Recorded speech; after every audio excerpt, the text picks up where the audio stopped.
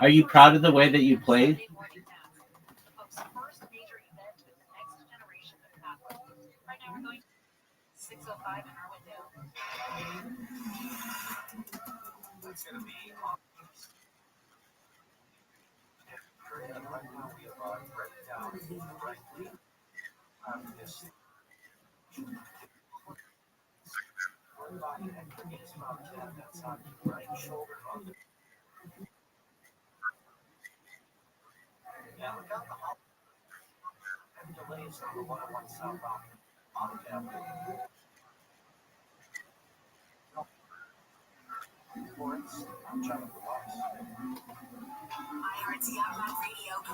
Dog, these are classics.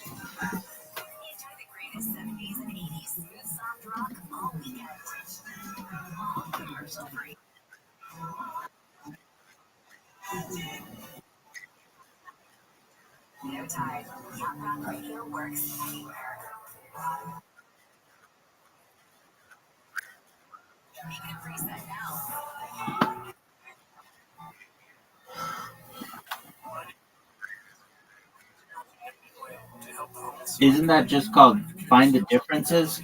Actually, no, it's not. It'd be like Where's Waldo? Do you ever go on the subreddit Find the Sniper?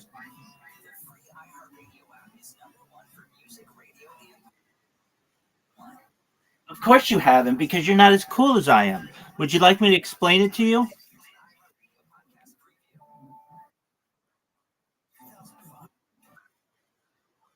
No. It's just called Find the Sniper. Like, you would find a sniper in a war zone, but it's like pictures of like people who take a picture of their grass, and it'll be like Find the Snake, or somebody will take a picture of their kid on a mountain, be like Find the Mountain, or like Find the Mountain Lion, or it'll be like Find the Spider, just like find all kinds of shit. And it's really hard because sometimes their pictures are like a little blurry or so, and then people take guesses in the comments of like where they think it is. It's pretty amazing. Have you posted in the William Mon- Have you posted in the William Montgomery subreddit recently?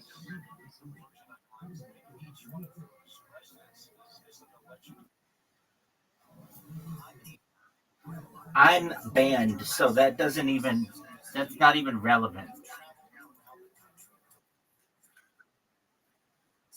No, I got banned from the whole website.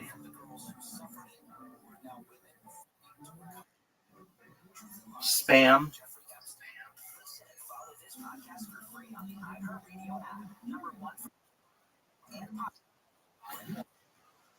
Oh, I've spammed Reddit for years.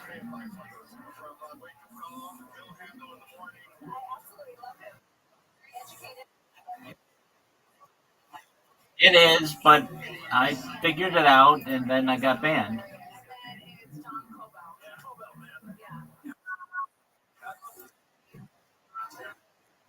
No, I did it manually. It's too hard to use a bot.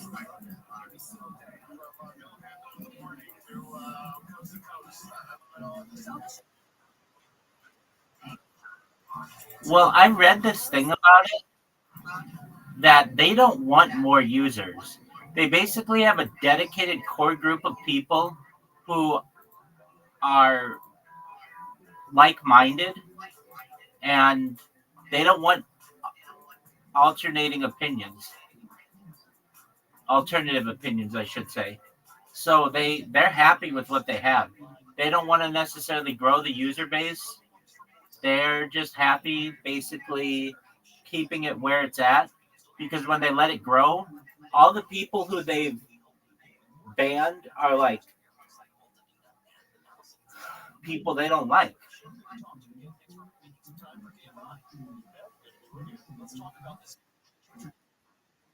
100%.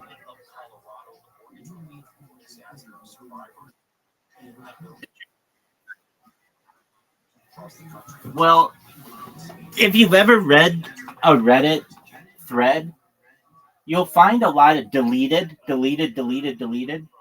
And it's like, why is there so much deleted?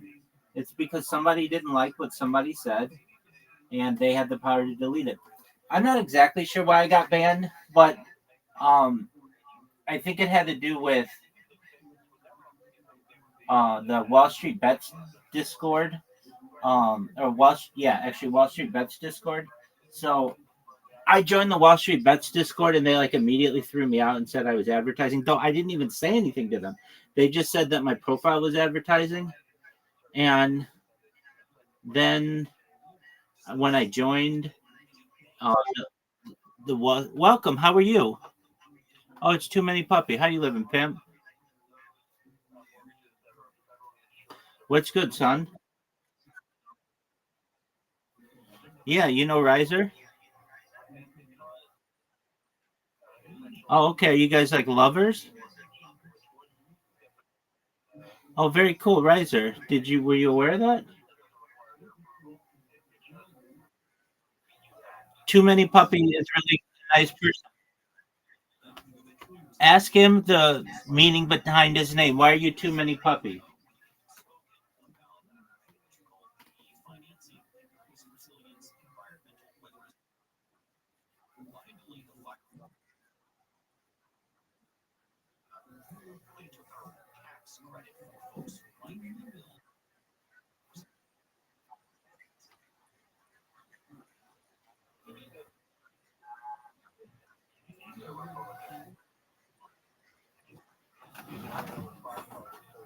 There are puppies being shot in the dark?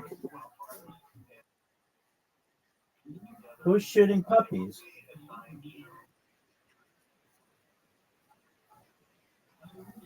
And you thought, you know what? That's the best username I could find. Excellent. What's on your agenda for today, Too Many Puppy?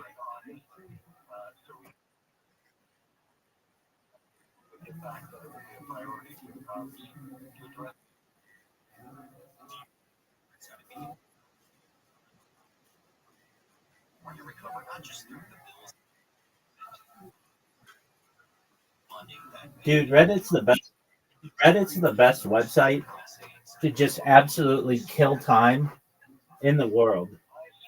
Is it explore thing good? Yeah, it's okay. I learned so much from Reddit though. I mean, it's if and when I go viral, I am just going to go through Reddit all day and just comment on it with people watching me because there's literally like almost unlimited content. It's like as they used to call themselves, they're the front page of the internet.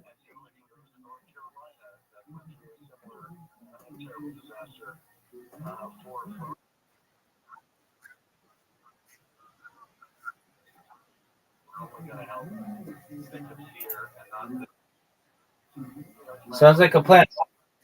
Why do you have to do that?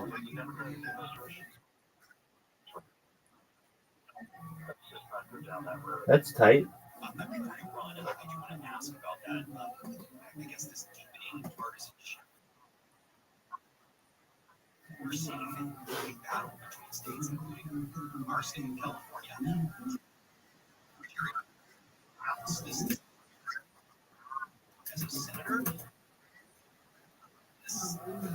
For one bagel?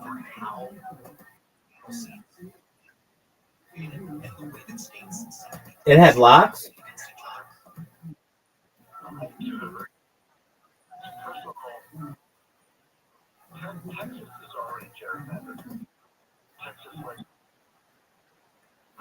We're going to Israel as soon as we go viral.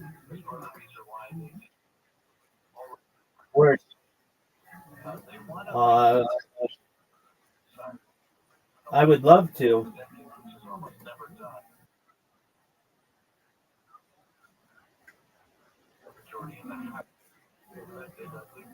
Excellent.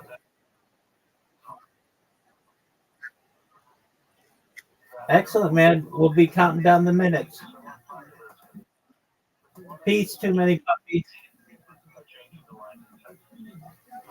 Remember that time, Riser, when you weren't in the William Montgomery subreddit And you would say that you were a really big William Montgomery fan?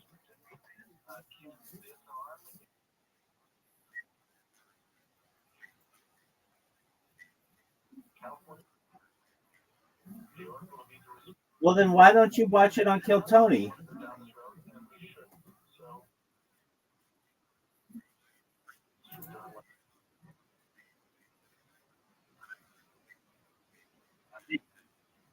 Did you watch him last week?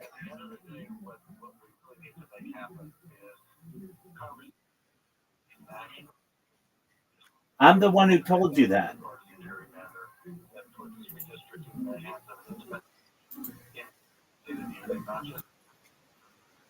You're welcome. So the answer is no, I did not watch him last week.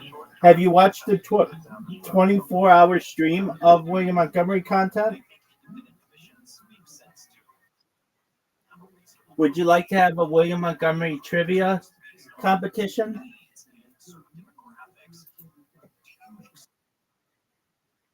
You did not win. You didn't even know where he went to college.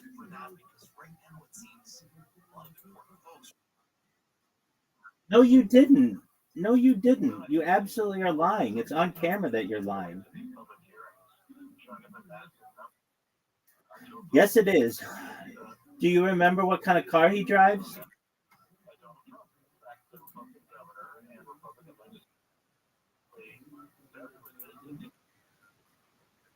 Yeah, it is a question. And if you think you know William Montgomery so fucking well, you would know it.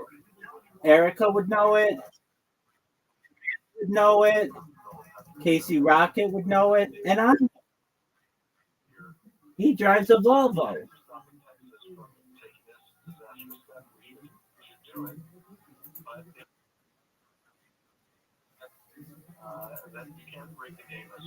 A rocket.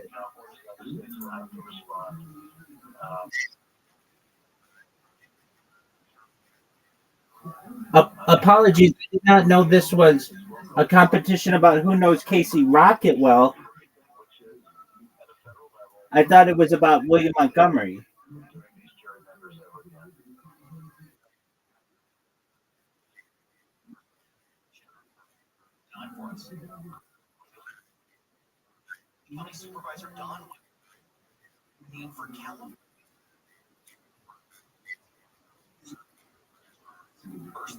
In what state was Casey Rocket born?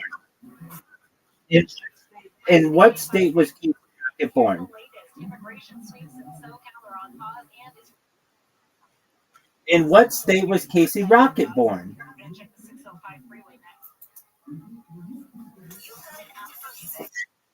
Yo, dog, if you're such a big fucking Casey Rocket fan, you would know this.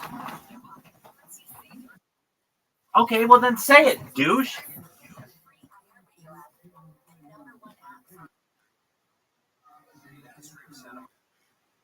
That's correct. You had to look it up though. Yes, you did. In what state did he grow up?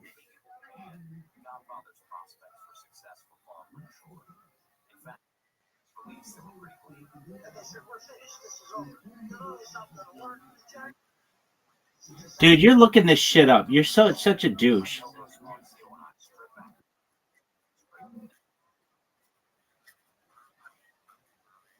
No, you don't. What part of the what part of the state did Casey Rocket grow? In what part of the state did Casey Rocket grow up? Dude, you are looking up shit on him.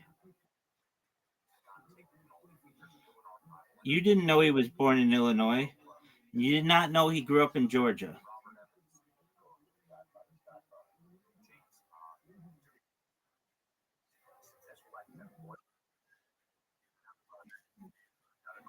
No, is it funny?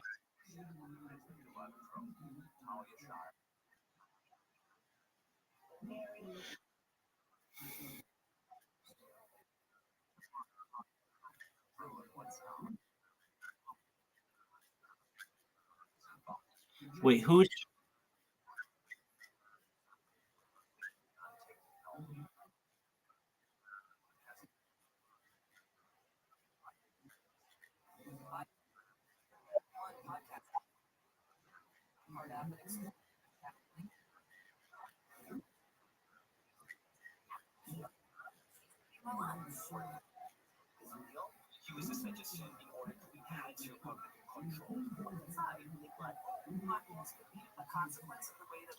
I have a question for you.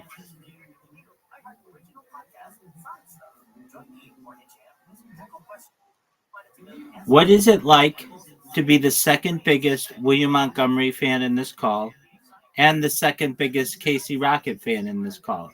Go.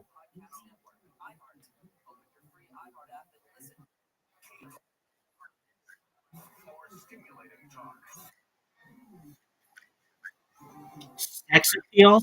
I have all of that.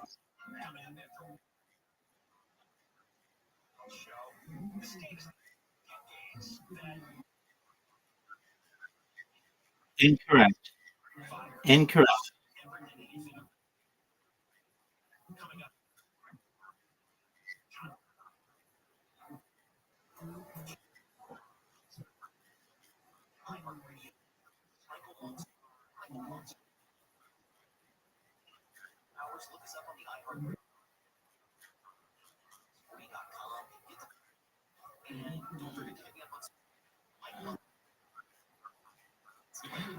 I don't have to do trivia on him.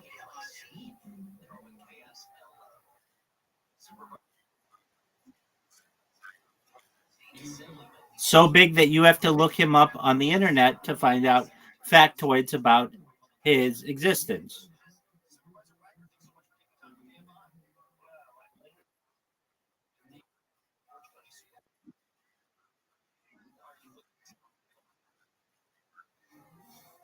I'm not making up anything, dog. I'm telling the truth.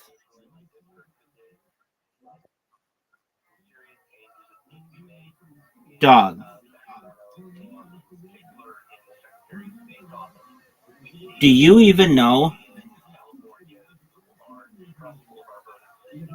the origin of the crab walk?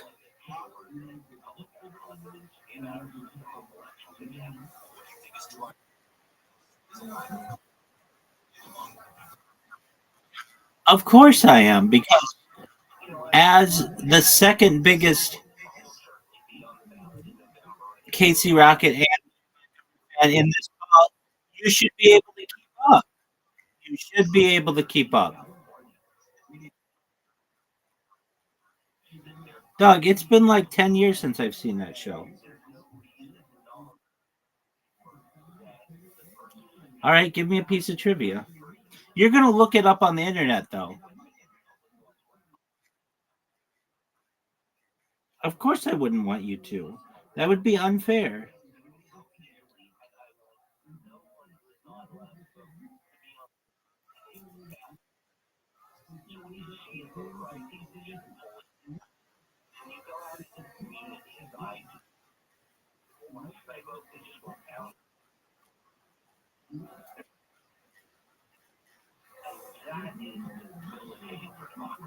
You mean Nathan or Nathan for you? I mean, wouldn't it be Nathan for you?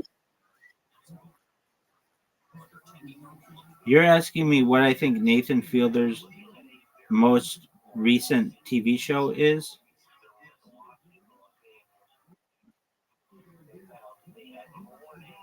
Well, that's a good question. I mean, I could probably tell you that he did the rehearsal.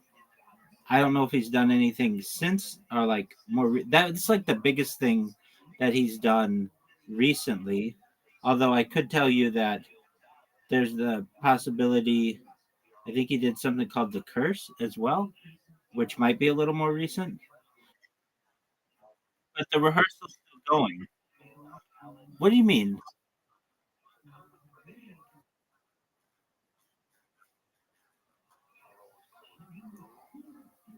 I don't know why you think I'm cheating. It's the rehearsal, but it's kind of a trick question. The reason why I say,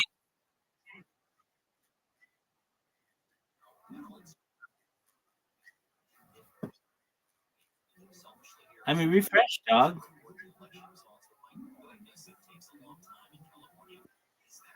Refresh.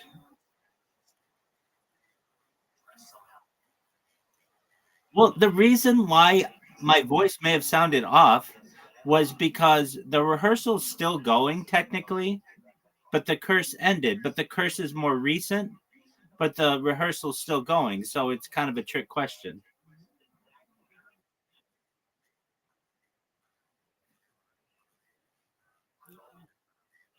I gave the answer.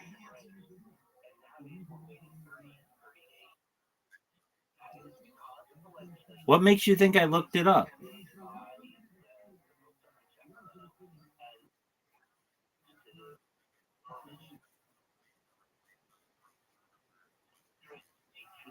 What about me saying rehearsal?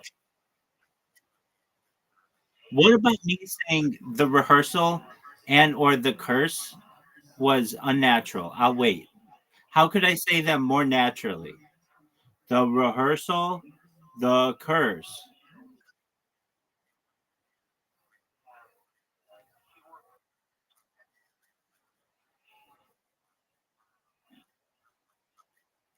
Dog, I don't even have a phone in my hand. Can you see me?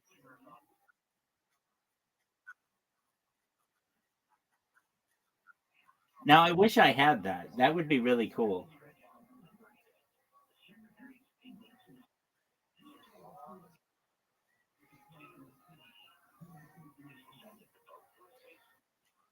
Thanks, big dog. This is also unfair.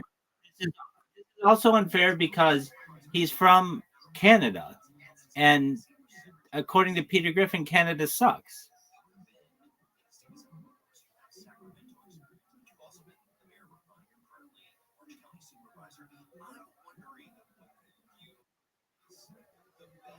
All right.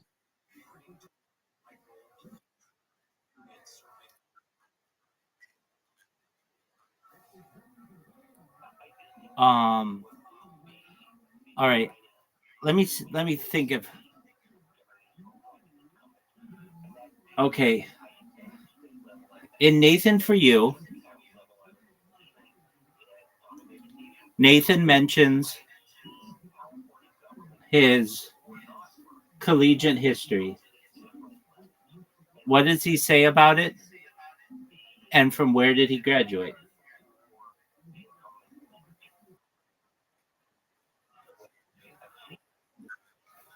Incorrect.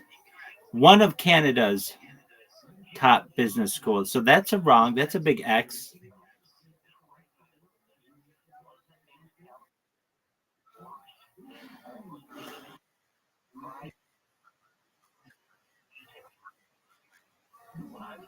What the option? Wait, what do you mean? What do you mean that's not cheating?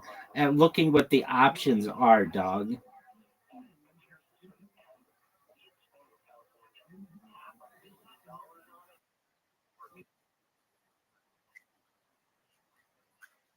Well, that's incorrect, dude. So guess again.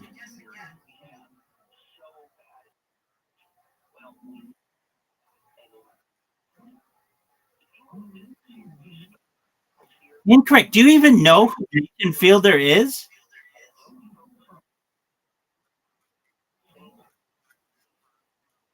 Guess again. It's not Queens. It's not Waterloo. It's not Queens. It's not Waterloo.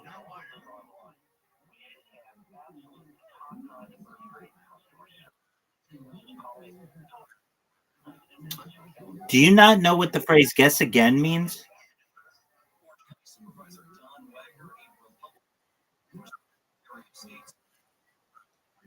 There are.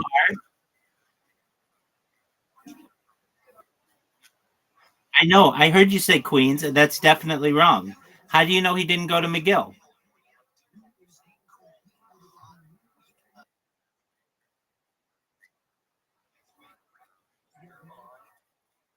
No, it's not the right answer because it's the only school in Canada that I know, aside from the University of Vancouver.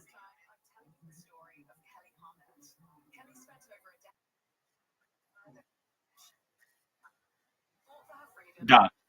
just get down to brass tacks. You don't know Nathan Fielder as well as I do. You didn't know where he went to college.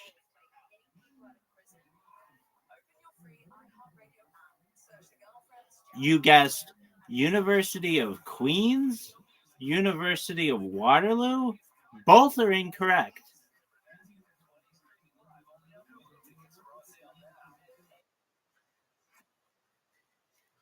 Yeah, you should have. You should have. You should have. If you were a fan, you would know. Obviously, you're not.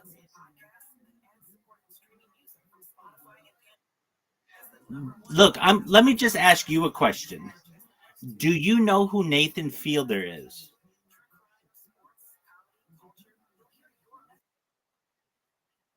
Where did he go to college? Where did he go to one of the top business schools? You looked it up.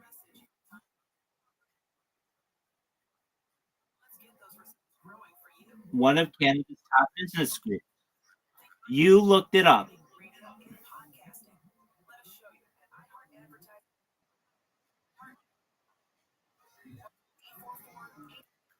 Dog, you looked it up.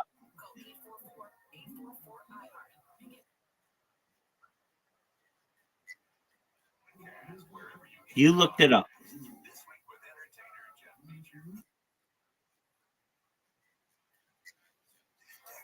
You looked it up.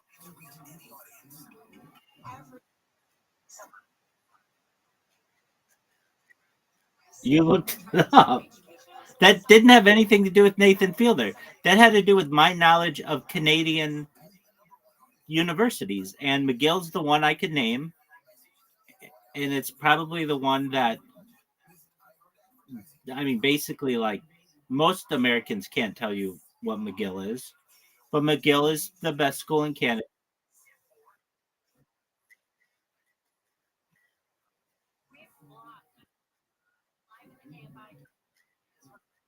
Dog, no one watches that shit. I thought this was on Nathan for you.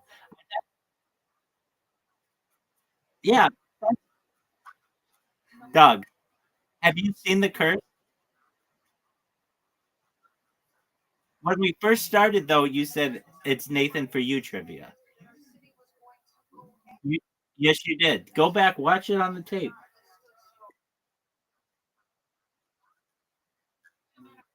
Okay, well, you so you admit that you originally said Nathan Fielder, Nathan for you. Yes, you did. You said let's do Nathan for you trivia, and I said, do you mean Nathan Fielder? And you said yeah. So you originally said, let's do Nathan. For you trivia. Doug, Doug, all I know is that I'm a bigger Nathan Fielder fan. You didn't even know where he went to college. It's in the introduction to the show. Dude, I don't listen. Let me just put it to you this way. The Curse could be the absolute last show that I ever watch, and I wouldn't give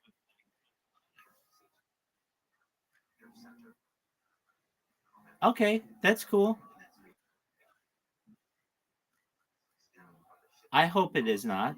I hope I have the ability to watch many, many shows, but The Curse,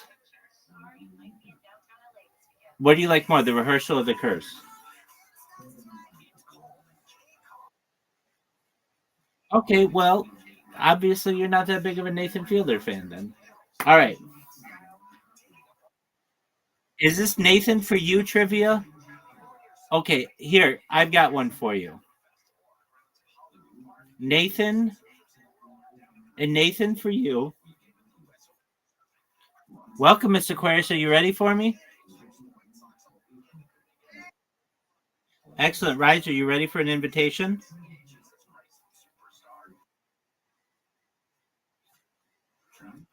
Okay, so you give up?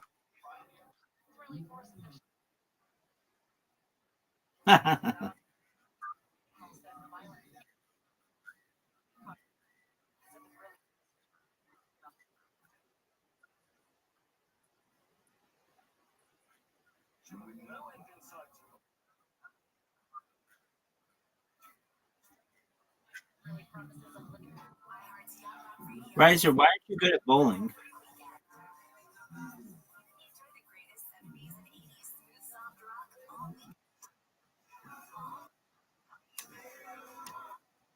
Did he learn it at one of Canada's top business schools?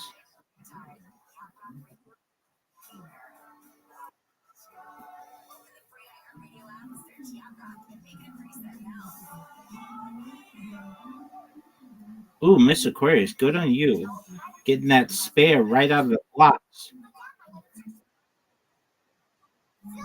I tried.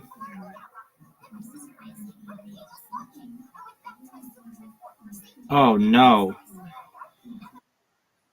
that was terrible.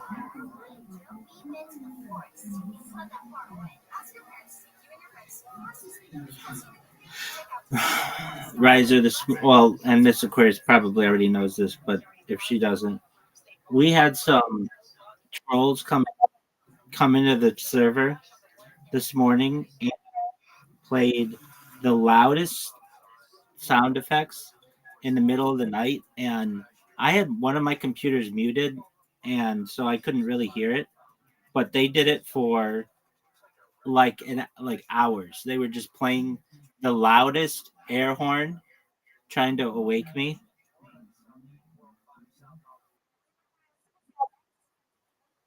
Good on you. And Miss Aquarius, um, I was earlier today, but the app crashed, so I just have to restart it.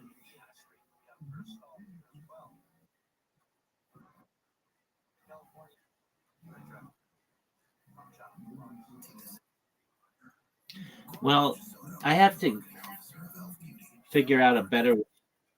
Nice strike. I have to figure out a better way to be able to stream in there. I've just experimented, but basically, like if you leave Telegram on all day, it causes the app to crash a lot of times and can cause issues. Riser, do you like Discord or Telegram more, and why?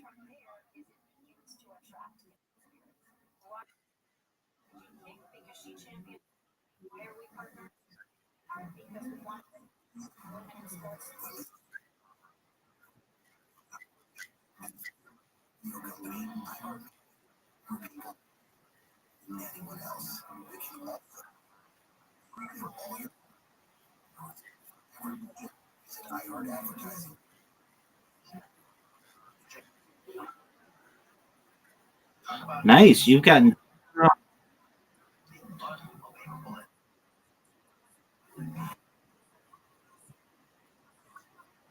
Well, you're okay. Do you use Signal?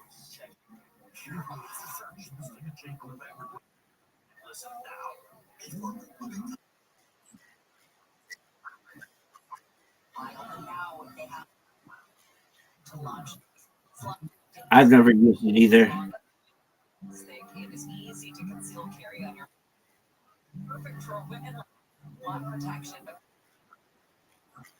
Do you mean the dark web? Why would you say the deep web? No, deep web is like stuff that is on the internet, but it may be like on like old hard drives and stuff, but it's not really that available anymore through like it's not like available through a search engine. That's generally what the deep web is. And then the dark web is like uh onion browser.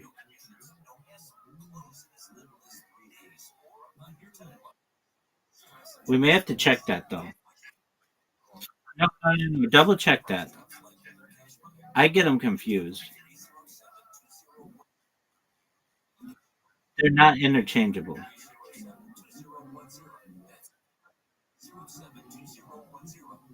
Like the deep web is like non-index pages of the internet, and then the dark web is like Onion browser and torrent and stuff.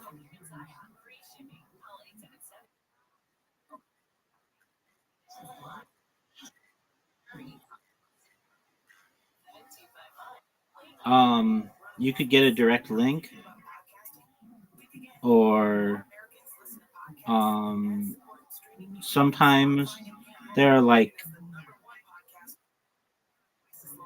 interconnected um, systems, like universities and such, or corporations. Uh, nice strike. That's a big strike, Miss Aquarius. Big strike. That's two in a row. That's two in a row. Look at you, Miss Aquarius. Miss Aquarius, you were in the 80s, girl. Get it. You were practicing. 83. Good on you.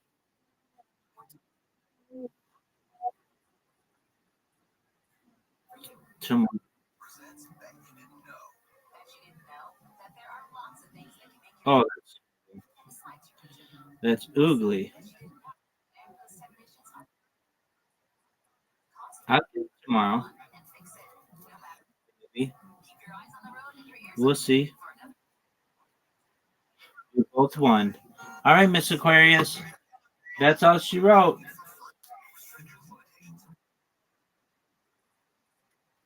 God willing. Absolutely. Sweet.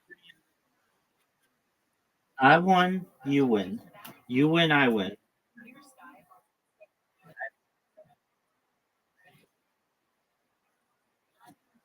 100%. Excellent. Make sure to have your sound down in case anybody else comes in and is annoying.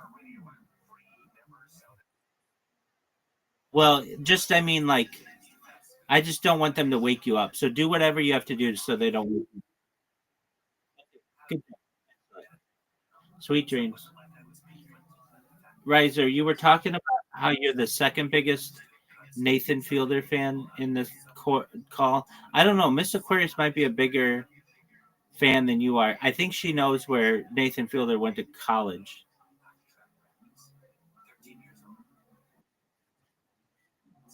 Oh, I'm almost positive she does.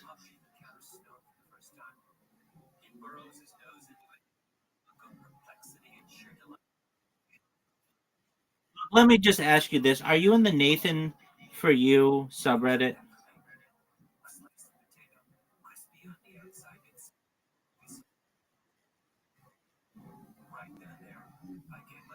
Why don't you go on Reddit? And I'll wait. I'll wait for your answer.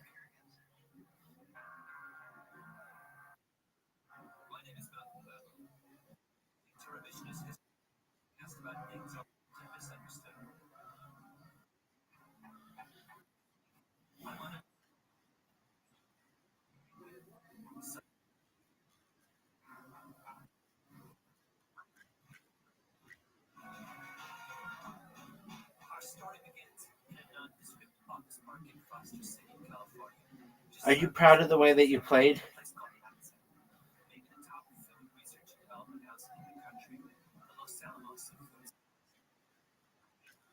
Yeah, dude, because I whooped your ass.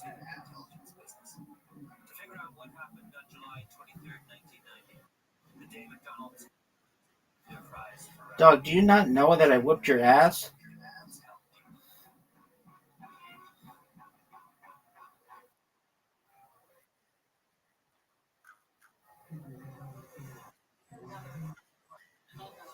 You want to play something else? Dog, dog, how many games of basketball have you beaten me one on one? I'll wait.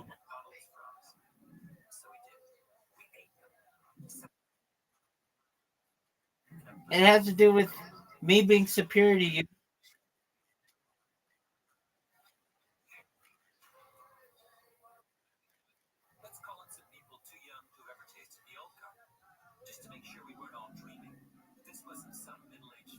Were you aware that I am a superior?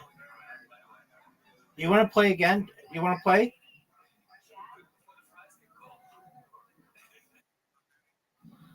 Well, you want to continue the Olympics?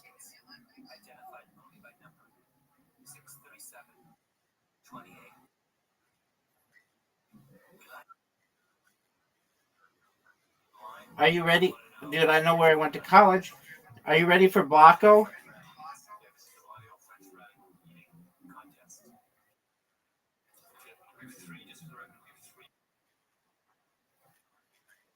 Do you want board size of 10, 15, or 20?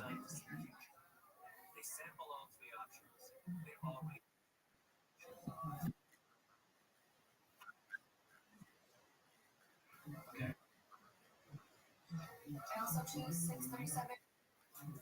That's okay. You want a board size of 10, 15, or 20?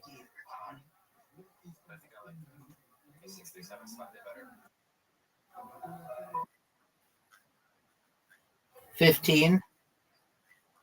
15? Is that what you want?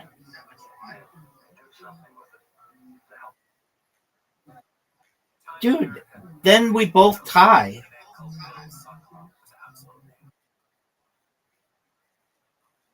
Dude, this is a dumb pick on your end. I've sent you an invitation. I'm waiting for you. Dog, dog. I sent you an invitation and I'm now waiting on you.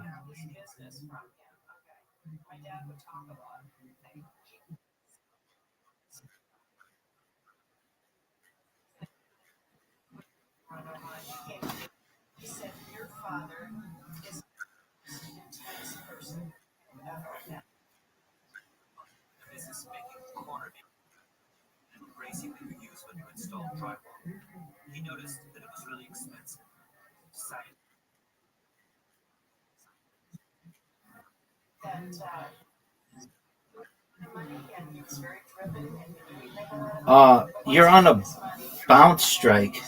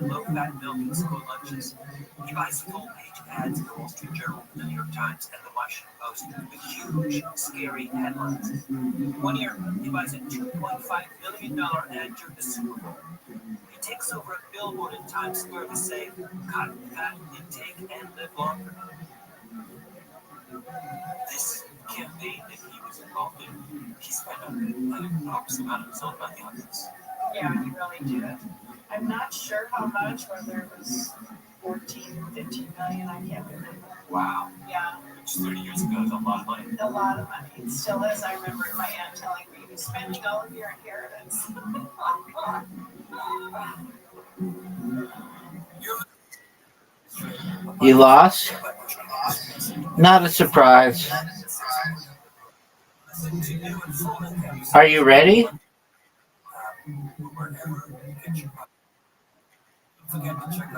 Blocko, you have an invitation and everybody's waiting on you. And you're the one who wanted a board of 20, which was a stupid idea. It's not what Nathan would have wanted, and it's just gonna cause us to tie. Everybody's waiting on you. Dude, you said you left already. You had nothing with how I pressured. No. Let me just put it to you this way. I'm not playing chess with you until I go viral.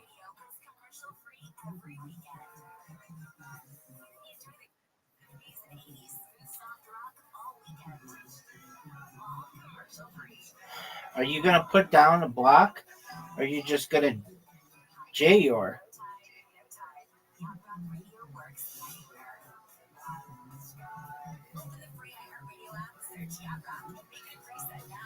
This was such a bad idea on your part to have us play.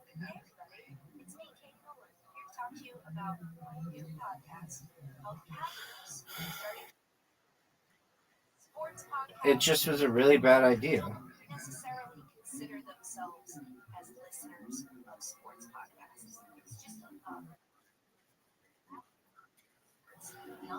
I would, but I think I'm just gonna beat you.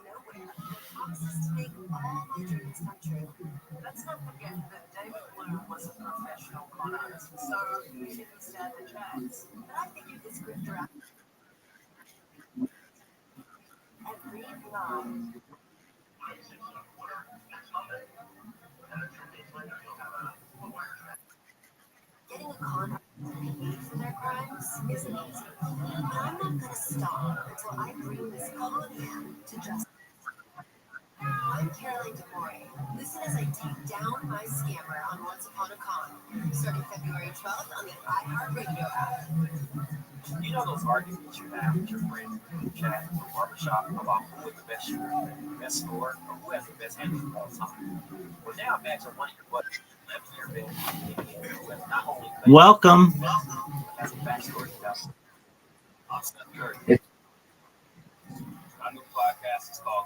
How was your shower, pimp?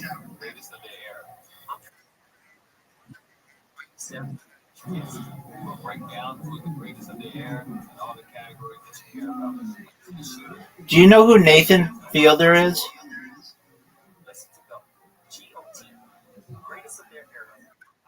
He's this Canadian guy who hosts shows like Nathan for You, which is like a prank show, troll show kind of thing, and the uh, the curse and the rehearsal.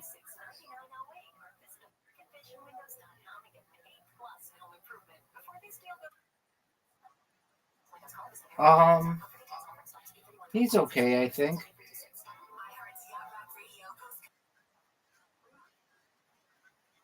Yeah, they're funny.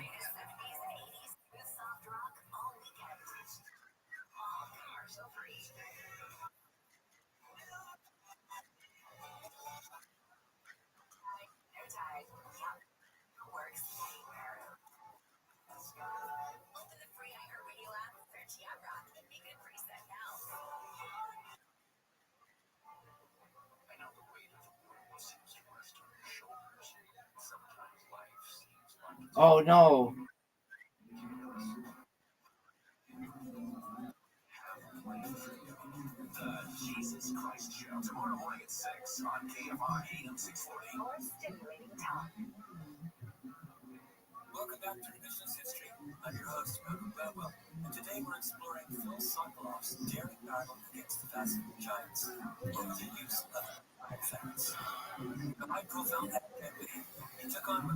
No more puppies. You should download an app called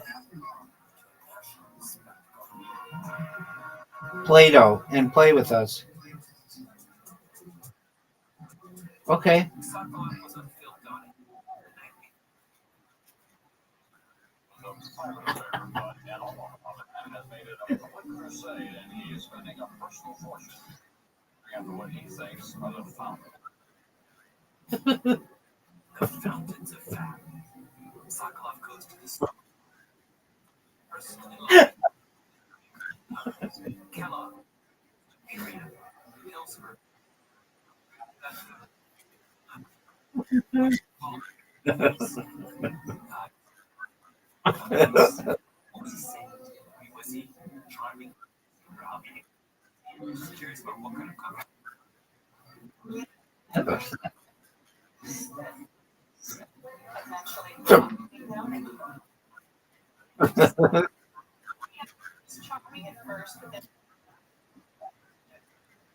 Why are you being mean to him? No, why are you being mean to puppies?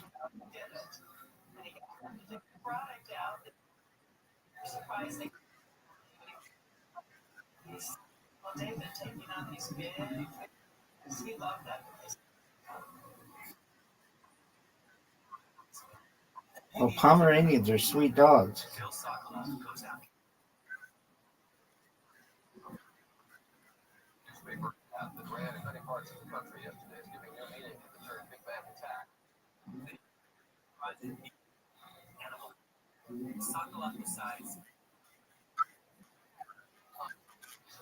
Dude, I told we shouldn't have played this version.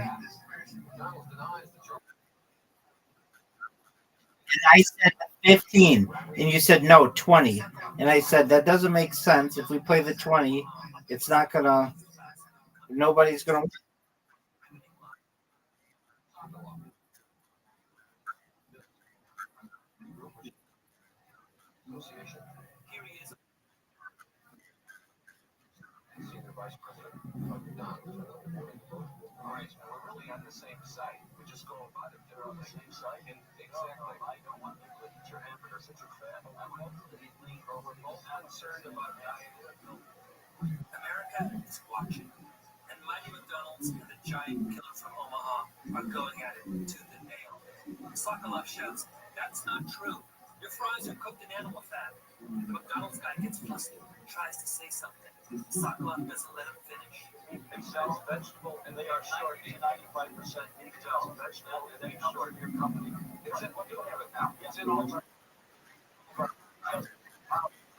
No, we both won, son, because you picked a stupid board size. It's Moncala time.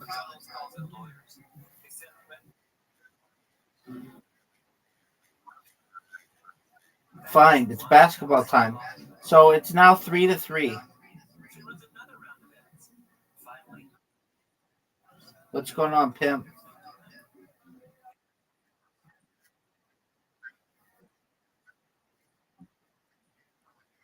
Yeah, but no, nobody gets a soundboard. They'll drive me wild.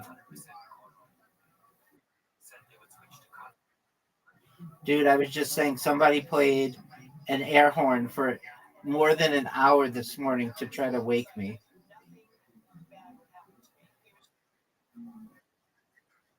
You've got that right. I kind of enjoyed it though, because when I went to see, I had a bunch of people, new people who joined the server. So that was cool.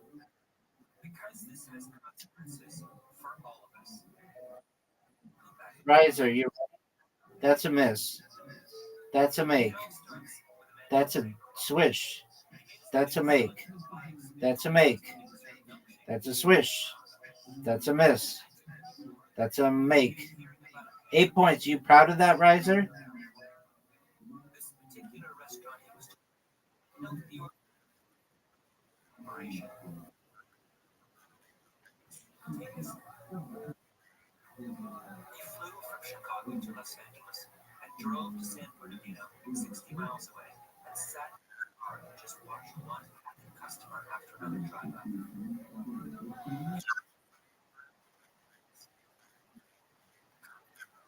%. You're 1,000% correct, Riser. All right, this is your round because it's so unexpected where the hoop's gonna go. Look at you, dog. Oh, that was not good. 6 points. Are you proud of that? Are you proud of that?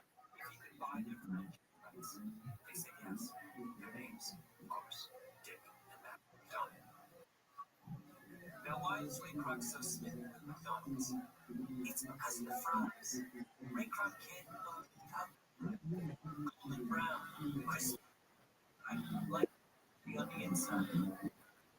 mean, I've got a 3 point lead on you going into the final round. I'm not too worried. You need one of the best rounds of your entire career. I think you should have 3 swishes by now. Not just you kind of got.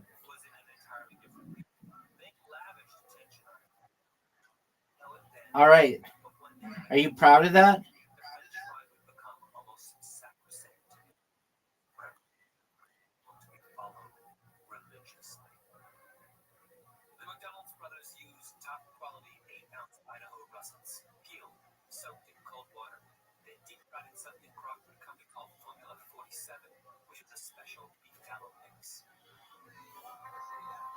Baby, this game is over. 4-3. What do you want to play now?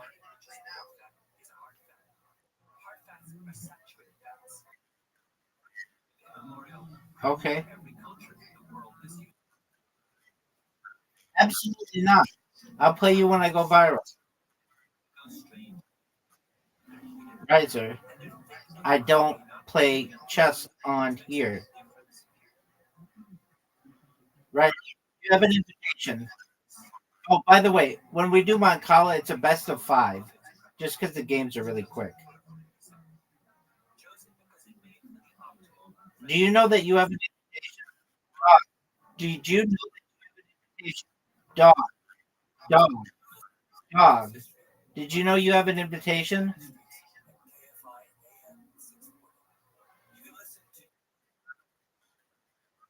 Dude, so we're not playing Moncala? Fine.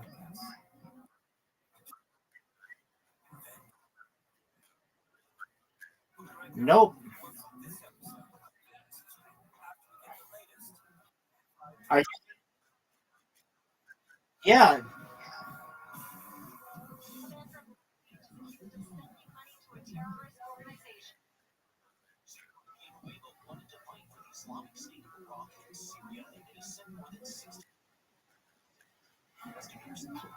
Maybe one of the most newfie moves you've ever seen.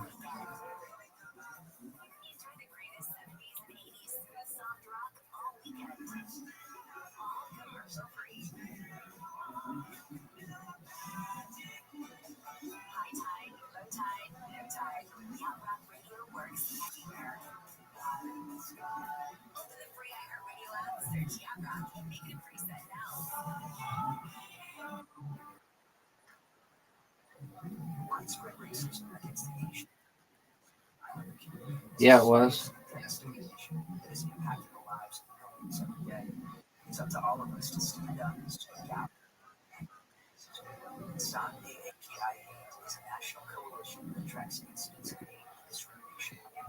Are you gonna go?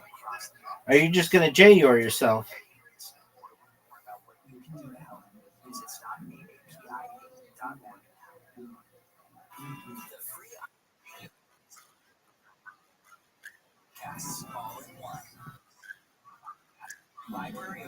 Are you gonna go?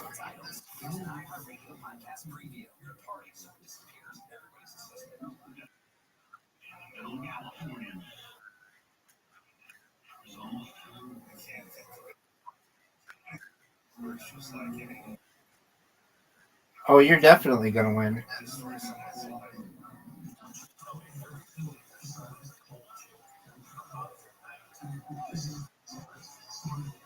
All right, that's one first of 3.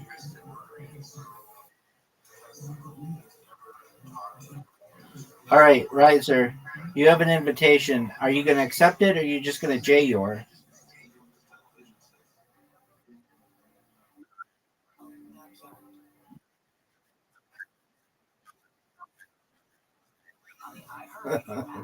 Just JUR. JUR. Are you in the Vanity Plate subreddit?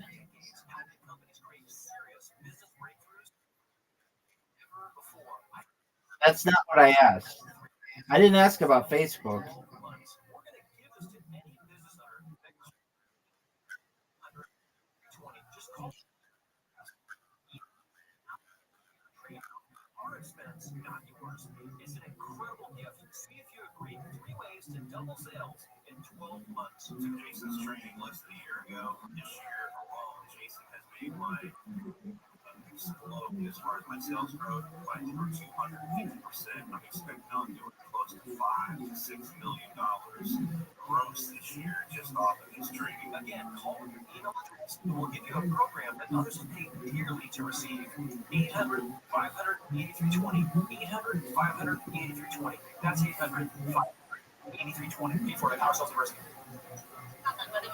Oh, good job.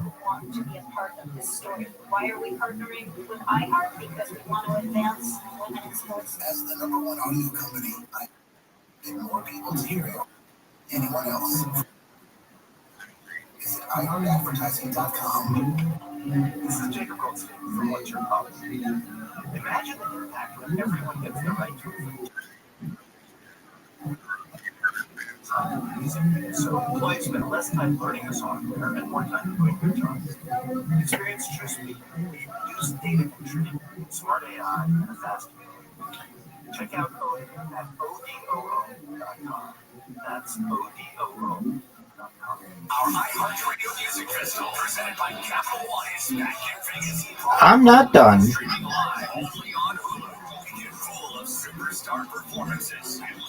Dude, you just gave me life.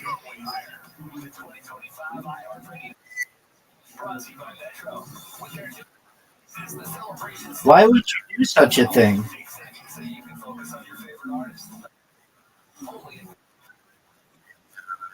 You fucked up, son.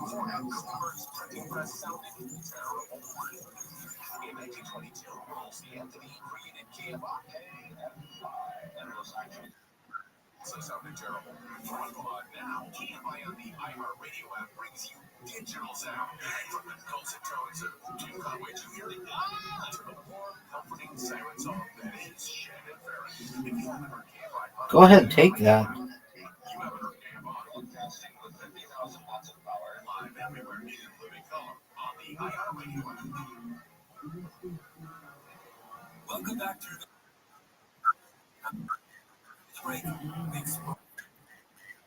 I don't think so.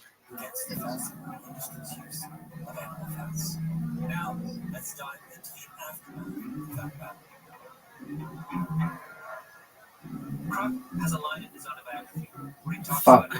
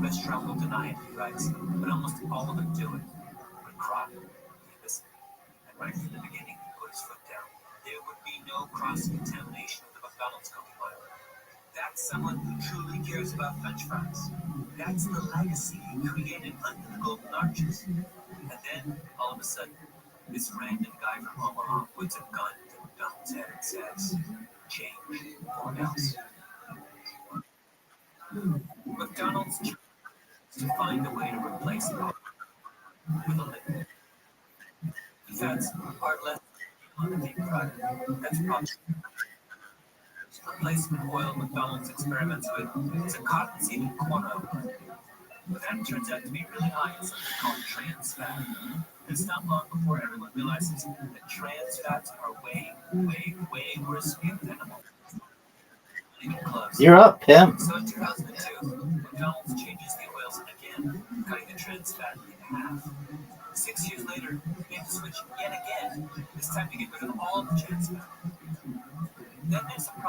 The vegetable oils are nearly as stable as hard fats. All kinds of nasty things happen when you heat them up. The deep fryer suddenly becomes a kind of witch's cauldron, spewing dangerous elements. There's a big cloud of electrons there, and it can react with the oxygen that might be present in the oil or above the surface. Gerald McNeil. He's global vice president for fats, oil, and nutrition for Lotus Kroger, a big multinational. He's part of big cooking oil. And it will start degrading the oil very rapidly, and certainly the breakdown products will have a lot of. I think so. And aldehydes, they attack the proteins and DNA in our bodies. So while the essential oils and saying they're healthy, well, since it was in a fryer, it's the last thing you want to eat. Crazy stories went around the industry as the fast food chains struggle to figure out how to make these vegetable oil mixes work. Turns out that after a lot of frying, a kind of pain will form in the fryer. And what happens is it breaks down in the fryer, and then fumes come out, and it goes all around the restaurant, let's say in McDonald's, and the surface of the furniture, because this is out because of breakdown products. The mist gets on everything, including the uniforms of the fry station workers, which creates a night have to be on. And when they went into the truck, to go off to be cleaned, sometimes just by piling the coats on top of each other, those coats would spontaneously combust and go on fire because You're the fucked. aromas from the oil were highly flammable. Fuck is right, dog. This is not some trivial. Think for a moment about what a French fry is. You start with a potato, and a potato is basically starch and water. You plunge the potato into a vat of cooking oil, and the heat of the oil turns the water inside the potato into steam. That steam is the key to the fry. First, it makes the hard starch of the potato swell and soften, which is why the interior of a fry is so fluffy and light. At the same time, the steam rising from inside the fry keeps the cooking oil on the surface of the fry instead of seeping into the middle. That's why the fry is brown and crisp on the outside. The point is that the oil in which you deep fry the French fry is not incidental to the creation of the French fry. A French fry is a potato derivative in which the water has been Good fuck. the fat is as much a constituent of the French fry as the potato. So when you change the oil in a French fry from hard to liquid fat, from saturated to unsaturated, you change the French fry. In 1990, McDonald's started serving us a different product. That's why I had to go to the food scientists at Matson. You just fucked yourself. Yeah, you did, son. Yourself. This game is over. You think you're at an accounting firm. There's a lot of beige carpeting and a big bland conference room. Then you go down the corridor and you see lots of people in white coats. You turn a corner and start to smell all kinds of strange things. All of a sudden, you're in a big kitchen with lots of little beakers and weapons grade appliances. On the day I was there, they were testing some plant-based milk prototypes. They had them all out on the counter in little cups. It was a horrible move. It was a horrible move. But just good enough to get me the win. Got it.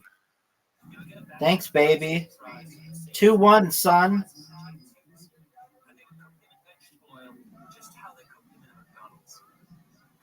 Boy, you fucked up. Let's have you go. I'm going to give you the opportunity to go first because it just seems to be very biased towards the person who starts the game.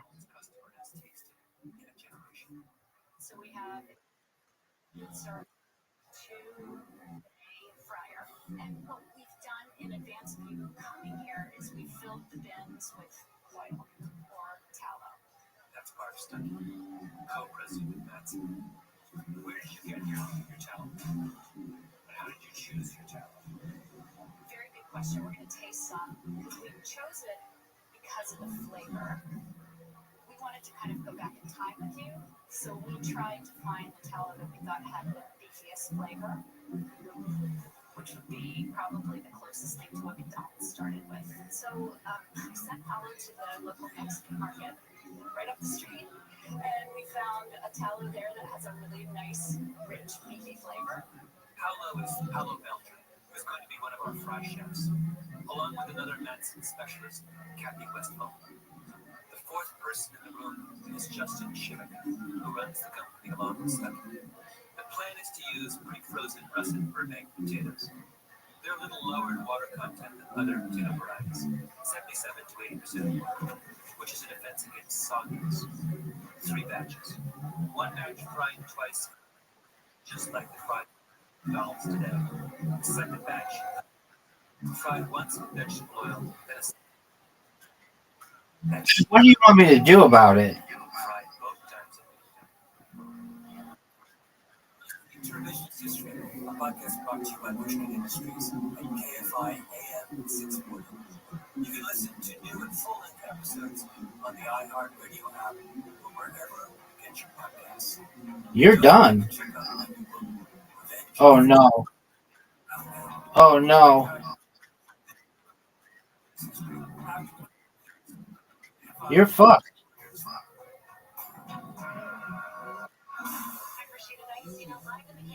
You're done. This game is over, son. What a comeback. I mean, what do you want me to do about it? What do you want me to do about it?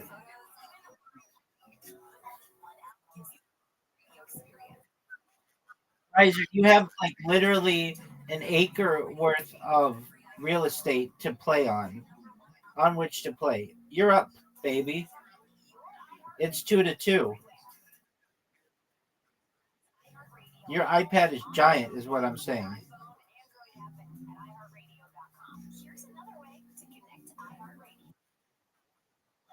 This dick.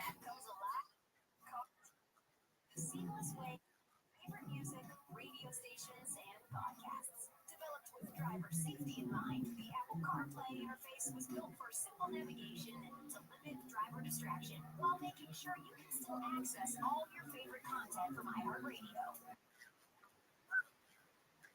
Your dash, and if CarPlay is available in your vehicle, iHeartRadio will sync automatically. iHeartRadio, everywhere you want to listen, including in your car through Apple CarPlay. Check it out for free now.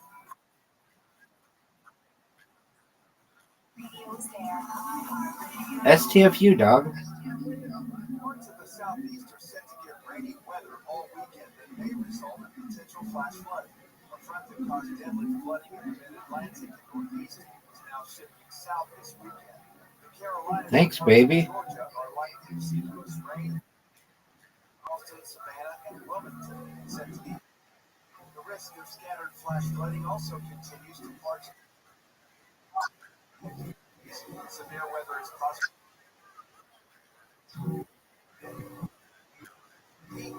Across Florida for above average shift to the southwest and southern high plains. And the weather pattern for the first weekend of August will be highlighted by large high pressure and tranquil conditions across the Great Lakes, west, and northeast, while a storm frontal boundary focuses scattered showers and thunderstorms from the southeast, Great Plains, and Rockies.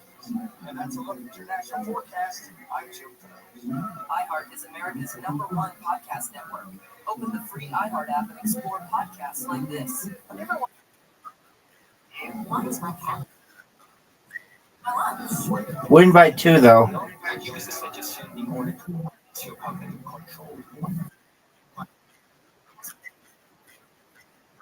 That's true. You're right.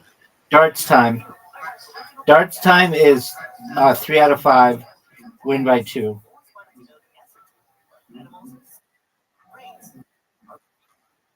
Just 3 out of 5. Okay, so tied 3-3. Riser. It's tied 3-3.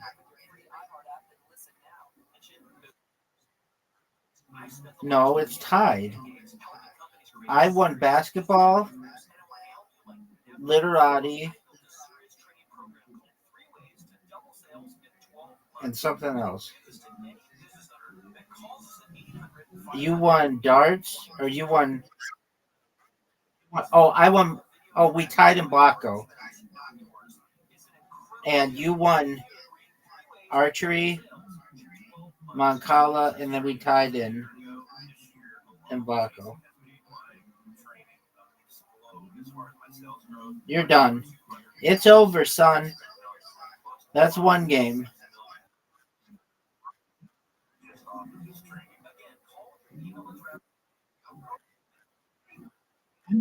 No, you can't. You must play. It's 3 games to 3 games.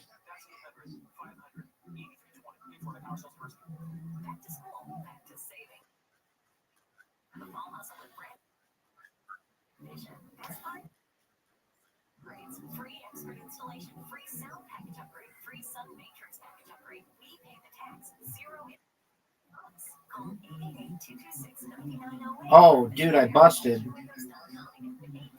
That would suck to have 100 points and then to bust. That's 20. That's one. You busted.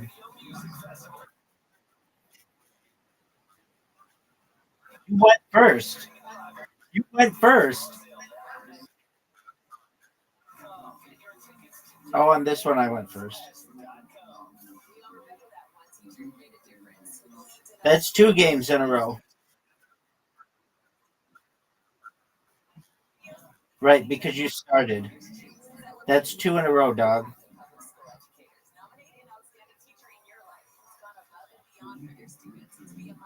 Dude, that should be an automatic disqualification. You fucked.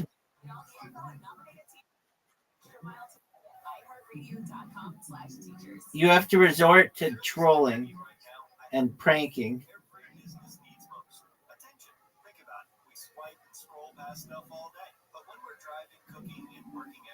We're also listening. That's the magic of audio at iHeart.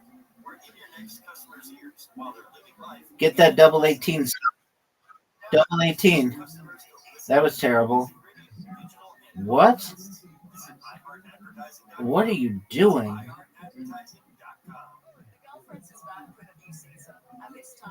Are you fucking serious?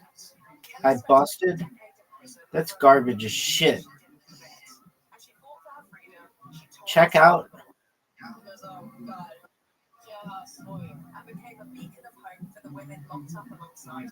2-1.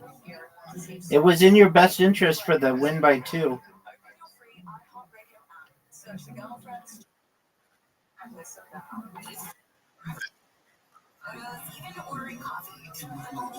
Dog. This would be a huge comeback on your part. And a shock because this is one of my best games. Dude, that was great, Riser.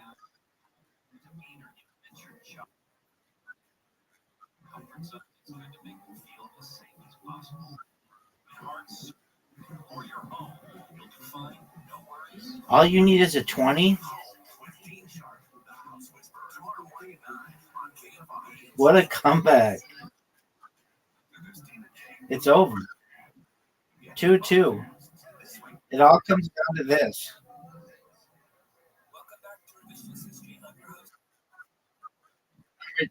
One of the biggest underdog. Look at you. This would be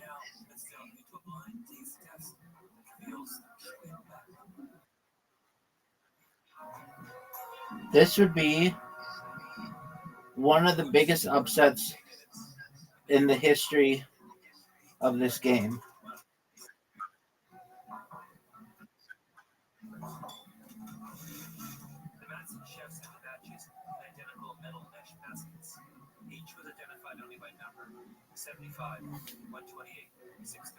I told you wanted win by 2. All right.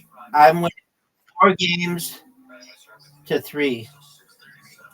Next, cup pong.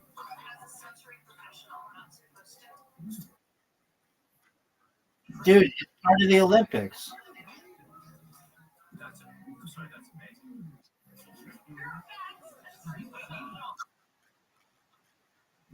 We'll do that.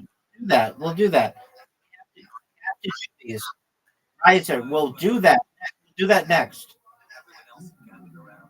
These are people who make and consume some of the world's most exotic prepared foods for a living. You'd think they would This is just a one of one game. they were on It's a showdown. me. My head was spinning. I was in heaven. It was all I could do to keep the rigorous objectivity necessary for a valid blind taste test. What are you tasting? The first one since research. Texture on 637 is shatteringly crisp. It's amazing. Perfect French fry texture. It's wild. Yes. Good. Crunchy. Crisp, but there's no hole in the middle. And it's nice and fluffy. There's like perfect French fries. And they have a lot of flavor. All right, 75. How do you feel at 75? Number two. Nobody was interested in 75. They were oily, not crispy. All right, next one. The surface is really porous. There's a lot of oil squirts out when you bite into it. 3 batches of fries, prepared according to the same exact It's 6-2, big dog. but 2 were entirely forgotten. And we didn't have to be That's a miss. That's a big time miss. They were what the fast food world has been passing up as a French fry for the past quarter century. But the third batch, 637, to die. That was the old school fry. My heart is full of sadness again. To think about how many millions and millions of people around the world never tasted that. Are you? Did you see how many times I bounced? That's what we brought it. It's over, baby. But also, it's an act because I've never finished that game. That's the first time I've finished that game. Oh, dog. What an ass kicking. 5 games to 3. those are the best fries we tasted all afternoon. Dude, I just whooped your ass. All right. Do I hate Phil Sokoloff? I've thought a lot about this in the intervening years. And I've come to realize You're up, pimp. that I don't Are you ready? remember what he said. He could have bought a yacht and a big house and golf. Okay. Feel about golf. Instead, he took on McDonald's in an attempt to make the world a healthier, better place. My hat is on. It's really McDonald's that I blame. They were custodians of a French fry legacy. The fry was sacrosanct. Their own founder said so. And what did they do? They rolled over. Sold out their own heritage, as if how a French fry tastes was suddenly a secondary consideration. That's crazy. The only reason there was an argument about fries in the first place is that millions of people thought they were delicious. So what did? We made them not delicious. I remember going to McDonald's and having some French fries and going, oh, these don't taste as good because my dad had them changed the way they were made. But I think that's absolutely incredible that he did that. You said that he got McDonald's to change the way they made fries. You just got destroyed, son. You just got destroyed, son. Yeah, he just laughed. And he laughed. I mean, he did have a good sense of humor. I'm not surprised Phil Sokoloff wasn't interested in the sexual aspects of the French fry. Of course not. He was a zealot, a man shaken by his brush with death. He nibbled on vegetables and maybe an occasional turkey sandwich. He saw his job as getting all of us to think about the nutritional consequences of what we put in our mouths. And for that, I think we are in his debt. But McDonald's should have stood up and pointed out what is lost when we define food so narrowly. The world's a bleak place, but there's no room for pleasure. You know what one of the massive millennials said after she had tasted a tallow fry for the first time? Thank you. Thank you for the delicious fries.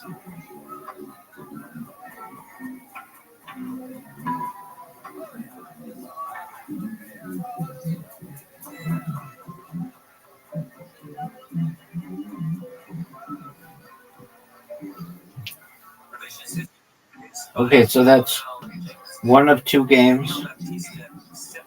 Now I'm going to take you down for two of two games.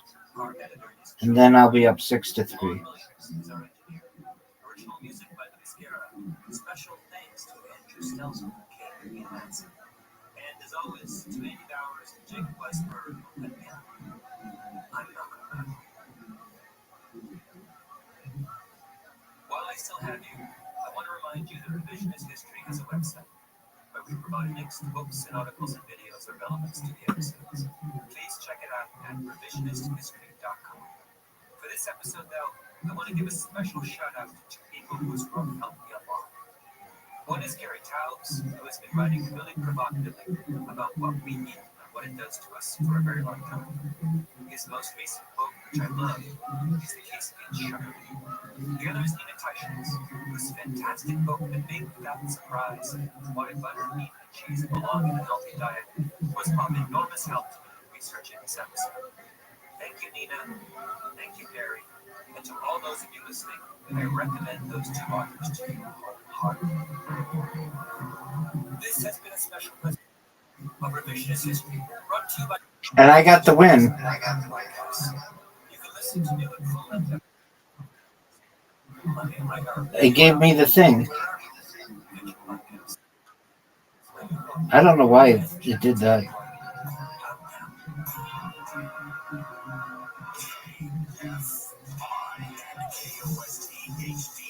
Los Angeles, Orange County, more stimulating talk.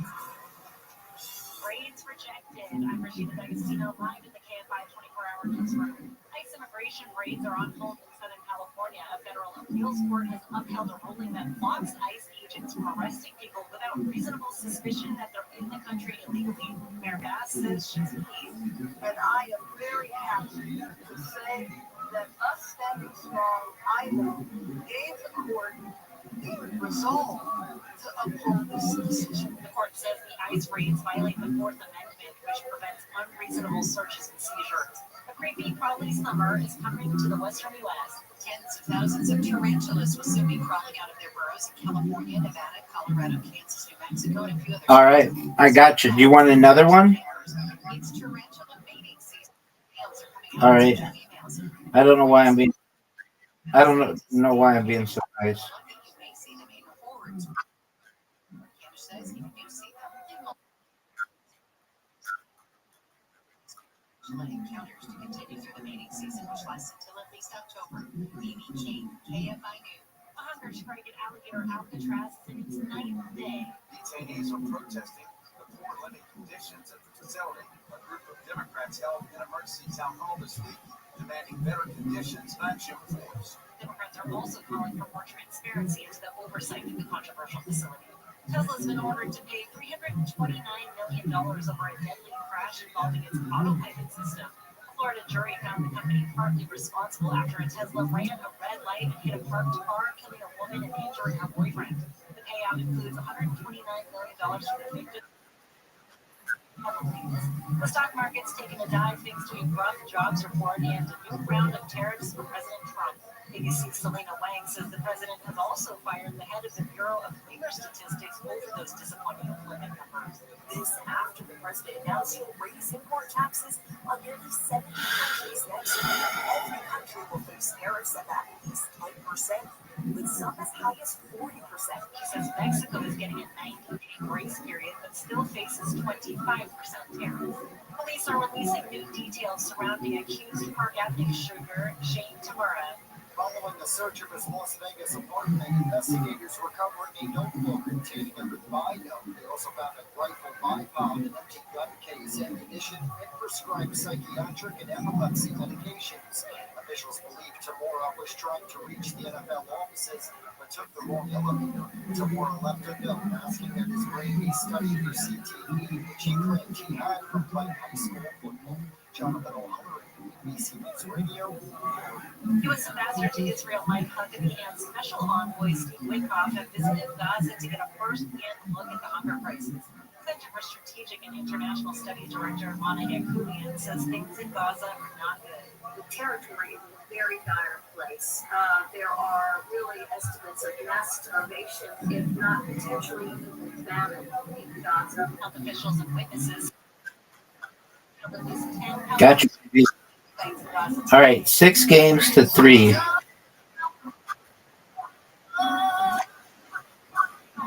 What do you want to play? What do you want to play next? What do you want to play next? She performed nearly 5,400 times at the Grand Ole Opry. Oh, no, you already said I can choose. Skee ball. No multiple. No, we already played basketball. You have to understand the Olympics means you have to play everything. And you're up. Fuck you, man. What a start. What a fucking start. How did you start so well?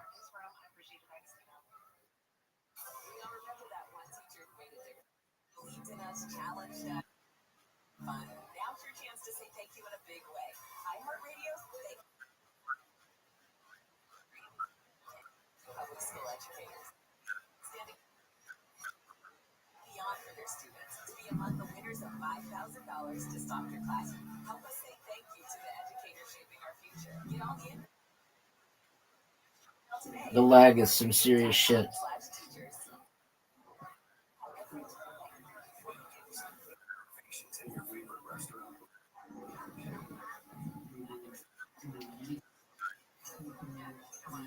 Thanks so much for waiting. Your table's ready. Getting back to the moments we miss starts with getting informed. Nice. Get the latest info about COVID-19 vaccines at getvaccineanswers.org.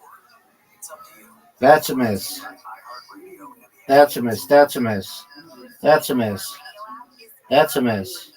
That's a miss. That's a miss. Oh, what a big make. Big make, dog. That was good. Psych. No, I know. That's why I said psych.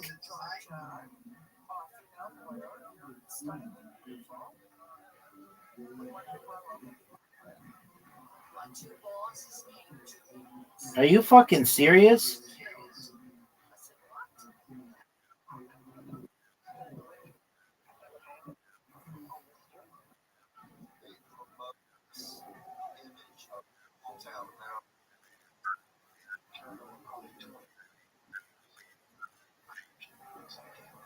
There's such a delay.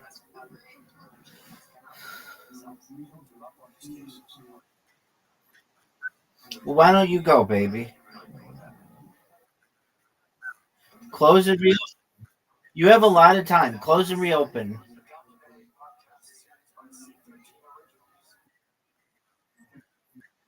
Close and reopen. You have time. Another 20 seconds. There you go.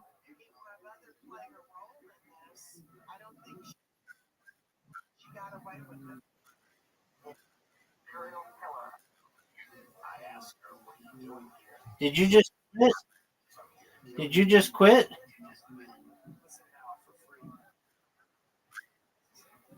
It says you won the Rise or Resign. I'm up 7-4 or 7-3. What do you want to play now? No, that takes too long.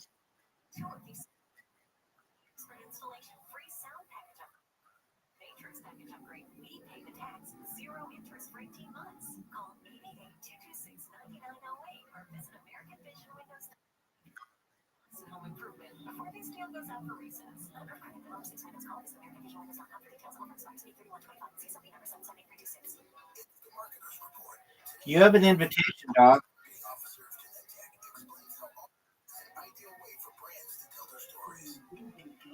Everyone is listening somewhere somehow. I think that there's something deep in all of us that enjoys listening to and telling stories. When I think about what we do on the internet, Are you gonna go?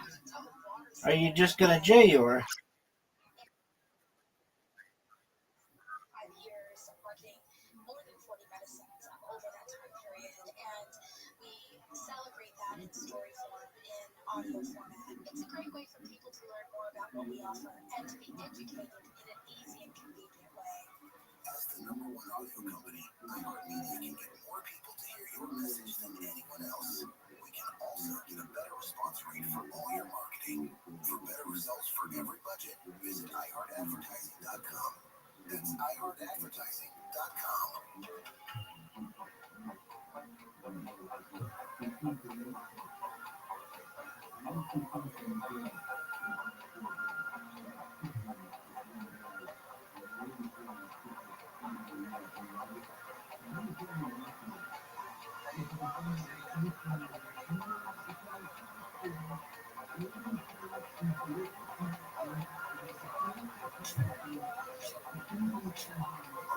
Welcome to Coast AM.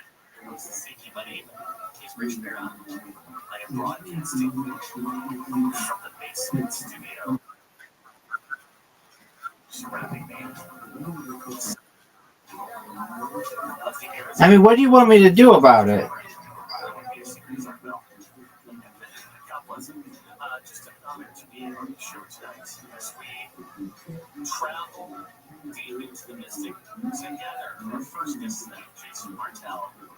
You know from ancient aliens and sci-fi network, all kinds of stuff. I've been trying to get him on the show for a long time. I don't think you can put it there. Oh, maybe you. Oh, you captured one of my things?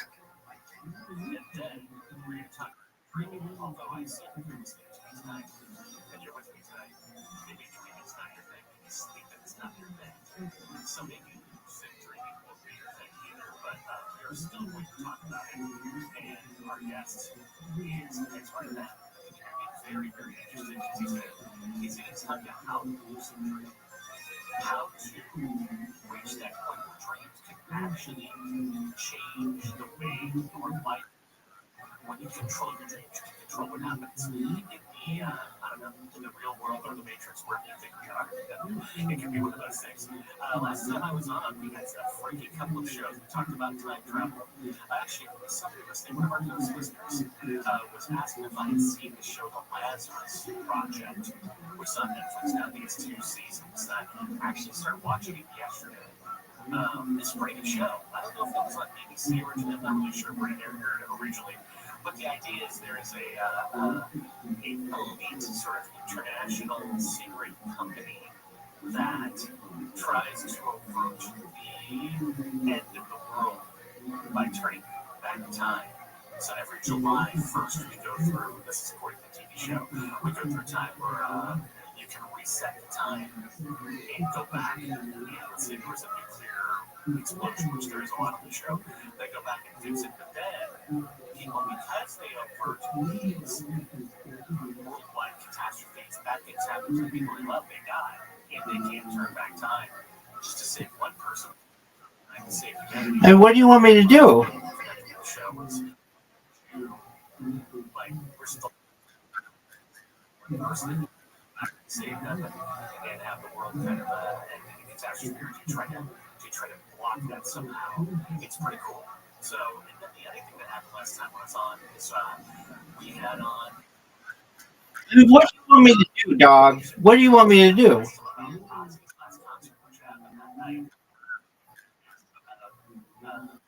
That Ozzy was made pretty fast. He was transferring his Illuminati powers over to the Ernst Young one. We talked about it for about 30 minutes, and then 2 days later, Ozzy passed away. Kind of interesting stuff. So you never know what's going to happen on Coast or what is being channeled for Coast. It is somewhat resembling the truth. Nobody else will tell you. And ever since I got hosted the show, the weirdest things happen. We talk about it in the show, and a couple of days later, you'll start seeing it or hearing about it. It's the craziest thing. But that is the magic of Coast to Coast. You're here with me tonight, and I so appreciate you for it. So let's take that quick break. When we come back, we'll talk it with Jason Martell, and we're getting UFOs and their significance in history when we come back on Coast to Coast AM.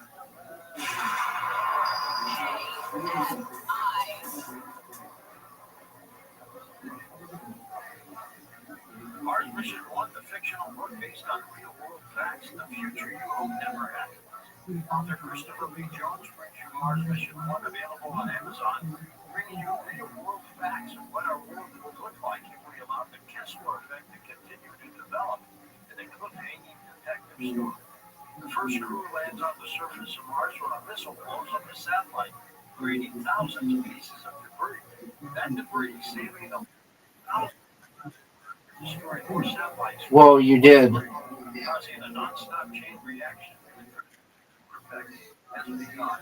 All satellites are being destroyed by debris. All cell phones, GPS fails, all power fails, like on Earth as we. Mars Mission 1 surviving the Kessler effect. You do not want to see it happen. Now available on Amazon, that's Mars Mission 1 Surviving the Kessler effect. It's a great book. Mars Mission 1 Surviving the Kessler effect. Real people, real stories. I was only sick for 7 days, but the exhaustion lasted for 2 years. I had this horrible brain fog. My memory never really totally returned. I kept hearing the carnivore sounds like I was trying. I took 5 minutes. 10 to 2 weeks after taking the carnivore, I could not believe what happened. I had a taste. I had energy like I was 40. The thing that was so remarkable to me is I wasn't exhausted anymore. I had my clarity and my brain back. No way. No way. I was really it's like I kept telling everyone I'm afraid dead. Call 866-836-8735.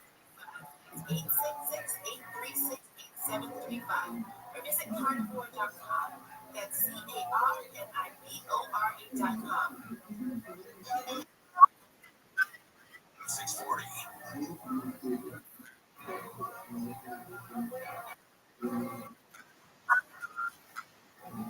This is Coast to Coast AM. I'm your host, Rich Barrett. Internationally recognized Jason Martell's pioneering research has garnered all kinds of global attention through esteemed media platforms, including the History Channel, Discovery Channel, Sci-Fi Channel, and BBC.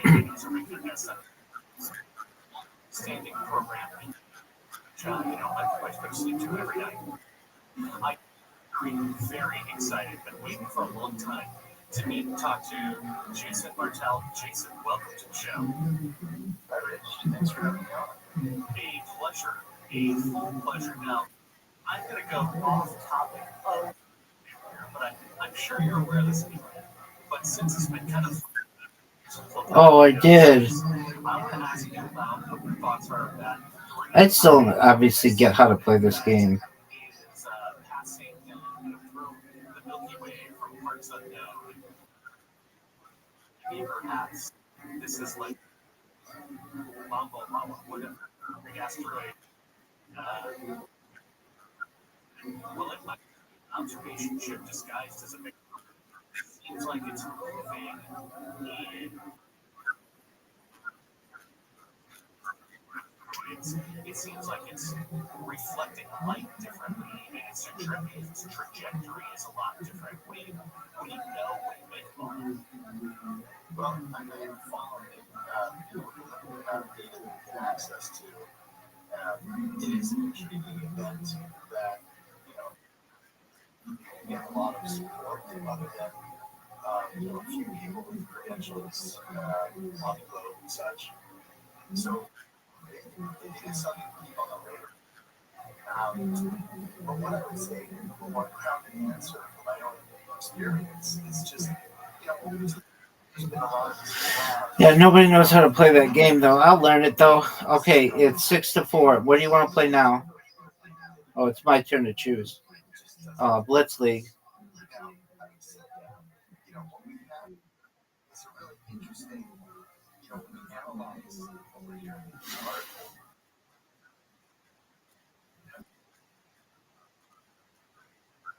Oh, no. We haven't played. We haven't played that yet. The other side is someone who's already aware of ecological mystery and what's going on. And we've seen this type of thing played out before, even to the fact that there are documents from You're done. You're done. things in the past that have predicted how things, if there were to ever be, let's say, a staged alien event. So this could be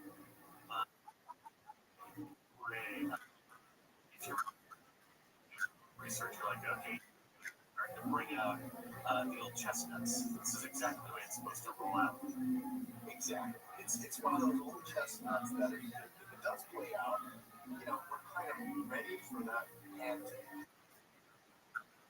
It makes your shit go faster. wow, but that's not to say that.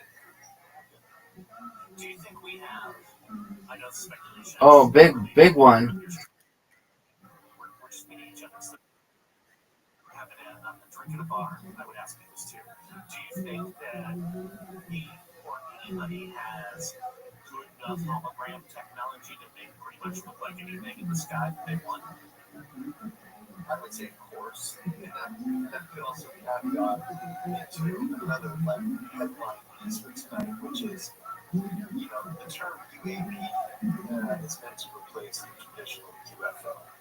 UAP is a more technical term to describe aerial phenomena, and the latest things that we coming out of that voice are leaked footage called Tetra-based UFO. So I would say that some of the footage leaks that we're getting are leading us to No way.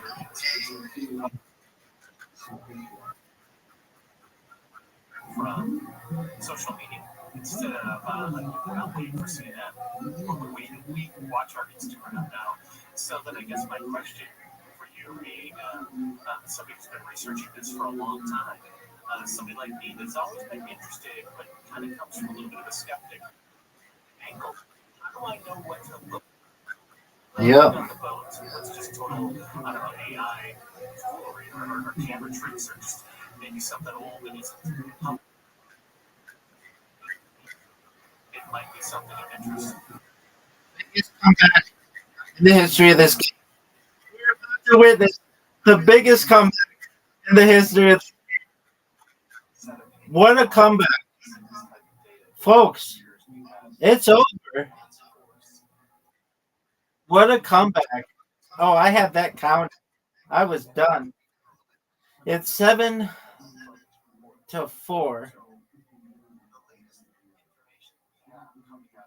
Connect 4.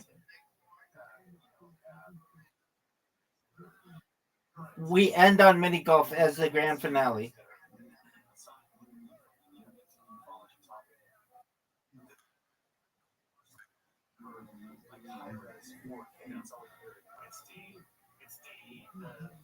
The Navy satellite shadow of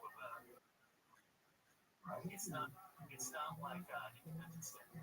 It's not. But the first round of stuff that we got. Yeah. I'm playing. I just have to use the restroom.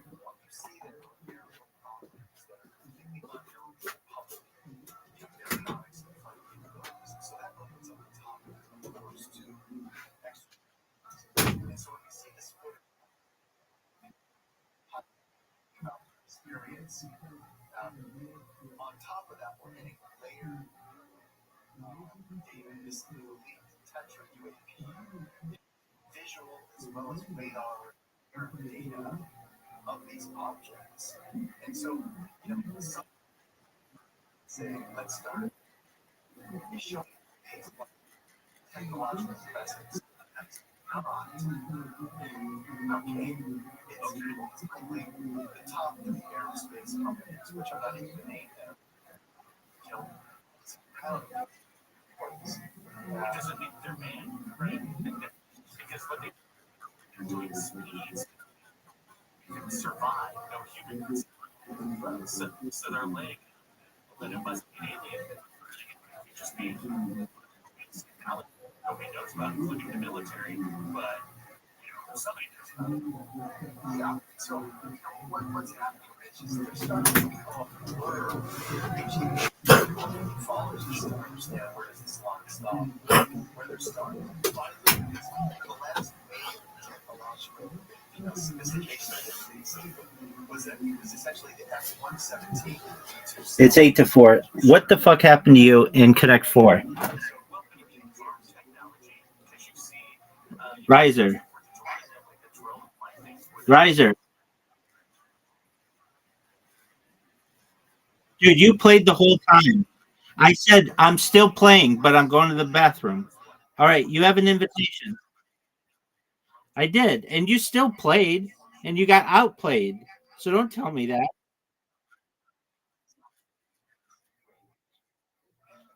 You have an invitation.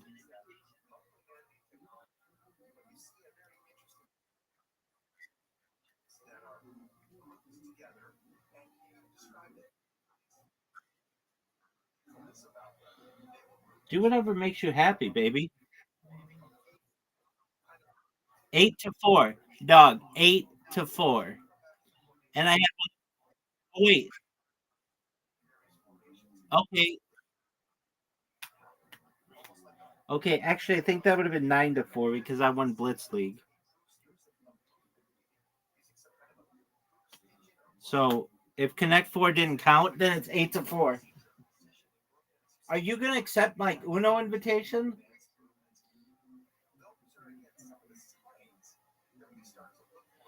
Riser? You have an invitation for Uno.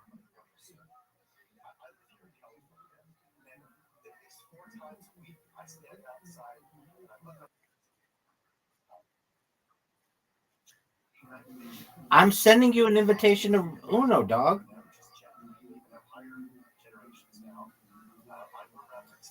Riser, do you know that you have an invitation for Uno?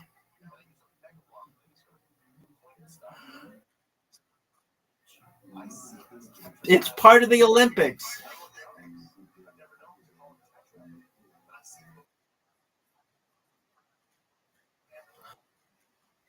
Okay, that's fine. Bounce or not bounce, disco.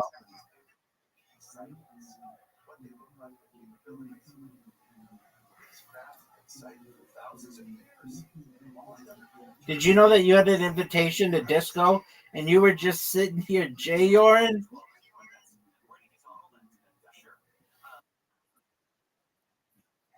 I know. Oh, okay.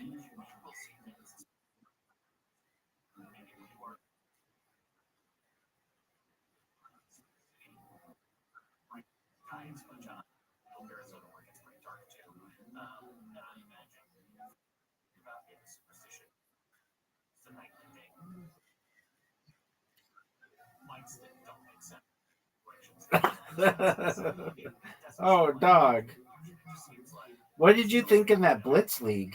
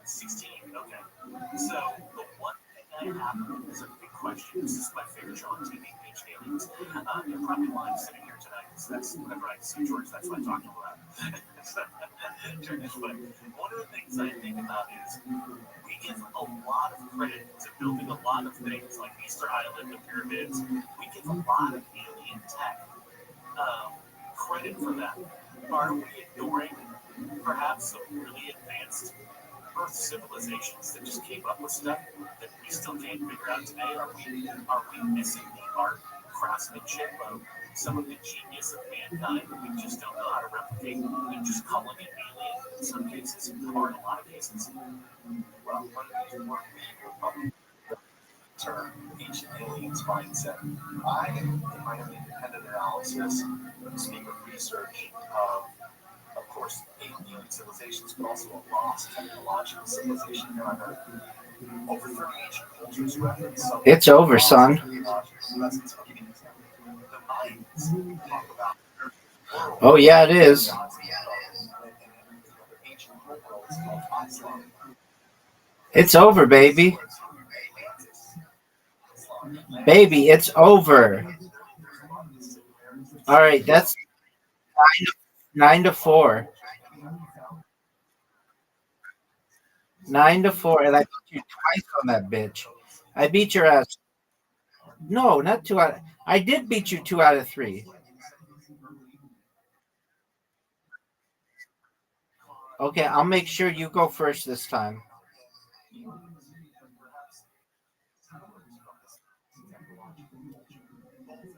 Win by 2, yes or no? Similarities between the boats that you find from Egypt and even as far away as South American boat design is almost exactly the same. And they both say they learned it from the same sort of people, which is kind of tricky too. It is. Around the world, Rich, it's been a time like the Great Flood where these teachers pretty much show up across all different continents and teach them how to build architecture and astronomy, agriculture. We still try to figure out who these people were. Who they have been actual giants, some larger race of beings. We still don't know those answers, but there's enough evidence of the monuments left around the world that speak of a time when man seemed to live amongst beings that they considered gods. When we come back, I think we should do a little bit of a crash course on that for those of us who are sort of new to the ancient aliens thing and the fact that we could have been living among other beings. So we'll talk about the Sumerians, we'll talk about the Nephilim, we'll talk about the giants upon the earth, and I also would be interested in some of the things on Mars that look very similar to structures that we have on Earth too. I think that's very intriguing. And also, I want to get into how you got interested in this in the first place. You've been doing it for a while now, and still doing it. So there must be a lot of meat on that bone of the fact that we have not always just created things ourselves. There must be a lot going on there for you to be captivated. For nearly 20 years by the whole thing. So, our guest is Jason Martell. Back with him when we come back at Coast to Coast AM.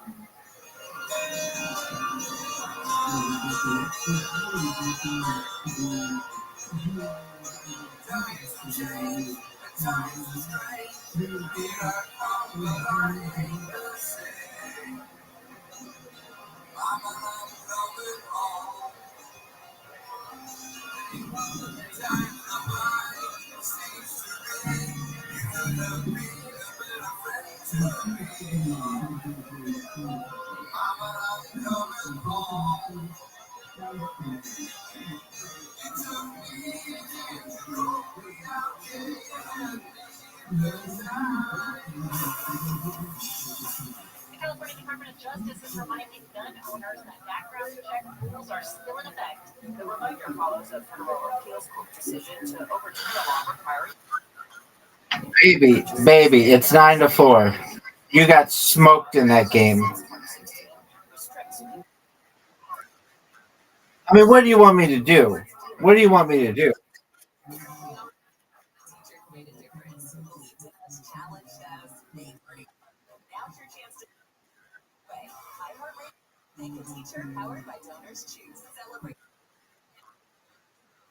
No, that's the finale. We've got Monopoly.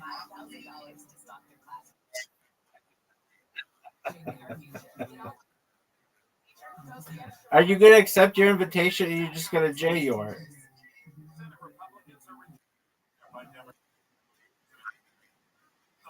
All right, dog.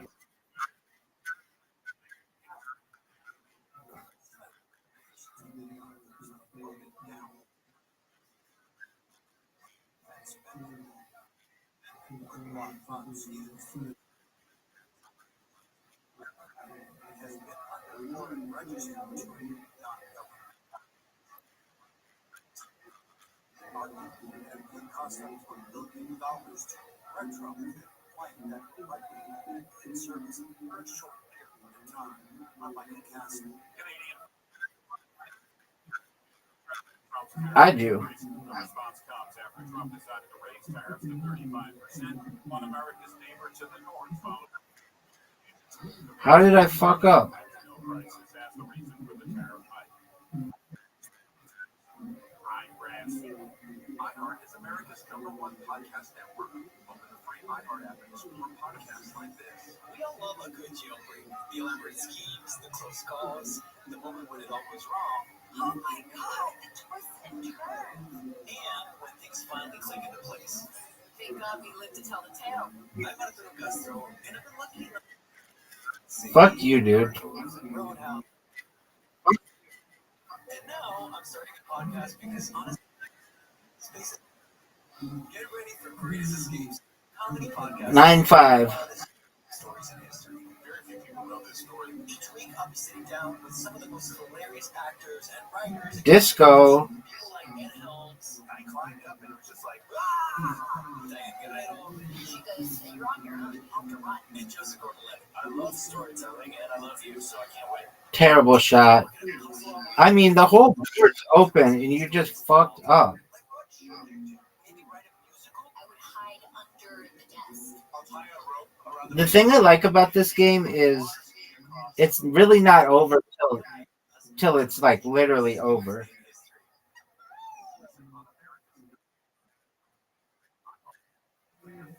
Right. Special envoy to the Witkoff met with the families of hostages being held in Gaza. Despite all the and now the reality is that there's more hope than action with no end in sight. Starvation, the ordeal of the hostages. Israel faces criticism for not allowing UN aid. Habib Park, made famous by a A-list celebrity co-founder, has hit the top spot on TripAdvisor's 2025 Traveler's Choice Best of the Best award. Dollywood, our co-founded by country music icon Dolly Parton, placed highest in the best. Dollywood beat out Disney World's Magic Kingdom, Disneyland, and Universal Studios on the 2025 list. Oh no, I knocked myself off. Decided by above and over a 12-month period. When it comes to the best theme parks, No way. Dollywood comes in at number 11 on the list. The #1 theme park on the face of the planet, Ferrari World, Yas Island. No. Public weather from KFI tonight in the Tri-Lane, Orange County. Clouds and fog with lows in the 50s and 60s. And temps in the valleys, IE and high desert, but clear sky. On Sunday, sunny with highs in the 70s to 100. Right now it's 69 degrees. Oh, I got fortunate that it hit twice. Live from the KFI 24-hour newsroom, I'm Rashida Dykes. Listen to this Tina J. Living podcast wherever you get it.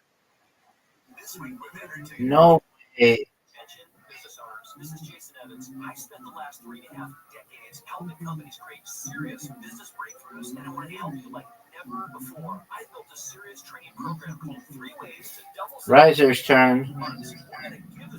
It all comes down to this. That's not that bad. I've seen you do worse. Phenomenal video training program at our expense, not yours, is an incredible gift. See if you agree. 3 Ways to Double. 10 to 3. Or 10 to 5. No, it's not 2 out of 3. It's not 2 out of 3. No, you didn't say that. Dog, you know I won.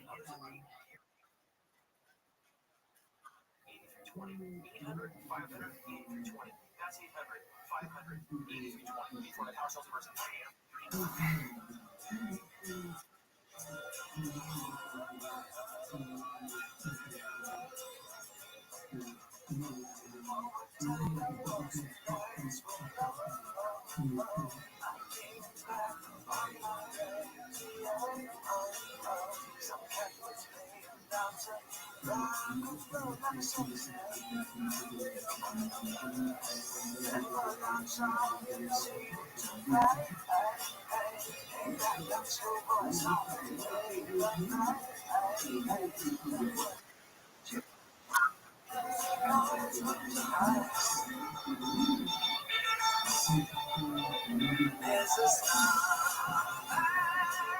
waiting in the sky. He lights it on the dust, but he makes it go out like there's a star waiting in the sky.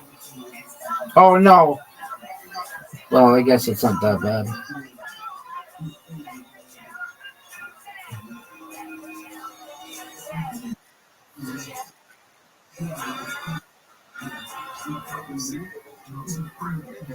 Dog, it's 4-0.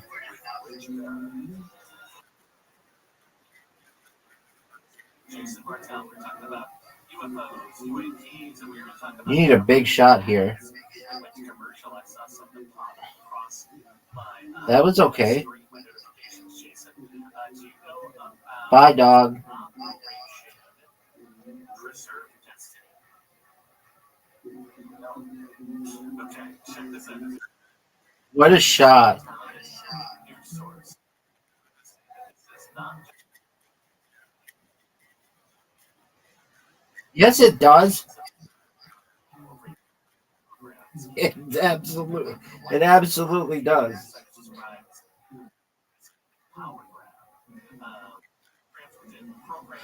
All right, I won by 2 or whatever. Fine, I'll beat you again, but that's fucking bullshit that you say that after I already won.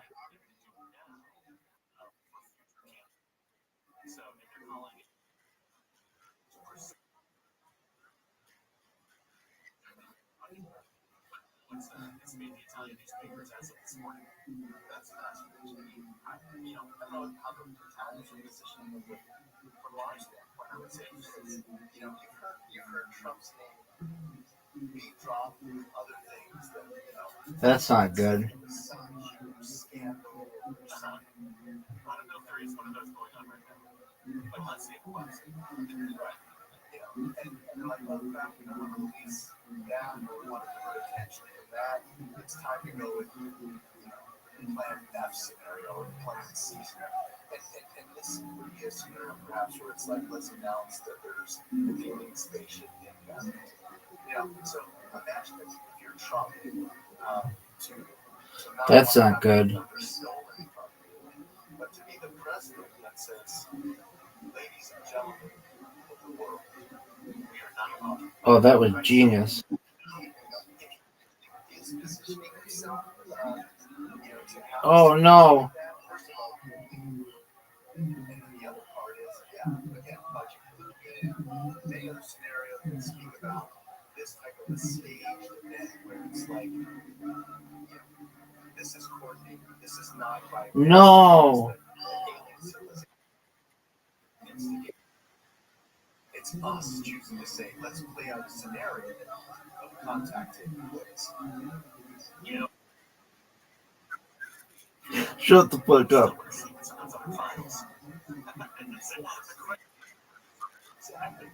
We know what's going on there. Okay, so tell us, give us a little bit of how you got interested in the well, you know, there's a little bit more I've done than just this area. To have this experience. Yeah, I mean, I beat you. This is just because I have a good heart. Where, as a student, someone had mentioned that wow, NASA has taken photographs of a face and pyramids on Mars. And I started to look into this just as a college student. Found that the company that was actually What is your fucking excuse now? taking photographs on Mars was also located in San Diego, where I was attending a science system. Some interactions. You know, I became very interested. I actually spoke with Dr. Mike Malin and said, you know, is there any possibility of structures in the Cydonia region face is artificial? It was big time.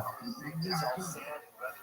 There's no evidence of humans, aliens intervening. And piqued my curiosity, Rich, to look into a bunch of other topics from ancient cultures, which I want to talk to you about. But I want to very slightly say that was doing that. I was still learning about these topics, and I started very heavy into the alien abduction phenomenon first. And I was very fortunate enough, because of my technical skills at the time, using the internet, web, doing things, that I positioned myself around some key individuals. No way. No way. I worked with my skills producing things for them, bringing their things up. Zachariah Sitchin, Whitley Streamer, Dr. Rothschild. No way. These people that are still alive with us, which are now all-time Cubs guests, all-time Art Bell guests, all-time George Dory guests. Yeah, these were my friends, and they still are. They're alive, you know. And so I was very lucky to be involved in the UFO abduction phenomenon, where that part really much, you know, 20 years ago, this was not a topic you talk about, or if you were looking at you could lose your life. Terrible shot. Security babies or Stop. files of some sort that have to do with this phenomenon. People would take it out. 2-1. So I avoid Though it's really 3-1. Dude, what is this bullshit that overtime games don't count? So that's kind of where I spent my expertise reaching the different because it's very much a personal interest as well. Well, Fuck. something that you say to that all of them, just as a human being that passed the sniff test, go, okay, it seems like that should be something. It's the same thing when we hear, people covering up for something. You know what's going on. You kind of have your instincts. And the idea that there was some technology No. that was way more advanced than we knew about or know about. It was lost. And we're just discovering the Perfect. of that now. At the very least, something like that happened. And maybe on another planet, which we will get back to when we come back. Let's dig into Mars. Because they have. Stop. The administration has their sleeves rolled up in streamlining monumental rules right now. However, it's difficult for them to take your personal finances into account when trying to do what's right for the country. You have to do that. No way. Thousands of Americans are buying gold. Here are some of the facts. In the past 12 months, the value of gold has increased by 40%. Central banks continue to bolster demand for gold by buying it in record quantities. Global instability and tension. No way. But you can find peace of mind in gold. Gold makes it really easy to convert existing IRA or 401k to sheltered IRA and physical gold. Use of the stored gold. Just text the word "ghost" to 9898 and merge gold. How many big ones are they going to give you? Plus rating with a better tens of thousands.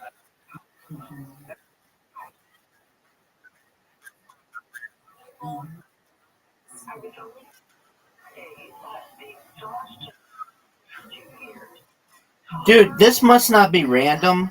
Or it must be random what you get because you got a bunch of big ones there.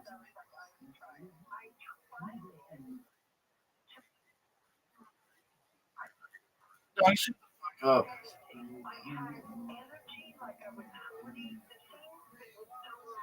Fuck. Look at you with these big ones.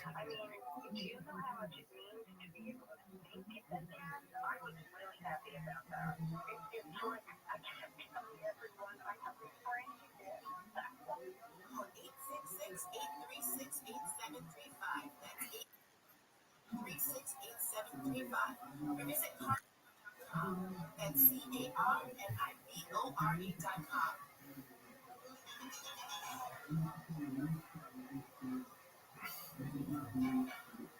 KFI AM 640, more stimulating talk.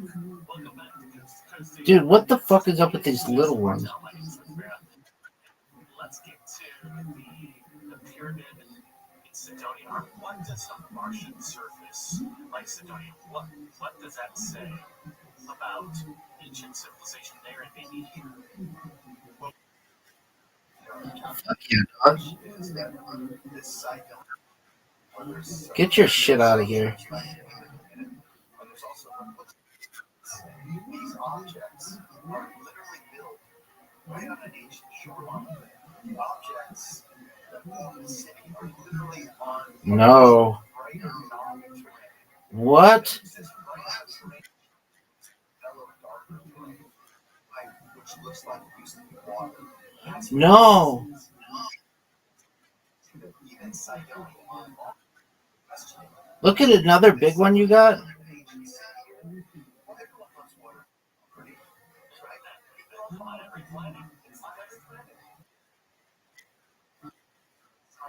And what's really interesting about the background is the main now that was found by Greg. That's 3-2. And Greg Coleman. So their two last names. No, I'm gonna end it right now, son. And find images. That's a construction. One quick note too.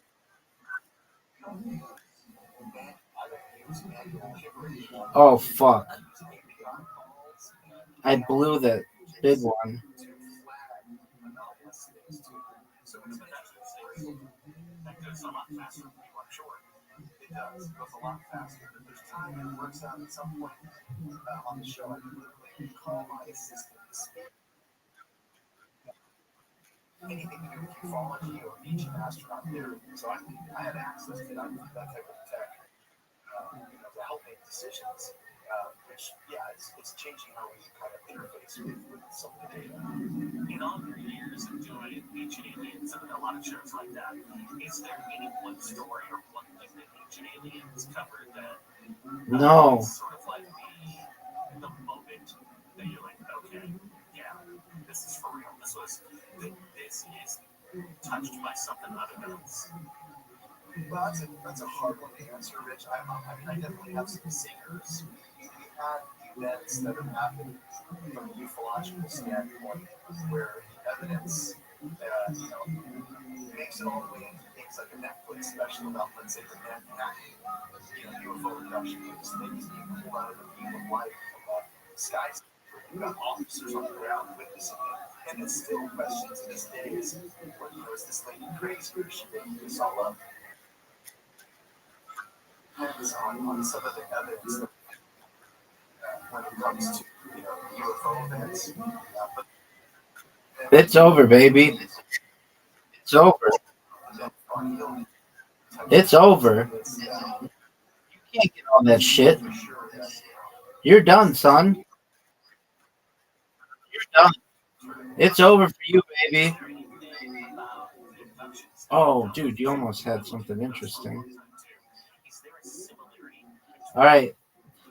That's 10 or 11 to 5.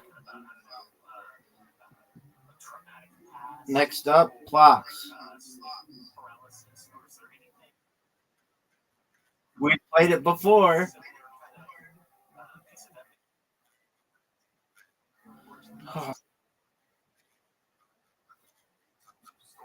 No table. We don't play pool. Tactical or active? Tactical or active?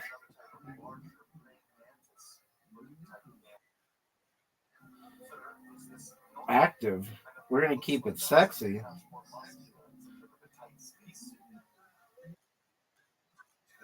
Yeah, dog. Are you gonna pick your team, or are you just gonna J your?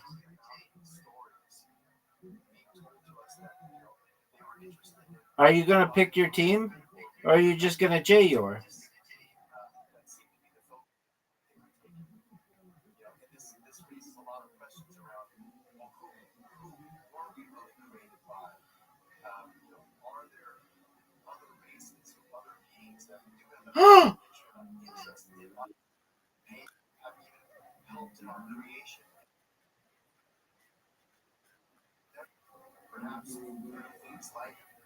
I don't know why that was considered a pass for you.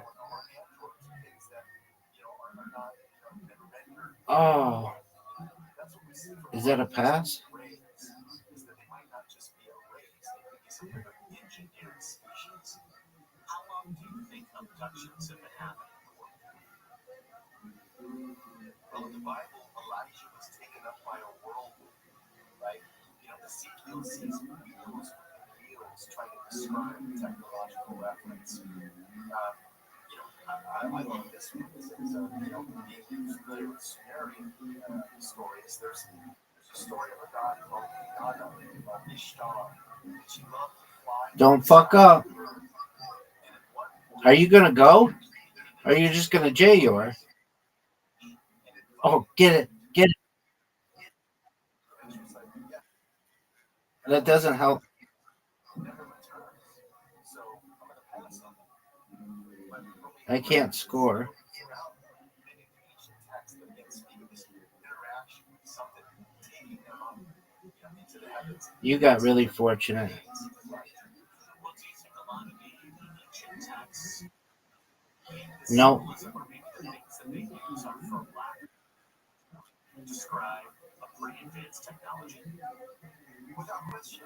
Without question, Rich. You know, Get in. when we look at a lot of these I played that angle beautifully. let's say Egyptian and this basically many of the Semitic language cultures, you have this reference of the winged disc. You see gods being depicted as having wings. Did not understand. I am playing. That's how I scored. That's how I have the lead. But to think that that's too far-fetched, realize What do you want me to do? shows an eagle landing on the moon. Now, the symbol of the eagle landing on the moon is that this is to symbolize the power of flight. Do you think 50 years from now, 500 years from now, you'd say, why would they put birds on the moon? No. It's a symbolic reference to say that we Are you gonna go? and that is I am as well. all the ancient cultures, they either understood or were witnessing I'm going for one of the greatest shots in the history of mankind. Get the pass. ancient cultures. And today we call those UFOs. Well, you talk about that. I know you just read the Bible, you see a pillar of fire above what the sky. What's that? A pillar of cloud or a pillar of fire. In Exodus, that comes up quite a bit. So that's the thing, Rich, is let's take a technological Get that pass. that has discharge in our gaseous atmosphere. It has a photonic response and creates light photons, right? So Are you gonna go? Or are you just gonna J or? but it's the same thing that we have for biblical references and how they describe a lot of the things that they saw. This technology being displayed then as it is today. And you brought up before with the great fact of the big time so far in the show. You've been talking about the significance Dude, giants upon the earth. just get it down there. And that maybe they, just regular, 5'8.5" last one walk around with giants who might have been the constructors of the pyramids or What? too. We all have heard of like the Yeti, the Sasquatch. Look at this block. Of us, the animals just have their own evolution.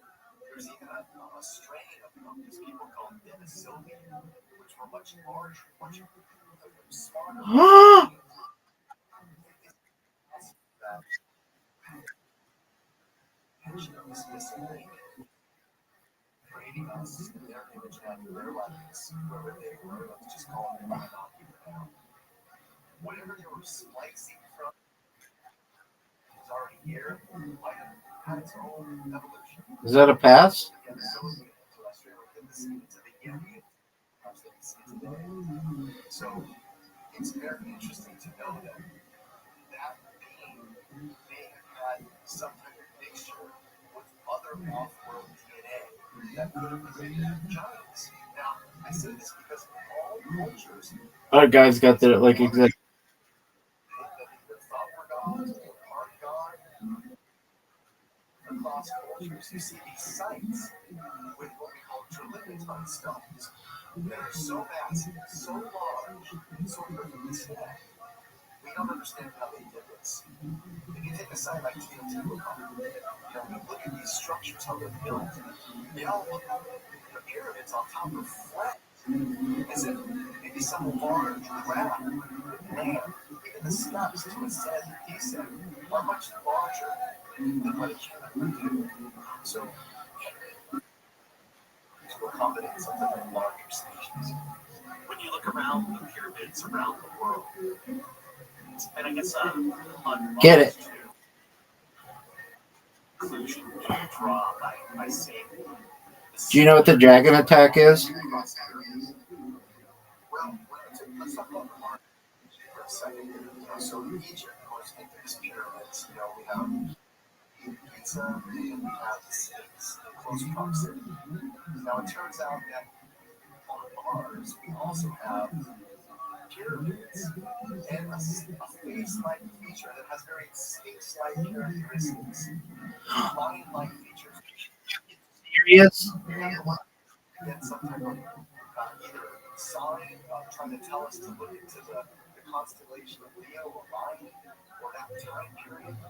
Now, on the ground, here on Earth, we can use star charts and constellation maps to know when the stars are going to appear above us. Like here in California, let's say, okay, when am I going to see Orion? We plug it into Redshift, the app, and they'll say, oh, in 2 months, it's directly above your house. Oh, cool.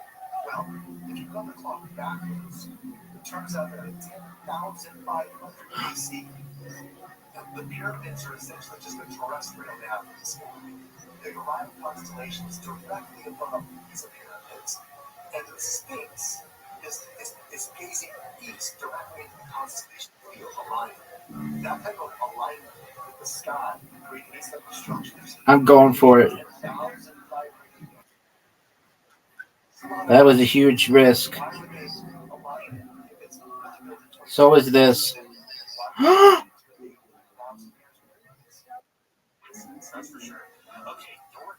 I'm going for it.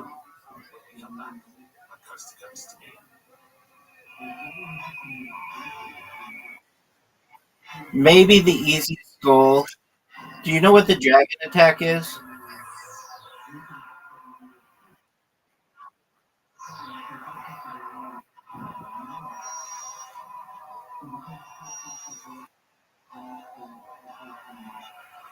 I've scored 4 goals in this game.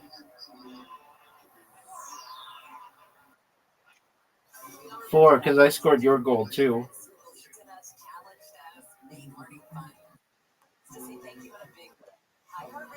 Are you gonna just J-or yourself, or get that? Get that.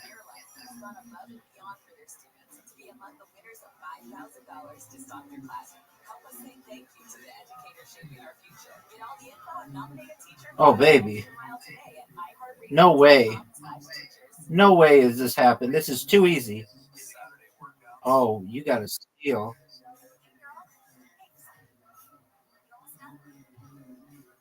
No way.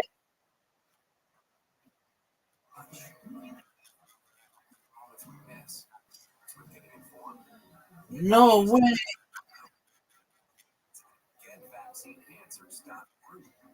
It's up to you. Brought to you by iHeartRadio and the Ad Council.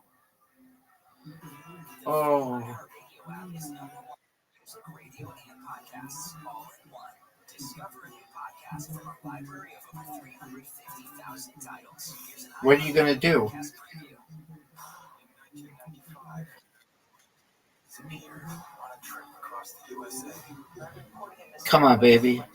So his mother started investigating. That's my 5th goal of the day.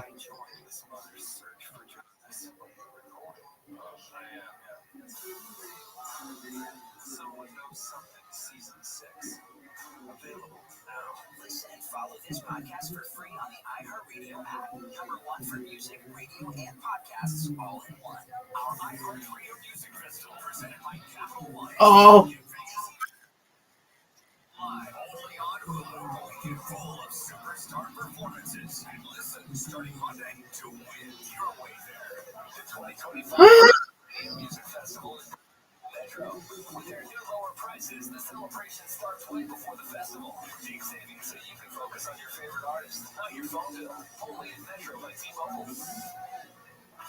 The free iHeartRadio app is #1 for music, radio, and podcasts, all in one. Discover a new podcast from over 350,000 titles. Here's an iHeartRadio podcast preview. Here's something pretty disturbing I discovered while researching this podcast. This is what it 12 to 5 or some shit like that. Karam 120. It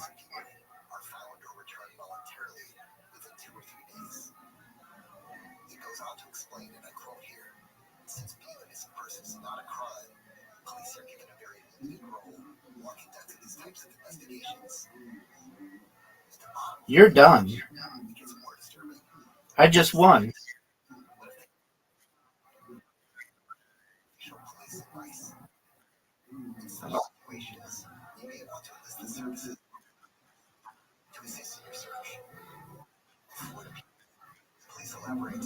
Quote, Excuse me? another option may be to contact the Salvation Army program. One of the missing.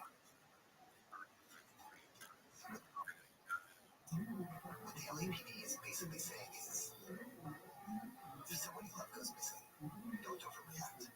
They'll probably turn up. Are you serious? Don't go in. Please don't get into it. All this is my way of saying, if the police took missing persons cases as seriously as they do, say, bank robberies, wouldn't have had to do this podcast in the first place. No. Halfway around the country. Yeah, it didn't go in. You can hear the full story to live and die in LA. Fuck. Follow this podcast for free on the iHeartRadio app. #1 for music, radio, and podcasts, all in one. iHeart is America's #1 podcast network. Open the free iHeart app and explore podcasts like this. Hey everyone, I'm Amy Poehler, and I want you to good hang. You just missed. I asked some of my friends to send me some $50 and give me some tips. Just be yourself. Yes. If you're going to do this, really do it. Commit to it. Don't be the celebrity that this is their latest thing you're doing. Have a good podcast and keep your appropriate. So much work and so good. I love true crime and cooking podcasts. Is there any way you can combine the two? Well, everybody has an opinion and a podcast. So join me for good hang. It's rough out there. We're just trying to lighten it up. Listen on America's #1 podcast network, iHeart. Open your Dude, that was not good. America's #1 podcast network. Open the free iHeart app and explore podcasts like this. There are verities in this great land. We all with certain confidence that some places are safe from chaos, violence. Now in a million years, would you think that you'd see your parents' house taped off, the farm taped off by that yellow tape? It was a very well cursed. One of the worst I've ever seen. Careful what myths you choose to rely on. I keep all new podcasts from Dateline. You can listen to all episodes now, completely free. Listen on America's #1 podcast network, iHeart. Open your free iHeart app and listen now. iHeart is America's #1 podcast network. Open the free iHeart app and explore podcasts like this. September 1979. Virginia's top prison band, Edge of Daybreak, is about to attempt the impossible, recording their debut album behind bars in just 5 hours. Oh, what a big miss. Dog, what a big miss. They were black artists serving extremely long felony Dog. sentences. Each had grown up under Dog. segregation, only to get caught up in American Dog. prison boom during their 20s. I'm Jamie Dietrich. Oh, speaking of For the past Speaking 5 of big years, I've been misses. talking to the band's 3 members, Jamal Jahan, How did I miss that? of the state payment system. It will come in and stand around the wall and sweat would pour off them just like it poured off of us. Just No, because after you get this one, you can't get the others. Keep going, baby. That was a big miss, dog. they never got that opportunity, but they never stopped dreaming it.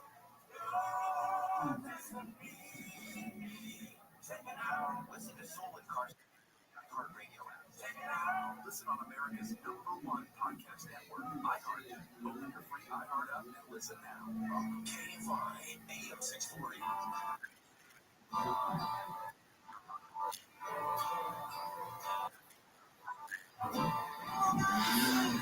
It's like 12 wins or something.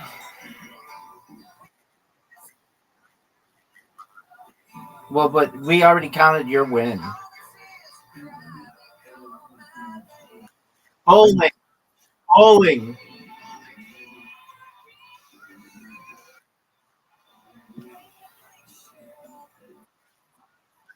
You've never beaten me in bowling.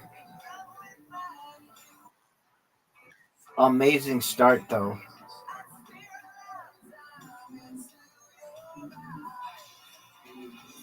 But I matched you because I'm a pimp with a big dick and a beautiful heart.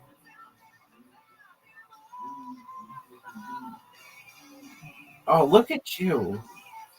Just don't fuck up this. Whatever you do. That was great, Riser.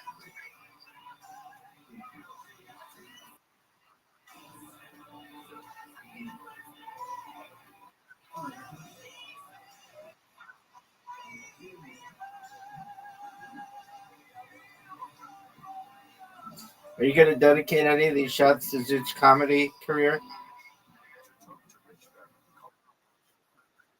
No, I talked to him about it. 2 weeks. Look at you.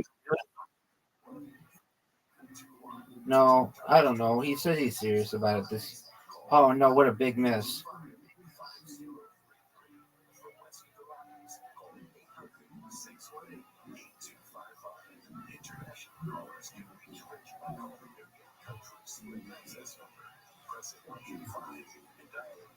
Oh, good one.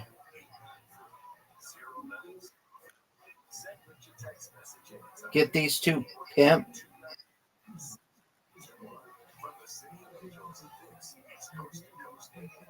Get it. Big score.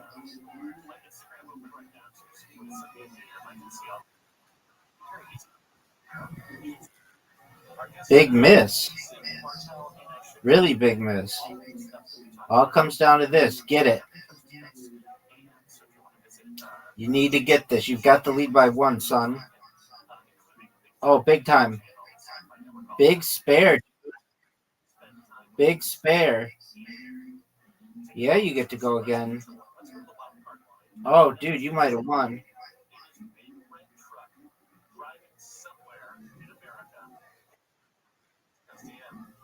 I have to. It is.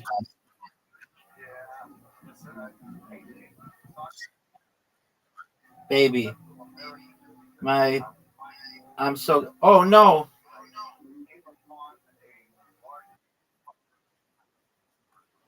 And I almost did. Oh, that's my 250th win. Shoot, I didn't mean to do that. I was supposed to get that Miss Aquarius. All right, that's all right.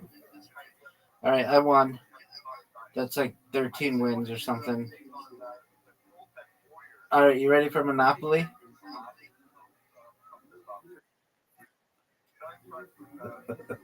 All right, you ready for mini golf? Dude, archery. Fuck your archery shit.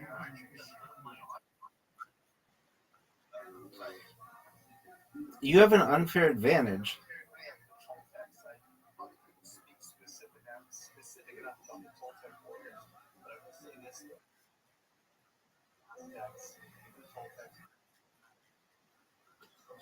Having an iPad is.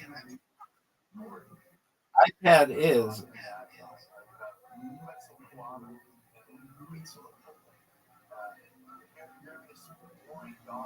No way.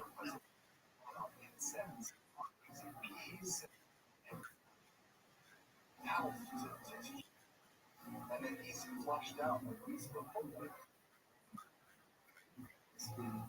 asking for sacrifice, human hearts, put the skulls on the pole, and in the center town. To me, it's interesting because it could be that there were more than just sacrifices. Maybe they were somehow taking the energy from this. A lot of questions though again about origins. We're going to take some more calls. Get into a quick break here, but let's do Wow, bullseye. That was great.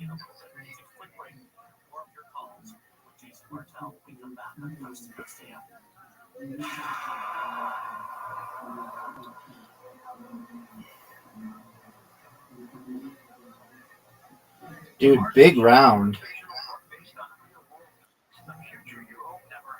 Get it. No way, that shouldn't have counted.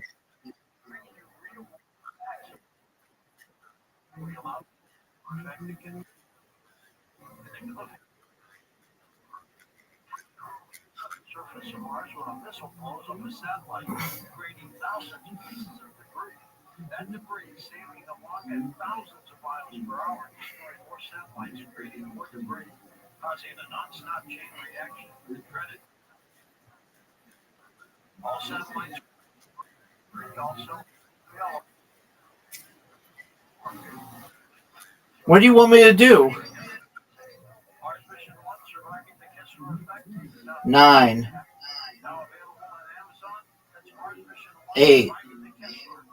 It's a great book. You have the lead. 8. Bullseye. Oh, big time, dude. 9. Dude, you're tearing it up.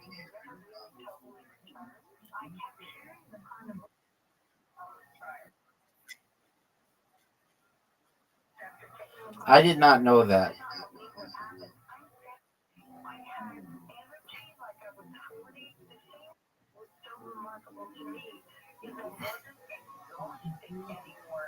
Had my clarity and my brain back.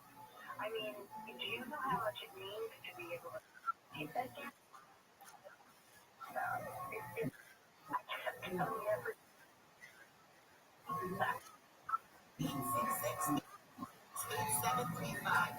I mean, what do you want me to do about it?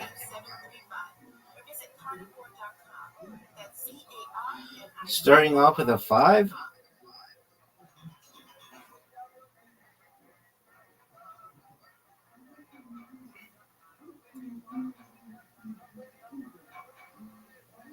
Welcome back to Coast Data. Our guest tonight, Jason Martell, on the west of the Rockies, and point 6 west of the Rockies. We go to Alaska, late in Alaska. Welcome to Coast Data. On with Jason Martell. Good morning.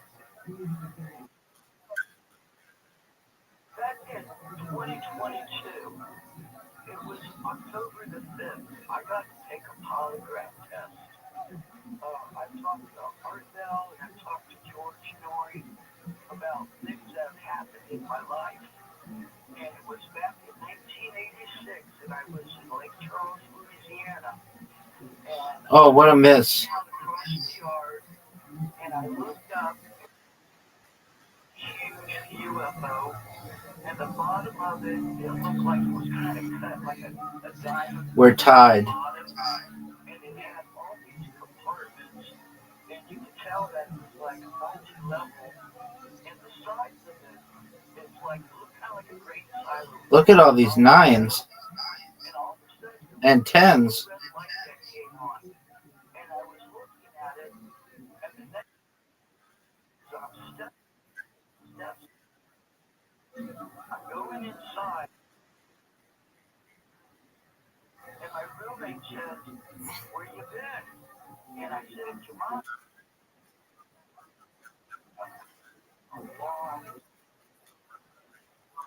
You know that Tommy John, Tommy has a copy of at 96%. Why do you think you so long? 2020. Even taking the polygraph. Well, I have an OT, and A win's a win, baby. Are you ready for mini golf?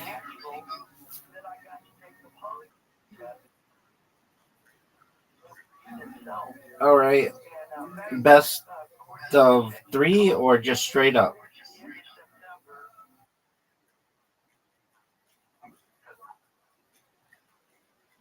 Then you send me the invite.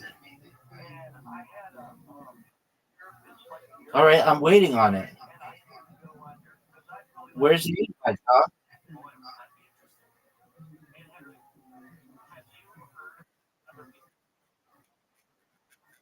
Dude, you suck at this. Send it. Send it. Send it again. You're dog shit.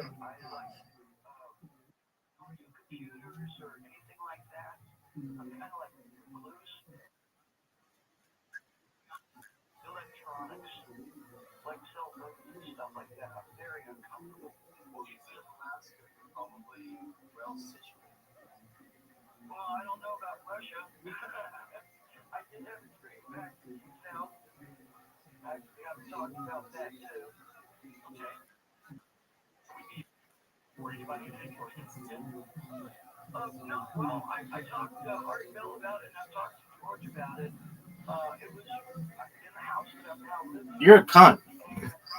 You're an absolute cunt.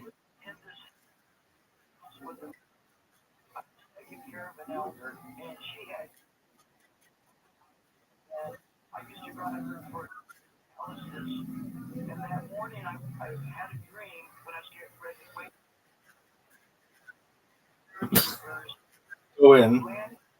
I want.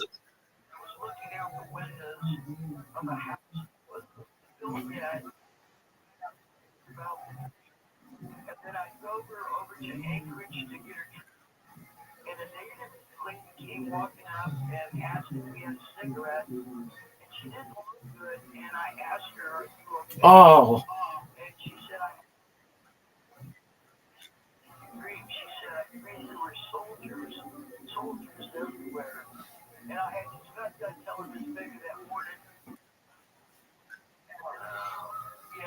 Well, you know what? We haven't had TV for a long time. We're drinking a lot of the Red Dawn.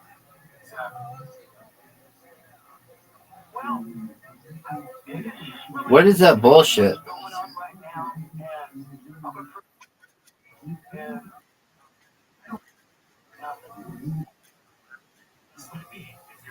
Oh fuck.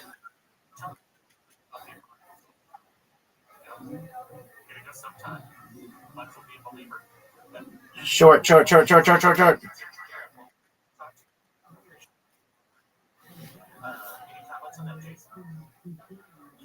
The typical scenario that a lot of people are having this experience is time loss, shirt put on backwards, weird things that get returned. There's small things that they seem to have missed, and then us as a culture, it goes up and says, well, wait a minute. You can see that they're making small mistakes. Hit the other tree. Okay, so yeah, they don't have quite the system down yet, but we wouldn't totally notice. I feel like this is an interesting one right here. Wildcard line, Aaron in Fountain Valley. I want to talk about this too, the underground pyramids in Alaska. Let's go, Aaron. Welcome to Coast to Coast AM. Hi, this is me, Rob, and meeting our center the best.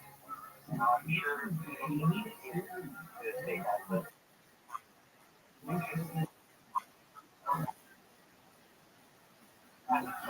You fucking serious?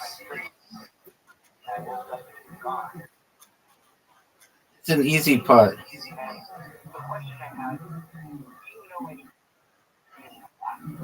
rumor has it, what people know about the military to be underground, military type of black stone, it would be like a sheer stone, kind of like a common stone or something like that. That got, Great question. I haven't heard anything about Great shot. it's very possible that before the last leadership, Oh no. those regions were actually tropical. So, you're all going tempered climates, tempered climate. So, It's very possible, yes. Oh no. Going up there and other things, doing military explorations. But that's it. The story is very intriguing, is it not?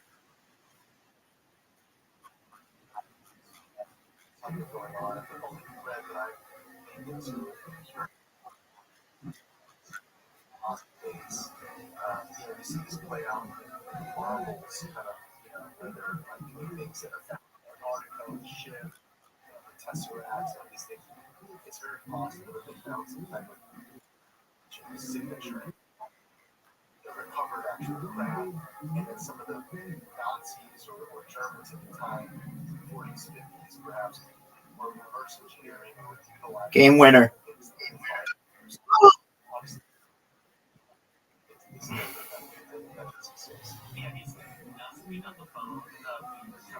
He missed. as some people to reverse engineer.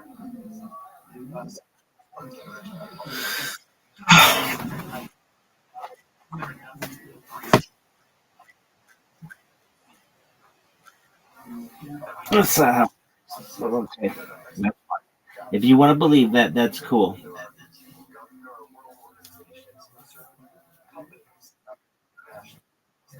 That was fun. We should do that again sometime. I like it. Peace, man. This was great. Take care, big man.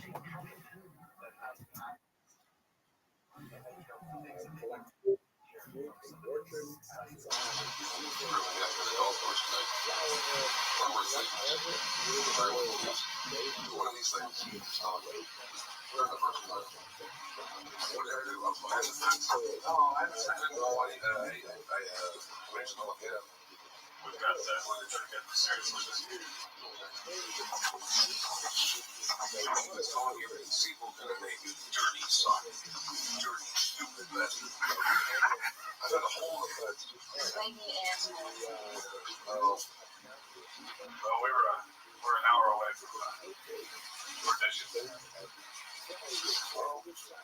not to mention the first edition. I don't,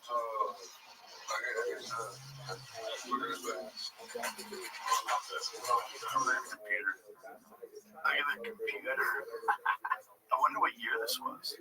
This came out in 88, so probably like 87. When did people first start having computers?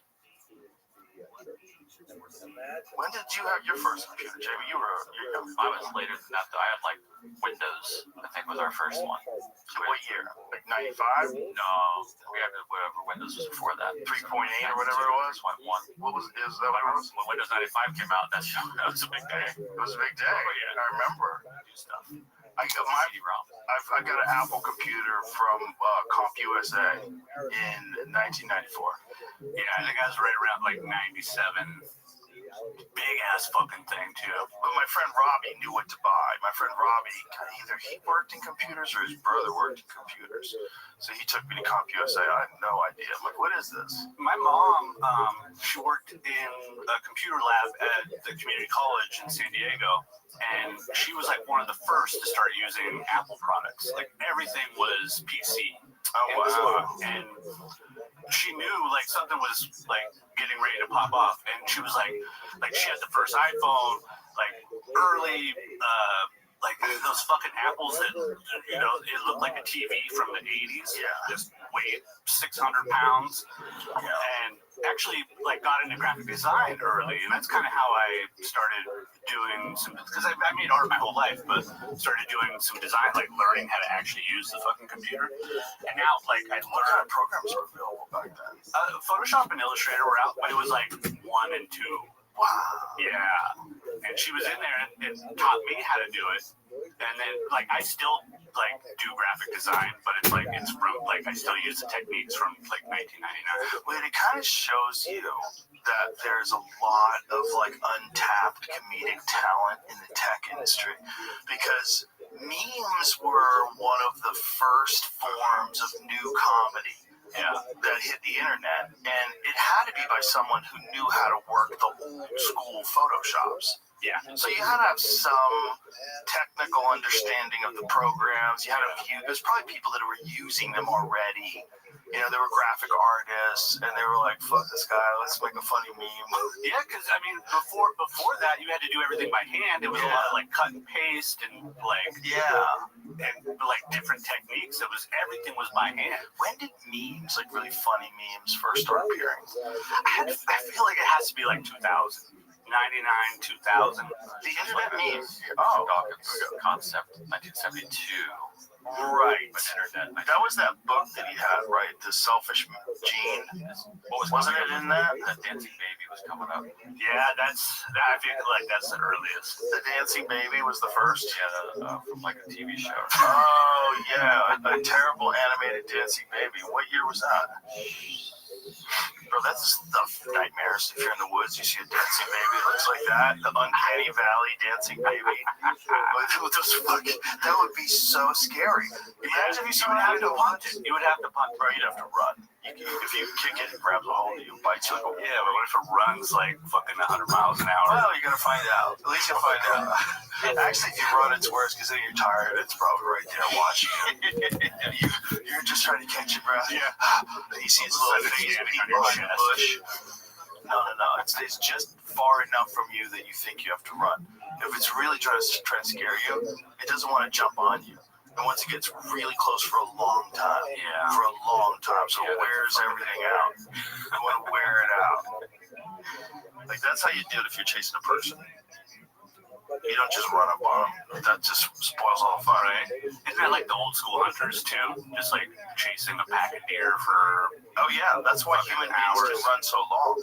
But that's a different thing. They're overheating them. That's called it's called persistence hunting. Yeah, that's why there's so many amazing marathon runners come from that part of the world. Because like these guys have a history of literally running animals to their death, right? Fucking who had to figure that out too? Who's like, well, I got 5 miles in me. Yeah, let me just I need 10. Let me just keep running until this deer stops running. Like, how would you ever think that a deer, you would eventually catch it? Yeah, right? Especially if they're so fucking fast. They're so fucking fast. Like, how would you think that one day that antelope was going to get tired? Like, how would you have that in your head? Yeah. That it couldn't just take a break. It's going to be 300 yards ahead of you like that. I love those take a break, catch his breath. They didn't even know that it's the issue is the animals don't have sweat glands. So they overheat. Shit. Yeah. So we have sweat glands. And of course they were biologists, so they also didn't know that either. Well, that's why we're so weird. We're such a weird animal. And that our bodies really can kind of adapt to different climates, and they self-cool and regulate. Like some animals, if they're outside of their climate range, they're fucked. Yeah. Like they're in deep shit. Yeah. You know? Like Marshall over here. All right, buddy. Oh, he's right here. He's right beside me. We have to, if we're going to exercise in Texas, we have to do it in the morning. Right. Or we have to jump in the pool. Because, his body's adapted for cold. He's got this crazy wool coat that he wears everywhere he goes. Yeah. It sucks. But for us, man, we sweat. And they figured out, I guess, a long time ago that these animals, if you just keep running after them, eventually they just can't do it anymore. And then they lay down. And then you fucking stab them. Yeah, that's so fucking wild. But it made insane runners. Yeah. The only way you're going to feed your children is if you run after that deer, bro. You're going to become a fucking runner. And now the evolutionary process is like you go to the Olympics. Yeah. You like this on the cover of Wheaties. It really is interesting because like that's before I started doing jiu-jitsu, like that was what I was doing. I was running. But it just got fucking boring. Yeah. It got boring. And that's when I was like, okay, I got to find something else. That's what most people, the problem they have with the gym. And jiu-jitsu is the opposite of boring. Jiu-jitsu it's one of the most rewarding things in life because it's super hard to do. It's really good for your head. Like jiu-jitsu people in general, like you get dickheads in all walks of life, sure, and female dickheads too. But for lack of a better word, but you get the nicest people. Like for the most part, you get people of character. Yeah. Because you have to have character to stick it out. Yeah. Be doing jiu-jitsu. If you've been doing jiu-jitsu 8 years, I can 99% sure I can hang out with you. Yeah, Like, exactly. you're a dude who's got his shit together. It's almost like we're like distant family members or something. 100%. Yeah. 100%. It's like you recognize you've been through this thing. Yeah. You know, I started doing jiu-jitsu in 96. So in 96, I was at Carlson Gracie's place. I was 29? Yeah, see, I started at 30. Yeah. Like around the same. Yeah, around the same time. And I started right after, it was kind of like a year or two after I first saw the UFC. Yeah, it was right around that time. Yeah. And so I started at Carlson Gracie's place in LA that was right down the street from the Comedy Store. It was real close to the Comedy Store. And that was when Vitor Belfort he had just fought John Hess in Hawaii. Yeah. He was about to enter the UFC. And that was that first crew in California from Brazil too. Exactly. Yeah. Yeah, Murillo Bustamante. Uh-huh. You know, there was a whole ton of these guys that came from Brazil. I think Medeiros was there too. Mario Sperry was there. Uh-huh. I got to train with Mario Sperry when I was a white belt. That's And wild. he didn't have no idea who the fuck I was because I wasn't anybody. I wasn't famous at all. Yeah. And he was the fucking nicest guy in the world, man. Yeah. You know, he explained, Mario Sperry explained to us how he got his triangle really good. He would make his girlfriend sit in his guard, and he would just triangle. And she would complain, be like, stop. Just let me do this. Just let me use your body to practice triangles. I mean, because that's what it takes. It's like kind of hard to do it by yourself. I have a dummy, but I don't use it. I have one of them. I used to have a Gracie dummy back home in LA. Yeah, every gym has one that just sits in the corner and nobody. You really want to do it with people. Yeah. It's not just, you know, the difference between the rolling and the drilling. Like the people that get really good, they put the shitty work in. Yeah. You know, the long drilling sessions, that boring ass shit. Yeah, you have to. Yeah. I have, because I teach now, and like, What belt do you know? I'm a black belt. Oh, snap, son. When I met you, what were you? I was probably a purple belt. How did we meet? Shit. I don't even remember how we met because it was so long ago. Well, it's like, yeah, like I get the I can't even answer that question. That's fine. So my sister worked at the Comedy Store in La Jolla as a waitress. She's a nurse now. And you were doing a show at somewhere downtown at like the Balboa Theater, probably, maybe. Yeah. And it was sold out. And I just hit her up and was like, hey, do you think you can give me tickets? Because she knew everybody from the store in La Jolla. And Ari ended up getting a pair of tickets for me. And so I went to the show, whatever. Did you know Ari already? My sister was friends with Ari. Oh, okay. I didn't know anybody yet. And maybe 2 weeks later, she hits me up. It's like, hey, can you do a poster for our marquee? It was Ari, Tony Hinchcliffe, and it was supposed to be Duncan Trussell, but maybe it was Duncan. But regardless, and from what I remember, you must have seen that poster at some point. That makes sense. Yeah, that makes sense. And then we did the Atlanta 420 show. Oh, yeah. So that was probably, I feel like I met you before because I popped in on one of those Ice House Chronicles from back in the day. Oh, those were fun. Look at that one, man. What a great one. Yeah, that was the 420 show. So that was 2012. God damn, time flies. Yeah. And so that ended up becoming the graphic for the logo. We had the microphone. It's perfect. Duncan with the little hit of acid on his tongue. It's the perfect logo. I mean, you fucking nailed it. Now it's everywhere. That's gotta be weird. Yeah, it's fucking strange. It's Like almost like disconnected from it. Yeah, like of course it's grown. It's like it's its own thing. But every time I see it, like I know, like I drew that by hand. Like I have the ink drawings still. That's crazy. Yeah, it's pretty fucking wild. I put stuff out into the world all the time. I have thousands of paintings, thousands of different fucking places. But I mean, more people see this image than guaranteed all the other ones. But more people see that image than anything else I've ever done. Yeah. That image is everywhere. Yeah, it's pretty wild. What a fucking weird trip, right? I mean, I went to the show on Tuesday, and you were doing the like Q&A at the end, and somebody had asked you about like what your goals are. Yeah. And you were like, I don't have any. And I'm kind of in that same routine where, like, what I was saying, like, I do the work, zero expectations. Like, what happens will happen, and I'm just along for the ride. Well, that's, I think, as long as you put the actual energy into the work, I think, at least for me and you, that's the way to do it. I don't have, like, people, there's a lot of people out there with vision boards. I was talking to Stu the other day. He's got this vision board. He's got all these goals he wants for his company and goals he wants for his life and this and that. I'm like, I get it. That probably works too. But for me, I feel like I only want to think about the process. I want to put all my energy into thinking about the process. Because that's the rewarding part for a creator, right? Like, me in the studio by myself painting, I get that clear mind, right? Where it's like, I feel like I fucking meditate 6 hours a day, you know, just from work. Every day, just from work. Because at some point in the painting process, like, the paintbrush turns into a mantra almost, to where, like, everything in my mind, just like in jiu-jitsu, like, everything shuts off because we're in a hyper-focused, like, mode of accomplishing a task. Right. And that's, for me, painting, all the reward is that. Yeah. It's those moments, even when I fucking hate it, because there's plenty of times where I'm like, this motherfucker painted.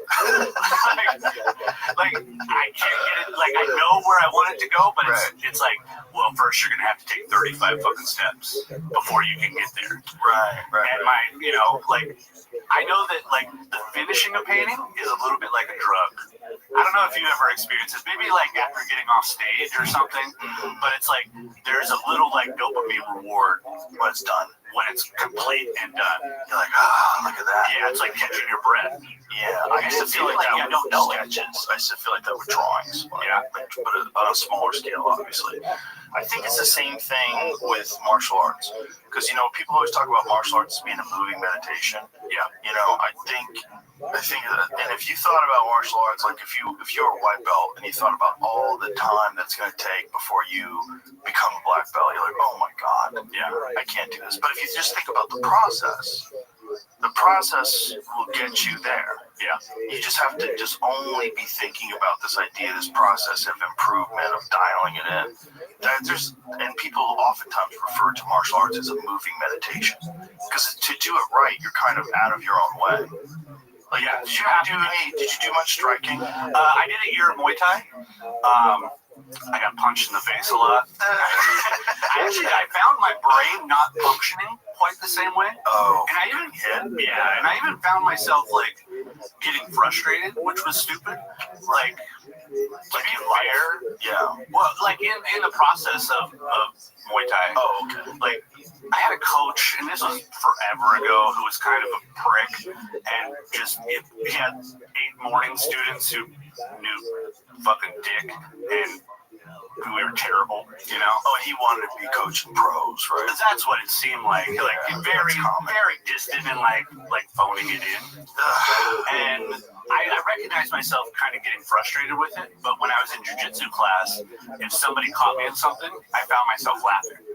Interesting, to where I was like, wow, I never got frustrated. I never got, like, down on myself. Because I mean, my whole first year, I don't think I tapped a single person my first year. And I was in a tough gym, you know, it was a Noguera gym. And so, like, the whole first year of them being open, it was just like the MMA guys were in there. It was like pros training for, you know, a year or 6 months. And then they opened it up to the public. Oh, wow. And it was just ass whoopings every day. I remember my first class, like it was yesterday. Like, when we got to sparring, it was like, I got there, like, I just looked at another white belt. It was like, okay, let's try it.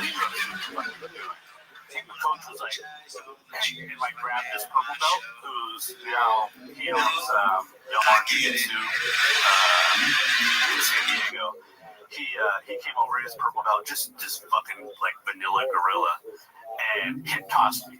Oh no! And I was like, what the fuck was that? Like, I had no idea what had happened. I was on my back, you know, trying to catch my breath. Like, holy shit, what was that? And at that moment, I knew I thought I was tough. Like, I thought I had a little bit of toughness in me, and I was like, just a complete humbling experience, but also like encouraging. Like I feel like it was that singular hip toss like led me to be a button. Interesting. So because it was so overwhelming, you were like, I need to learn that. Yeah. And I was like kind of like a weird phase, so that was probably like around 2008, where shit seemed to be. It was like a little moment of like everything's going to shit, and like I had this weird feeling This of is like the financial crisis. Yeah. This was when the banks everybody's money was weird, and it just mortgage collapsed. And I felt like if shit hits the fan, like maybe I should know how to do something. Well, it's such a weird, That's a crazy thought. It's fairly abstract. Like to me, it wasn't like I was like super concerned or like really serious about it, but I had the thought of like if I need to defend myself or if I need, like, that's why I was running to. It's like if I need to fucking chase down deer, until it overheats. Right. And it ended up just being a little bit of a motivation, and then I just found the joy in it. I always said if I ever opened a jiu-jitsu gym, I would call it fun jiu-jitsu. Just because, I mean, I was talking to Zach, your security guard, at the comedy club, and like for me, I don't get into street fights. I haven't been in a street fight since I was a teenager. Yeah, me too. You know, like I've broken up fights more often than I've gotten into them. And you know, one thing I do find is really disconcerting when fights break out, I don't get nervous. That's how beautiful is that. I've had that because I remember when fights would break out, your anxiety shoots up, your heart rate. I get weird if like someone close to me is with me and I'm worried about their danger. But the fact that two people are fighting, I'm so used to it. Yeah. It's weird. I stopped a bar fight a couple years ago where a group of guys attacked this dude. One of them got a hold of him and he sunk in a guillotine. The guy got taken down right away, deep guillotine, like all the way up over the shoulder. You know, like Was not letting him tap, was not letting him out. No. And I saw it all sort of kind of unfolding, and I ran up there and I just whispered in his ear, "If you do this, you should probably let go right now." That calm. He like looked at me, let go. Dude was out cold. I actually grabbed the guy who was out cold and picked his feet up. That's a great way to handle it, the way you talk to him. Yeah, and he immediately looked at me like, okay, yeah, I hear what you're saying. Well, I'm also, gonna let like, go. this could be the difference between nothing happens to you, you're just defending yourself, and you're going to jail for a long time because this guy's dead. Yeah, especially if the guy's out, you're still holding on to it. Yeah, and it was quick. It was tight. He might not have known he was out, but I mean, He's probably so jumped up with adrenaline. yeah, it's like he had his girlfriend with him. And Dude, street fights are stupid. so dumb. And if I see them, I just get the fuck away. But what just weird that I've seen so many people beat people up. Yeah.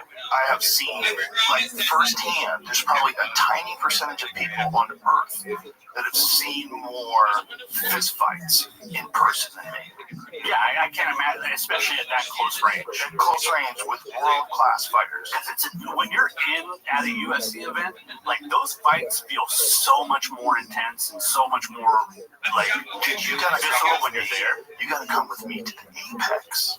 The Apex is the place to see fights. The Apex Center is the UFC's private little auditorium. It's tiny. It only seats like 100 people. Is that where they were doing the fights during COVID? Yeah. Dude, I saw Francis Ngannou versus Stipe Miocic in a small cage with no audience. That's It wild. was Those wild. sounds are sounds you don't hear. Bro, it was wild. Yeah. It was so different because Francis's punches and kicks without all the cheering, Yeah, to hear that sound. it's a different thing, man. Yeah. Because you're experiencing what that fighter's experiencing. You're not getting the pain, the thud, the force, you feel it different. Yeah. You feel it through the arena, you feel it. Small little room, you feel it. And I remember concussion in the air. When he collapsed, when the wrestlers dropped him and then punched him when he was down, I was like, oh my God. It was so different than seeing it in the arena. It was so instant.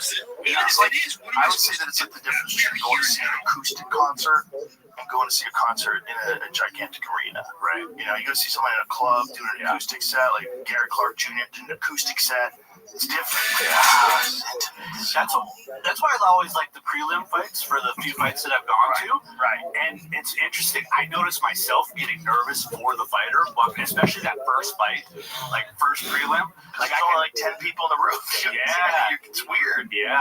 And that's That weird. walkout moment is so peculiar. Yes. Like, and I don't know if everybody else feels it, but it's like I can almost feel their anxiety. Oh, Like as they're walking out. and some guys, you don't feel that at all. You just feel this confidence, this crazy confidence. That's fascinating too. The guys can.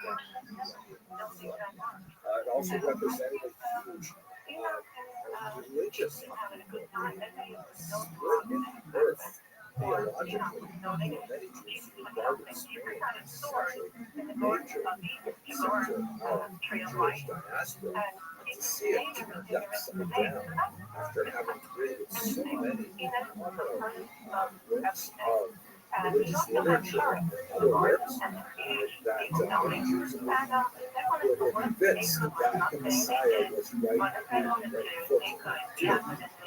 convinced that something this devastating could not happen unless we were living in the grace of the Mashiach, in the footsteps of the Messiah. We hear footsteps of the Messiah approaching. That we're talking really about on the cusp of that. One of the focal points of this energy was undoubtedly this northern city of Tzfat of Israel, which had recently been opened up to Jewish migration by the Ottomans who controlled Israel at the time. And the institutes of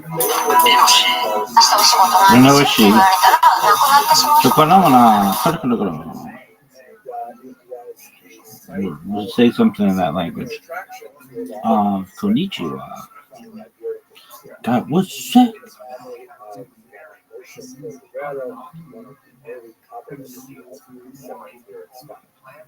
don't have a whole lot of time. Dude, I hate this one. This one's so fake. Mel's whole. Mel's wholesome shit, baby. I wonder if there are anything in Mel's Hole. I love me some Mel's Hole. It's the one thing I can't figure out. Damn, dude. Centrality of a cemetery as being just kind of like a symmetrical center where Jews are drawn to it as a typical center for Jewish migration. That's certainly true of the old graves of Tzfat. And of course, once a lot of these capitalists, particularly moved to Tzfat, creating cemeteries like this famous one with their characteristic blue stone, painted stone, moving the culture of color associated with warding off the evil eye. Not quite the shade in the background behind me, but sort of get the idea. Dude, I fucking hate this. These graves in turn also attracted tremendous millions of souls. The men standing in front of the grave there are the famous Isaac Uriah, the Abu Zal, Ryan, who was originally from Egypt, who had migrated to Uriah. Just below him, in front of him, is the grave of the background worship for the Pharaoh that I mentioned earlier. Up on the top right, you see the marker for Shlomo Alphabets, father-in-law and teacher of the Ramat. The epic saga. Mel's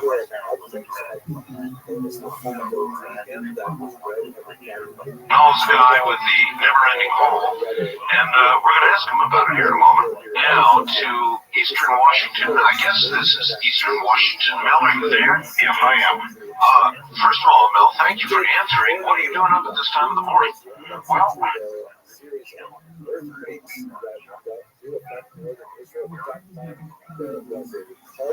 God, what is this bullshit? Spot, while always retaining its reputation as a great spiritual center, And as a Kabbalistic spirit, never quite got to the same levels that we did in the 60s. What was really going on there spiritually, there was many different activities. By the way, I forgot to mention that the latest figure was Yosef Karo, who wanted to stop towards the end of his life. Alan's the guy with the never-ending hole, and we're going to ask him about it here in a moment. Now to Eastern Washington. I guess this is Eastern Washington. Mel, are you there? Yes, I am. First of all, Mel, thank you for answering. What are you doing up at this time of the morning? Well, after I sent the facts, I'm living in town here now because we had a couple of our buildings out there cave in after the big snows that we had out here last month. Oh, yes.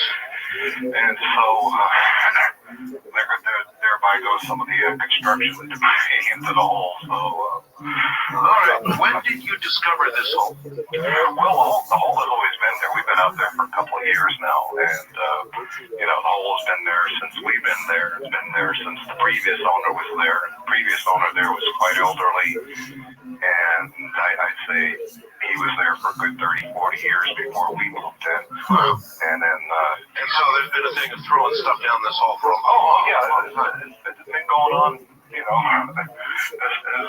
for as long as the hole has been there, I assume.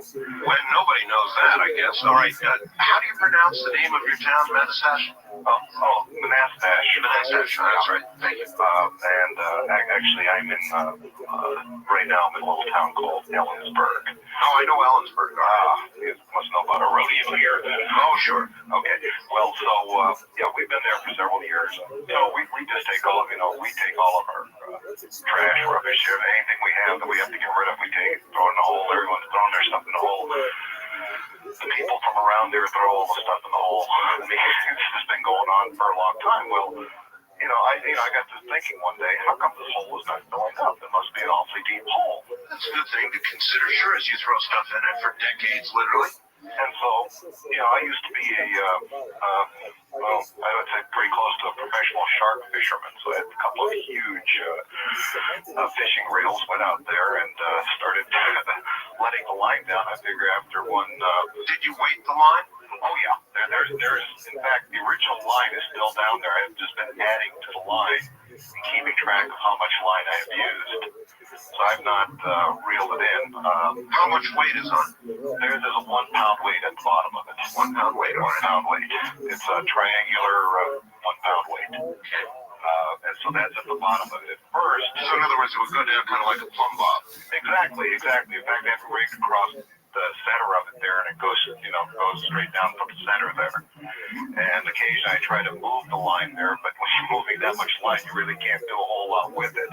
But it seems to, there seems to be, it's not resting against anything at this point here. It continues to go down freely. So when I was out there earlier, I let out a little bit more line. And so you actually went out there tonight after I read that? Exactly. Oh, man. Well, it's not too bad out here right now. It's about 25 degrees, so it's not too cold. Have you ever heard anything coming from any sounds or anything? Well, the normal thing to do is kind of like yell into it there, to see an echo, and I've never heard an echo come out of that thing, at all. That's one of the first things I noticed about it. As usual, I brought the dogs with me. They wouldn't go anywhere near the damn thing, and they went back to the Suburban and hung out over there. So it was kind of if I try to bring them there on a leash, they'll just dig their feet, and they do not want to go anywhere near the hole. And so that, I don't know. Well, you've got miles and miles of I think. Well, I'm measuring it by feet. I convert feet to yards, so I don't know how many miles that is. I assume it's a fair number of miles, though. Well, 5,280 feet is a mile. So you really think you've got 80,000? Yeah, I get line in 5,000 yard spools. And so I've gone through that many. Oh, you have got a hole then that goes, you can't say to the center of the earth, but you've got a hole that goes miles and miles and miles into the earth. I would think a university would be out there, boom, just like that. Well, my wife does work for a local university here, and we've been talking to them about it. And one of the things is they find it quite incredible that I've let that much line into the ground, but that's what I've been doing. Have you ever thought of lining it all back up again? Well, when I let out the first 1,500 yards of line, I reeled all of that back in, and I wanted to know if I hit water down there, because that's a lot of feet. You bet. That's 4,500 feet of line that I hit water. So I did what I did is I set down a roll of lifesavers. Lifesavers? Yeah. So when it hits the water, the lifesavers will dissolve. That's true. I see. So very smart. So the old shark fisherman's trick there. We used to send our bait out on a balloon attached to a roll of lifesavers, and the bait would go out into the ocean on the tide. Yeah. And then eventually the lifesavers would melt, and the bait would fall to the bottom. You couldn't cast a big old mackerel out there that far. So what do you? You got any guesses? I don't. I have no idea. I thought it could have been a mine shaft, but the thing about it is the surface part of it's been very well cared for. I mean, someone built a very lovely wall around it. And all right, tell me about the nature of the side of the walls. In other words, you must be able to look down far enough, at least to examine the side of the walls. It is stone for about 15 feet down. And then after that, it's soil, dirt, and then further down rock. So I can only see to the extent of really powerful flashlight and brought halogen lights out there to try to get a better look down there, but the visibility really isn't there. You cannot see much after a while. But it's a retaining wall. I'd say it's about a 3.5 foot retaining wall, and it goes down about 15 feet, and then it's. I'll tell you this much: no matter how powerful a light, and I was even thinking about a laser. When you're talking about 80,000 feet, forget it. No, they should have some technology that can give me an idea of how deep this thing is. I mean, obviously, the old fishing line method is only going to go so far. What we need here is a volunteer. Real, I'm serious. Somebody who would be willing to be lowered into this hole. To be honest, I don't even know if there's any air down that far. I mean, I wouldn't know about that either. Or what kind of pressures we're dealing with. These are things that are totally beyond my grasp in terms of knowledge about these things. But do you own this property? It's our property, yeah. How long have you been working on this?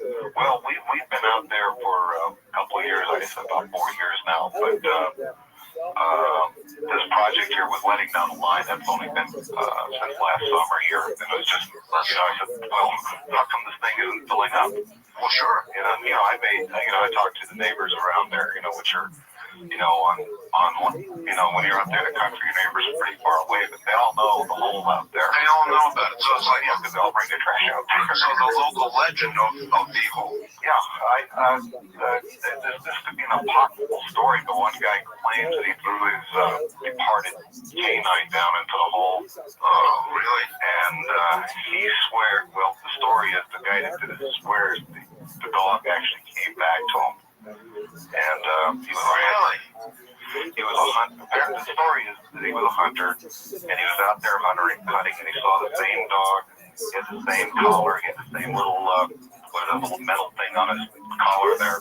And he said it was the same dog. And he says he knew he threw the dog into the hole. And that's not my dog. That's not my. It's not your story, but it's a story of a resurrected dog.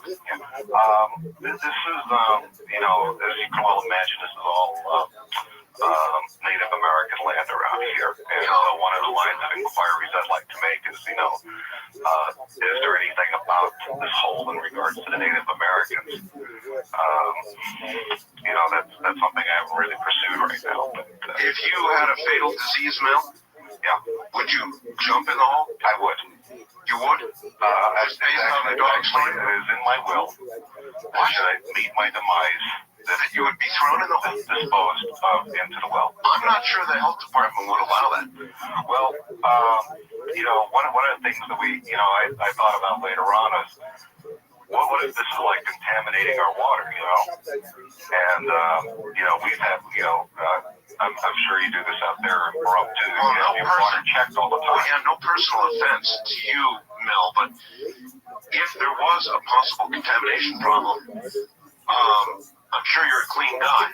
Yeah. But, as you deteriorated, you would possibly produce E. coli or something horrible in the local water supply.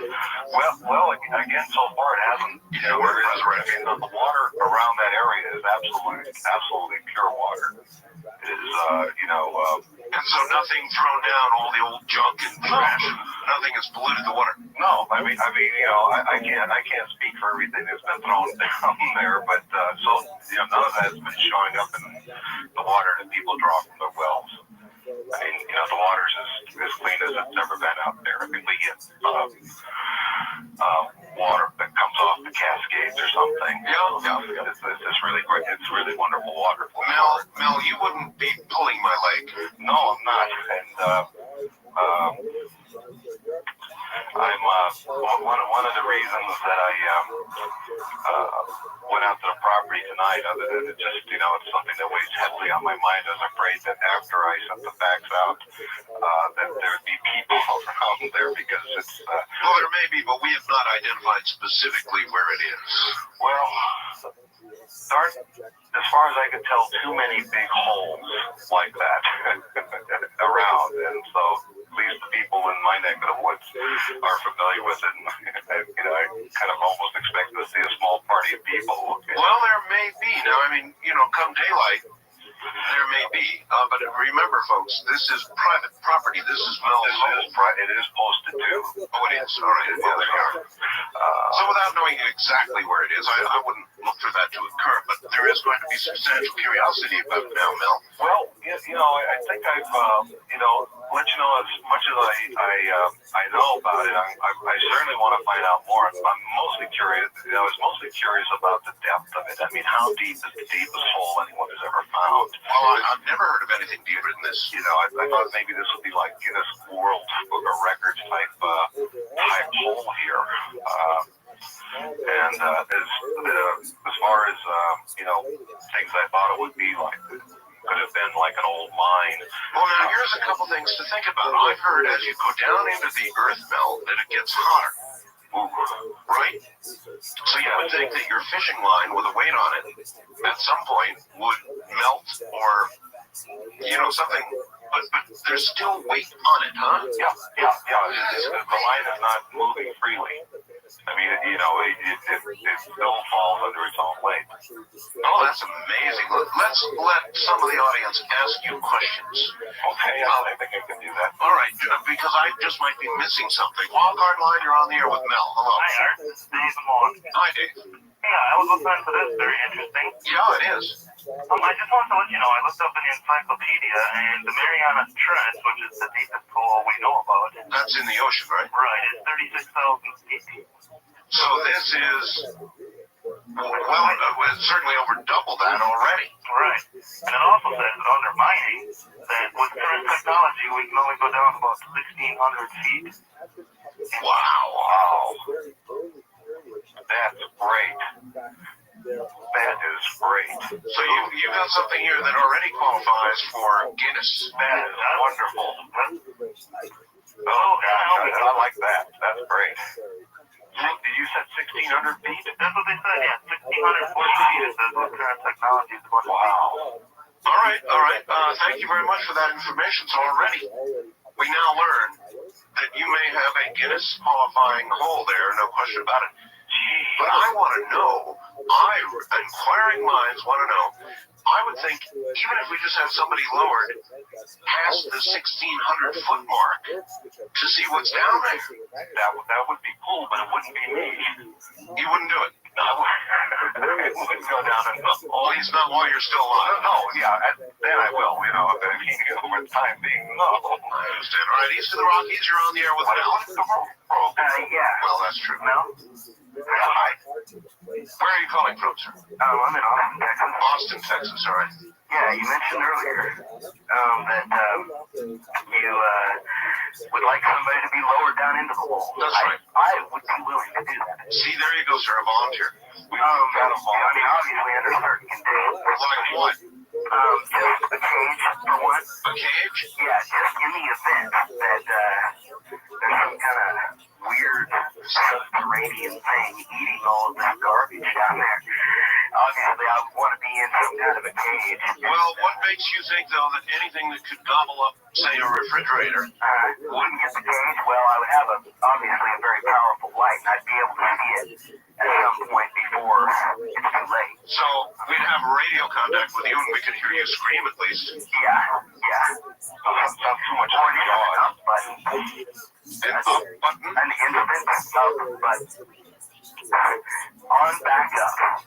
You know, it's like a high speed. And you could take a camera with you. Yeah. With a light and show us everything as it is. I've got a pretty adventurous nature to me anyway. So this, plus I have a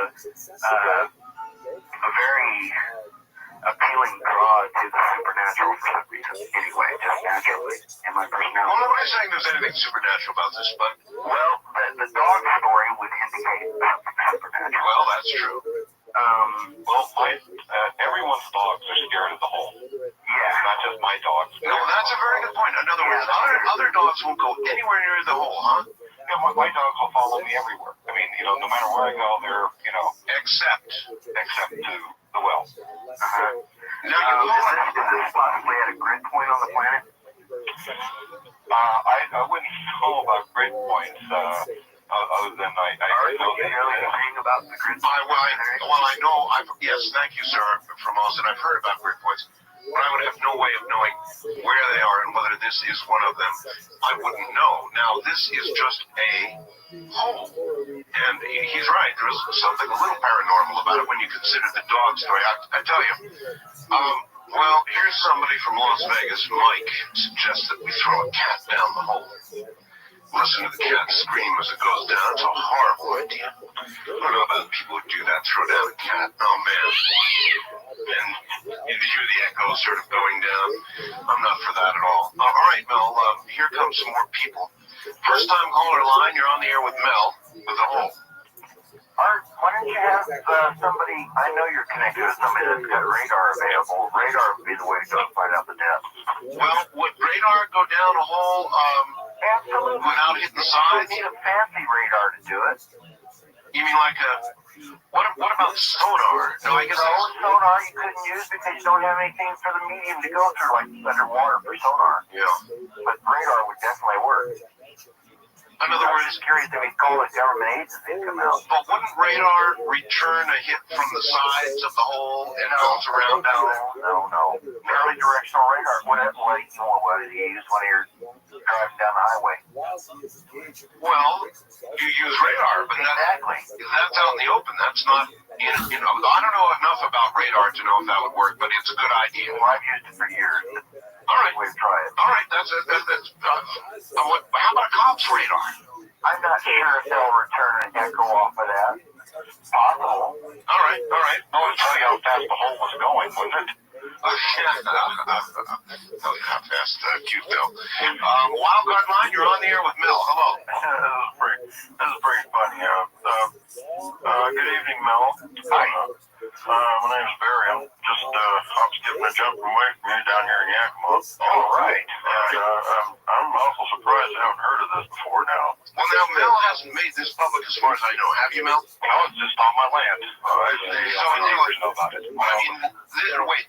This is the first public announcement of the hole? As far as I know, there's no newspaper accounts of it. Not in the Daily Record or in the. Well, there will be now. There will be now. Well, as usual, you've heard it here first, folks. All right.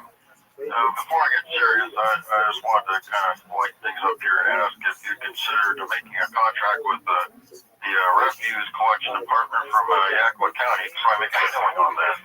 You know, I read an article in the paper how they wanted to close down our local dump out here, and I almost seriously suggested. Listen, here's another possibility for you. Do you know that I live near an area where there's supposed to be a high-level nuclear dump? Now, if this is really, in effect, a bottomless pit, you may have something that the U.S. government wants. So I could, rent this thing out. You're damn right. And move away as quick as possible. Anyways, I wanted to mention here, we've got many mediums of technology, and the gentleman who suggested radar, I think, was on something. You know, say for instance that Guinness came out and was gonna, they're pretty thorough with their investigation before they're gonna preach it. Yeah, but anyways, maybe the way to go is to have someone lower in a sensors package, which is something that measures for noxious gases, temperature, and I'm sure they could focus a radar, probably pencil thin, and just hook it up to endless supply of cable and lower it down. I think it'd be awful interesting. Look, I'd be interested, even if we don't get hold of the guy from Austin, to lower a camera and a light down. When I was out there this evening, it's kind of a sort of a full moon out there, and one of the things that occurred to me is maybe this has some sort of astronomical type thing. What do you mean, man? Well, it's like how the various pyramids and things in Egypt, are supposed to be lined up on various star systems or whatever. Well, was it a thing like where the moonlight was shining into the hole? Well, no, but I just happened to notice, the full moon, and all of a sudden it just sort of put two and two together there. You've never felt drawn to the hole personally, have you? I mean, in terms of, you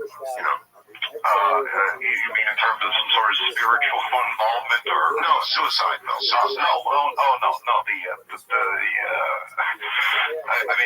I keep the lid on it there because it's an attractive nuisance. You don't want local kids there climbing on the wall and falling in. There's actually no way of knowing whether people have gone in because they're gone. Not in my down with the refrigerator. Again, if I can find out something from the local Native Americans on, maybe with some sort of burial thing or, you can drop a big rock and you can hear it going down, probably bouncing off the walls or something, but you never hear a splash. You never hear a splash. I've even taken old television tubes, picture tubes, and you drop picture tubes now? Yeah, I've dropped, I hate to say this here, but I've dropped more than one of them down there, and I've never heard it implode or anything. Nothing. EPA, you probably shouldn't say that on the air. Well, they'll come and get you for that. I mean, TV tubes. Well, it is mine.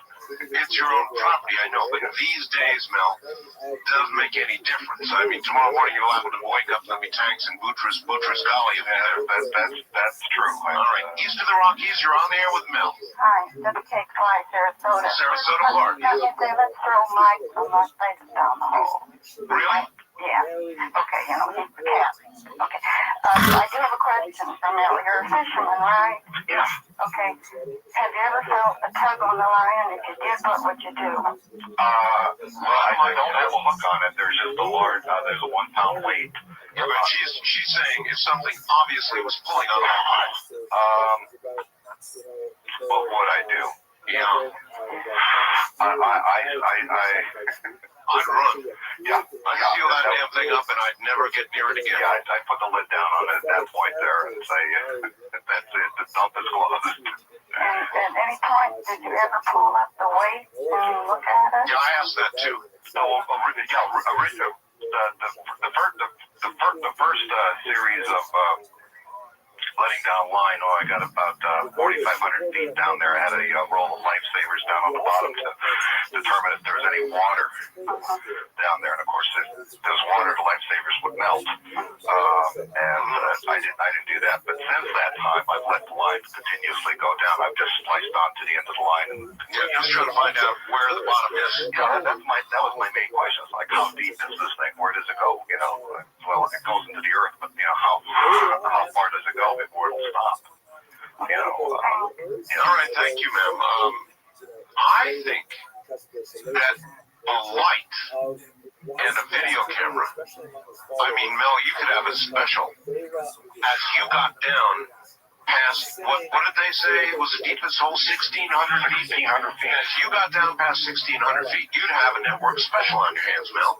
That would be good. I'm thinking about putting up a web page on it there if I get any one of those. What's his name? Rivera would come. And then they'd lower him into the hole. Only if we were all lucky. West of the Rockies, you're on the air with Mel. Hello. Yeah, this is Terry from Bremerton. Hello, Terry. Oh, you're up in Washington again. Yeah. You're right. Well, I was wondering about how much does 15 miles of fishing line weigh? I have no idea.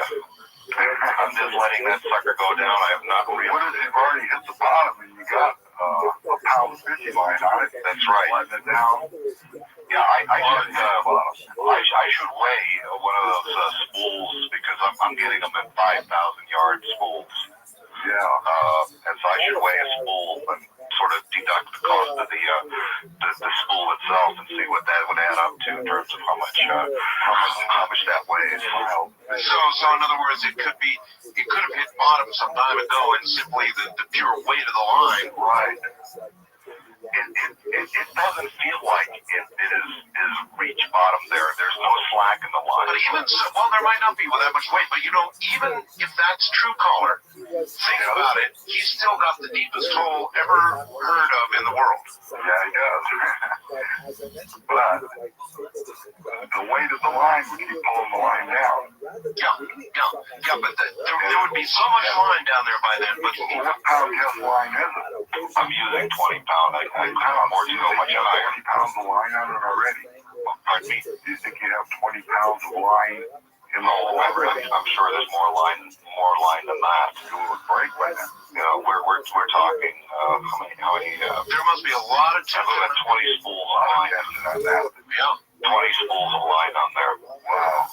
And it's still hanging on there. No, I'm you know, that weight continues to go down. I don't know if there's a way of weighing that thing, you know, as it is. Yeah, I was just interested in how much the line would weigh itself. I could probably do that, you know, get one of those hanging scales. Sure. And spring operated stuff, just sort of knot it off up there. Yeah, why not? It's worth a try. And the other thing that's worth a try, I suppose, although you'd be cranking for a long time, would be to crank it back up again. Well, I could just weigh like one spool of line and multiply it. I think I'm up to about like 18 spools of line right now. So, you know, it wouldn't be too hard to get a weight on it. All right. You will report back to us on that? Yeah, sure, definitely. All right. First time caller line, you're on the air with Mel. Hello. Yes. Hi, where are you? I'm down in Washington. Yes. Oh, Washington again. Yes. Yes. I was wondering, what was the amount that he had a triangular 1 pound weight on the end of the line? You're right. Yeah, I was wondering what elements would that weight, or is that weight composed of? It's a standard lead fishing weight. You know, you were talking earlier, Al was talking earlier about the heat when you get deep into. Well, I was speculating. You know, I saw the movie with Pat Boone about the journey to center of the earth. It's supposed to get hot when you go down, right? Yeah, and also, what about the magnetism? You know, that's a factor. The magnetism? Yeah. You're off into a territory that I can't answer. Mel, are you're gonna contact your wife works for a university, a local university. Have I mean, did she tell them about this? And if so, what did they say? All the people she talked to, because I nag her about it occasionally, say, they're telling her you don't have a whole day that deep, So in other words, they don't blame her. No. What I'm trying to do is, kind of entice them out there and just bring something out there to measure how deep it is. Well, Mel, would you be willing to talk to, like, newspaper people or television people? They're crazy. They'd send someone down there. Well, I know I'm talking to a lot of people on the phone right now and on the radio, but I am not sure if I'd want to have a TV crew and So you're not sure you want that kind of publicity? No, I'd be happy to, like I say, I could put together a website on it and keep people, informed about what's going on, because I'm sort of making this my. People would accuse you of going to the well one time too many. That's probably true. West of the Rockies, you're on the air with Mel. Hello. Hello there. That is absolutely amazing. All right, that's Tim from Scottsdale. Yes, sir. And one thing I wanted to mention about that was you mentioned about a car that had apparently fallen from the sky. The Chevrolet, yeah. Right. I recall reading about many incidents in England and throughout Europe of nuts, raining nuts of different kinds, like Brazil nuts and hazelnuts. Sometimes it rains nuts on my program. Listen, we're not talking about things falling from the sky right now. We're talking about a hole. Right, I know. It was open line a minute ago. Now you switched it. Well, I've switched it because I have Mel. Oh, well, anyway, as far as the hole goes, isn't it possible there could be like an aquifer or something when there's water or something? Mel has not found any water. Any water at all. He lowered lifesavers in, and the lifesavers came back, and that was how far, Mel? 4,500 feet. 4,500 feet, and the lifesavers came back intact, right? Oh, yeah, they were absolutely dry. They weren't dissolved. They were just perfect. That's pretty definitive. First time caller line, you're on the air with Mel. Hi. Mel, hi. Hi, this is Conrad in Grass Valley, and I've got some thoughts about this whole well problem. Sure. First of all, if he's putting line down the well, Wait a minute, sir. We've got to stop this because people are going to call it a well. There's never been any water found in this hole. Okay, a hole. Yeah, thank you. All right. If he started out with a 1 pound weight, and he starts adding fish line to it, right, and the amount of weight down the hole increases.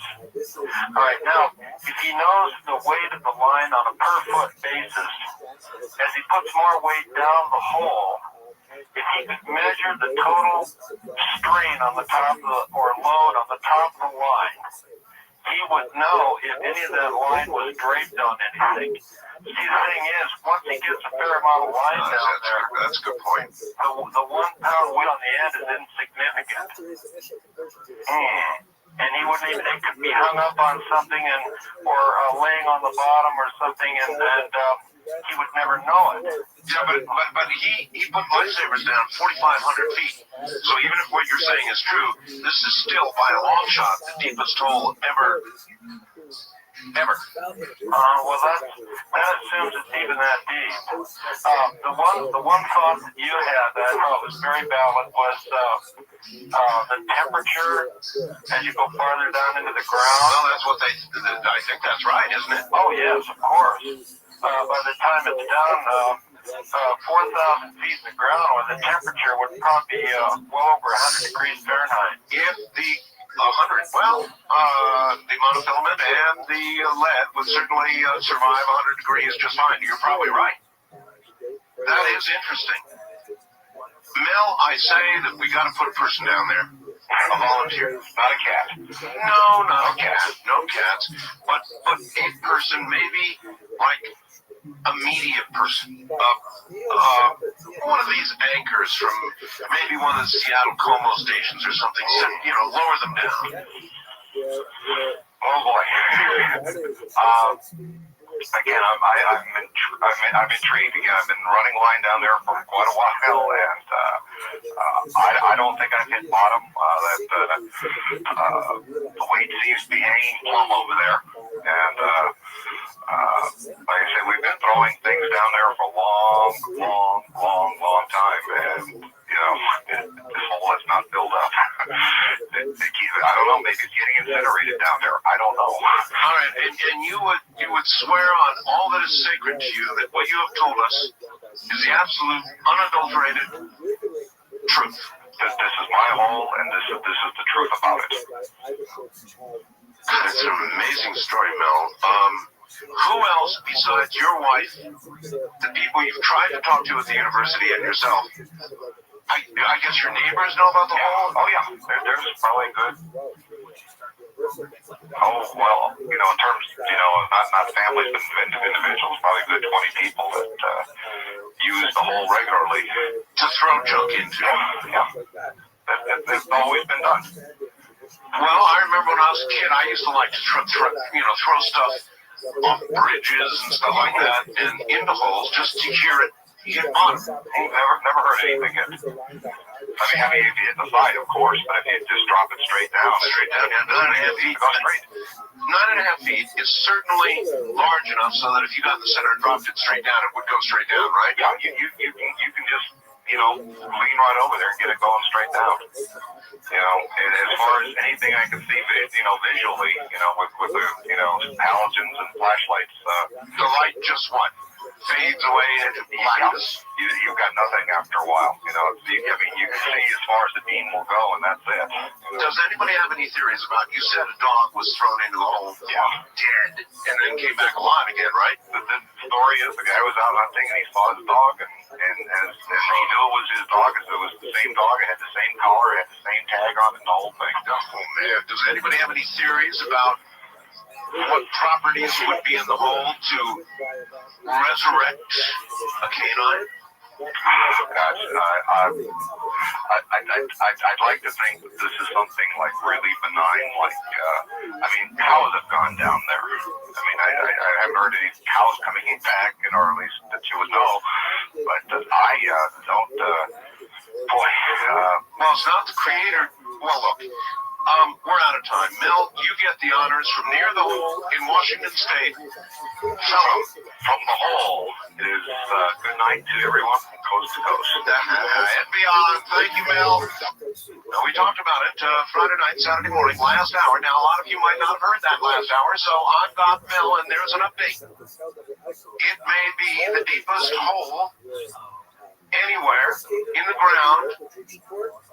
It may go on forever, for all we know. I'll catch you up here in a moment.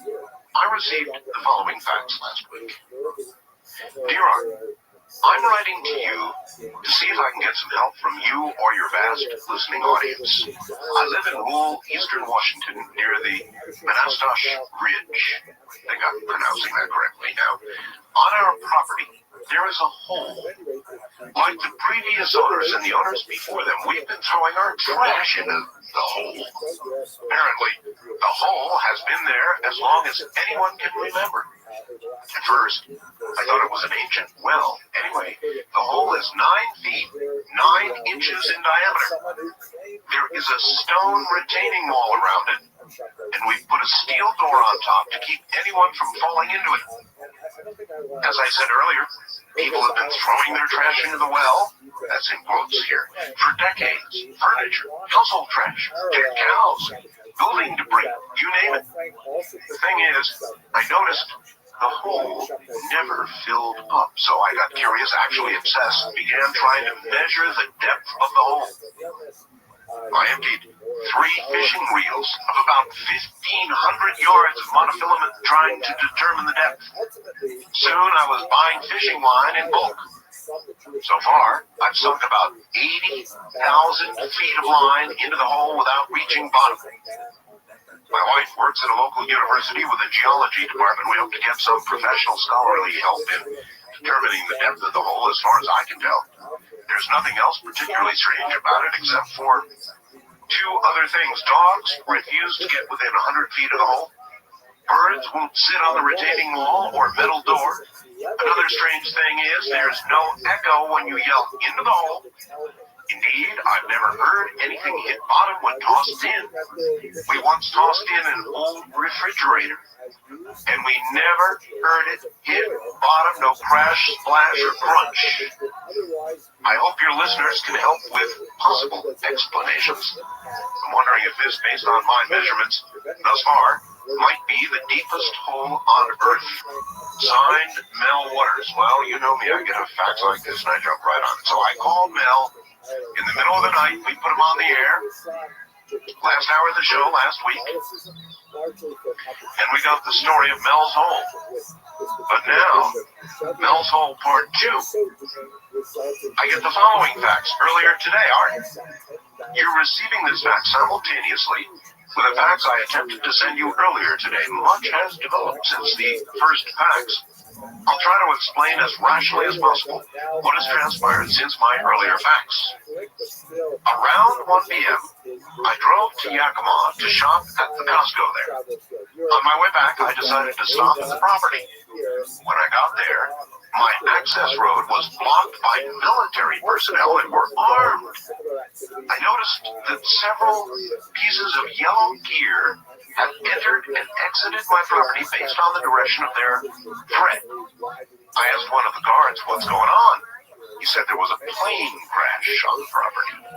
I said, well, that's strange. I told him there's no smoke. I don't see any in the distance. He asked who I was, and I let him know I own the property. I then asked to talk to the officer in charge.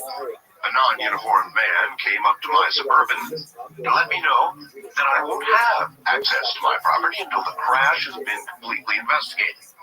I mentioned the yellow gear and the lack of smoke, and that they were on my property. I was told by this man that it's not necessarily my property, and that it would be very easy to find a drug lab on my property. Well, I got the drift.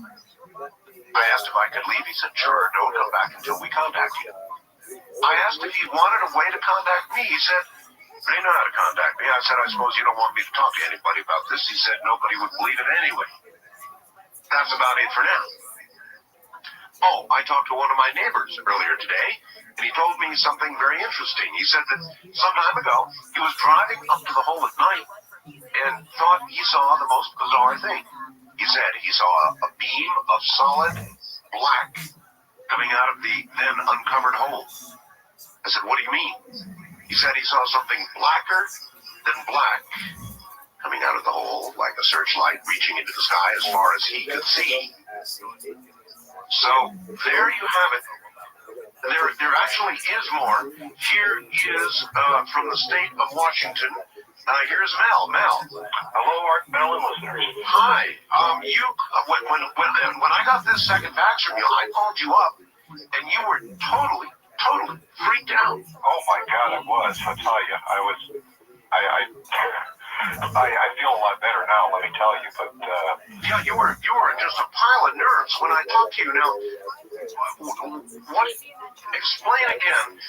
You went up to your property. You were going to examine the hole because we were talking about it. I'm sure you have interest. So, and they stopped you there, huh?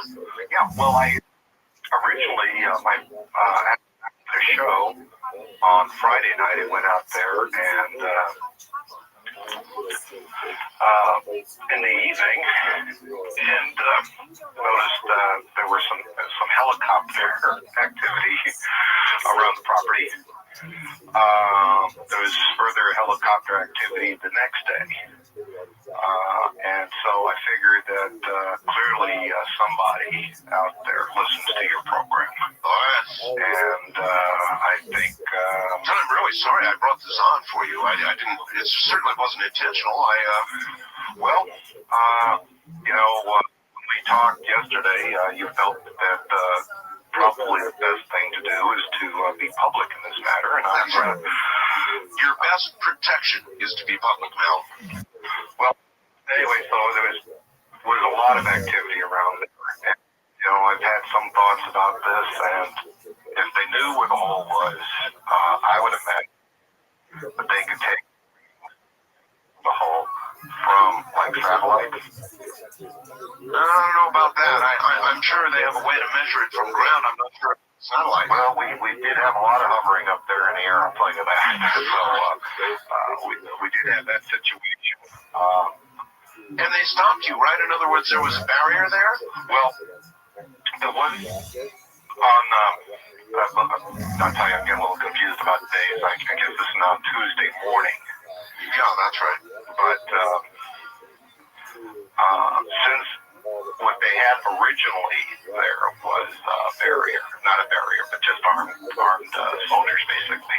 Armed soldiers. Since then, they've erected some further down the road. I mean, you can't even, basically, there's the road, there's the access road, and then finally you kind of meander into the property. They now have Jersey barriers at the road. What are those? Jersey barriers, those are, they're kind of like big chunks of concrete. Oh, like the bomb barriers they have in the White House.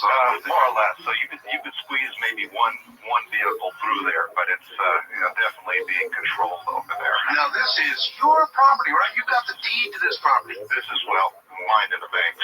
Well, you're in the bank. You know, all the same situation. So they won't let you on your own property, and they're claiming there was a plane that. Yeah, that was the thing. And I said, well, where's the smoke? I've seen plane crashes before. There's got to be smoke. And again, I talked to the officer in charge there, and I figured, when these military types would come up, and I don't know, maybe it was just dressed in civilian clothes because of the nature of what happened there. But he told me that I won't be able to go up there until the accident's been investigated. And I was insistent about my property rights, and he seemed to indicate that this might not necessarily be my property in regards to the drug lab. So but the problem is I do have a sort of a lab on the property. But no, wait a minute. You have a sort of lab? What kind of lab? Well, I working in the alternative health field here and on the property. That's one of the reasons that this is all come out now. I imported some plant life from northern Nevada. They were Native American plants that they need to use there for treatment of various illnesses, mostly cold and flu. Anyway, so we, because of the nature of the climate is very similar to northern Nevada, we thought we would cultivate these plants and then use it as a cure. It's a very effective cure. It's not a narcotic, is it? No, it's not narcotic. It's not. Then what the hell are they talking about drug lab? Well, there is a lab there, though. I mean, and but there's no. You're not cranking out crack or methamphetamine or anything. Yeah, but if they had, for instance, if they found like it was a drug lab, they could seize my property. So it was their way of telling you, listen, brother, stay away, let us do what we're doing. Or, we might find a drug lab here, then it wouldn't be your property anymore, you might even be in jail. Yeah, so they were clearly letting me know, and my feeling was that they were in control. So what we got some kind of national security hole now, or is it what? Well, excuse me, I assume by now they've made a lot of determinations about it, and it sounds like it's something they want. Today on my answering machine, I had a message from my real estate agent. And he says that he had someone who is very interested in purchasing my property and would make me a very generous offer. Now, I haven't gotten back to him, but I think we put two and two together here. Somebody wants to get their hands on my property. So what are you going to do, Mel? Are you going to accept the quote generous offer and get out of this with your skin intact and a few bucks, or are you going to fight? Well, that's a good question. That's one of the reasons why I didn't get back to my agent today. I wanted to sit down and think about it before I did anything. I don't know what their so-called very generous offer is, but on one side you have a possible drug lab, and on the other side you have a very generous offer. And so I would kind of be curious to know what their generous offer was. Well, that's the carrot stick approach, no question about it. Yeah, they're working the both ends here, I think. And like I say, I feel a lot calmer about this now than I did before. It was. You were almost panicked, weren't you? Yeah. It was just a little bit too much. All right, you did some measurements. People were asking about the weight of the line that you were putting into the hole. And so, what have you determined? Yeah, I did some real quick and dirty work here with this. Here, first of all, when I was out there on the weekend, I was able to actually measure or weigh the line that's in the hole, and basically I tied it onto one of these little fisherman's scales. Okay, all right.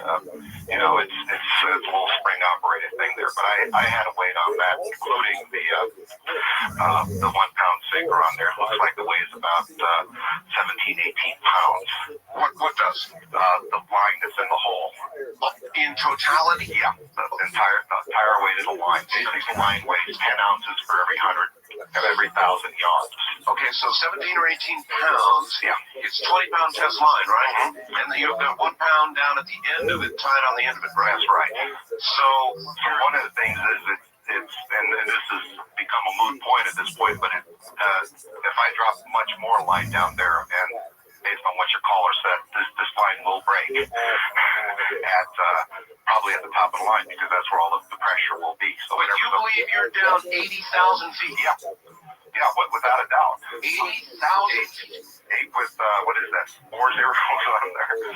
Well, the miles, 5,280 feet. Yeah, that's someone. I believe I haven't done the math on there. I always forget how long a mile is. But how long have you owned this property with a hole? We've had the property for about 4 years now, and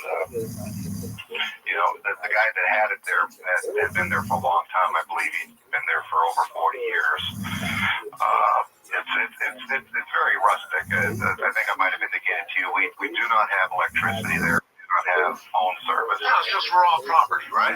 Well, we have some buildings in the house. The structures all deeply damaged with the a lot of this was not heard, but there was another little bit of a legend of the hole. At some point, somebody threw a dead. Telling you about that before the other night, and then people throw everything in there. There's dead cows going down the hole. There's sheep, whatever you name it's gone down there. One guy threw his old hunting dog down into the hole. I guess it's a form of burial. And the story that I heard was that the hunter was out there hunting one day, and he saw his old departed dog. It looked exactly the same. In fact, it was wearing the same collar, the same tags on it. So he was the story is they were like absolutely believe the dog came back somehow. And you believed it to the degree that you changed your will so that when you die, they were going to throw your body into the hole, right? When I'm gone, I'm going to go into the hole. Oh, well, but maybe not now, huh? Well, that's a matter for conjecture. Today, I didn't have a chance to mention this. After finding out, the story about the black beam, the other day, I thought I'd go out there and do some more research amongst my neighbors who, may have. That makes sense. You can't go on property, might as well talk to the neighbors. Sure. So, you go and buy them a cup of coffee and find out a few things here. Anyway, I had talked to one gentleman who's really quite elderly, who's lived in the area for a long time, and he said that originally, this is going way back, so this must go back about 40, 50, maybe longer, that there was a series of, around the hole, there was a series of stone columns. I said, stone columns? And stone columns? Yeah. And so I asked him, could he I sketched out a little how the property looks there and see if he could place the stone columns on it. So, I drew it on the napkin there, and I said, it's very interesting. Well, I had my PowerBook with me, and I pulled up a picture of Stonehenge. He said, that's exactly what the thing looked like. You're kidding. He said that they had these, pillars lined up, and just like that. He said it wasn't, it didn't have that thing on the top, they had some, things on top of the pillars of Stonehenge. Oh, that's really odd. Listen, you can't get photographs, Mel. I'm sorry to interrupt, but I asked you about photographs. They don't let you close enough to take any photographs. I was afraid to take pictures of the guards, to be honest with you. No, I understand. How about a drawing, Mel? Can you get us a drawing? Yeah, I could do that. I had a question for you. The night that I talked to you, said you got another fax about another anomalous hole. That's right. Colville area? Oh, that's right. That's exactly right. I've got that fax. And I'll try and get to it. Okay. On Sunday, I listened to your show a bit, and you had Linda on talking about HARP. That's right. Project HARP. Now HARP is supposed to look for underground tunnels and such. Yes. That's right.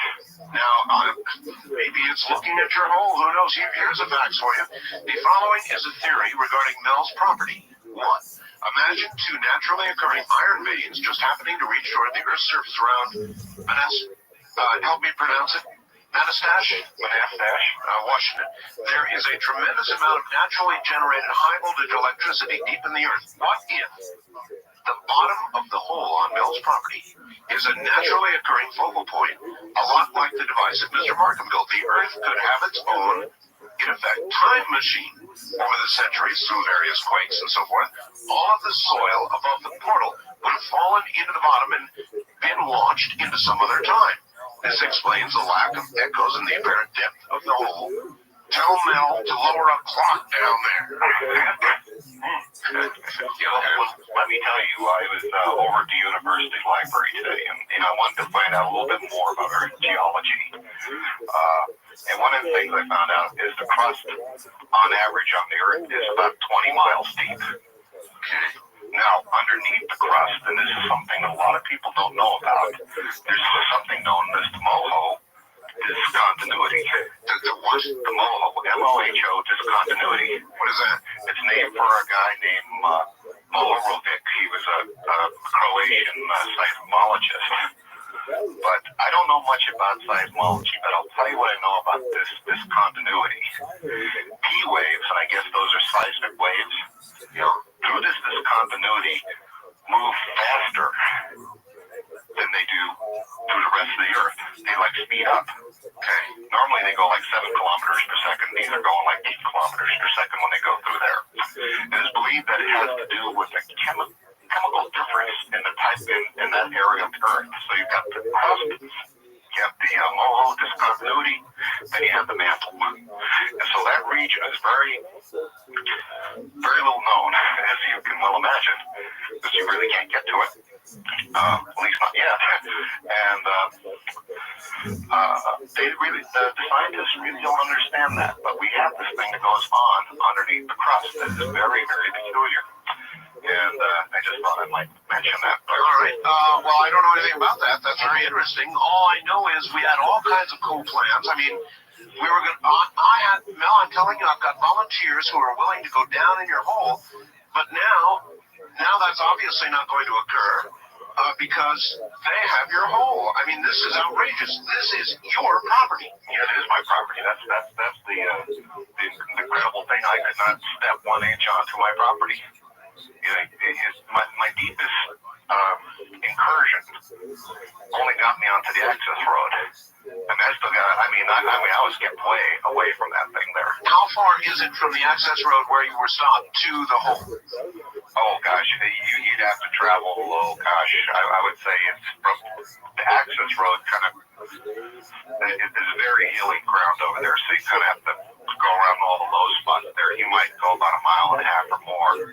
You can't even see the little valley that I'm in. Before you began dropping this monofilament line into the hole with a weight, you threw an entire refrigerator down this hole, and then listened and listened and listened and never heard a thing. Nothing. The refrigerator. I didn't hear anything. I expected, something that massive. And I expected something, but I've thrown things there that I knew would make interesting sounds, like television tubes, picture tubes. Yeah, they explode. Yeah, those are my favorite, and I couldn't get an explosion or anything out of them, so I have not heard anything actually touch bottom in that thing. I mean, it's almost impossible, it seems. If the hole right now, I don't know, 15, 16, 17 miles. How long would it take for the sound to travel back, if it is hitting bottom? Let's say it's hitting bottom at, say, 15 miles. How long would it take? Or would I hear it at all? Those are things, I don't know. I mean, I don't think so. I mean, you don't hear things that occur. Well, on the other hand, though, it's a channeled. It sure is.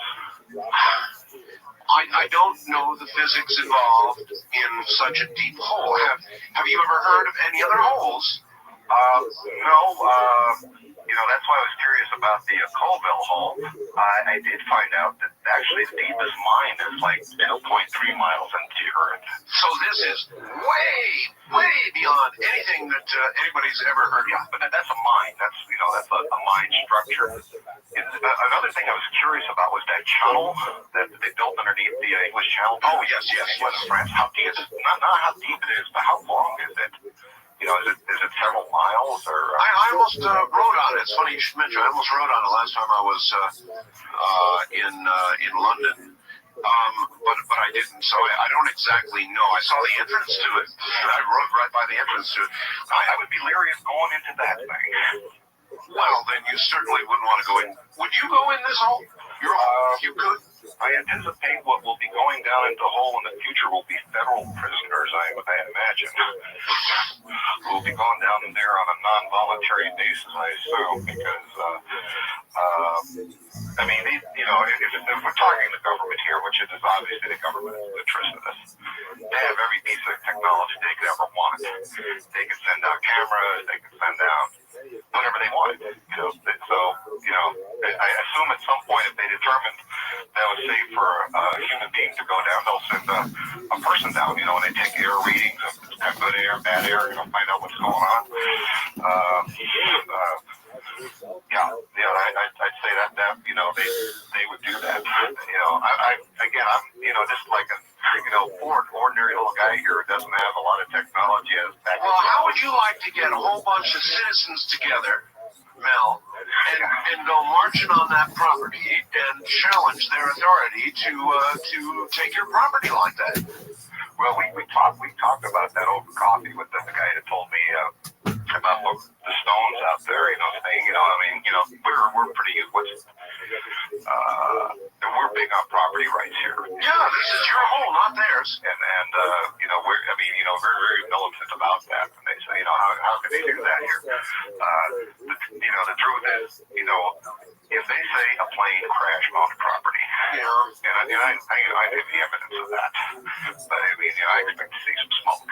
But if they're telling people this is an accident scene with an investigation, FAA and all that business there. Did they tell you what kind of airplane, civilian, military, or what? No. All right. Are there any reports? I mean, after all, you can check on plane crashes, right? Well, first of all, over here, if a kid throws a snowball at your car, every time that makes the newspaper. So there should have been big news if the plane went down. You bet. We've had planes go down here before. We've had planes go down, on the other side of the mountain. It makes the newspaper here. It's a big deal. All right. Well, look. But then instead of a crowd of civilians, maybe that was a bad idea. How about a crowd of media? I could get Seattle media by your side and go marching right up to that group. Right up to the barrier. Yeah, and then I end up being a convicted drug cooker. I am, They actually said that to you. Those were almost verbatim the exact words they said. We could find a drug lab on this property if you get my drift. It's very easily. All right. Now let's take a few calls, see if anybody has any ideas. This one has me stumped. East of the Rockies, you're on the air with Mel. Hello. Hello there. Yes, this is Robert in Milwaukee. Hi, Robert. Art, just had a thought connecting Stephen Greer at C-City with what he said concerning interplanetary travel. and drew a connection to the cloning. I find it very interesting that the scientists say they're not going to consider cloning humans. Oh, baloney. That's a bunch of crap.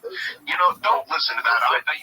Excuse me for a second, Mel. On the subject of cloning, you know, all day I've been listening to this drivel from the scientists about the cloning thing, that we're not going to do it. Oh, well, yes, this technology will allow cloning, but we're not going to do that. It's utter garbage. And when we get around to talking about cloning, which we will, we're going to talk about it in an entirely different vein, because unless you are naive beyond belief, spending your time talking about whether we should or shouldn't, will or won't, is baloney, because we will.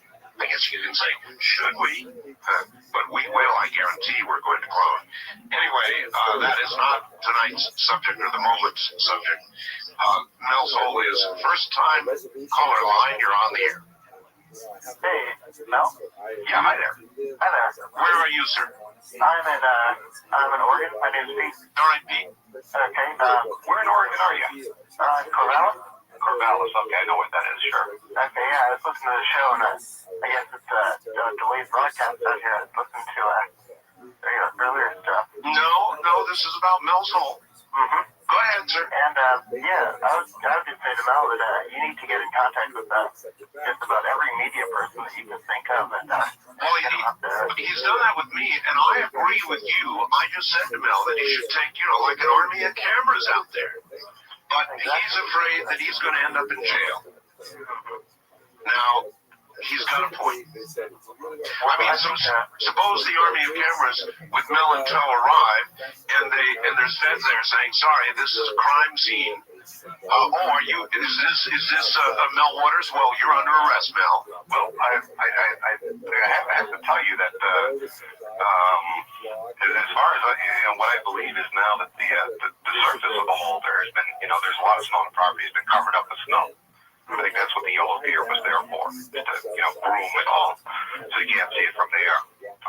Well, I think there's a lot of questions that need to be answered. And two, if the military's out there, if there was a plane crash, I think the media would want to know what kind of plane it was, who was flying it. I will. Well, you see, the thing is, I'm the one that's saying that there was a plane crash. Yeah, Mel, I'll tell you something. And for what it's worth, if it was a civilian airplane that crashed, that would be in the news. If it was a regular military airplane that crashed, that would be in the news. But there are some type of aircraft that crash, Mel, that, believe me, it does not make the news. We have them out here. They crash, and you see the military cordon off miles of area, and there's no news about it at all. There's secret aircraft that fly and crash, but I don't think that's what happened there, and neither do you. No, I don't believe that anything crashed there, because I didn't have the smell of smoke. I didn't see any smoke. It was a beautiful clear day. I mean, if there was any, it wasn't particularly windy. If there was a crash to be evidence of to be smoked about. Well, I'll tell you one thing. I would be very cautious, Mel, about accepting a generous offer for the property with a hole, because you know what? No matter what else, Mel, your hole is worth millions of dollars. If it's what you say it is, if it's as deep as you say it is, man, you could fence the property and sell tickets. Well, I think I also mentioned that they actually moved onto the property several mobile, one of those like temporary buildings. Actually moved that onto the property. Really? Yeah, one of the neighbors said he saw almost like a parade of these things going out there, like 3-4 of them, plus some generator equipment there too. God, how long after the broadcast did this parade begin?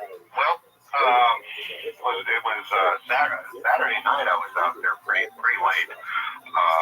And we did the broadcast between, I think, 3 and 4 o'clock Pacific time Saturday morning. Yeah, so I got some sleep. I went out there, in the evening and did my weighing of the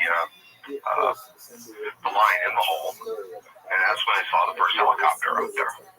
And that was a very strange experience. I actually looked up at this thing here for about 20 minutes. There were more helicopters out there Saturday morning early, several of them coming in and out.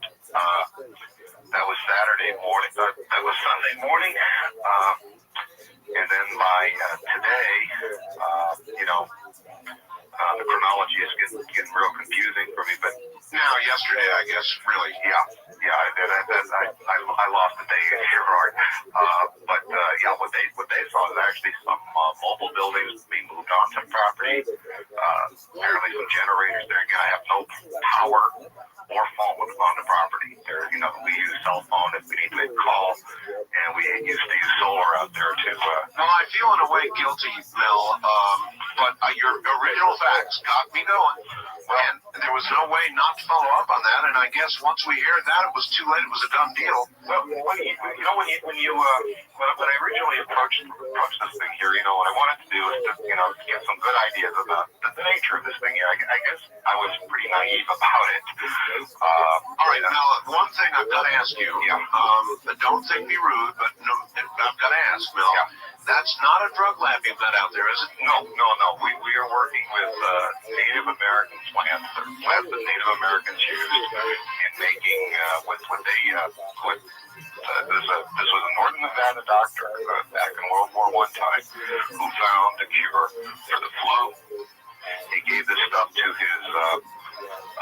He was a military doctor. He gave it to the people under his command. All right, Mel. Hold on. We're going to do a break here at the top of the hour. We'll be back to you, Mel Waters, the guy with the endless hole, is my guest. We will start taking some calls. Anybody have any advice for Mel or thoughts on all of this? Yikes, CBC in action.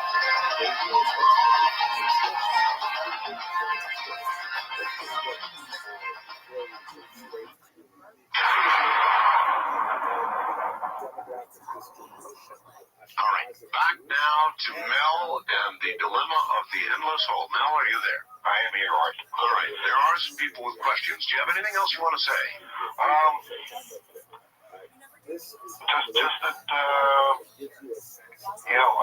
just after beginning to explore this thing here, with the help of your audience and, further questioning on, people, that live around in my area here, asking them, really, do you remember anything strange about the hole in particular? Well, I would say a resurrected dog would be pretty good. It just becomes more and more mysterious. I have no way of understanding it. I would say a darker than dark beam that seems to go straight up into the sky would be pretty strange. That to me was utterly fascinating. It's like, the hole itself is dark, but for it to send out darkness, into the sky, to me was just. I couldn't begin to explain it. I mean, it was, the way he described it, it was just. All right. Look, let's bring some people on. East of the Rockies, you're on the air with Mel. Hello, where are you? This is Philip. Hello, Philip. How you doing? Great. Love your show. Thank you. Mel, what type of work do you do for a living? Well, I'm a retired person. I had no criminal record of any kind. Pardon me? No criminal record or anything? No criminal record. I'm a lawyer and get a local group of citizens and press and militia, and that's a good reason why we need the militias in this country, is to prevent this type of situation from happening. The government coming in, taking over your property, threatening your life. I would call it bluff. I don't see how they can. Well, that's easy to say, from a distance. I'm not sure I'd call their bluff. I've got to be honest. Look, if you had a property, sir, and you're trying to get on it, and they had it all roped off, and they said, go away, we can. I would come back with a gun. Well, and they haul in a bunch of. Then you'd be a dead martyr. You take a gun up to a No, I've had friends with me, and I would not go at this alone. No, I see. But they're not going to drag in a bunch of military trailers to examine a drug lab. Well, that's just not. I agree. I agree with you. So they're obviously after the secret of the hole. West of the Rockies, you're on the air with Mel. Hello. Hi, this is Stan from San Diego. Hi, Stan. I just got a question there for Mel. Is there like any way that you could charter a plane so you can do a flight over your property? I suppose I could do that. There is a small airport here in Ellensburg, and I'm sure that can be arranged for. What I'd be interested how to find that out. To get some photographs. Yeah, but again, I do believe that the hole itself has been covered over with the surrounding snow. They probably did a really nice job with what they brought in there, keeping it invisible from the air. That was my speculation. Was a yellow gear out as to kind of dress it up a little bit there, so that anyone casually going over there wouldn't notice anything. That's just my opinion. And another thing is, I got a little assumption of why none of the animals want to go by there. Why? Maybe they see the apparition of the dead dog, and it's warning them not to go there. Maybe. I mean, that's pure conjecture. Who knows? But no animals will go near it. The observations I made was my dogs and other people's dogs, that come visit. They will go there. If I put them on a leash and try to drag them there, they'll dig their feet in there, and it just will not budge. You know what, Mel? I once was on a trip with my family. We used to go to Florida, drive Florida in the winter, and we once got near a slaughterhouse. And on one of our stops, and man, I had a golden retriever, and that golden wouldn't get anywhere. He did the same thing. He dug his feet in, and I don't care how you pull, he wouldn't get it. He could smell the death. Well, when I was in college, I had brought from school a human skull, and I brought it home, put it on the coffee table. My cat walked into the room, and he saw that thing, and the cat literally jumped backwards about 8 feet. I bet. When he saw that. Now, how did the cat know? They sense these things. There's something about it. First time caller line, you're on the air with Mel. Hello. Hey, Art, this is Scott from Kirkland, Washington. Yes, sir. Oh, hi, Scott, Washington. Yeah, not only from Kirkland, I've only been over on my side of the mountain for a little while, but born and bred in Yakima and a graduate of Central Washington University. Spent a lot of time in Ellsberg. Yeah, in fact, I sat around with one of my old professors who is one of these guys who has been living in the area for, forever. And he actually had told me rumors one morning over coffee, sitting down in one of the little restaurants, about a great big hole that nobody knew the bottom of. Wow. We'd actually heard it. This was back, 1990, 1989. Sometime about in there, and we even heard that. And the one thing that it really surprises me, this guy that was saying, I took a gun in the media up there. What a lot of people don't realize, Art, and I think that most people don't realize, is he lives about, depending on where the hole is, between 5 and 10 miles away from one of the largest military reservations in the Pacific Northwest, possibly the Western United States. The Yakima Firing Center is where they did all of the training for Desert Storm. They have a bunch of satellite dishes up there that theoretically don't exist, that they use for talking to satellites that aren't there, and all sorts of things, very interesting things go on up there. And so something like this, a hole appearing within spitting distance of this military reservation, it doesn't really surprise me a whole lot that they have trucks and stuff out there in a lightning bolt. Hey, Mel, do we know how long that hole has actually been there? I mean, I can probably trace this hole back, from, actual recollections, to for a solid 40 years before I got there, and the previous owner said it was there. The next owner back. Before that, I don't know if anyone owned the property. I suppose I could check on that to see, from the records there, if there's been any, ownership of it, or was it, whatever. But I can trace it back for a good solid 40 years at least, from the verbatim accounts from the previous owner. Again, I don't really know. I would venture to say that given the nature of it, that it's been there for a very, very long time. I'm talking, not just decades there. I mean, how can this thing just be there. It has to be ancient. Well, I wish you the best in figuring out what it is, and we're all of us local here. We're gonna keep tuned in to see if there's anything. Well, were you driving back across the mountains to hang out and see? Well, I've just been out here for just a couple of years. I decided to retire out here and pursue, my interest in alternative health. And this is what I came to. All right, well, it's turned into a nightmare, an absolute nightmare. East of the Rockies, you're on there with Mel. Hello. Yeah, about that hole. Yes, sir. There was a Rod Sterling thing I saw on the TNT, I think about 4 years ago. He was hosting it. It was like, it must have been early 80s, late 70s. And there were reenactments of like these true occurrences. Yeah. And there was a whole story about a boy. It looked like it took place on, like when they still rode horses or something. And a boy woke up with his dog missing or something. He went looking for his dog and fell into a hole, except, he didn't fall in. He hung onto the edge and crawled out and went and told his dad. His dad went out there and they heard noises coming out of it. And so they didn't think it was the dog making the noises because it sounded real spooky and stuff. So he went to town and got a bunch of guys to go out there with him. And I guess a bunch of guys went out there and they thought, well, let's lower a rope in and somebody's going to have to go down on it. Sure. And so the dad said, well, I'll do it since, you're looking for your dog and stuff. And they lowered him down and he made this scream. Deadly scream. So they brought him up, and I guess after they brought him up, he went clinically insane for the rest of his life. All right, well, I hope you're not in any danger of going clinically insane, Mel. I hope not. But you sounded close to being discombobulated when I spoke with you. When was that?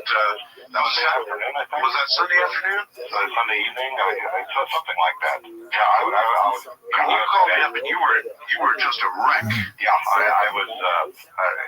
Any negative, fearful emotion, I had it there. I mean, I was shaking. I was sweating.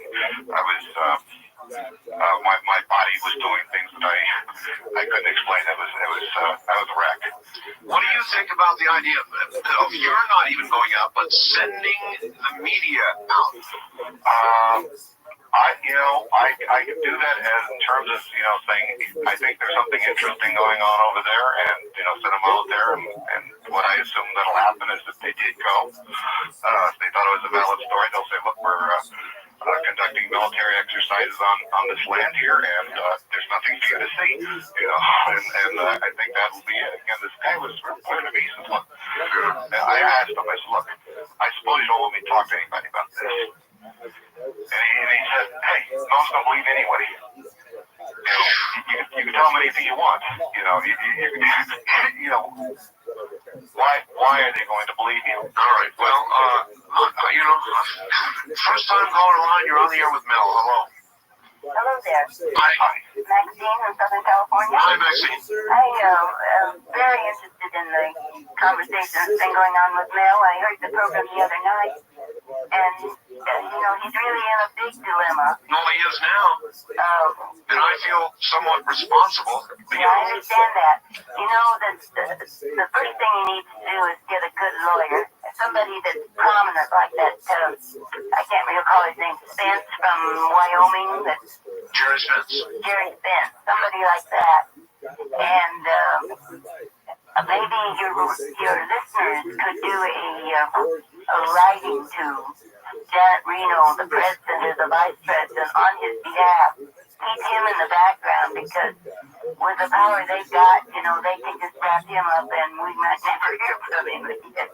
Yeah, that's right. I guess I'm going to have to stay in touch with you, Mel, to be sure that you don't need some...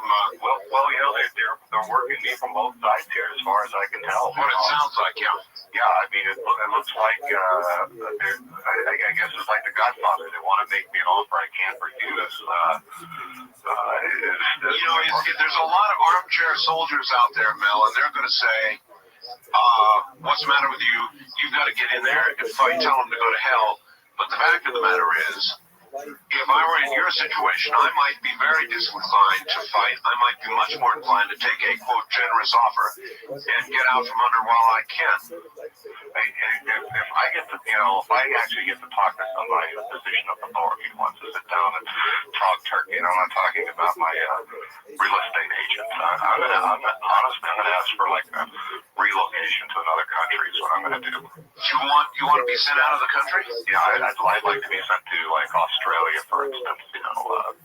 Like where what Standale is. Be an expatriate. Some place that's geologically sound. Okay. East of the Rockies, you're on the air with Mel, who's still an American at this moment. Hi, my name's Brad. I'm calling from Lexington, Kentucky. Hi, Brad. Hi. When I heard about this hole, it kind of reminded me of the story with the hole they dug. I think it was in Europe or Scandinavia. They lowered a microphone. Yeah, I'll tell you what, that was an Associated Press story, and they lowered a microphone in, and they heard these screaming, agonized sounds of thousands of people in agony, they said. That was an actual AP story. Now, it may have turned out to have been not true, but AP ran that story. So, I don't know. I mean, maybe it's the entrance to hell. I don't know. There isn't even an echo that comes out of this. I mean, you don't even hear it. But that was, and as far as the animals not wanting to go near it, There is that, but he says there's not a sound. I mean, it's totally dead, right, Mel? Mm-hmm. Yeah, I mean, unless you hit the side of the thing there, when you drop something in, it's like close to the surface. You hear it there. But after a certain point, you wouldn't hear anything anyway. Now, when you dropped a refrigerator in, I'm curious how you can drop a refrigerator. Now, 9 feet 9 inches, pretty good size to have.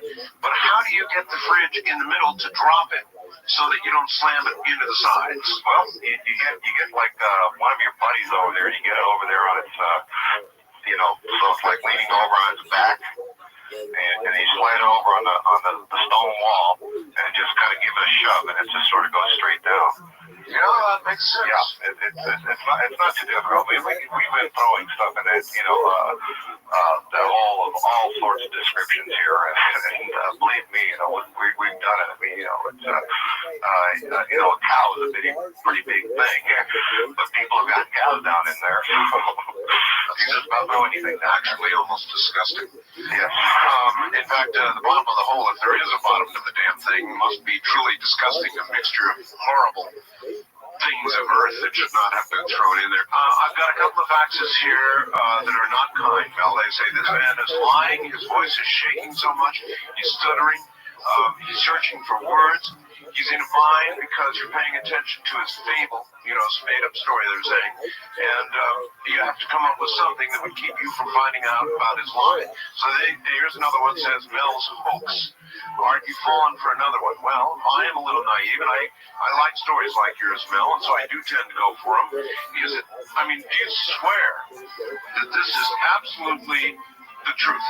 Well, look, I would have rather not have talked or called or faxed or anything in regards to this subject at all. Yeah, the people need to understand. You faxed me, but I'm the one who called you. I would prefer, to be honest with you, to be there tomorrow morning, letting a little more line down into the hole, and just going along my merry way. And then getting you on the air stopped all that, and plus put the idiots there that are there taking hold of your... when you have a situation about belief, what you believe in, what you don't believe in. A couple of days ago, we had this guy shoot a bunch of people on the Empire State Building. That's right. The Empire State Building's been there for like 60 years or whatever. And today I heard that they put metal detectors in the Empire State Building. Now, for 60 years, people believed that the Empire State Building was a safe place to be. That was belief.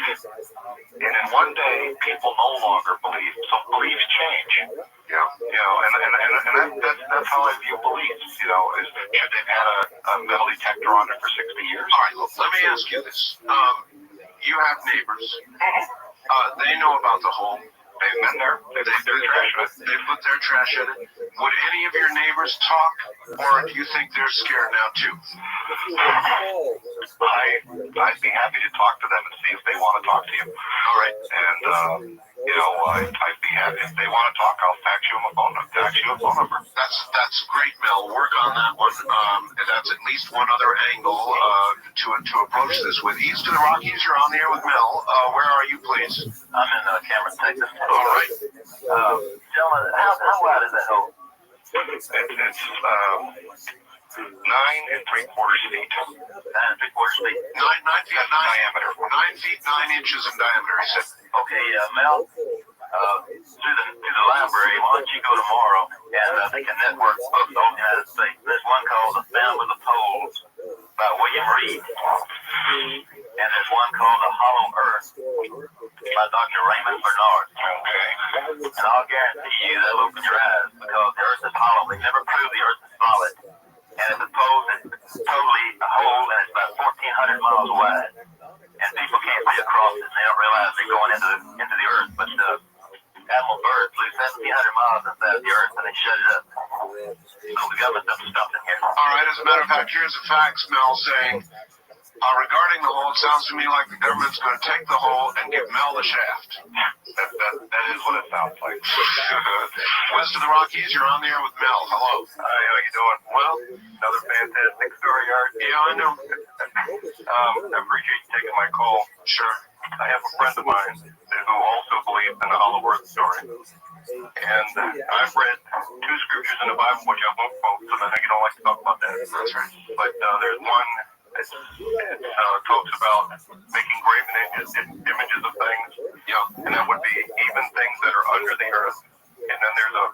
Well, what are you driving at, though? Well, there are scriptures in the Bible that also allude to a hollow earth.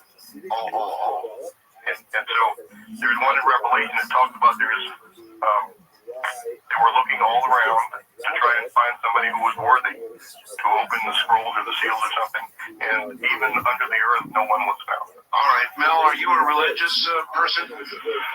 I wouldn't categorize myself as a religious person, So then you don't necessarily feel there's any religious significance to the whole. Starting to believe that there's some supernatural significance to the whole, but yeah, the dog part and the other thing about the beam of the blackness, that certainly would lead in that direction. But on the other hand, things that we don't understand will seem as magic. Yeah, they do, and so those are things that I cannot understand, and so I have to say I don't understand it. All right, look here. Do you want any help from your representative? In other words, it may be that your state senator or your local representative, congressional representative, would help you out, and we can help you out with that too. In other words, fight power with power.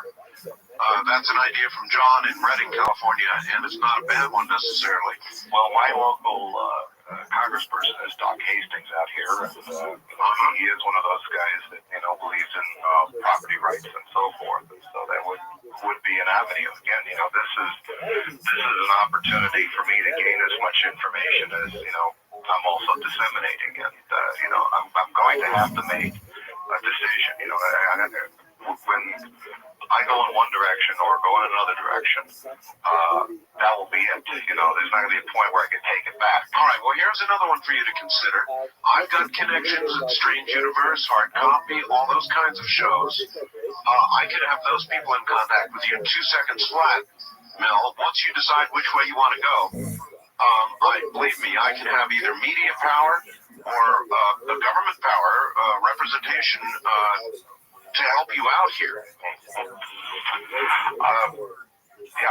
Again, I'm going to have to, the main thing I have to do is decide, is this tantalizing enough for me to move forward and, say, well, I want to claim this as my own. I want to deal with it on my own basis. Do I want to get out of it? Do I want to get in trouble? I mean, these are the considerations that I have here. All right, here's somebody saying, what about your local sheriff? Now, that is an idea. They're usually pretty friendly guys. Do you have a good local sheriff?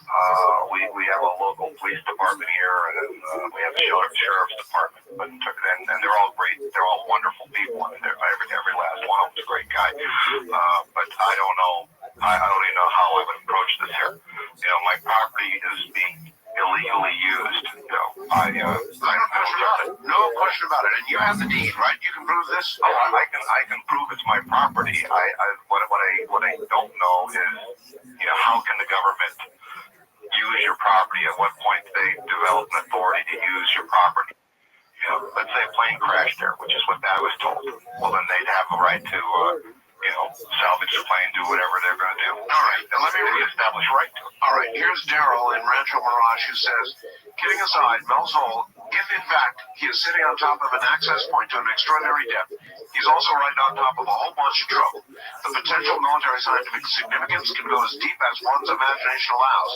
One thing is for sure, the government doesn't have this kind of response to retrieve an old refrigerator. I think Mel better get an attorney presto if he doesn't have one already. Remember, if they accuse him of a drug-related violation, they can RICO that property in a flash. That is exactly what I believe. And again, I have something on the property. I have an old prowler trailer out there that's been gutted.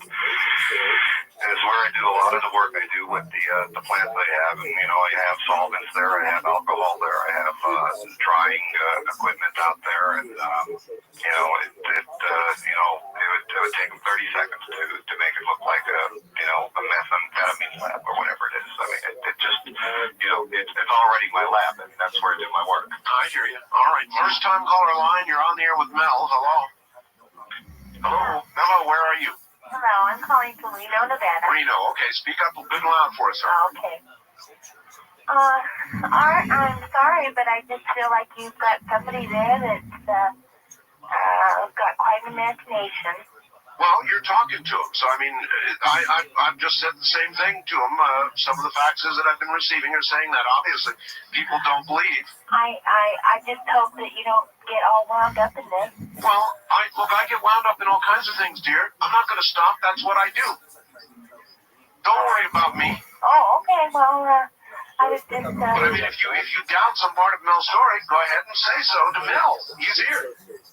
Now, I think that you're looking for some kind of notoriety for some reason, and I think that you think everybody is pretty gullible that is listening to our Bell's program, and that you're taking unfair advantage of. All right, you've got to remember, dear, I called him. Didn't he originally fax me? Yes, he did. He faxed me with information. As a matter of fact, I read the fax at the beginning of the program with Mel tonight. And I read it over there. So he didn't anticipate that I would call him, didn't ask me to call him. And I had to look up at the top of the fax to get the fax ID to call him. So that's the truth of the matter. I have no way of knowing, of course, whether Mel's weaving us a story or not, except his word. And I can't imagine why he'd lie. To be honest with you, and since you're from Reno, and if I wanted to be on the air talking about something, I'd much rather talk about my work with Indian herbal remedies. That would be the thing that I would prefer to be talking about. It just so happens that the materials I'm working from are from northern Nevada, from your local Indians out there, and they're the ones that have provided me with the line of research that I'm doing. I have, this whole thing is secondary, but if I had a topic I really wanted to speak about, it would be that. All right, I understand. All right, east of the Rockies, you are on the air with Mel. Hello. Will, WTDY, Madison, Wisconsin. Hello, fellas. Hi.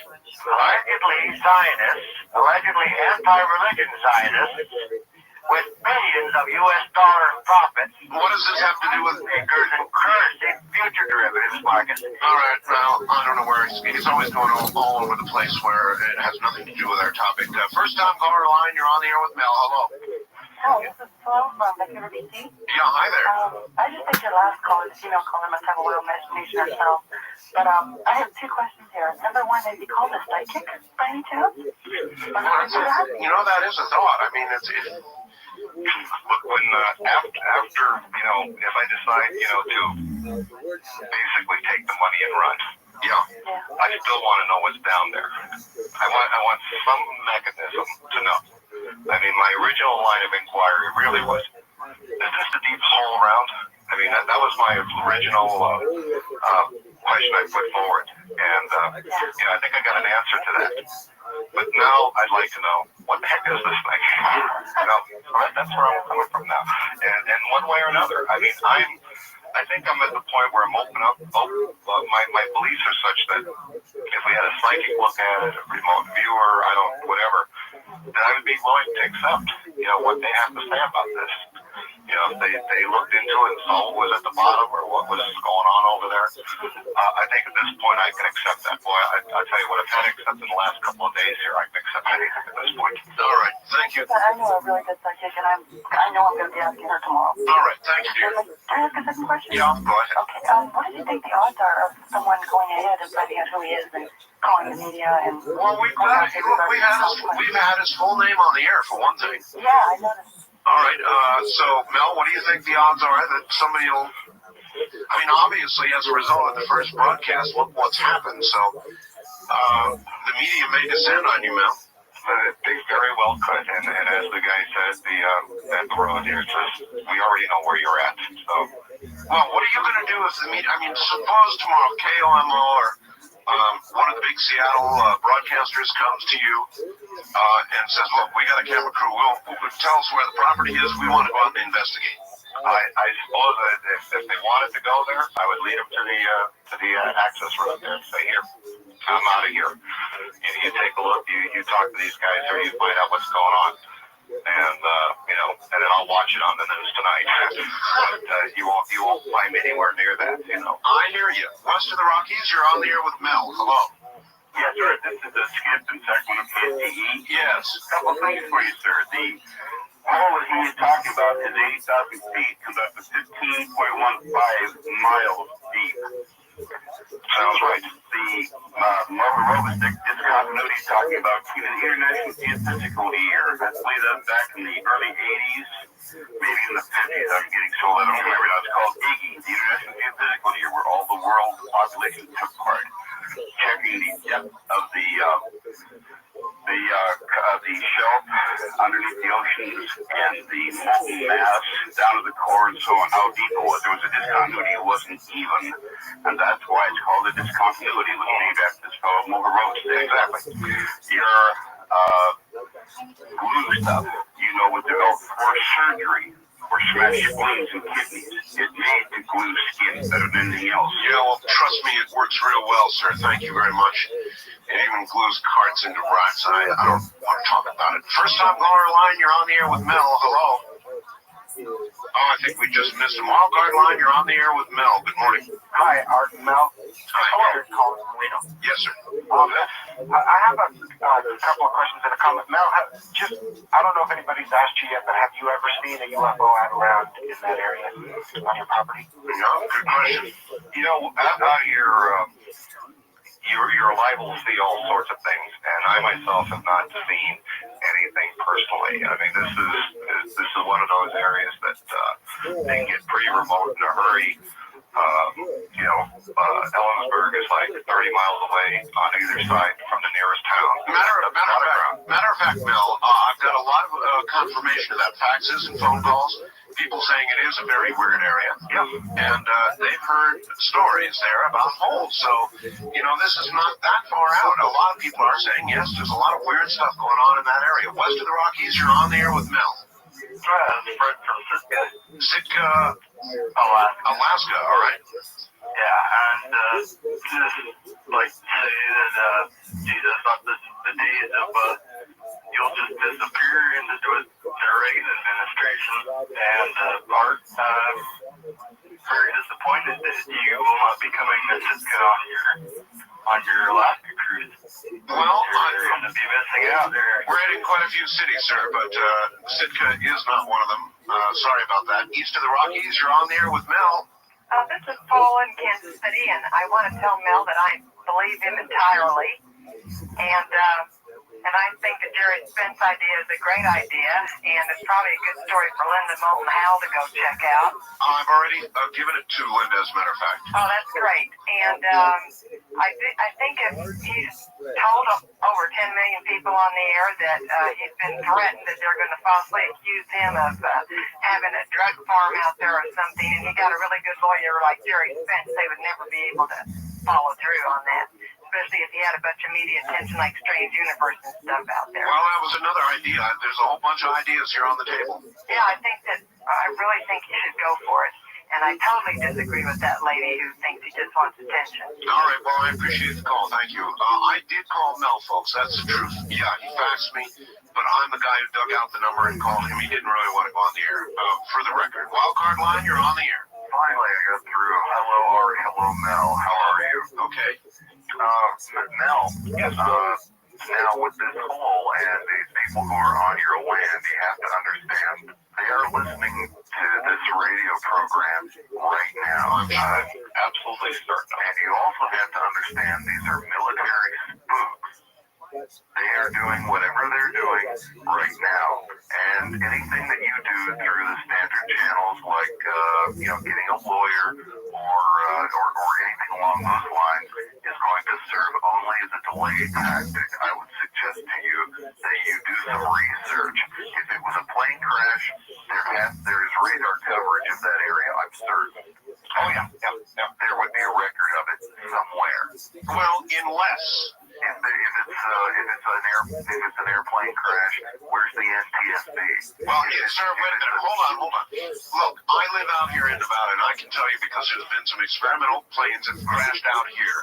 And A, it does not get into the media. B, the military cordons off the entire area. And trust me, you don't get anywhere near it. I know personally that's true. All you need to do is contact one of the air traffic controllers for the area and find out if there's any record of anything in that area at that time. You can also find out, if it's an air crash, where's the NTSB? If it has anything to do with drugs, where's the DEA or the drug task force for that area, whatever it might be called? If there is anything to do with anything else as far as the geological properties of the area, you can find all this information out from USGS. You can get satellite photos in infrared. You can get anything you want. Yeah, these are all good ideas. Although I think the plane crash story is an obvious falsehood. It's a lie. And, Mel, again, they told you, look, they can find a drug lab there. So the plane crash story was obviously a cover. And the story about the lab was obviously a threat. Yeah. Plain and simple. So, my friend, I don't know what you're going to do now. And I guess I'm going to think about it. I'm going to think about it. I'm going to call the realtor tomorrow for one and ask him. I would prefer not to talk to him, but talk to someone. I would ask him too. Who is making the offer? They have to tell you who's making the offer. Sure. Well, you see, this property is not for sale. I don't have a listing out there. Well, yeah, but you can make an offer on anything, though. I suppose you could. Yeah, you can get a realtor and make an offer, and they will come and give you that offer. So, look, I don't know what else to say or do, Mel. If there's any way I can help you, if there's any media contacts or political contacts I can supply you with that will help when you decide what you're going to do, come to me. If there are any significant further developments that you want, or you get some neighbors who want to come on the air, I'll put them on. If you get any drawings, I'll put them up on the website. I'll do whatever I can do to help you, and I feel a little guilty about having solicited you on the air in the first place and causing all this. Well, look, I'm pretty rattled about this, I have to say, and I'm usually a bit more articulate than I have been, and I apologize for that. This is a really stressful situation. No, I understand. People are just nasty, Mel. That's all. No, that's fine, and I generally find that usually the people that are most well-spoken are generally the ones that you really have to watch out for. So, and, I know. I think, you know, it's always a good thing to bear in mind. And so, you know, I got some thinking to do about this, Art, and you know, I appreciate everything that everyone has said. I think overall, I think I've moved forward in this in terms of, you know, actually being able to resolve this within my mind, and I think for that it was good.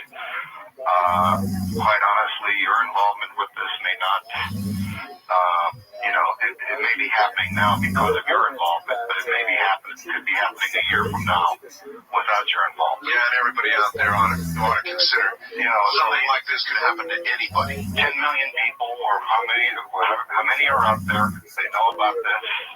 Mel, we're out of time. Stay in touch, my friend. I'll keep in touch. All right, take care. That's Mel and the story of Mel's Hole, and that's the latest. When there's more, you'll hear about it right here. One of the greatest stories ever told was told on this program. How long ago was it cut? You know, I don't even remember now. About a hole in the ground that had no end, or no end that anybody could find. It was the damnedest story you ever heard in your whole life. Anybody remember Mel's Hole? Well, guess who I've got on the line? I think Mel. Mel, is it you? It is him. I can't believe it, Mel. Indeed. Listen, brother, I just spent an hour red-faced, embarrassed, because I thought the Blair Witch Project was real. And I really thought it was real, Mel. I really thought it was real. I mean, I've still got the hook in my mouth here. And so, I guess the first question I had to ask you is, how long ago, Mel, did we do the shows that we did? Oh, gosh, this must have been about, I'm going to say 97. 97. Well, it was one of the greatest stories, no doubt, ever told. In fact, it spurred all kinds of things. Television crews went up to Ellensburg, Washington. I know it. I heard many things, and so I must begin by asking you, before I go forward any further with you tonight at all, Mel, is Mel's Hole, the story of Mel's Hole, another Blair Witch Project? I will not drop any bombshells on you in regards to this being Blair Witch Project. This is not the Blair Witch Project. Real as a heart of life. This is my property. I may end up telling you things that will maybe I haven't seen the Blair Witch Project yet, so I don't know anything about that. But I will say that I can tell you some pretty scary things. I know you can. But all right. So anyway, I just wanted to get that out of the way here at the beginning before my face goes. No, this is not that. All right. Well, back in '97, I forget. Did I get like a fax from you? I sent you a fax way back then. Is that how it began? Basically, I was just curious about this hole on my property. Yeah, and I knew with your big audience that somebody might be able to return some information to me. You know, I tried to do a little research on the depth of various holes and so forth, and mines and all of those sort of things. And well, all right. And so I was basically picking your audience's brain is what I was doing at the time. Well, we were picking yours. It's the damnedest story I ever heard. Let's, radio, you have time. Let's tell a lot of the audience, you know, would not have been around then and would not have ever heard this story. And I've never heard one like it in my life. So if you would. Oh, sure. I'll recap. Especially after all these years, it'll be good to see if your story now fits your story then. Okay, well, sure. Well, basically, this all started. I sent artifacts and, you know, I had this property, or had this property. Well, we're going to get to that later on. But you owned the property at the time, right? Yeah, it was actually my wife's property. Okay, was it an empty property ostensibly? We had some outbuildings on there, a couple of trailers. It was really unimproved land, but while I could, I was living there. It was really, I left the property. Okay, so you lived in a trailer on the property? Yeah. Okay. And then there was another trailer or two on the property? Yeah, there were several outbuildings out there, and I basically was doing a lot of research in various Indian herbal medicine and so forth. I grew various. I remember that. And that was my thing. Actually, I used to spend a lot of time going to Nevada, dealing with the various bands of Indians down there, because the herbs that they use are the ones that I've been researching. We might talk a little bit about that too at some point. Sure. Because I think you might find that interesting as well. All right, now the location of this is near Ellensburg. On the Monastash Ridge, which is a little bit south of Ellensburg, but it's the prominent mountains surrounding the Ellensburg area there. Ellensburg is a little town basically in the center of Washington State, right off of I-90. Right. And it's a very nice little place. But yeah, I hear you. How long have you been living there? Oh, we've been there for several years. I married this woman in Ellensburg, and we lived there for a while, and then we kind of got broken up. Well, at the time that you faxed me, you simply said, I don't even remember the facts now, but you said there was a hole on your property, into which, I guess for years, people had been dumping stuff. Oh, absolutely. And one of the things I didn't tell you about, one of the things that regularly was dumped in the hole was a little Mexican fellow used to come around about once a week, with like a big stick fed truck full of tires that he used to dump in there. The guy used to pick them up at the various used tire places, and I guess it costs money to dispose of tires, right? Oh, well, yeah, they does, because they have these big yards where they have these tire fires by mistake. I don't know. He'd pick them up from, wherever had them, if they were too old to be used as retreads or whatever. This guy, little Mexican guy, would pick them up, bring them over. He must have dumped like thousands and thousands of tires. Now, let's describe the hole. Was the hole just a hole in the ground, or was it a well? Well, if you looked at it, if you were walking up to it, you'd say, this is kind of interesting looking well. What it was is about 9 feet across. 9 feet across. And there was stonework around it. And I don't know where the stonework got put into it, but it was sort of... it was round then? Yes, it was perfectly round. And you're saying it was not 9 feet in diameter? The diameter of it was 9 feet. And what I did is I built a metal cover for the top, so... when it wasn't being used as garbage disposal, for lack of a better term, it was covered up because I didn't want any problems. People falling into it, kids falling into it, whatever. It was, you'd be charged with some crime or something. Well, yeah. I begin to wonder now if they would have ever been heard from again if they had gotten into it. I don't think so. You just hear a scream disappearing. Yeah, just kind of going on into infinity. But I'd written to you, and I said, I basically left like 80,000 feet worth of monofilament fishing line, but there's even more before that. I mean, you said that people were throwing like dead cows. Cows. I used to love, one of my favorite things to chuck in there was like television tubes. Man, I'd throw television tubes, the picture tube down there. And and it was big enough so you could drop it. In other words, the hole, I take it, for as far as one could see or hear, went straight down. It must have. I would hold something over like towards the center of the hole, I couldn't go all the way to the center because it's going about 9 feet across. That's more than 4.5 feet across. But sure, if I held something out like the size of a picture tube, 19-inch picture tube from an old TV set, drop that in there, I would never hear it hit anything. It would just fall and fall and fall and fall. And that's what made me curious. Is that how come? I didn't hear a splash, no crash, no crashing, no. I could hear something if I didn't get things like dead center there, and if it spun and If it would hit sides, but then eventually that sound would give up too. So, And by the way, going back, do you have any idea what this hole originally was? Was it anything? Was it something that anybody dug, do you think? Was it something that was naturally always there? Or what do you think it was? as far as I can determine, and everyone that I'd spoken with said that hole has always been associated with that property.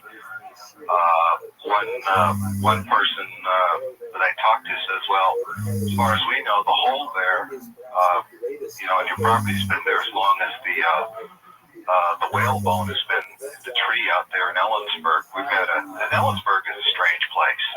We've got a tree out in Ellensburg, in someone's yard. Yes. There's a whalebone jaw growing out of the tree. What? Yeah, the jaw of a whalebone, and it's like embedded in the tree. Are you telling me the truth? Yeah, you can go to. In fact, I was familiar with it because I used to walk the neighborhoods there and see it. You can see the tree, but you can actually go to the Yakima Herald newspaper. You can see a picture of it. Look, that's Central Washington. Yes. That's not the ocean. Yes. No, the ocean is good. Puget Sound's a good 90 miles away. 90 miles. So how could there be a whalebone growing out of a tree? There you go. But the whalebone's been there like for 100 years. And people tell me the ones I've talked to as well, your hole's been there as long as, Ellensburg doesn't go back much further than, I'd say 150 years.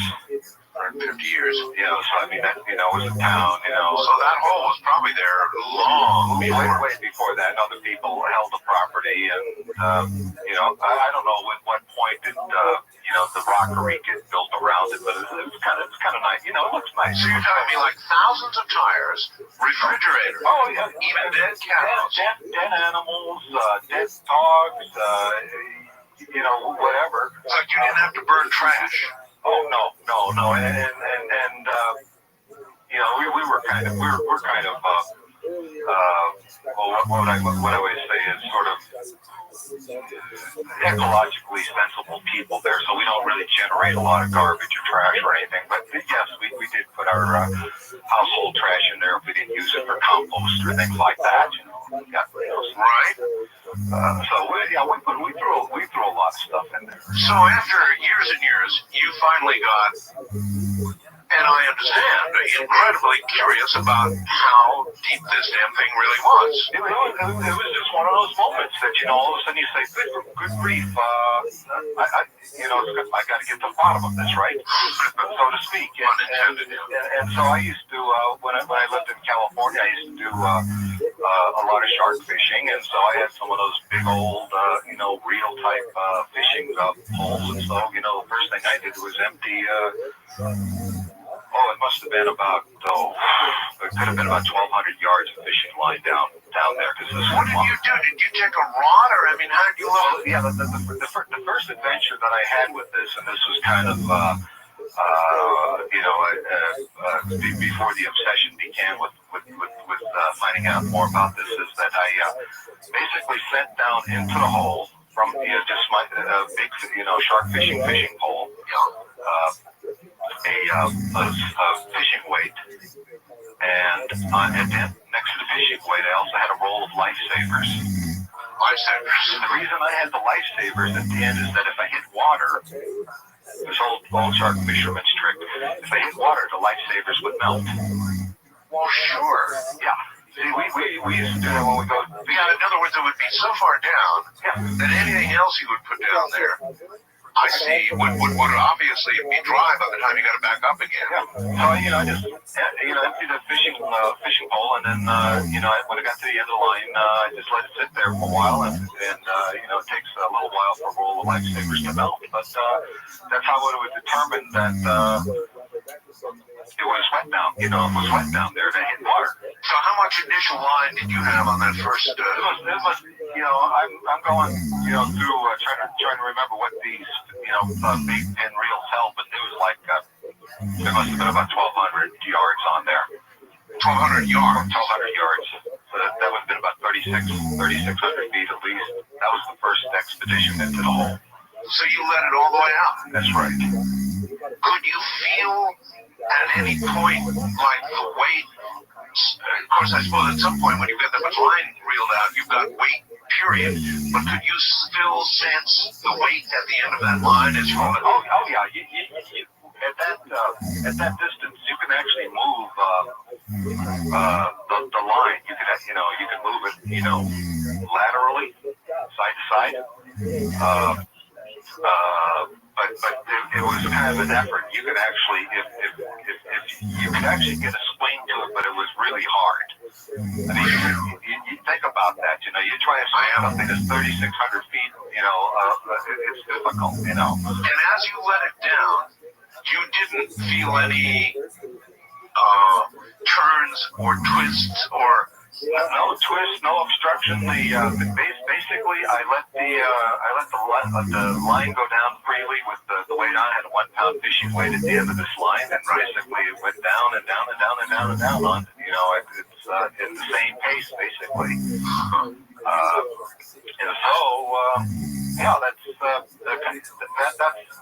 At that point there, when I got the line, when I got all the line up there, I looked at my. You must have been scratching your head, saying, "How many feet was that again?" That was 3,600. 3,600 feet.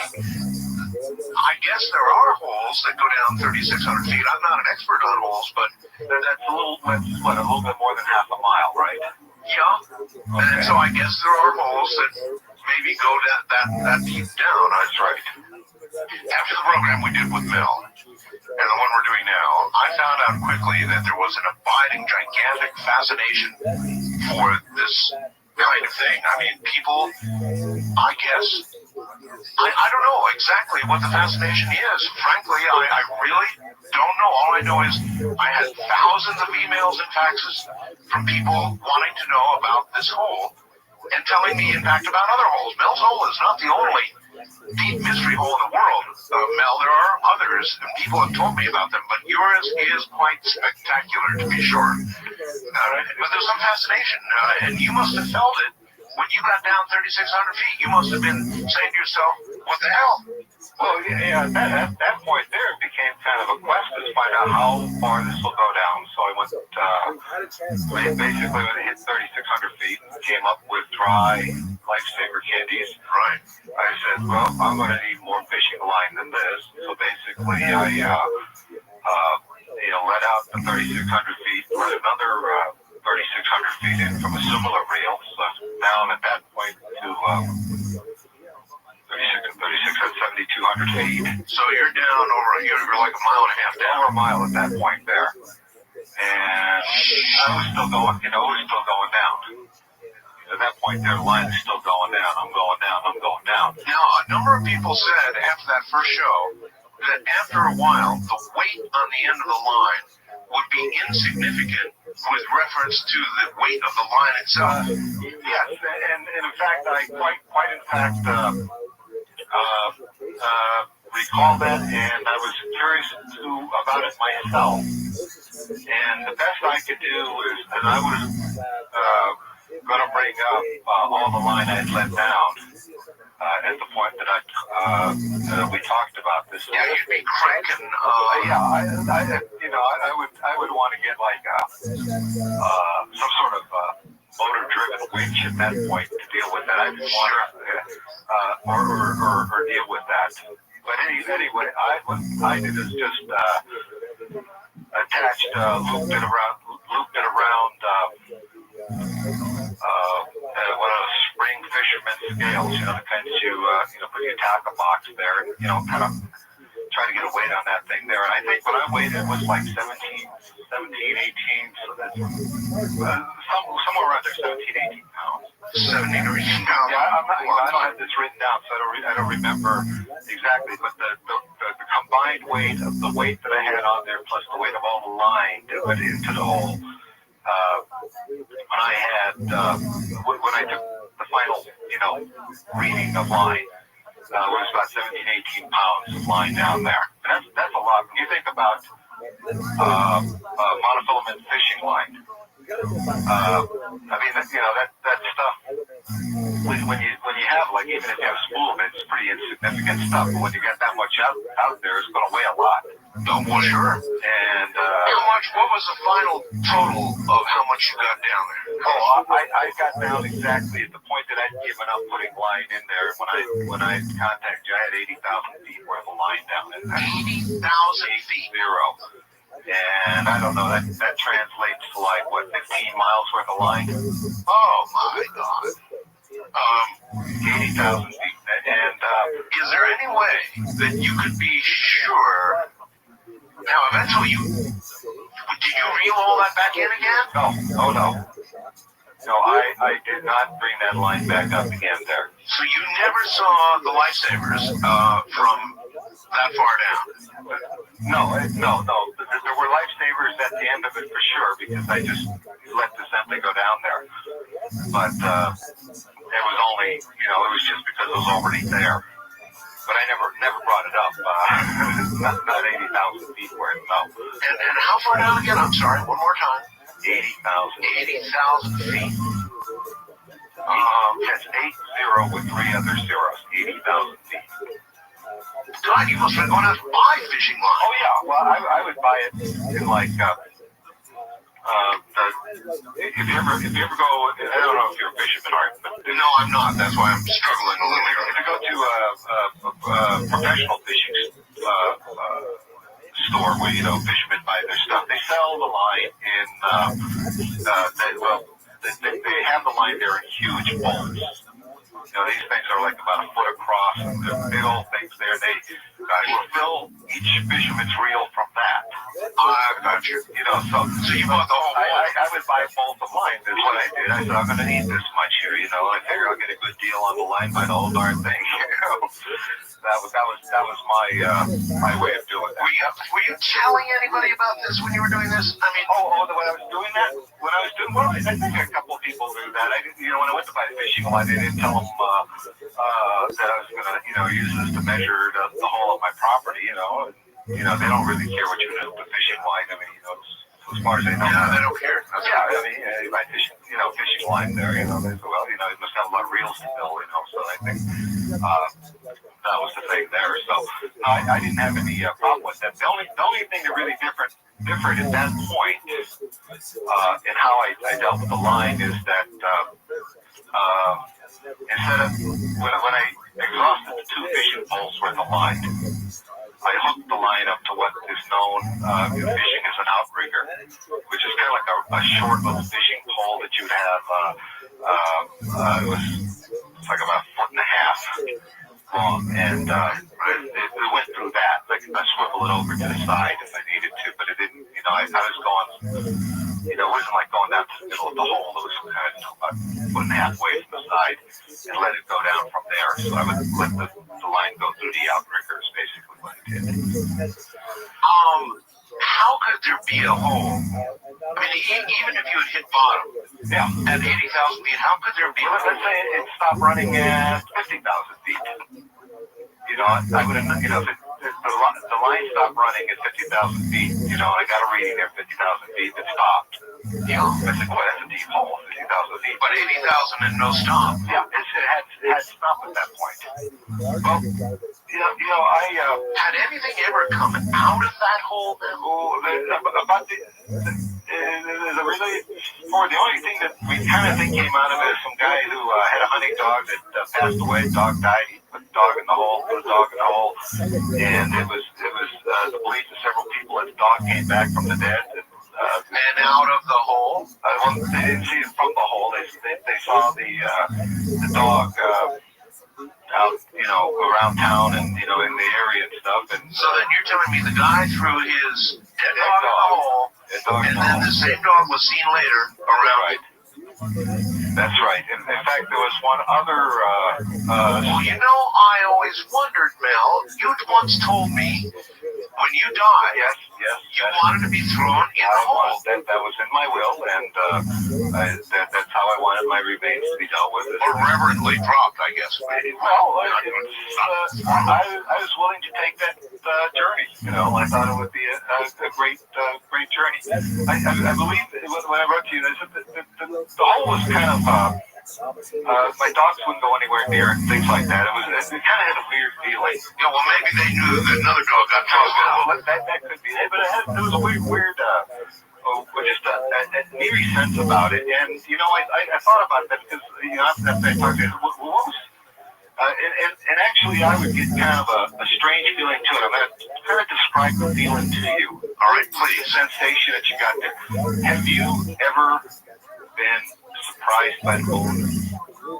It's like you go out, you look out the window, and the moon is up there, and it's like for a second you don't realize it's the moon.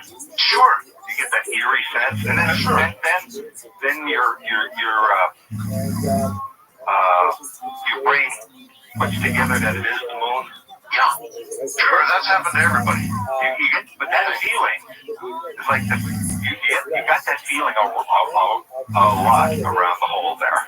Oh, you felt that feeling. Was that kind of feeling that you would have? You get that sense that you were constantly surprised by the moon during the day or during the night. It didn't matter if the moon was in, the moon was out. Didn't matter. That was the sensation, and I finally was able to nail it down. It occurred to me, and I said, that's the same feeling I used to get, you know, when I was at my property. There's that strange feeling. Well, you said there was one other thing, too, that happened with that hole that was unusual, besides the story about the dog. There's a lot of unusual things about it. There's a specific unusual thing that you know about it. Well, the one thing that it was said, are we talking about the thing where people would see like the dark black shaft of light coming out of it? No, but tell me about that. Well, this was something again that was told to me, but it was people said that from time to time, what they would see when they would look over towards the property, or if they were on my property, and looking at that way, they would see like a shaft of the blackest black that they'd ever seen coming out of the hole and extending up into the sky. Oh, it was like just that is weird. Yeah.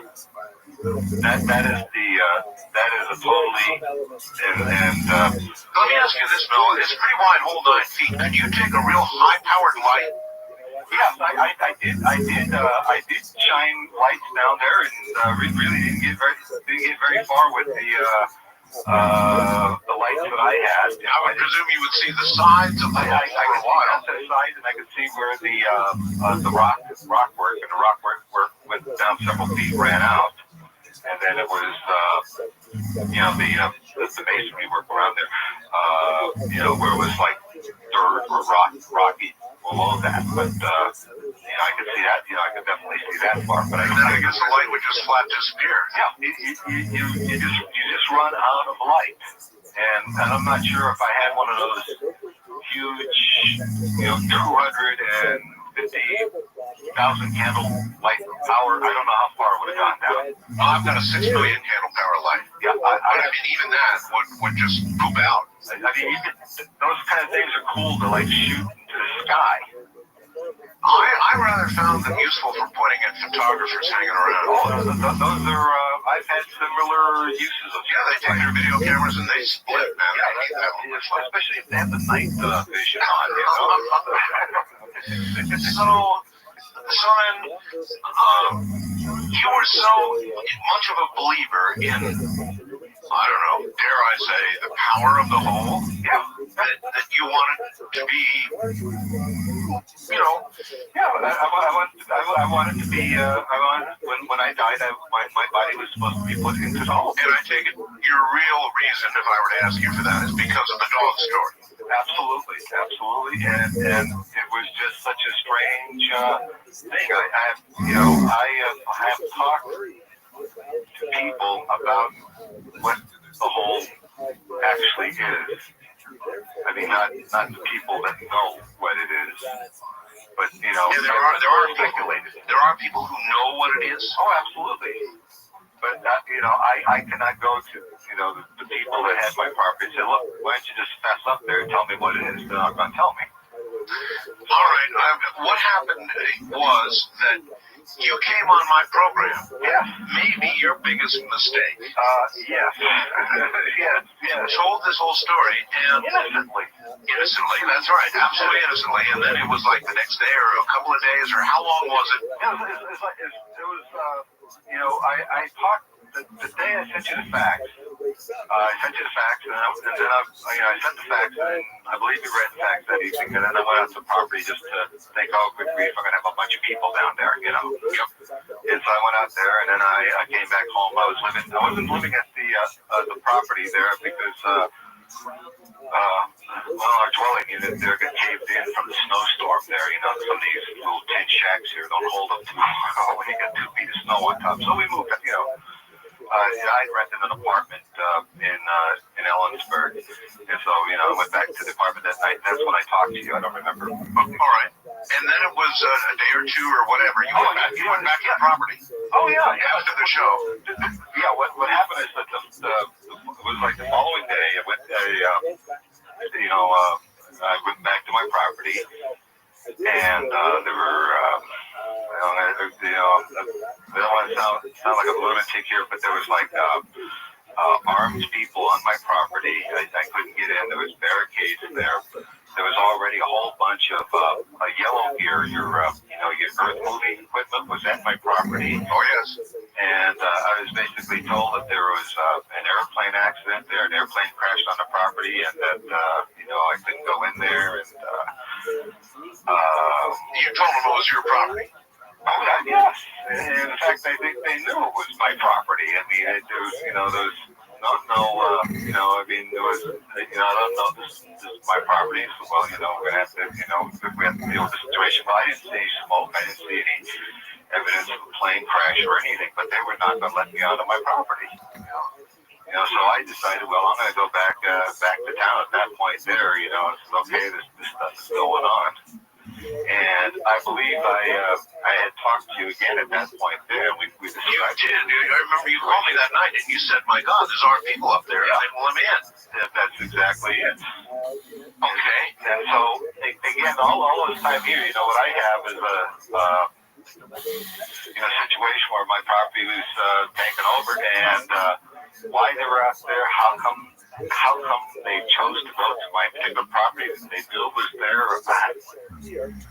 Obviously, there's only one answer. Yeah. And it's that you were on this program talking about it. That's right. But, for someone to have that incredible level of mobilization, curiosity, wherewithal, and all these things here to deal with that. You know what I'm saying? It's like this is a big production. Well, they wanted this. Maybe a hole of this kind justifies that kind of big production. I mean, maybe there's something. I can imagine there's something really unusual, special. That there has to have some properties that someone was highly interested in, that they thought was very valuable to have, and that they had to have. That makes sense, doesn't it? They, to you, meaning the government. That's right. Were these government employees? I had at the property. I had both civilian and military people that were there. Yeah, that would figure. But I got to tell you something. I mean, I was in the Army many years ago, and I don't agree. Uniform looks like, and the fatigues and so forth. But I got to tell you something. When I'm thinking about it, I couldn't tell you which Army they were. Which Army? Yeah, all I knew is they were in military uniforms. Okay. Army. I couldn't tell you if they were U.S. I couldn't tell you if they were German. Did they have sidearms? Did they have? They all had weapons. Everyone there had weapons. As well as like semi-automatic weapons or automatic weapons. Exactly. From what I can tell, they also had fully automatic weapons. Fully automatic weapons. Yes. Well, that's really intimidating. I've been in countries where I've encountered people with fully automatic weapons who frowned at me, and I didn't like it. You went to Israel. You got used to seeing people everywhere you go. There's where you go. Israel, that's right. Well, somebody just sent me a really interesting fact. Okay, somebody named Scarlett. Sure. It says, how far is Mel's Hole from the place where Dr. Reed had his encounter with the alien? You know, and that never hit me until I just got this fact. They are similar areas, I think. Indeed. Also, not far from where my property was. Well, I mean, relatively speaking, is where they found Kennewick Man. Kennewick Man, yes, right. So that's a very unusual area up there. Yeah, I was talking with my nephew about how peculiar Ellensburg is. I mean, it's a little town, about 12,000 people, half of them college students, actually more than half of them college students. You know, so they basically got about 6,000 locals there. Pretty small place. All right. Let me stop you. And when you and I last spoke, your encounter with those strange folks up there, you had another encounter with them, and they made you an offer you couldn't refuse. Yeah. Well, first they intimidated the hell out of me because basically they said, look, you know, one of the civilian fellows there said, hey, you know, we can find a drug lab out here and we can put you out of business in a hurry. You know what I'm talking about? That's right. I remember, yes. And for all intents and purposes, it sure as heck gonna look like I had a drug lab out there. I had a lot of strange non-native plants growing there. None of them, I have to say, of narcotic nature. These are just your typical desert, high desert type plants. And they basically say, hey, we can shut you down and, you know, we don't have to worry about all of this. Ultimately, they did make me an offer that I could not refuse, and I will tell you the offer that they made me. And it had to do with going to Australia. I needed money to go to Australia, and I wanted to continue my research in medicinal plants. And so we put together a very interesting package and a very interesting lease on the land to this party. Well, as a matter of fact, you told, didn't you tell me you were going to Australia? Yes, you did. Yes. Yeah, you told me that they had made you an offer for the land, essentially, which was going to be, if I recall correctly, leasing it in perpetuity. In other words, forever, or for your life anyway. That's exactly. And so then you were off to Australia with a parcel of money. I'll tell you, they basically gave me $250,000 a month for the property. $250,000 a month, my God. And so you were, and I know you were in Australia because you sent me a number of emails, which I did mention to my audience, from Australia. I mean, there was no question where it was from. It was from Australia. No, I was set up in Australia. I had, I actually for a good while lived out there in Perth, which I loved living in Perth. In Perth? Oh, it's wonderful. I loved Australia. Well, I thought, here's Mel, gone to Australia. I had no idea you were getting that much money. Obviously set for life. Oh, I'll tell you, it was great. I built some facilities out there in the off the outback, basically, where I can grow the various plants that I was allowed to bring with me and cultivate them over there. And we also did a fair amount of wombat rescue out there, which was very gratifying. And wombat rescue? Yeah, they're native marsupials out there, kind of good-sized critter out there, but a lot of them were becoming endangered. And I can tell you this right now: the wombats now, and I do believe to some degree with the work that I had done out there, they're making a comeback out there. Well, that's wonderful that you have that. But Mel, what the hell happened? In other words, here you were in Australia with all this money, and now you're back here and you've fallen on hard times. Well, you know, I'll tell you, I accepted their offers, but I was basically, you know, it was to leave town. I left town. I was actually told to leave my car and wait at the rest stop when I was, you know, get off the road outside of Ellensburg, and I was taken to the airport, taken to San Francisco, and then taken to Australia. And so I left the country. Had my 2 dogs with me. And We didn't want it to be damn sure you were going to Australia. I took my dogs. I was set up there. I already had, there was an account already set up for me. The complex paperwork that was involved in, moving as a resident to Australia was all taken care of for me. I mean, it was a piece of cake. They made the arrangements, and so there was some cooperation on the Australian government's part. Holy smokes. I know they can do this kind of thing, but I mean, it tells you how important this hole must be. They were basically willing to give me $3 million a year for the use of the property, and basically non-disclosure on certain aspects. And I can only disclose as much I can disclose. There's a lot of things I don't know. Well, listen, I can sympathize with that. Take the money and run. Hell yes. Hey, to me it was fine. I got on the one hand, you got the guys with the automatic weapons, and on the other hand, you got the guys with the money and the ticket. Yeah, so not a hard choice. No, I 99 of 100 people in the same situation would take it. And I don't blame you for 1 second. And so you went to Australia. Oh, it was wonderful. I loved it. I did a lot of good work out there. But what happened? What happened, Mel? I mean, a number of things happened there, and I'll tell you one of the things was I did continue my work with herbs. Had some incredible successes out there with some of the things that I'd actually, I'm going to go out on a limb on this, but some of the things that I had imported from my property out there to Australia. Oh, they usually don't like that stuff. Pardon? They usually don't like that stuff. No, but we had found some of the plants that I had grown out there had some very remarkable properties. And you think that had anything to do with the area where they were rattling? Absolutely, that near the hole. Absolutely, because I've had other plants there that were not native to the whole property that did not have similar results. So I know that growing in proximity of the hole, and we did a lot of cultivation there. I grew a lot of. One of the reasons for being where I was in central Washington was the type of climate that was there was very conducive to growing the various things I did. Right.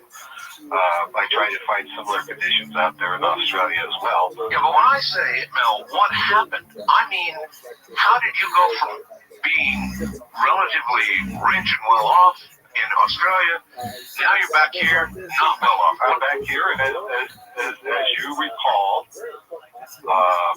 I was to make an appearance on the show, I believe. Yeah, that's right. You sent me I told you I was going to be in town. We got in touch, and I actually talked to you here from the States. I promoted. I said, Mel's got hold of me. He's in the States. He's going to come on the show. And then, of course, you were a no-show. Well, I'm gonna relate to you the chain of events that occurred. Please. From the day that I was supposed to appear on the show, right? As much as I can remember, and bring it up to date till now. All right. Okay, on the day that I was going to be on the show, I helped my nephew move from his apartment. Right. We got him a place down in the Olympia area. Right. And so, we moved him down there and all of that. We got him down here, and then I was going to basically, we had to return the truck back to the Tacoma area. So I got him all settled here. I got up to Tacoma, returned the truck, and I was going to take the bus down to Olympia. Just take the transit. There's a bus that runs from Tacoma to Olympia. So I got on the bus and went down there. And I got on the bus, there was an altercation on the bus. There was fighting. There was commotion going on. Anyway, we pulled into the, and some of you listeners might actually remember this, but if they were on the bus, or they might have heard of it. But we pulled into the 512 Park and Ride, and some apparent transit people got on the bus, and they wanted to ask questions about what happened on the bus. I got off the bus and I said I talked to these guys here, but I have to get back. I have to get back to Olympia here because they're going to do all of this here. And so they said that's no problem. We're going to a transit bus here. We'll just take you back to Olympia. I says, okay. And that's the last thing I remember. The last thing you remember? About, what do you mean? Was it about 12 days later? I found myself in San Francisco. Somebody hit you. Did what you? I have no idea at that point. I found myself in San Francisco in a pretty rough part of town, in an alley. These bums were basically trying to wake me up. Holy mackerel! They were trying to get me to sing. I remember this. They were trying to get me to sing On the Road Again because I sort of looked like Willie Nelson. And are you sure? This is exactly what happened. And you lost how many days? 12 days.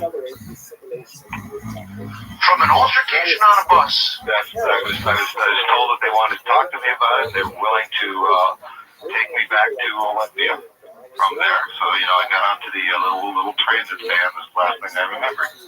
So 12 days gone when you, God knows what, were knocked out or kept in some kind of coma or... When I woke up there, I had nothing on me. I had no identification. I had no wallet. I had no keys. I had the clothes I had when I was still moving. They were still as grubby and filthy as, after you move, you get all grubby and filthy. I was in my clothes. I oriented myself down there. I looked around. I noticed there was pain in my arm. I rolled up my sleeve. It looked like... I'm looking at my elbow now here. It looked like, what would you say, an IV was taped to my skin. Yeah? There was still the residue of tape. Oh, my arms. Yeah, I understand. So, obviously somebody kept you out for 12 days for some reason. And you listened to the first part of your show. And, you're talking about teeth. Yeah. All of my back teeth have been removed. What? I have no back teeth. You have no back teeth? None. You don't mean like, molars. No wisdom. You're not talking about wisdom teeth. You're talking about... None. No back teeth. None on top, none on bottom. Why would they take your teeth I out? have no idea, Art. The next thing I got in touch with my nephew. I said, look, I'm down here. He gets me a Greyhound ticket to pick up at the bus station over there. Get on the bus. You were broke? I had nothing. Nothing. I had nothing. That was it. I had no, he gets me on the bus. I take the bus back. He told me he was just absolutely frantic, because I called him collect from down there. I was frantic too. I couldn't figure out what happened to you. So, what happened is there I am, looked like something had occurred to me there. I had no teeth there. I have no idea why I have no teeth in the back. I have front teeth. Were there scars where your teeth had been, in other words, if there had been recent surgery or... Oh, yeah. In fact, at the time there, I was still bleeding from the back of the mouth. I could still taste blood in the back of my mouth there, so it was pretty ugly. Well, you were screwing with somebody you should have been screwing with. Well, I would think that the easy answer would be that it had something to do with I'm going to get on the air and blah blah blah and say this and that. In other words, since I had promoted the show. Yeah, but that's really not it. If that is it, then you could be in danger now. Well, I don't believe that was it because there's a lot of things that I was doing. I got myself in trouble. Yeah, but Mel, if you think about the fact that look what happened after the first time you came on my show. Yeah. Then look what happened after I promoted years later that you were going to be on my show again. Yeah. And you're gone for 12 days. Mm-hmm. You have to imagine there's a possibility of a relationship there. We could take the connection and we could put it on the back burner. But I'm a curious fellow. I mean, any guy that runs 80,000 feet of line, it's he's a curious guy. Yeah, a curious guy. I got back to my nephews. I'm still with my nephew now, and Don't even say where. no, but I found out that I don't know if you can appreciate this or that, but the next thing that happened to me is that I found that there was some legal action taken against me. Legal action. Legal action was taken on behalf of my former wife. Your former wife? Yeah. Basically, I had the property on the Monastaches. You had said it was her property. It was her property, and it was basically she had leased it to me in perpetuity as part of our divorce settlement. I had helped her go through school. All right, Mel. Yeah. Hold on. We're at the bottom of the hour. Oh, it just gets. Monday is discussion on Monday, 8 a.m. New York time, 6 p.m. Central European time. Thank you very much for your attention. America.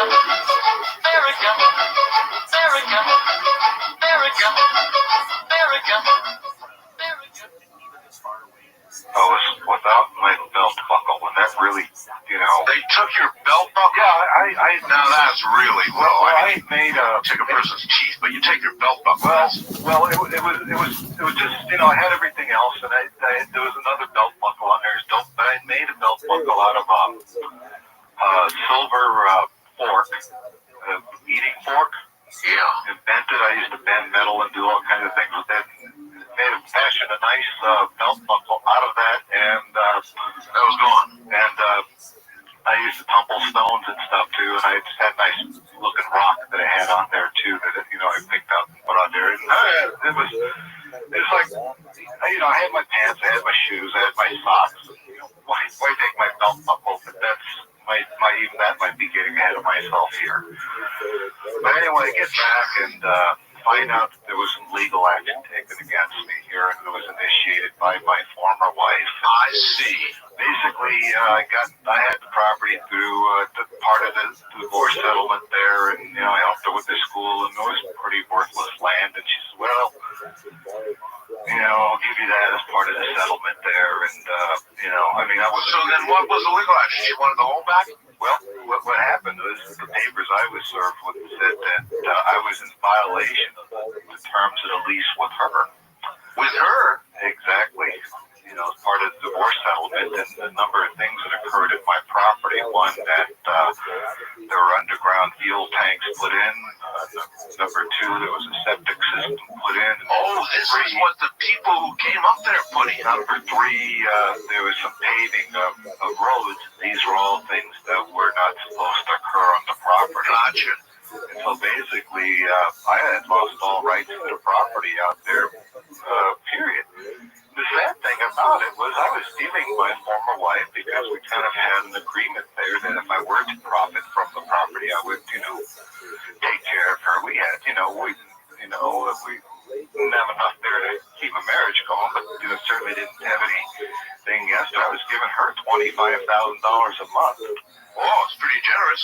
Yeah, that would keep her. Well, she must have smelled one color of the money. I mean, basically, I figured she must have known if you were giving her $25,000, there was a lot more. Well, someone in that hole. But I mean, there's no way that she would have had access to the property, as far as I can tell, and someone had to get to her. Well, yeah, but if she's got control of the property now, then she's probably made a deal dealing with them. Yes, with them. And you're out in the cold, and you get left with the bums in San Francisco, no back teeth. I'm down there in a really ugly part of town. I got to tell you, I don't have any back teeth. I don't even have my belt buckle. And right now I'm at the point there where I'm actually, I don't know, you can probably tell I'm a smoker, but I'm actually having to sell plasma in order to buy cigarettes. That's how bad I am right now. Oh my God! Talk about a riches to rags story. I mean, we're talking, all the way around there. Well, and still you're pursuing this, Mel. I don't want to name these people. You've got some names here. Yeah. And I don't want to name them on the air because I just want to be careful here. But you want to find, for example, the Mexican fellow who used to throw the tire guy. Why do you want him? What are you, a Catholic priest you're looking for? That's right. There's a priest. There's a Hungarian fellow that I need to get in touch with. People who have something to do with the whole. My question is, after all of this, Mel, what do you think you can do? Well, maybe I should run this back to my time in Australia. Okay. All right. And I did bring some of the various plants that we've grown in on the property by the hole there, and it's just various plants. If anyone wants it, they could probably do a little research and find out exactly which plants they are, because the plants themselves have been written about for the last 100 years, and they had remarkable properties. Like one. Like one. Well, I'm not going to say the names of the plants there. No. Properties remarkable. They were used, for instance, during by a certain army doctor for dealing with the great influenza that we had at the turn of the century, the one that killed all those people. Yes, millions. Yes, and the people that received this was an Indian concoction. We're just fine. They had no problems.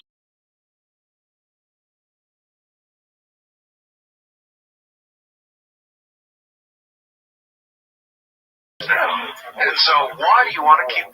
It doesn't matter at this point. In a lot of ways, I'm 68 years old. Yes, sir. Or I will be 68 in June. I had a simple life before this. I had an extraordinary run for the last several years, and I still need to get some answers for things.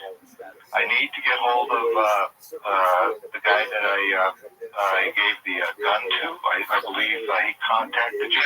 Where did you get that gun? That I dug up on the property. I planted various things out there, and from time to time, when I'm clearing a piece of land to plant on, I'll dig up rocks, I'll dig up metal, and all kinds of things there. And I found this gun and a holster and those little odds and ends along with it there. And I just basically took this and threw it in my drawer in my little workshop there, my office that I had on the property there. And then when I had to move, I gave it to this fellow, and because I need to move into an apartment, I gave him a deposit on the apartment. So it must have been a decent gun. It was, from what I could tell, and I'm not a big gun man, but it was a German P-38. It looked like one of those, like the Nazis used to use back in World War II. Yeah, you might have really had some on your hands there, and you gave it to the guy. Well, again, I'm not a gun person. I figured it might be worth something. I don't know. It didn't make any sense. Why do you think getting hold of him now would be meaningful? Well, for one, is we can't get hold of him, and two, for some of the things that I remember about the gun now, and that I also found out, and also what he had indicated to you about the gun as well. And what I had found out, and I talked with his son is basically says that this fellow is, he left the family, he left his wife, he left everyone there. He can't be found at all. So I'd like him to contact me. So he's disappeared too. And he had the gun that I gave him there, and it was found on the property. And suppose you found the Mexican guy who threw down all the tires, thousands of tires. What would you do with him? Well, part of this is also connected with the gun, so I'm gonna tell you a little bit more about this here. All right, I found out about it, and I might be able to verify it with some of my own experience. Fire away. I had talked with this guy's son, and this guy said that his father kind of became obsessed with this gun here, and I believe what he'd indicated to you is that he would shoot this gun and it would make a sound. Yeah, I remember that. That was a long time ago. Yes. Well, I knew exactly who it was. I'm here to tell you the guy is speaking the gospel there when I contacted you. But this thing was like dead silent, and it was really weird. Well, I talked to this guy's son, who's he's kind of close to my nephew, and we got talking. Says, what was interesting about this? What my dad told me, when we were talking about it, and he kind of demonstrated for him, is that he would set the gun down like near the radio, and it would pick up signals from all over the place, like from the past, from the present, from any type of radio signal. And you can change the channels on the radio. This is really weird, Mel. Everything that comes out of the area of that hole is weird. Well, this is what I'm telling you here, is that he would do that if he would just like about a foot away, wave his hand near the gun. The channels would change there, and he would get something like a baseball game from 1963, or it would be a weather report from Iowa, or it would be something from Canada, or it would be Mexican music playing. But if he was very still, it would stay exactly on a certain channel there, and he would get something like out of time with it. That's weird. Okay, that's really weird. And so that is. Well, now I see why you want to find the gun. Well, I'd like to find him. I'd like to find out that he's okay, and that he hasn't done anything really peculiar or very strange. Maybe it's true that everybody who in any way encountered the hole in the area came to problems. Well, the guy with the tires, I want to get in touch with him because I had given it must have been a son or it must have been a grandson of his. He once drove the truck out there and he had some problems on the property, and his son drove out there after him to help him with the truck and get it going there. And he had trouble there too. And make a long story short, I gave him a couple of buckets of 5-gallon paint buckets full of like rocks and metal and stuff that I picked up on the property. That I was, instead of chucking them aside, I would just toss them in these buckets. And occasionally I'd sort through them and see what's going on. But I gave it to him, right, to put in the back of his car so he can get out of there because he wasn't getting any traction. So, normally, out there when you're in that part of the country, you always carry a couple of bags of sand or something in the back of your vehicle. Sure. So he has a couple of buckets of rocks, possibly dirt and stuff that I want to get on my hand. So you think then that anything that came from that area has unusual properties? I'm beginning to believe that. And the reel this story up to Australia is that I was approached when I was in Australia because I was dealing with some people in the various ministries there, the government things, ministries of health, and different things there, and they were kind of interested in what I was doing. And I was approached at one point to take some of the things that I had brought from the U.S. And we gave some people up there, 3 men who had like advanced HIV. These guys were in hospice. Well, they're not in the hospice anymore. They're not on death authority anymore. These guys are doing just fine. Wow. This is stuff. This is some story. And Mel, why did you? I don't understand why you left Australia. I mean, I just came back here to be with my family. And, what family I have here. Obviously a big mistake.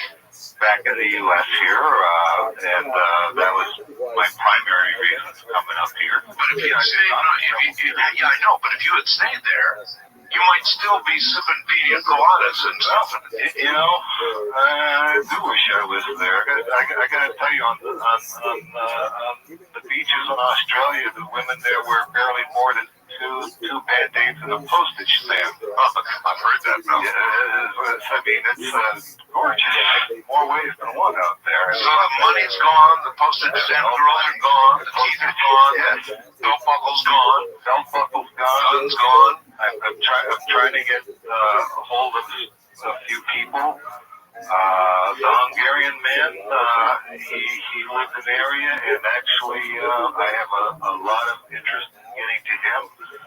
The Priest fellow, same thing. He's kind of connected to the Hungarian fellow. Mel, you know, I'm going to make a suggestion to you. Yeah. Maybe you should do what a lot of people do, and you should write a book about this. Have you considered it? I don't know. I mean, that's my nephew was writing something based on me. He just thought it was great. I know this celebrity kind of guy here. People wrote songs about what happened to you. Oh, I know. My nephew just showed me the other day. He had a compact disc called "The Ballad of Mel's Hall." That's right. I mean, it's incredible. People told me they had drinks named after all of this, and Mel's Hall drinks. Yeah, in the various bars in town in Ellensburg. And, I mean, it was quite a remarkable phenomenon out there. It was really amazing. It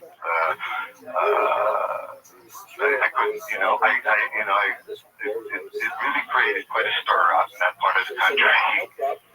Well, have you tried? This is a key question. Have you tried to go back to the hole or the property where the hole is? No, I can't say that. Right now, I'm keeping some of my cards close to the vest because I'd like to put some of the screws on my former wife there to see that, hey, let her know, and I hope she's listening. Hey, what happened to me can happen to you. Can happen to you, and it might be worth your while to keep me a little bit quiet about things. Say 25 grand. Look, right now I'm happy for an acre or two of land in a trailer I can call my own. Where I can keep doing my work. Well, this is some honesty. This is something you've been through, Mel. All over us. Well, I was going to say stinking hole. It's not a stinking hole. It's an unusual hole. Yeah, basically it's a hole, but I really did get the shaft in the end. It's not funny. Sorry. It has been a remarkable thing. I don't know. Did you read the facts that I sent you, or yes? Okay. I mean, did you read it to the audience, or? Oh no, because there were names in it. I didn't want to. Is there anything in there you wouldn't want me to talk about on the air? Only the names. No specific names. No specific names. Specific incidents. Well, we've covered a lot of that. Okay. Can I say this? There is a very, very strong connection with the Heaven's Gate incident and my property. Well, okay, I will say this. You wanted to make contact with anyone who saw Marshall Applewhite up in that Ellensburg area prior to the last appearance on Coast to Coast. By the way, Mel, for your original appearance here was, damn, I had it here, in February of 97. I think it was February 21st of 1997. I got a call from my board op during the break here, and he said February 1st, 1997. And so you think somehow there's some connection to the whole Heaven's Gate thing? I do believe, and that happened, that occurred, as you recall, about a month after my appearance. I recall on that show, and I don't want to hurt anybody's feelings. Well, there's no way for people to get hold of you, is there? Nothing that you can give out? I will give out an email address if anybody wants to get in touch. Really? Yes. Okay, buddy, go for it. Mel Waters. Mel Waters. One word, run it together, at home.com. Mel Waters. At home, H-O-M-E. At home. So I don't have a domain name for so that's MELWATERS at home, HOME, Well, you're going to get a lot of email, because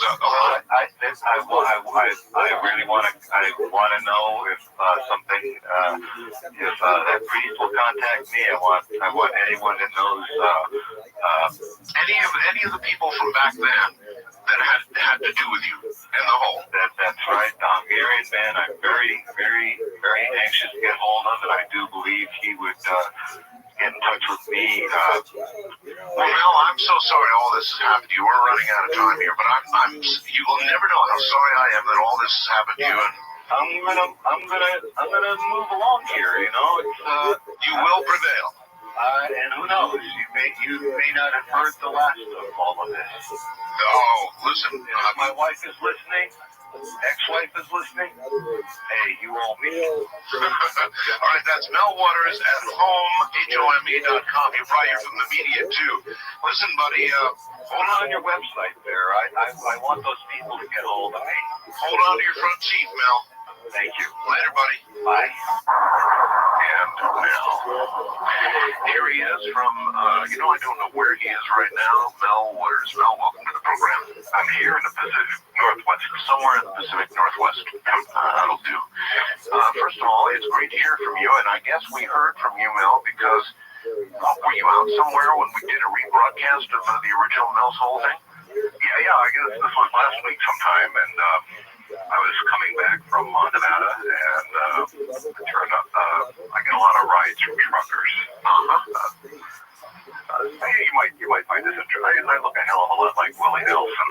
And I mean, people will come up to me, and particularly truckers, and say, "Do you know you look like Willie Nelson?" No kidding. And they tell them, no, I'm not Willie Nelson. I am Mel Waters. And they know who you are? Well, they know exactly who I am. And next thing you know, I've got 3 or 4 truckers standing around me, and we're talking. And well, how do you get them to believe you? I once was out, and I've got an RV now. Yeah. And we talked to truckers on CD. That's real handy when you're on the road. And I encountered some truckers, my wife and I did, and we were running with them. You do that. You kind of run in a pack. And they wouldn't believe it was me. I said, your name is Art. You're from Brody. Are you Art Bell? I said, yes, I'm Art Bell. They said, no, you're not. I haven't had any problem with it. It's interesting. I guess a lot of the truckers that are listening to you aren't seeing you on your website, so I guess they have no mental picture of you at all. So I think. Well, I mean, even on the radio, though, on CD, we were just talking to them on CD. Oh, so they heard your voice. Yeah, that's right. They really would not believe it was me. They finally did, but it took about an hour. Anyway, Mel. So we're heading back, and we're near Portland. Then he turns on the radio, and I'm on the air. At first, I didn't believe I was. This is a dream. We've been on the road too long, and we were wrapping up the show there, and I decided, well, I'm heading back here. I had to see a doctor for a checkup here, and so we. I came up here and I decided, what the heck, I'll bring the audience up to date here. I kind of left people dangling there at the end of, I got a lot of, hey, I'm dangling here. What's the story on Mel's Hole? And to bring everybody just very quickly to what you found. You had a piece of property in Washington. Yeah, out near Ellensburg, Washington, the center of Washington State, near the Manassas Ridge, which is sort of like the mountain range that runs along where Ellensburg is in the Kittitas Valley. And so you got a valley, you've got mountain ranges and ridges and so forth, and that's basically where the property is located out there. What happened? Tell them what happened with the property. Well, yeah, I mean, we'll give you the nickel tour. Thank you. Okay. Basically, this was back in '97, so this was 5 years ago. I sent a fax to the show here, and basically I described what I had done about this hole, how I lowered some fishing line into it because, quite frankly, for years and years, people were dumping stuff into the holes. I'm talking refrigerators, I'm talking dead animals.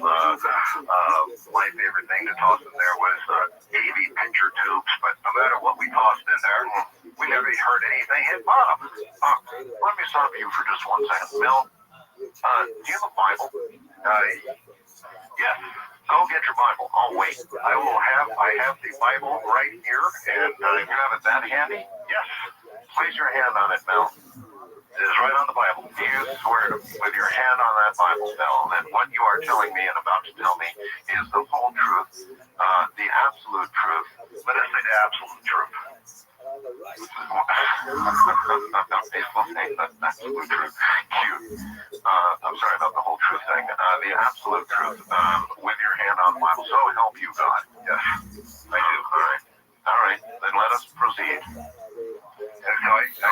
So you threw TV picture tubes down, but I mean, I remember cows going down, and some people who had dead cattle out there. I had a little Mexican fellow that used to throw literally truckloads of tires down there. And there was enough, the hole was big enough so that you could throw something down and you wouldn't hear it cascading off the side. It was 9 feet across, and it had a retaining wall around the top of it, and the stone went down a bit, but as far as I could tell, as far as I could see, no splash, no crash, no bang, nothing. And it seemed to be, it didn't look like it tapered. It looked, from everything that I could see, it looked as wide as far as you could see. It was a hole. I don't know, maybe it's further than I could see it tapered. I have no idea. But I figured if something tapered, eventually tapers down to nothing, and things start collecting. Well, 9 feet in diameter, that's a big hole. That's a big hole. That's 3 yards across. That's more than the average human being is standing up. So you had something across the hole, right? Yeah, we put some corrugated metal and stuff on top of it, kind of to secure it. By the way, you fenced the hole in. Was there any protection? Was there a sign up that said, beware of the hole? No, yeah, beware of the hole. No, that's, I think, would fall under the category of attractive nuisance. You start warning people and gets people enticed. So, and how about protecting people? I mean, and that's what the corrugated metal on top was for. It was secured on there pretty good, so you couldn't open this up without basically busting the mechanism open. So you began lowering fishing line into the hole from this centerpiece, right? Yeah. First, I used to do a lot of shark fishing, so I had a couple of big fishing poles with a lot of line on them. And what I was curious about is to find out if there was any water down there. What the heck? So I lowered a big reel full of line into it, and had a roll of lifesavers on the bottom. The roll of lifesavers was simply because if it hit water, the lifesavers would dissolve. Absolutely. An old fisherman's trick. So that's what I did. I lowered down. I emptied this reel. I assume there's about 500 yards of line on this particular reel there. I did that with another reel, so I connected them up there, and I get down to about 3,000 feet. And same result. And then finally, I get kind of nuts about the whole thing there, so I went and bought basically monofilament in wholesale quantities. This kind of stuff they fill the fisherman's reels with down at the sporting goods stores. You see, they have monster reels that are giant. So, basically I started lowering the stuff down there on a 1 pound lead weight to the hole. By the way, did you have any help, or were you doing this all by yourself? Well, no, the project was conducted by myself. I didn't have, assistance or anything. Yeah, it was your own property anyway, right? It was my property. My wife was becoming estranged from me, so she wasn't hanging around or anything. I was just sort of out there at the property doing, just to satisfy my own curiosity. And basically, at the point where I had reached 80,000 feet of light into the hole, and I had a little, for lack of a better word, I had a little widget that kept track of. It's just like a little, it's like a mechanical digital counter, but it was made for measuring how much line goes down. So I know exactly how much line I put in the hole at that point, which was 80,000 feet. 80,000 times 10, or 80,000 feet. Something like 15 miles of line went to that hole. There are people who have questioned, you had a little weight, of course, on the, yeah, exactly. And then you had the weight of the line itself. Now, at some point, people say the line would be so heavy that you would have no idea whether you actually hit bottom or not. Well, yeah, I would think so. And again, the only thing is I do recall I got back to you, and what I did is I actually measured the weight of the line in the hole.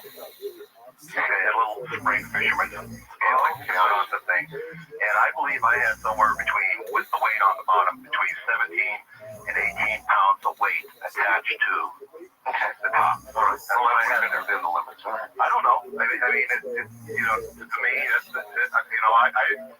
I think about it now, and I think about what I've been through, and I think about all these things here. And I don't know what to make of any of this stuff. I don't know why. I mean, I know that.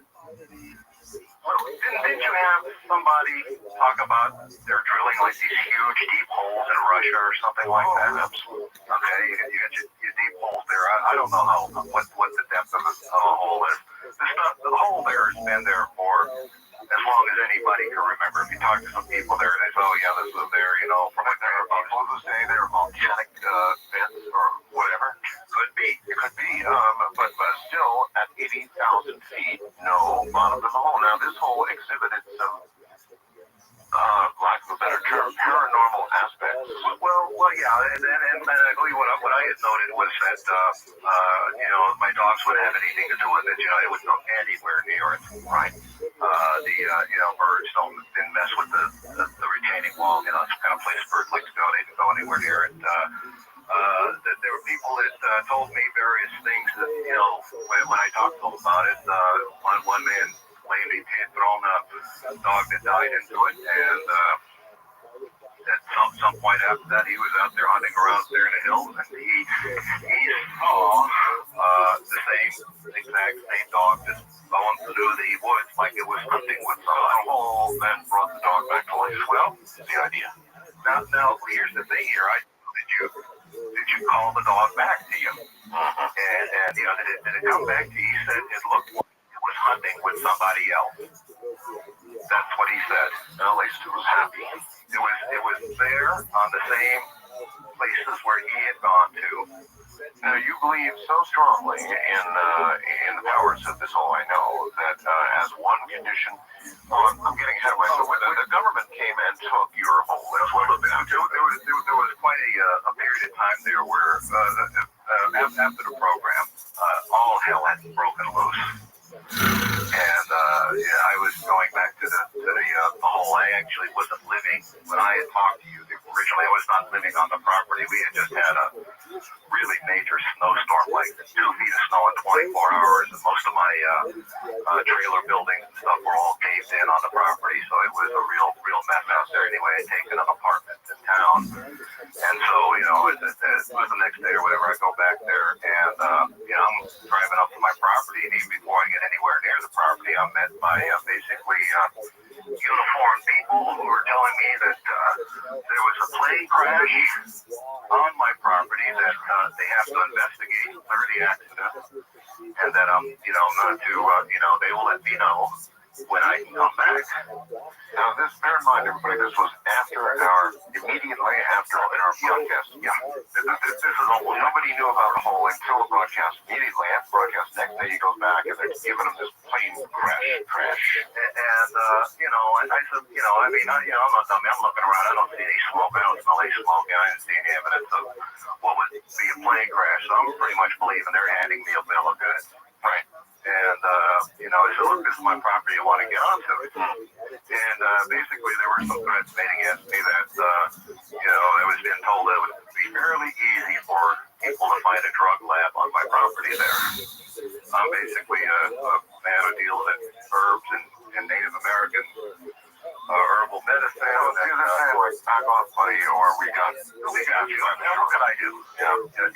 What I had there, I suppose, could be construed as a drug lab. I don't know, but that's where it was. Well, was it a real drug lab, or? Well, I had the various plants that grow native in that area there. I had some plants that I brought up from Nevada growing over there, but none of these things or anything with plants that you would find growing in a high desert environment. And there are a lot of psychedelic hallucinogenic plants. No, I did not deal with anything like that. That's normal. That's all over the desert. It may not be widely known, but in all the truth, there's all kinds of hallucinogens that grow naturally in the desert. Well, the people that know, and I've worked extensively with Native Americans, and they can walk through they can tell you everything. It's not like a meth lab up there or anything. Yeah, that's what they were implying. There was herbal stuff. All right.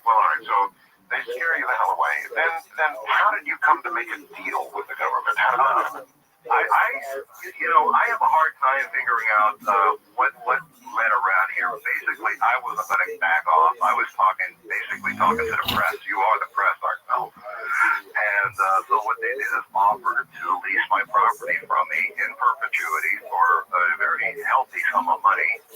And I'm talking like $250,000 a month. And that's $3 million a year. That's a lot of money. And I had agreed for them to let me relocate in Australia, a place that I love and actually wish I'd go back to, but that's neither here nor there. Well, you did in fact go to Australia because I had a couple of emails. You were there. I would contact you from time to time just to let you know I was okay. You were in Australia. Oh, I know that's true. So you had taken the money, and I figured you were probably sipping martinis in some nice Aussie outback location with lots of nice, young, very Australian, and just having a nice life, combing my beard and all that stuff. So what the hell happened? Well, and then I was doing well. I did a lot of good work over there. One of the things that I was allowed to do was to bring some of my plants with me. Did they send you the money? Oh yeah, it appeared regularly in my account. I got the money, Johnny, on the spot. It was great. They allowed me to bring my dogs with me, which I don't know if you know about transporting dogs across the seas, but you normally can't bring dogs. I know. Well, without quarantine for a long period. They were not in quarantine. They just said they got you right past that. They got me right there. I got the red carpet. You were the king of the hole, no doubt about it. That was it. I was living good. I was happy, and basically, doing fine, doing my work out there. Did a lot of work out there on wombat rescue and wombat restoration. There it was great. How many $250,000 payments did they actually come through with? Well, I was there from. I haven't tallied it up there, but I was basically there from March of '97 until right for millennium. I mean, the year 2000. No, hold on. We're at the bottom of the hour. I'm Art Mel Wooders back. Now, the keepers of the network vault of time information informed me that Mel Wooders was originally on program February 21st of 1997, then again February 24th. 3 days later, then he wasn't on until April of 2000. That would have been when he came back to the U.S. So that's the timeline we've got. That sounds about right, Mel. So, actually, they paid you, Mel, a lot of money. I mean, there were several payments of $250,000 for a month. Just nice as every month. It was like, what the hell happened to all the money? Well, I'll tell you what happened. And I had come back in December of what was it? I was on, would have been 2000. You were on April of 2000. So 2001.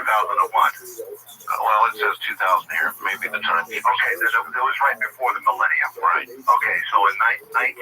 No. This was the millennium. 00. In 1999 in December, I had come back, and I actually contacted you to appear on the air. I was in the USA, and I thought we just actually would have been a boring interview. It would just been all how life was good in Australia and how wonderful things were.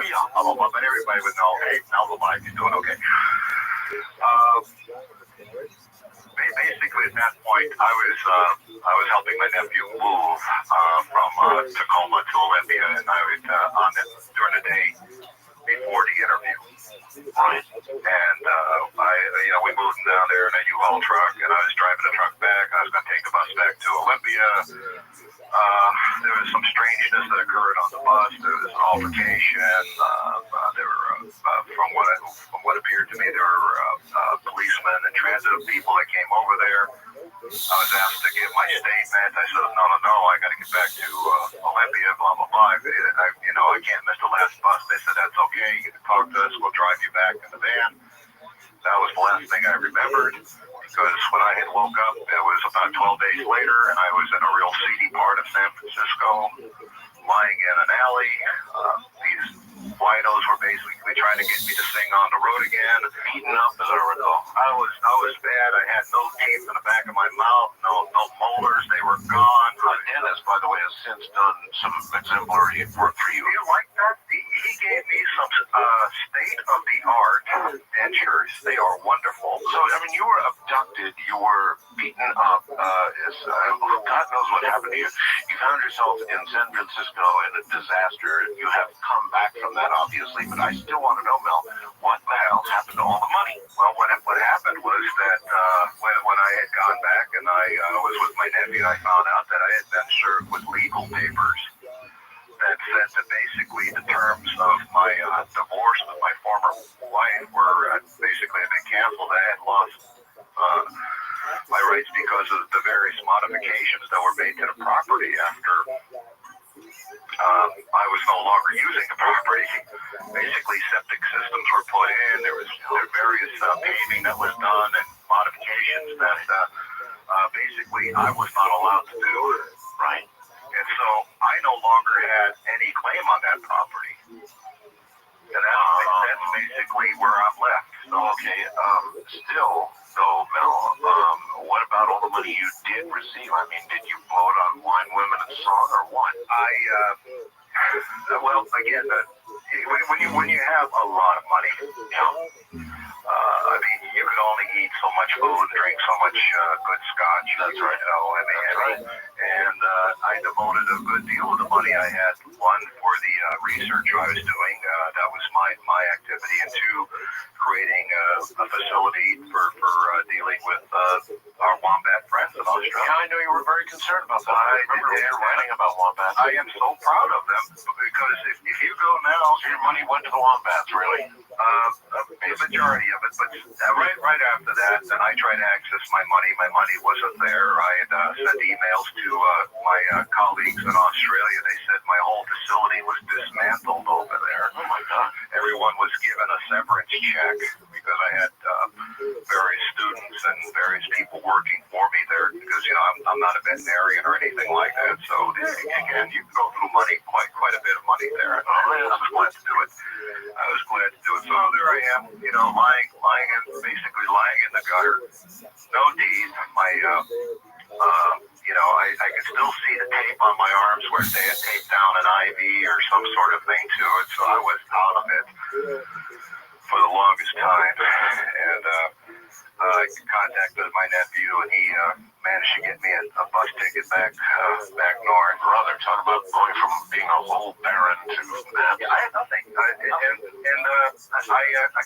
kind of where I left everything when we last talked. Now, I know that you've had contact with the Native American community since you've been back. Is that right? Oh yeah. In fact, we will get into that, because that leads to part two of all of this. But I kind of wrap things up. I wanted to bring up some things, because you probably noticed I was pretty ticked off that they stole my belt buckle. Oh yeah, I remember that. Amongst working with herbs and stuff, I'm kind of an itinerant jeweler as well, and I make things. And I went back to Ellensburg, and because I sold a number of these similar belt buckles at the farmers market through little consignment jewelry stores in Ellensburg, right? And so, sure enough, when I'm there, I run into a guy who's wearing one of my belt buckles. Now, and they were made with a silver fork. And you know your own work. I mean, they were very unique, and this was kind of a little full card thing that I had. What is the point, though? Well, the point is that I kept on thinking, why would they take my belt buckle? Now, that was the thing. I mean, this was a very personal item there that would, I had another belt buckle on my belt. See what I'm saying? Why take a man's belt buckle? Makes no sense. Yeah. So anyway, I run into this guy. I said, hey, you bought one of my belt buckles? Oh yeah, I love this thing. Anyway, so we take a look at it. We're looking at it. Basically, the motif on there is I had 3 coins, that had affixed to it in bezels. Right. There was a coin with Winston Churchill, right, on it. There was a coin with Joseph Stalin, and there was a coin dime with Franklin Roosevelt. Rather distinctive. Yes. Well, this was folk art representing the great conference that they had. Gotcha. Yeah. So we're looking at the coins there, and we're noticing there it is a 1943 Roosevelt dime. Yeah. Franklin Roosevelt was still alive in 1943. Are you sure? Yeah, absolutely sure. Absolutely sure. It was a 1943 dime. Well, that just makes no sense whatsoever. I found on my property, I cleared the land, I found that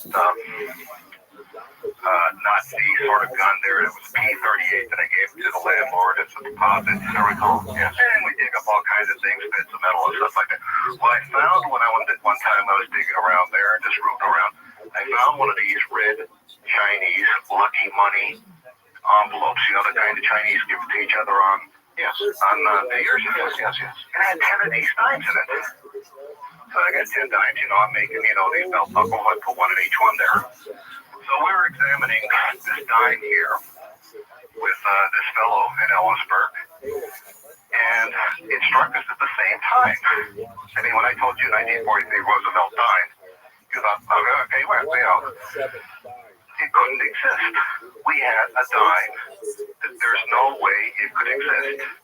Right? But it looked just like your normal dime, but from 1943. And the only other thing that was kind of peculiar about it was that it had a B as in baby mint mark on it. Now we have S for San Francisco, P for Philadelphia, D for Denver, but I have no record anywhere of a B as in baby or Boston. Boston, could be Boston. I don't know what it was, but I know no B mint mark on a dime. So anyway, this guy is really curious. He decides to go see a big time coin dealer about this coin. And he goes in there, the coin dealer takes a look at it. He just is like, mouth is hanging open. I'm telling you, I'm relating the story from my buddy. He looks at this thing and he's just flabbergasted. But what I don't understand is how all this relates. Well, it ties into why my belt buckle was taken. Because it had the same coin on there. Now, are you fairly sure it was not the same belt buckle? I had made a series of 10 of them. I made 10 coins. I had 10 of these same coins. I understand. So now, was this the same buckle? No, it was one that he must have bought. Okay. Okay. Would you have any way of knowing if it was the same one? No. They were very. They were all custom made, so each one was a little bit different. Gotcha. Okay, I would know for a fact it was not the one I wore every day of my life. All right. But he took it to a coin dealer, and the coin dealer was just amazed. He had that he couldn't even begin to grasp what he was holding in front of him. He started telling him, I don't know, this could be a prototype. Well, nothing explains it. I mean, time travel, what would explain? Something created before Roosevelt would have even died. That when they created that time, they went to, they sped up the process to get a Roosevelt dime after he died. But there's nothing that explains it. The guy offered him a huge amount of money. The coin dealer. I'm going to write you a very substantial check. You give me the dime. The guy says, let me think about it. Okay, I'll give you my number. You give me a call. And, and I'll let you know what I think. To make a long story short, a day or two later, this guy is visited by Treasury officials there who said they have to confiscate this coin from him for some legal reason or another, so they took the coin away from him. Should have made the deal the day before. He should have made the deal. So somehow, do you remember where you got these coins? Yeah, they were on my property. They were on the property. Just showed up laying on the property. No, I was actually digging around there, because I, turned a lot of dirt over there to plant stuff and grow things there. And I think about this and nothing explains it. I mean, time travel would not explain it. the only thing that I even began to think about, it's like, it's over the years I had paid attention to it, but it was like, I don't know if you've noticed this, but in the middle of every intersection, on the road, Yes. there's always a little pile of nuts and bolts. If you drive by, you'll notice them. Little springs right in the middle of the intersection, that falls off of cars. Right. And it seemed to me like that property was like there were all kinds of odds and ends were over there. I mean, why would I find an old? Well, it's strange that you would mention all of this now. I remember you're telling the story of your belt buckle being gone, but you didn't go into the detail about your belt buckle before. No, because I didn't know the significance of it. I just looked at it as a couple of old silver dimes. Suddenly you relate it back to the hole in the Exactly. I see. Exactly. So I got this, so that kind of explains why the buckle would be taken from me. I suppose so. It might be proof of something other than it should be. Yeah. But that happened over there. And I just wanted to bring it up today. I haven't been able to track down my former wife at all. I mean, she is just like vanished. I don't know where she is. I don't know what name she's going under. I have no idea. Right. Here's a question for you, Mel. Yeah. The military obviously still is in possession of your property, yes? Well, we have been saying military, we have been saying government, whatever, whoever they are, they've got it. Right? There is someone in possession of the property. Yeah. So if a person were to go to this property, they would be halted or stopped before they could go on and make any sort of investigation or whatever, right? I'm going to assume a number of things, since I have not actually gone anywhere within 5 miles of the property. Says that there's a chain link fence around it. There's probably a sign that says agricultural research do not enter or something like that. That's what I'm going to assume. Okay. I'm also going to assume that what it looked like when I owned it or had it in my possession doesn't look like it now. I will also clue everybody into one thing. Are you familiar with the Terra server? Yes, the satellite imagery. Yes, you can get satellite imagery of almost any spot on Earth. Okay, you go to the Terra server. Yes. And you go see the pictures where my property is in the Manastash. All right, well, why don't you tell us how to do that? In other words, what specific photograph are we looking at? There should be a number or something. Well, yeah, I don't have that handy, but if you found Ellensburg, yes, and you zoomed out, so the picture got smaller, right, you will see where my property is, and it's very easy to see where it is. And how would we identify it? Because it has been expunged. What do you mean? Those pictures do not appear on the satellite server. The ones taken in June of 2000. Well, instead, where your property ought to be, what do we see? 2 white squares. Are you serious? Absolutely. You go to Terra server, that's provided by Microsoft, and I'm going to give it a URL. So a lot of people know how to do it. And look up Ellensburg, right? Zoom out, right? So you get up, and then you'll see over where the Manastash Ridge is, yes, my property blacked out. Actually, quite a bit. There's quite a few. Wow. So that is, you don't have to go by what I say. Oh, no. Listen, you can look at it yourself. Trust me when I tell you, one of my listeners, within the hour, I can guarantee will find the exact photograph you're talking about if it exists. Send me the URL and or send Keith the URL, and we'll get it up and take a look. And you're claiming it's not there. But that an expunge. Well, expunge away they might, but that still would identify the exact location. Well, it still covers a lot of ground there. But where it is, and I assume that because this picture was taken in 2000. Okay, I believe it was in June or something of 2000, right? That there's been a lot of differences made in that area. And none of these, see, you get a really good picture on a terror server. Well, yeah, pretty good. See, you can basically see a car on the road with the terror server. Yeah. That's from the satellite. So, I mean, you would see a hole, you would see outbuildings, you would see... All right, let's direct people again. Let's say it again. So listeners who want to go to Terra Server right now and help us out, tell them where to go again. Look up Ellensburg, Washington, and then you just zoom out on the town until you see the black, the white squares where my property would have been. And that would be exactly on the Manassas Ridge. All right, there's a good piece of evidence we can go hunting for. Let's go there, but whoever controls the satellite and releasing it to the terror server people decided not to let them have these pictures.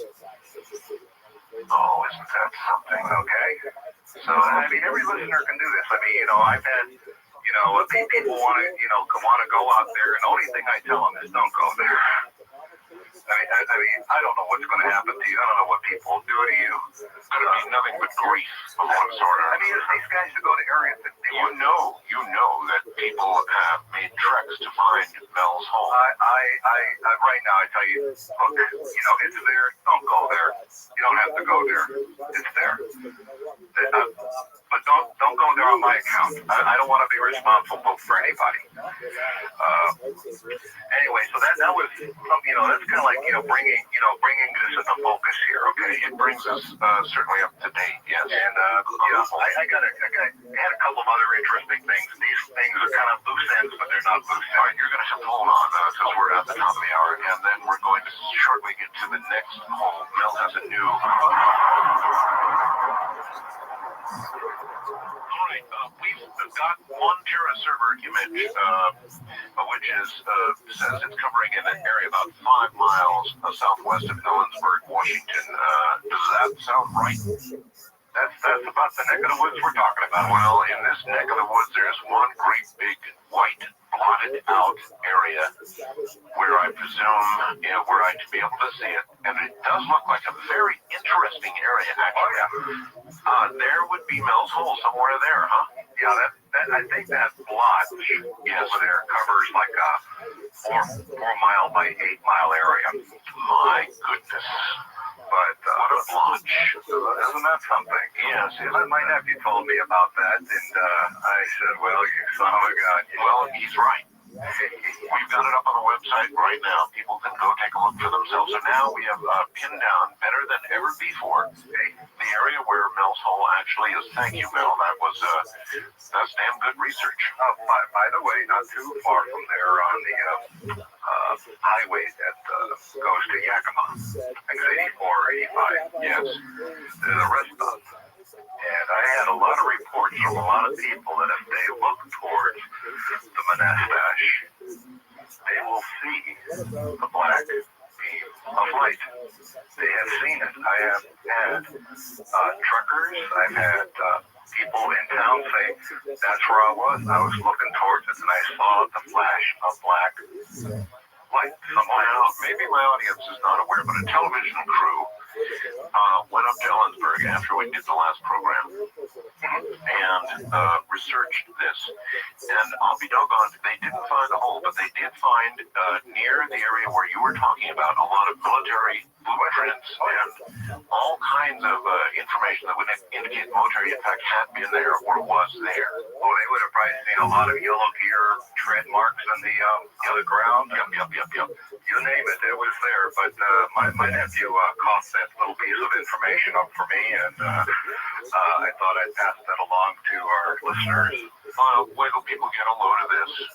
Then they can ask, why is it that that's pretty innocuous? I mean, from all intents and purposes, there's not a military base right there. Oh, who knows? Well, I mean, you know what I'm saying? Not an obvious one. Very close to my property there was the Yakima firing range. And I will tell you that they have expanded the area of the Yakima firing range and also expanded the fly zone over it. Correspondingly. Isn't this also interesting? It's all there. Well, all right. Earlier in the program, before you got on, Mel, somebody fast blasted me, and I consider this a really good question. Okay. It is, what are the odds of any single one person finding two apparently bottomless or endless holes in one lifetime? The odds against that have got to be gazillions to one. But then Oh yeah, in fact, so you can't even consider odds. You know, that's right. So outlandish. And oh, by the way, one other thing before we even get to that, Richard Hoagland called at the top of the hour and said, you know what, Art, you're right. Normal time travel could not explain what he just talked about, but there is one thing that could, and that is a parallel universe. That is to say, a universe in which similar things occurred, but with very different outcomes. And a lot of our best scientific minds now, Mel, are saying that indeed that could very well be the case. There could be a universe in which the Nazis won the war. And so there could be a universe in which the dime that you came to be in possession of on that property on it, but it stood for Berlin. There you go. Well, oh my God, Berlin. I forgot about that. All right, listen. Anyway, so there we are, and the only thing, a few things I will add to this, just to get us current. Okay. Yes. Is that I had reports from some of my trucker buddies. One said he delivered a huge quantity of fiber optic cable to a warehouse in Ellensburg. Now, okay, I don't know, we're talking a huge quantity to a warehouse. Now, let's see, what might they want to do with fiber optics? But he told me that all the guys that were there, that were in the office there and at the warehouse where he had unloaded stuff, they were all Israelis. What? They were all Israelis. Now, it's really going to tick me off if the Israelis have our home. Well, this is what he told me. I mean, that is our home. It's a U.S. home. It's on our land here. That's right. But he said the people that took delivery of that were Israelis. Now, I talked with another trucker. I love the truckers. The truckers are, I can tell. I love them. They're good guys. I know that the best in the world. They are. They actually are. Delivered apparently to the same warehouse a number of crated instruments, large crated instruments from Lawrence Livermore Laboratory. Oh, California. Ended up in a warehouse facility in Ellensburg. So that's pretty much where I am with Ellensburg. I told you about the coin. I told you about the deliveries. Yes, pretty much up to date. Now it suddenly brings the whole belt buckle thing down in San Fran into focus. My God, that's incredible. That's incredible. I mean, you know what's funny, Art? You look at something and you don't put two and two. You say it's a dime. I mean, I told you about it. It's a 1943 Roosevelt dime. Yeah. What the heck? That's a dime. What are you going boo-hoo about your dime? Until you realize, well, it finally all drove it home to me. All right. Again, that was me too. I had these things in my hand. I did little soldering around them and stuff. I mean, don't feel bad. All right, now let's, in view of time here, let's move this forward. Let's say, when you connected, obviously, because I guess of the plants that you grow, the herbs and all the rest of it, with Native Americans, right? Yeah, and all I'm going to tell you about them, I don't want to give the name of the tribe because I don't want a bunch of people running down to me. These are very poor people. As you know, a lot of the Indians on the reservation are very poor people. Now, this is in Nevada, right? In Nevada. Okay. Here's my state. And there are tribes up there. Well, because of the kind of work you did, the metallic work you did, belt buckles and the herbs, I can easily understand the connection you would have with some Native Americans. So you connected with these Native Americans. Well, they connected with me. They actually contacted me through email. And said, look, would you be interested in coming down and discussing with us, what you're doing, the research that you're doing? And, talk about, I have no, believe me, Art, I have no commercial interest in this at all. But they do. Okay, that's fine. Okay, fine. There's not going to be a patented bottle of Mel's magic elixir here, okay? Okay, fine. This is their thing. But we swapped notes. We talked around a lot. And there are some specific, They knew who you were because of my program, because of the show coverage, and yeah, okay. So I went down there, and this was in early September of last year. Oh, okay. So this was actually before 9/11. Right. Okay, but shortly before that. Early September. I was pretty much incommunicado, basically, during that whole time, and strangely enough, so a lot of this stuff is news to me. All right. So, we're over there, and, they had done a lot of good work. They had cataloged a lot of plants. We talked plants. I'm sure all this plant stuff is boring. And I asked them if they knew, look, and I told them, I said the plants that seemed to work the best were the plants that I had been growing on my property, and I described to them which ones they were. And, this was the hole near Washington, right? Yeah. And so obviously you unraveled the story of the hole to them. well, they were aware. They were all right. All right. So I says, can you, in your gathering and in your research and your studies, have you found this specific variety? And I said, because this was the variety that grew by the property. And that's where I ended up at the second hole, is because they took me directly to not the hole in particular. Well, then it's obvious to me that they knew your reputation, right? Knew the whole story of the hole, and the real motivation for inviting you down there, aside from the herbs and the rest of it, was that they had a hole of their own. Well, the hole itself, and we're going to get into the hole, I guess, deeply, for lack of a better term, but Now you're guilty. I'm sorry, Art, but basically the hole is not on their property. Okay. I mean, basically their connection, to get from the reservation or where the Indians are to the hole is they know. But you're telling me this hole is in my state? In the state of Nevada. Oh my God. Okay. And if you look at the picture of where the Monastesh is in Washington, try to find similar pictures in Nevada, you probably find it there too. We have very similar looking terrain. It really is. But that's why I love it. That's why I love the high desert. That's my kind of land. So anyway, so I'm up there in this land is used by members of the Basque, BASQUE community. All right. The Basque are, the Basque are interesting people, and they basically came out to your state and a couple other states basically for raising sheep, of all things. And so they are shepherds, and so I am introduced to what is now the second hole. All right. Tell me about this. I mean, they took you to it. They took me there. I did not go all the way up to the hole, but there was conversations between the Native Americans and the Basque and the blah blah blah that basically agreed that everything was as it should be. That I wasn't from CNN or the FBI or CIA or whatever.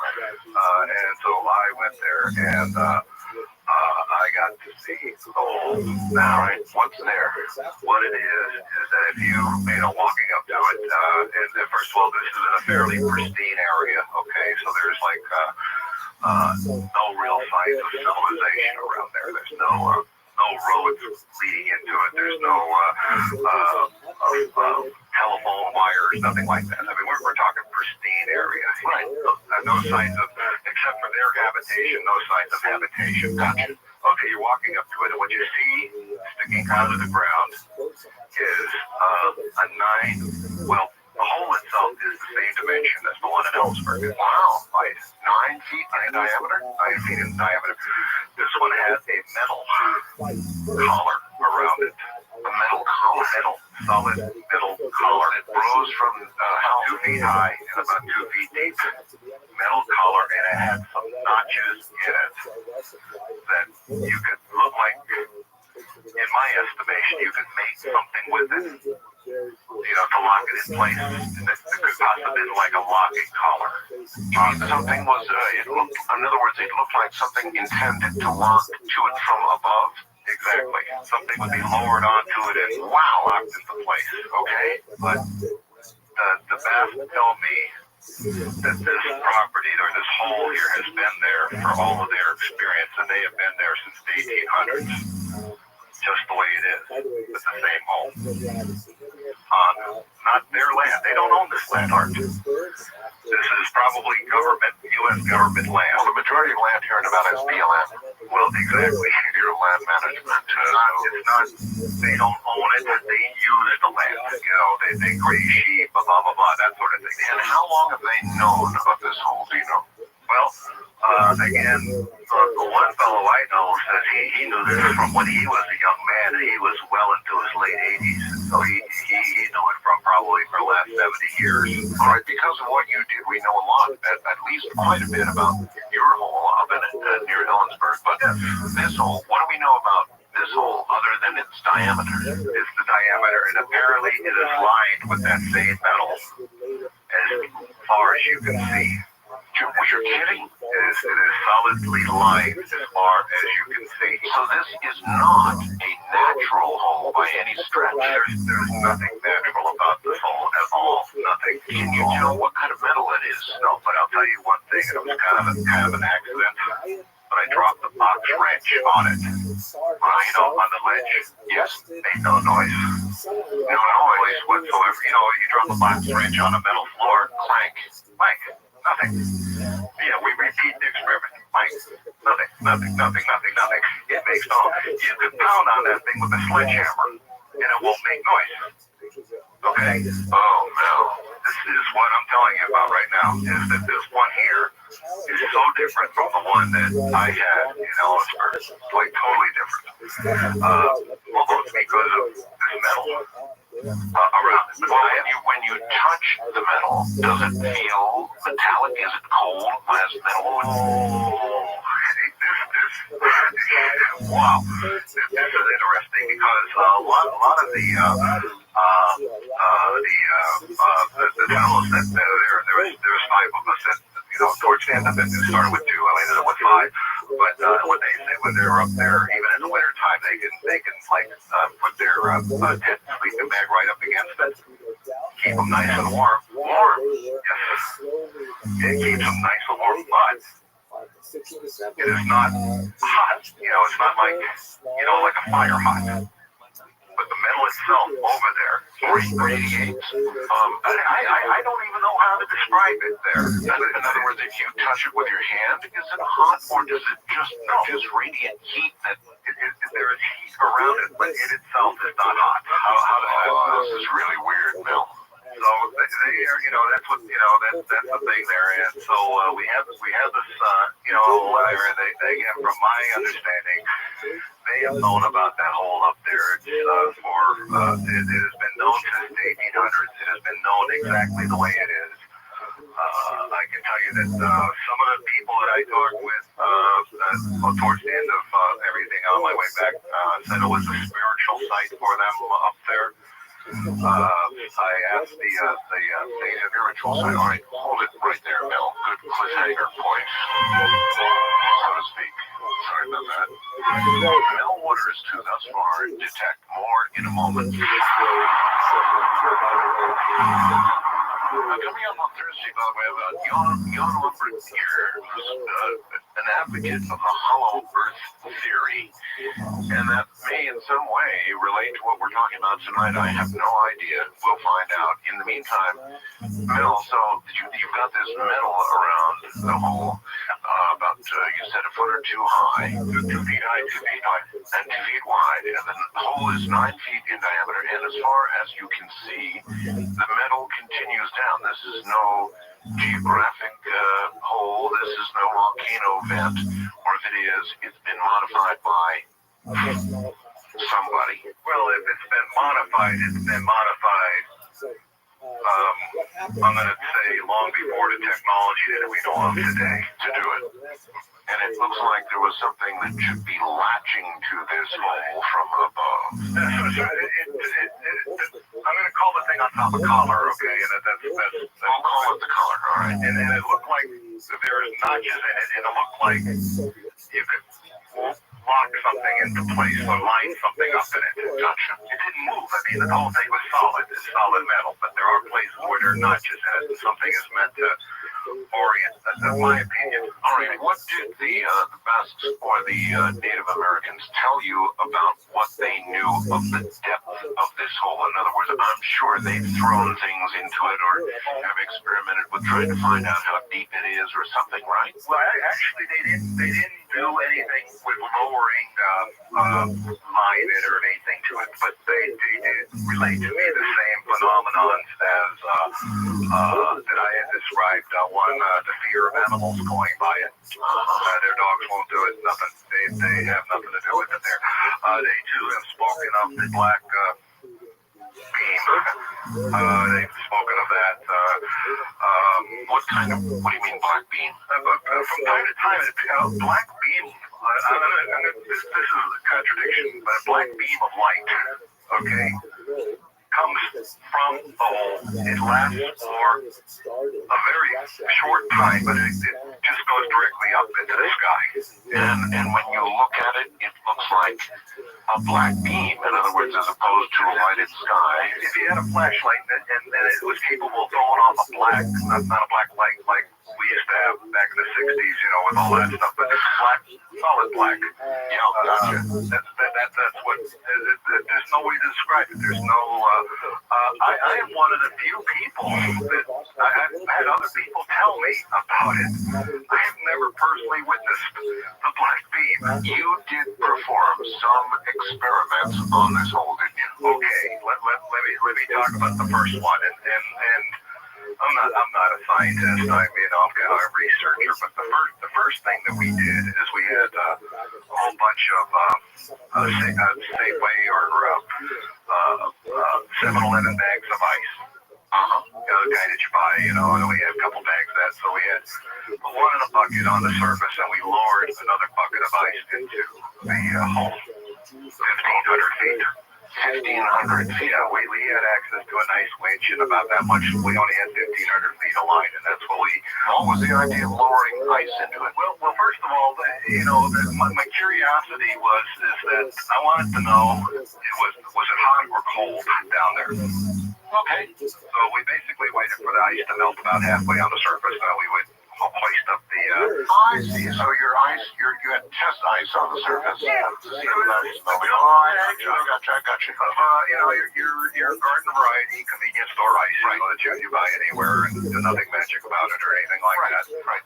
And so we lowered it down there. We waited for ice to melt on the surface there, and it got about half melty, So it was sitting in a bowl of in a bucket of water with a few bits of ice floating around. We brought it up, and the ice in the bucket did not melt. It didn't melt. It was not melted. So we said, now wait a minute. Now the hole had been radiating in some strange way heat enough that people would camp by it. Yeah, they did that in the wintertime. But it doesn't melt ice. It melt the ice. It came up there. We looked in the bucket. We had ice cubes in there. Did anything come back up with the ice cubes? We had ice cubes. I reached in the bucket and ice cube and they put up there. So in other words, nothing else, dirt, water, anything else. The stuff appeared pretty much the way we had set it down, with the exception of when I put my hand in the ice wasn't cold. It felt like ice wasn't cold. This is what I'm saying. It wasn't cold. You pick up a piece of ice, you put it in your hand, it's cold, it melts, and it's cold. In fact, it makes you cold by melting. That's how cold works, right? So it wasn't cold, and in the hand, it didn't melt. So now they're more like blocks of glass.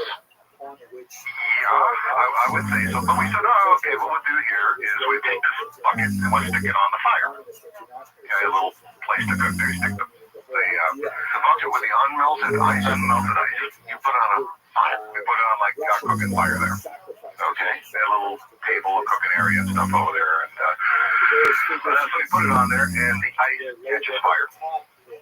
What? Cubes catch fire, and I guess maybe catching fire might be the wrong word. We took it off the the fire right away. So we set it on the dirt, and the stuff in the bucket was still burning. And again, burning might not be the right thing. It was giving off heat. Was it a flame? It was not so much a flame as a kind of have you ever used a gas stove? Sure. Okay. It was like the barest turning a gas stove on. It was like it was glowing like that last flicker before you turn it on completely. That's what it was like around all the cubes. You could knock the cubes around and separate them, each one of them, with the exhibit the same properties. Holy smokes. I will tell you that this bucket, well, some of the bucket there is still sitting there, as far as I know today, still doing what it was doing the day we put it into the ground and brought it up. So this was September, this is January now. That's how long it's been doing what I call burning. One guy took some of this stuff home, he put it in his wood stove, and he's got a cabin out there, and it gets damn cold where he is, and the thing has been keeping his place warm. Yeah, northern Nevada is very cold. Out west.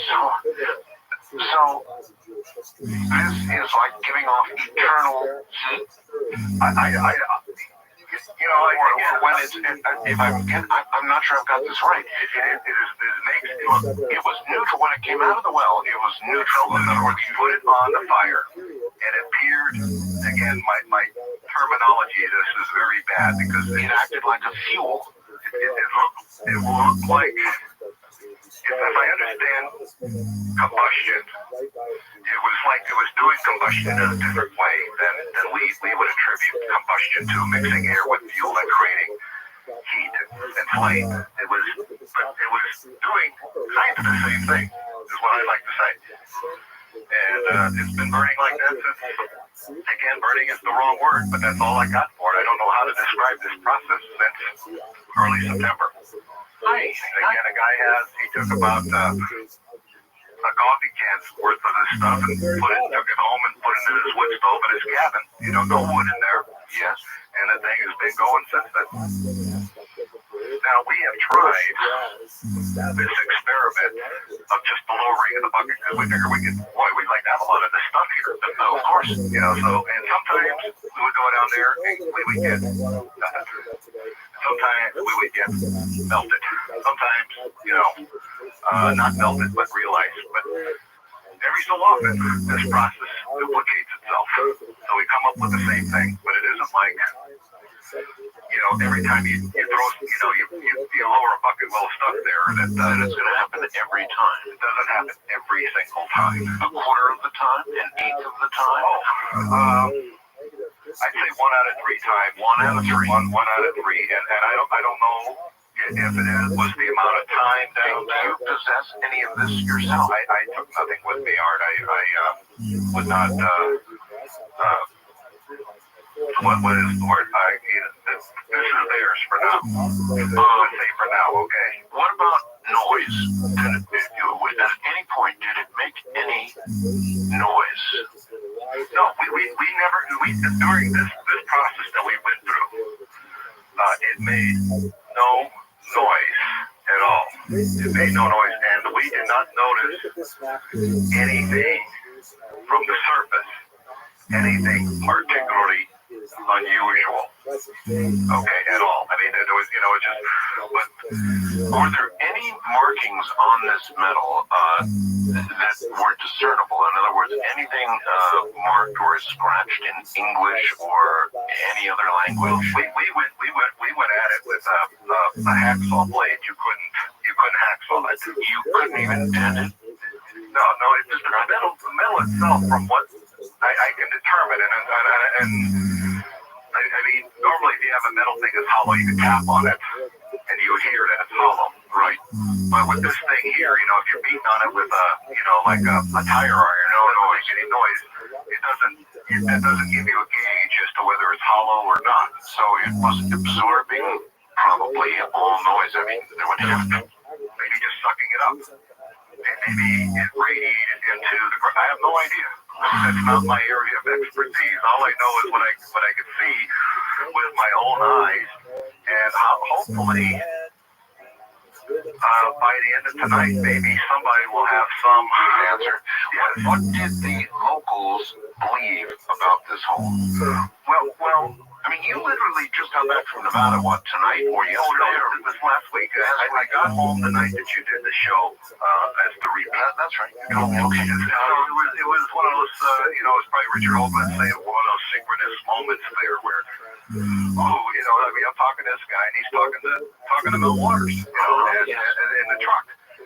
And then I hear myself, and it's like, hey. I mean, so it was just too much, and so I had to get in touch with him. Okay, well, again, what did these locals, what was the lore that they told you about the hole? What did they again, one of the older Basque men that I talked to, and this was practically as I was heading out of town, they told me that it was a very, to him, he felt it was a very spiritual place, but he knew the thing from his youth, that it was there exactly the way it is, and he was in his late 80s, so I'm assuming he's known it for 70 years. So he's known it at least from the 30s, and from what he tells me, it's been there as long as the Basque had been in that part of the country. That goes well into the 1800s. It has existed like that. To be honest, the Native Americans that I talked to were aware of it, but they did not want to deal with it. They did not want to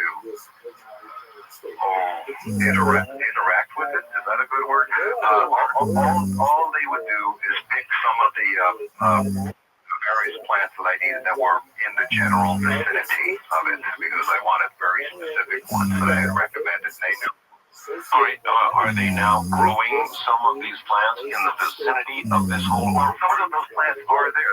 They appear to be indigenous to the area, so they did harvest some, early on in the season. So then again, you saw similar vegetation around this hole to the one in Washington. Well, that's why I asked them for, if they do, I described from what it was, the shape of the thing and, the size of the variant. And they said, oh yeah, we know that there. But in terms of why the entree, I assume that the Native Americans know about this all along there. And I assume that they must have had some conversation with the Basque there that, would this be okay? Are you interested in this guy? Blah, whatever. And apparently there was no objection, so I have access to this property.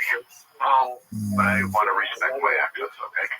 What about an experiment, Mel, similar to the one you did in Washington, lowering some sort of line, or better yet, some sort of camera on the end of a line, or we didn't do that between the Basque and the Native Americans and me. We don't have too many nickels to rub together, but I will tell you what we did. One of the Basque kind of a wise takers, he wanted to lower some marijuana into the hole and see if it would improve its stability.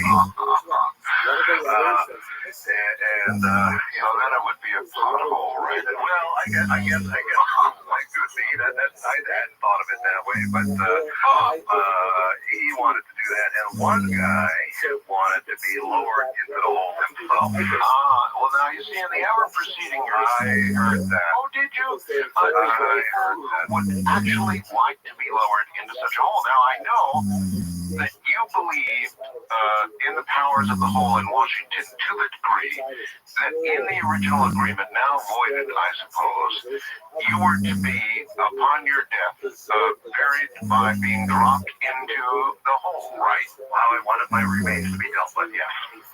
Now that apparently is not going to happen because of subsequent events. Oh, I've got another place to go now. Would you really want to be, I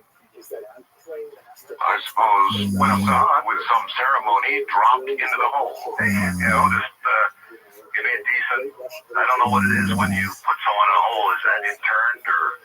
I don't know what you'd call that. I don't know either. But one of these guys wanted to go into, literally he wanted to be lowered into the hole. He wanted to, be put in a gondola or something and lowered, from the winch into the hole and go down as far as we had line, which again was 1,500 feet. I can assure you, Mel, we could get sponsors for you who would get you all the line you need. We talked about it going into the hole because we said, look, see what it did to the ice. That's a good point. We set a bucket of ice down into this hole, and it's sitting up there on the surface, burning. I mean, what are you made out of mostly? Water. What's going to happen to a human being down there? What properties are going on over there? They had, but the Basques are, as a race, are fearless. When the Moors invaded Spain, they refused to go into Basque country. What did this man say his motivation was for wanting to go to the hole? I mean, obviously, he was just a young, super long, and it's probably late 20s, early 30s fellow that wanted to go into it. He said, this is going to be a great adventure. I want to go in here. I want to see what's going on. But he wasn't thinking with his brain. Well, there are obviously a lot of people like that, Mel, because I had two of them in the first hour of the program, and they said they would love to be lowered into such a hole. And this one, if anything, this one sounds more attractive. Well, we determined to do, and I'm ashamed to admit it, is that we decided to lower a sheep. Really? To the hole. Living sheep. We did. To the hole. We had a crate, the sheep could fit into that we could attach the cables to, or take the sheep, stick them in the crate, and then lower them down, to the 1,500-foot level. That's all we had. Like the ice. Yeah, that's all we had. We had enough line basically to go that far. It was stout enough to handle. I'm not no sheep guy, but I can pick up a sheep, so it must weigh about 120, 150 pounds. Plus, I guess about the size of a small human. What'd you say? I would, 150 pounds? Yes, for sheep. Yeah, I would say that's about size. I'm no sheep expert, but if I had to say how much does that sheep look like a weight, I don't know, about 150, 120 pounds. Anyway, Are you telling me you did this? I'm telling you that we, first. All right, I'll tell you what, don't say a word. Good place to get back to Mel Waters, and he had brought up the subject of a sheep, which apparently they were considering lowering 1,500 feet into the hole. Now, we were having fun last week with the Bell's Hole, talking about it a little bit. We knew he was going to be on. And somebody said, well, why not toss a cat down Bell's Hole and see what happens? Now, of course, I'm a cat lover, and so this is not cruelty, because nobody is seriously suggesting tossing a cat down Bell's Hole, but some very creative person with a sound blaster and some talent and a little manipulation created what it would sound like if a cat were to be tossed in the Bell's Hole. It's meant, obviously, as pure comedy. This is not actually a cat being tossed in the Bell's Hole, but here is the way he represented it would sound.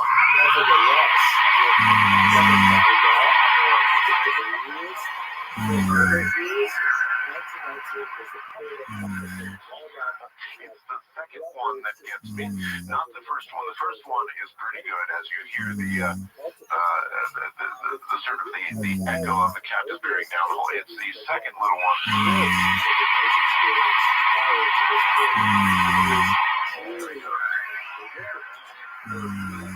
That was what somebody thought it would sound like, Mel. Anyway, so you decided that you would lower a sheep 1,500 feet down as low as the ice had gone into the hole. Well, we decided that we were going to take the sheep and put them in the grave, lower them into the hole. We let the sheep do the hole, and it just started freaking out. And, we didn't like every other animal. But, I mean, it was like totally not happy. It was not happy. And I have a lot of respect for animals, and it's amazing what animals really know and what they sense. Well, you're right about that. And so it was terrified. It was terrified. So the bass got the sheep away from the hole. And again, a lot of what I'm going to say now, I am thoroughly ashamed of. And that's all right. Just give us the wrong tree. Basically, stunned the sheep by knocking it between the eyes. Got into the crate. Got the cable and line hooked up to it, so it was all securely attached. And just about when we got to the hole, the sheep just started making horrible noises. So he stunned it, but he didn't kill the sheep. Okay, he just knocked it out. Yeah. So it was live when it went in the box, and then it stirred when it got to the hole. Anyway, it was just making the worst god-awful noises. We were getting it about ready to let it go into the hole. And even though it had been hit in the head, it stirred by the time we got it crated up into the crate. There was enough room for it to lie down, and I guess if it wanted to, it could stand up. I don't know. Again, this is not pleasant to talk about, but we take the sheep, and it's screaming, and just the most piercing, horrible, ghastly noises coming out of this crate. Until we get it right over where we're going to let it into the hole, and then everything just stops. It's silent. There's not a sound coming out of that box. There's movement coming out of the box. You can still tell. No sound. There's no sound anymore. Well, there's something about this hole of sound, isn't there? I guess we will make that assumption. And so we started winching this sheep down into the hole, and you can feel from the line as we're lowering it, the thing is struggling, fighting. I don't know if it's screaming down there, but we're not hearing this thing screaming. And we got about halfway down into the hole, and let's say 700 feet, and any movement that might have been coming from the crate, we couldn't feel it anymore. No, we couldn't feel anything. So I don't know, at 700 feet or so, about half the line, what happened over there. When we got to, at this point here, the original experiment with the ice, we were kind of nonchalant about it. We just kind of lowered down there. Well, with this one here, we were all gathered around the top of the hole there looking in, seeing what's going on. Very apprehensive. This is serious business here.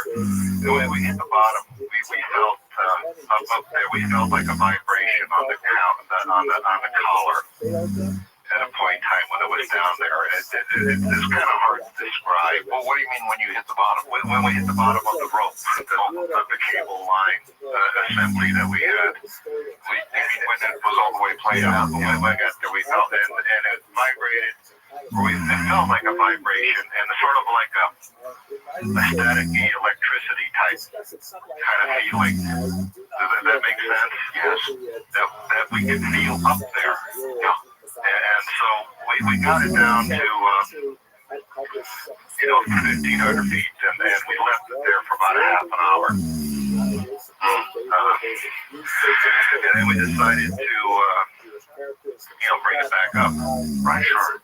So we're hoisting this thing up here, cranking away, getting this thing up on there, and it's kind of a job. So we finally get up to the surface. We got the box out of there, and one thing we noticed is there isn't any movement in the box. Okay, no box. We get the box there, and but the box from the outside looked pretty normal. It didn't look like some weird transformation had occurred or anything. Right. Well, I wanted to describe to you how we were going to tell you about the ice that came up that didn't melt.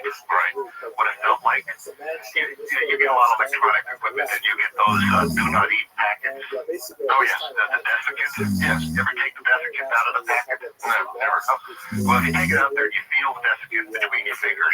That's kind of what it felt like. That's the best thing I could describe it. It had that sort of. It try it someday. And you'll always just throw those away. Oh, well, you don't eat them, obviously. No. Okay, so it just struck me there that, I'm trying to describe this thing in the detail that I can, and so I just went back to the desk again. But when we open up the crate, the sheep is dead. It looks like a sheep. It looks like a normal sheep over there, and it's dead. There's no sign of life. You poke at it. There's nothing going on with this sheep here. He's dead. Well, I'm saying here, but that's a generic he. And I don't know from sheep. Okay, show me the sheep. I can't tell what it is. Either. Okay. But we take it out of the box, and one of the bats lays it on the table that we have over there, and he is going to dissect the sheep.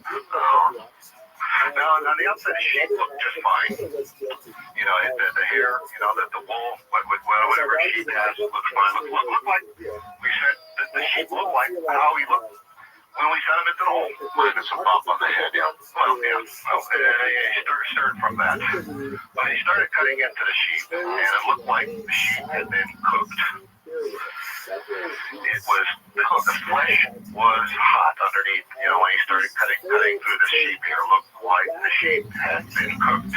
Oh my! Now these bass guys, they're pretty good at butchering a sheep.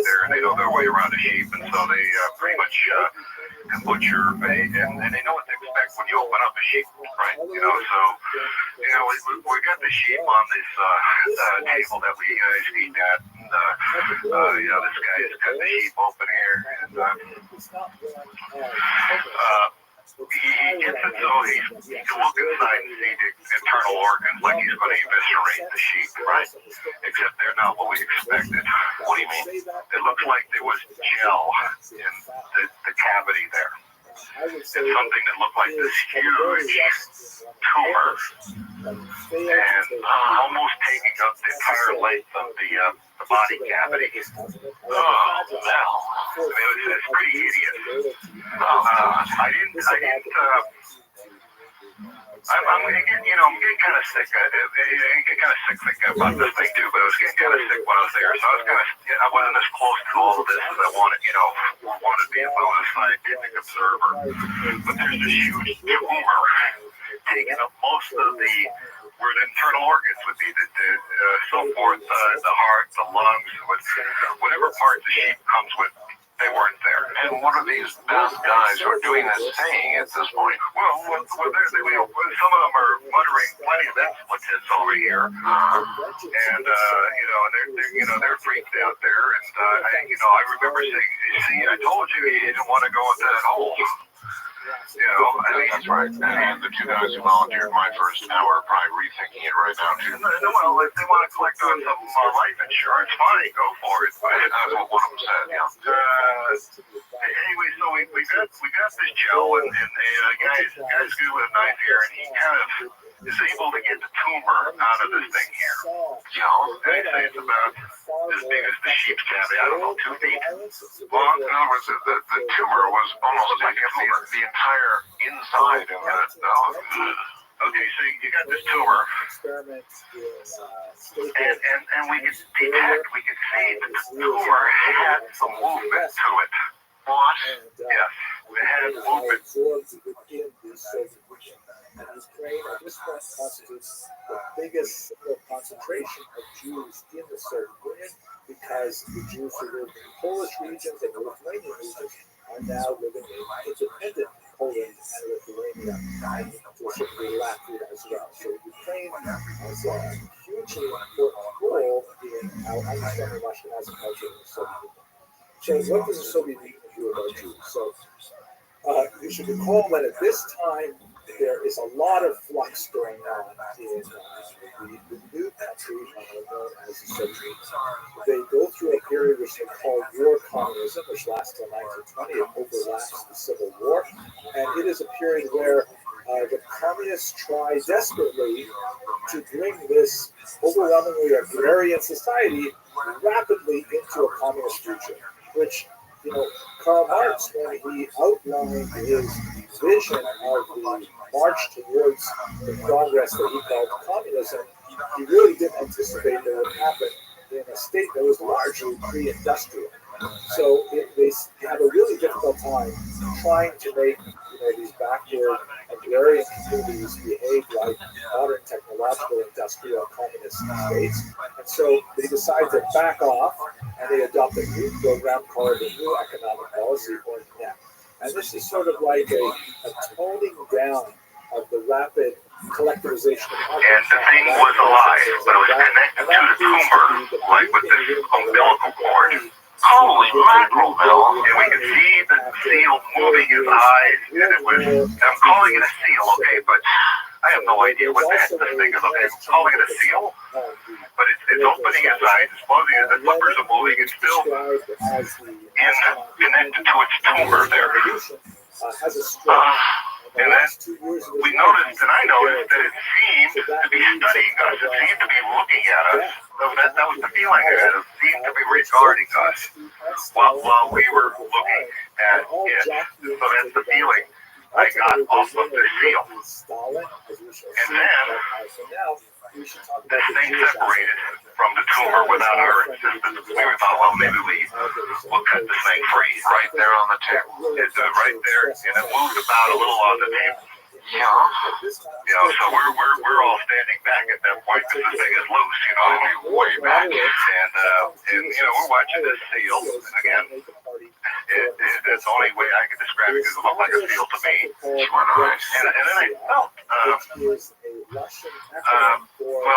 I just felt I was in the presence of something extraordinary, something beyond extraordinary, something like, I don't know. I'm not a religious man, but it felt in that category of having a religious thing. This was just such a stunning thing to witness. Well, something that far from our understanding would be magic or religion or whatever you want to call it, I'm sure. Yeah. So what God's name happened to this thing? Well, we left it there and it began to, just kind of looked at us there and, one of the bastards suggested we kill it, and, just love it, unfortunately, and, but, is that what they did?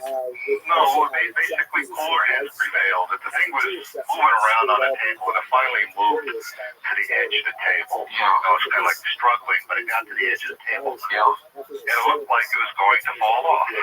Right. So I go up to it at this point, because I'm just like out of my head with I don't know what I'm in the presence of. And it looked directly at me when I got up to it, and it seemed, it seemed to have a contact with me. And I got this compelling feeling to pick it up and place it on the ground. And I did that. I took this thing and I put it on the ground by a table. My hands were slimy from the seal, because I had like this view of not only in the cavity, but also inside the tumor. And I'm just calling it a tumor because I have no vocabulary for this. Right. And I just moved my hand past my face before I decided to wipe them off on the rag at the table there. Right. And it smelled like ozone. I can always ozone. Of course I do, yes. That's what it smelled like when because I thought it would be some like sort of weird organic-y smell. Some sort of like disgusting. I just thought it would smell disgusting. It smelled like ozone. Okay. So this thing is lying on the ground, and we're all looking at this thing here, and it's like looking at each of us in turn. In other words, intelligently. Yeah.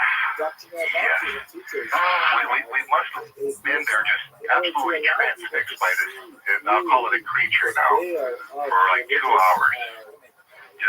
And what was it doing during those 2 hours? I mean, Studying each one of us. It wasn't moving around that much? Just a tad. Because we had gathered this is cowardly, but a safe distance away from it, but not too safe, So we can easily see it, and they can easily see us. Because this one here, even the bravest bats were like, kind of freaked out. I've been long gone now. Well, again, the bats are great. All right, well, hold it right there, Mel. Here's this thing on on the ground now, not moving around much, but carefully studying each and every one of them, who by now retreated to a safe distance. Or we'll pick up when we get back on our belt.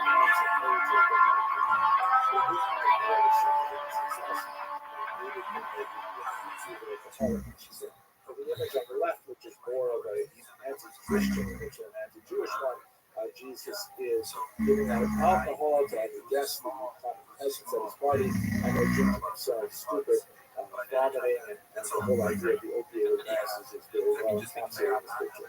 So, with regards to the Art Bell in the Kingdom of Nye, from west of the Rockies at 1-800-618-8255, east of the Rockies, 1-800-825-5033. First-time callers may reach our net 1-775-727-1222, and the wildcard line is open at 1-775-727-1295. To reach out on the toll-free international line, call your AT&T operator and have them dial 800-893-0903. This is Coast to Coast AM with Art Bell from the Kingdom of Nye. Well, I knew that Mel had found another hole, and I didn't know anything about all of this. This is freaky stuff. A number of questions now. We'll try and get to the phones in this last half hour. Everybody stay warm. I'm Art Bell. This is Coast to Coast AM. Once again, Mel Waters. So here's this thing staring at each and every one of you, examining you, obviously intelligent in some way, and it looks like a seal, not like a sheep at all. So that came out of this godforsaken tumor that was in this thing. What happened? Well, I got this the seal, and he's kind of waddles around a little bit in the direction of the hole, and then he's just sort of watching us some more, and we're sort of kind of at a safe distance, but we kind of encroach upon a little bit there. I'm telling Basket, hey, you're the big brave Basket here, don't be afraid of this thing here. I'm just, just an ordinary old guy here. We went up to it there, and it just looked at us here, and the look that it was giving us was, the only way I can describe it, it was like the most compassionate look that I'd ever seen from any face. It just, the way the eyes were looking and feeling, and so some amount of time elapsed, and then the little seal there starts to waddle again towards the hole, and I get this feeling that it wants to go up on the ledge, on the collar, right?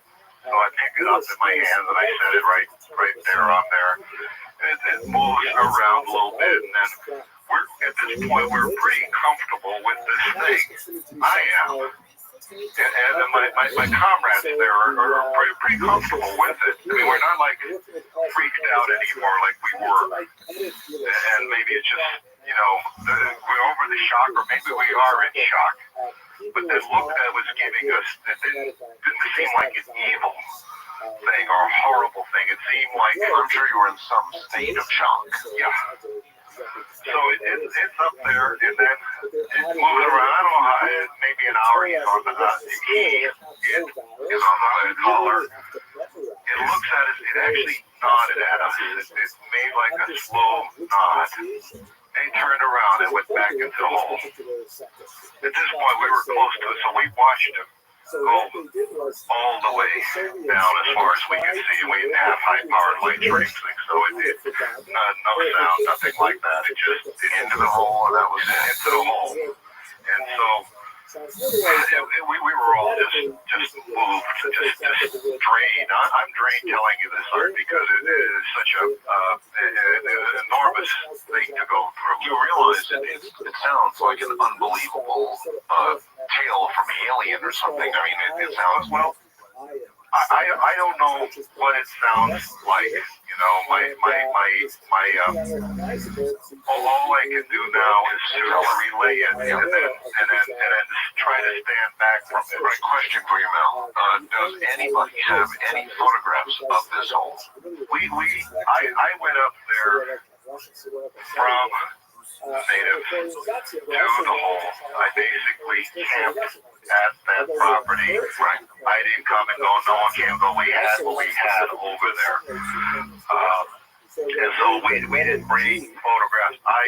Personally, I didn't want to, I thought to myself, look, this would be great. We get this all on film, on video, whatever, right? But I did not want to encroach upon what they had, and if they came to me and said, look, Mel, why don't we go to town, go home, get our stuff, and try to video, fine, I would have said that, but I was not going to broach the subject with them. I mean, I did, I mean, to me, it was an enormous privilege to go where I'd gone at that point. Are you likely to go back to the hole? Yes. You're going to? I will. I will let you know that we at first we decided we thought we would bury the sheep's carcass and the tumor, and we decided it was just best to take the whole thing and put everything back in the hole where it all came from. Yeah, so I just, we just let it be. We had a tarp on we just dumped the whole, everything back into the hole where it came from. I didn't know what else to do. We thought about burying it, and it just didn't, I don't know, it just didn't seem right. I thought it would, so that's what we did. I want to tell you something that is I believe related to this experience, and that is prior to going to Nevada. This was in late August. I was diagnosed with a particularly lethal form of esophageal cancer. Oh, I'm so sorry. This was a the kind that does he have 6 months to live, but they're just telling you that. There's nothing they can do about it, but it was very fast growing. And one of the reasons I came back here was to see the same doctor because I started feeling a lot better. And my last examination with the doctor finds me cancer-free. I can't explain it. Then you could document this, right? Because he had, because they had whatever stuff diagnosing the cancer, and I went back to the doctor, and they could find no evidence of any cancer. Is it your feeling that your proximity to the hole or something about the hole changed this? I think it was the seal. The seal. It was The seal. I described this thing as this huge tumor. And that's what I had. But I described it as a tumor because that was the only vocabulary I had to describe it with. Gotcha. And I handled this. Well, that's right, you did. And I smelled the ozone from it, and it just, the look that it gave me, there was something going on. I can't say, look, I was communing with the seal and I was, had this conversation with the seal. No, I can't say that. But what I can say is that I had this feeling of such incredible compassion from the seal that ultimately went back into the hole. We just said, that was it. And what was the conversation like after all this was over, Mel, between the Basques and the Native Americans and yourself? Okay. Well, first of all, the Basques that I were with, they were young guys, okay? And, I think before this your kind of shiftless sort of characters, partiers and all that, they were like just profoundly moved. I mean, they were just, had stuff going on in their mind after that they had been to another place, another time, another everything. Their reality had been all changed. And I had the opportunity before I left Nevada to speak right before I left I went back into civilization and spoke with a Basque elder. Yes. And this was the elderly fellow that I was referring to that told me some of the history of that he was in there, he remembered it from being a young man, and he described it to me and all of this stuff here. And we had because his thing was he himself would go there to that area for spiritual connection. There was something very spiritual, very primal that was going on. He was a tough guy to talk to in some ways because he was more schooled in Basque than he was in English, but he got English out enough for me to understand. And so we talked actually at great length about the meaning of this. We did have some of the Native American people that I was working with in that particular thing. This was kind of like a party sort of atmosphere out there. We were drinking what they like to drink, and and eating the good Basque food and all of that. And everything. It was a good experience there to kind of decompress from all of this. And so, but he could not relate to me any experience like what we had, except he knew. He almost expected what it was that I was telling him. He just totally, firmly, completely believed what it was that I was telling him. There was no surprise to him at all in this thing here. There's really old Basque guy there, and he's just taking all this astride and nodding, and so he knows there's something enormous of great enormity there. And my goal is to go back. I have agreed to work with the people I was working with the herbs and live amongst them and spend some time with the tribal members and some time with the Basque and spend it. And are you going to do anything else with the home itself? With the one in Nevada? Yes. Well, at this point, I don't know what we're going to do. I come back. I'm overjoyed that I'm cancer free. I felt so good after that experience that I knew something happened in my body, so I was glad to get back and have it confirmed that the doctor said yes. But I do plan to go back. I do plan to study it. I hope to be a better human being about this and not send it as an animal into it or what have you. That to me, I guess I still can't believe that I allowed that to happen, but I did. Well, I appreciate your telling the story straight out this way. That's the only way to do it. That's the only way to do it, and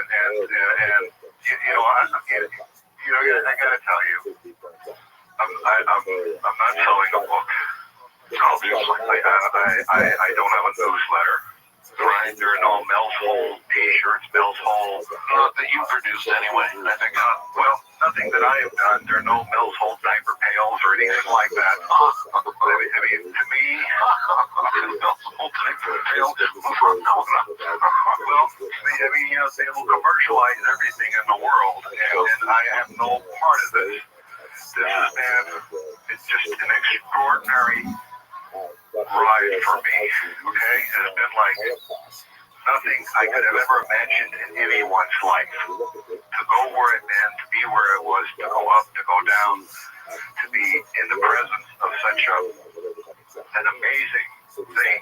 And my only goal is to leave a permanent record of what happened. Well, how closely are you willing to identify the location of this new home?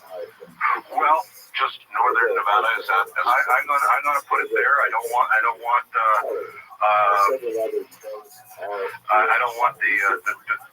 the tribal people up there to be overwhelmed by people, rushing out of Reno to get up there and right, which they would, and doing all of that. I am going to go back. Do you think you could politely approach the vast and, without identifying the specific area, get photographs? If I feel comfortable, I will do that. I will also at this point, and I just have a little bit of what I have that happened in my Nevada experience left, but I know we're running out of time. And that anyone that can help me understand some of these things, if they can send an email to me, I'd appreciate it. All right, you have an email address, right? Yeah. It's Mel Waters, right, at ATTBI, that's like all ATTBI.com. That's Mel Waters at ATT, that's Tom, right, as in boy, I as in India, ATTBI.com, right? And Mel Waters at ATTBI.com. I guess that you want. I cannot promise, like a whole, like to maintain a dialogue with people, but what do you want? Other people out there that have had any type of understanding of this that can make some sense to me and knows what's going on. I'm going to listen with fascination to your program on the hollow earth business. Yes, because that's something I don't know about, but I sure like to know. Well, there may be a relationship, obviously. And so that I'm going to look at. But I mean, what do you want in email? Do you want some support? Do you want you're going to get media contacts? What I really want is the people that have good, serious opinions about this,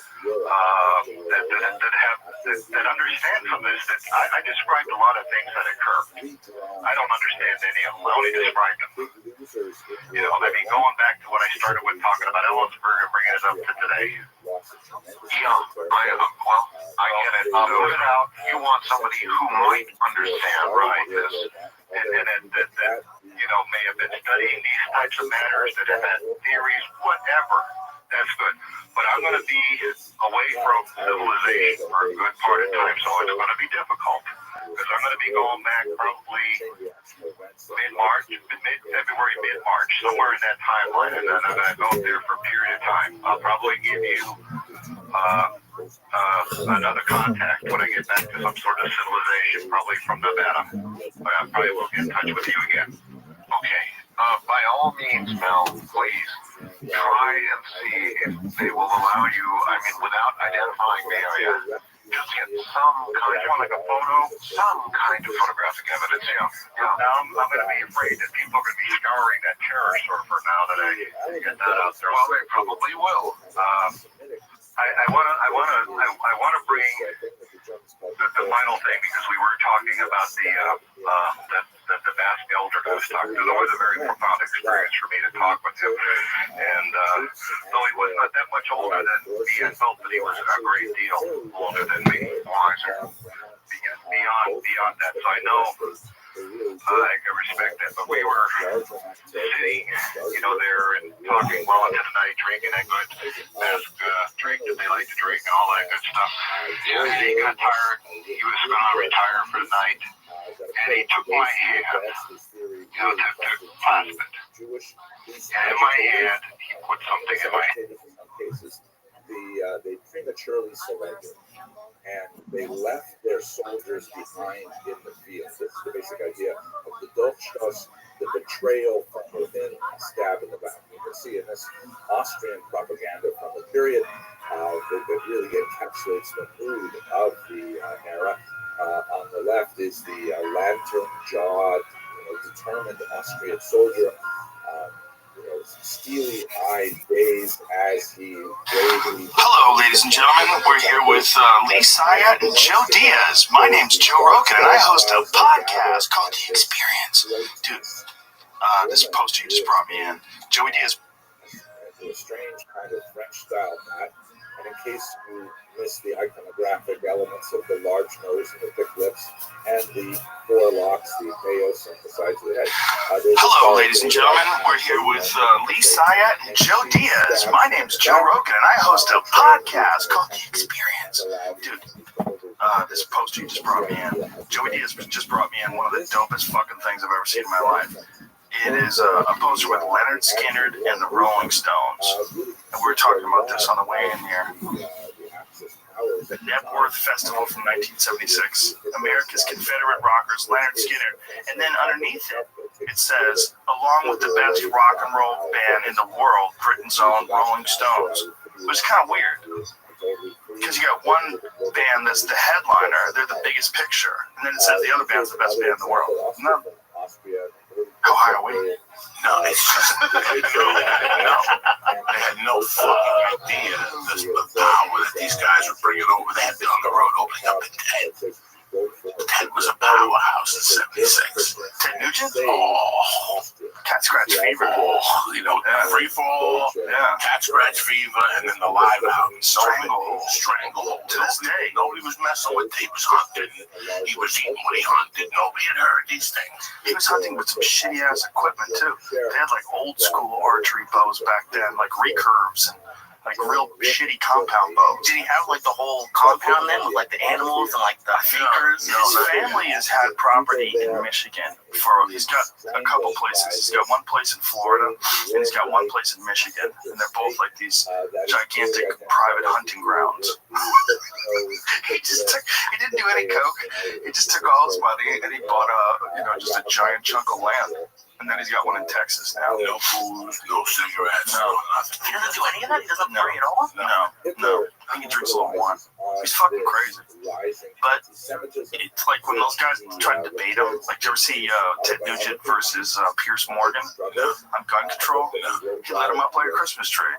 Because Pierce Morgan didn't have all...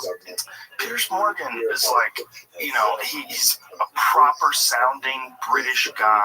But like when it gets to the fucking red line, when it gets to the red line of arguments, he falls apart. Like Ben Shapiro ate him up, and Ted Nugent ate him up. A lot of the conservative guys that are like really slick, smooth talkers, they can eat him up when they get into the really like the high revs of the conversation. Because he didn't understand that a lot of the gun deaths is also bad guys that are shot by guns, like people that are shot by cops, like all that stuff is sort of calculated in. Like he didn't understand. He didn't have all his facts in order. So if you're arguing with a guy like Nugent who does these kind of arguments with people, like gun control arguments, he's got like his words down to a T. He's done a couple of these. Did one of them in a gun store. They were in a gun store.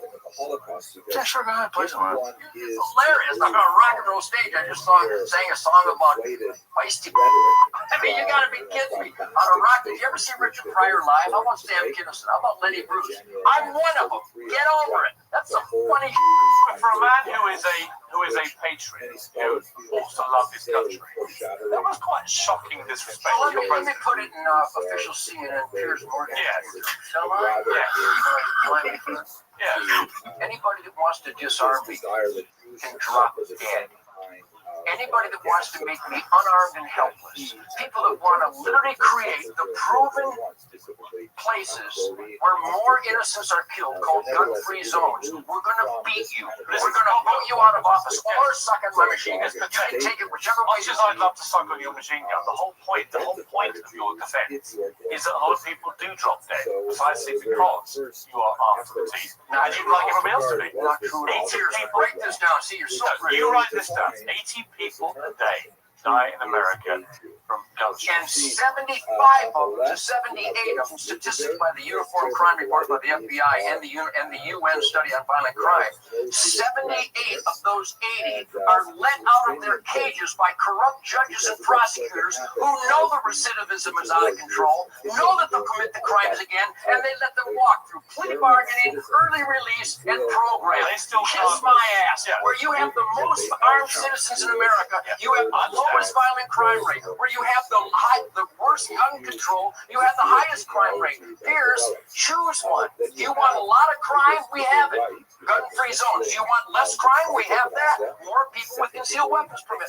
Why do you guys resist that statistic? It's a you guys. It's you guys. Well, unless you're playing the devil's advocate. I can play any advocate I like. You're doing my job. Right. You're playing the idiot's advocate. More guns equals less crime. Period. Unless I'm wrong, and I don't want to kiss your ass at this point, if you don't mind. Unless I'm wrong with your argument, but you're basically saying that 90% of the gun crime comes from people. 96%. Right. Go ahead. but they still have to get access to firearms. If you had your way, there would be 10 times as many firearms, right? Not true. You want everyone in America to own a gun. Not at all. I've never said that. What's your position? And I got to tell you, What is your position? and I hope you don't edit this out. Whenever I've done interviews with guys that are inclined to be anti-gun, they always go, well, Nugent wants everybody to have a machine gun. Nugent wants all the deer dead. What does Nugent want? Not even What do you want? What I want is the Second Amendment. We the people, free individuals to have the right to keep and bear arms for self-defense. Find fault with that. So down. It's too good, that shit. The argument is just too weird. It's just a weird argument. I see both sides of it. If nobody had guns, if there's no guns, if nobody getting shot, I think people would be like macheting people more and shit. They do something. They do something. So they're saying 75 out of 80 gun deaths are criminals and like bad people. I don't know what the real numbers are, but that's what he was saying in that argument. He was saying something along those lines. And the people that die, when we talk about people that die in gun deaths, a lot of the people that die in gun deaths are cons, ex-cons, people out of jail, people who've already committed violent crimes in their life, which makes sense. Most of the violent shit's going to be happening by people with a history of violence. Well, it's crazy the penalty you get for like a ex-felon with a gun, like Gucci Mane, just get out after 2 years. This other guy has been in prison. Like, you can go to prison for like 7 years. Like this guy who said he's Prince's son. He's in prison for 7 years, and he was a felon in possession of a handgun. Let me ask you this: when it's a guy like Gucci Mane, who's a big-time public character, right? He's a famous guy, right? Got ice cream tattooed on his face. He's fucking crazy, right? When a guy like Gucci gets caught for something like that, do you think they make an example out of him? Do you think that they take that guy? You already have that law. The whatever law that you get caught with a firearm, you do 2 years. Just period. I don't know exactly what the parameters of the law are, the Brady law or something. You do 2 years. You don't even go to court. It's 2 years automatically. You get caught with a gun without a permit. I don't know exactly. Right. The parameters. Does that keep people from doing crimes? What's that? That 2 years? Yeah. Not carrying a gun for 2 years in New York? Yes and no. Yes and no, right? Yes and no. Some people carry a gun and all of a sudden they go, I'm not going to, what I do for a living, whatever, I don't know. It's like you're saying Gucci Mane right now. Right. He's a high profile guy. You're out at night, you see some crazy shit at night. There's times I'm driving, I have to wonder, I'm like, I should have carried a fucking gun tonight. Just in case. Just in case. You never know. I don't know. Look, we were just talking about when you came in about Denver and Texas. Like the Make My Day law. I know people who have moved to Colorado for that law.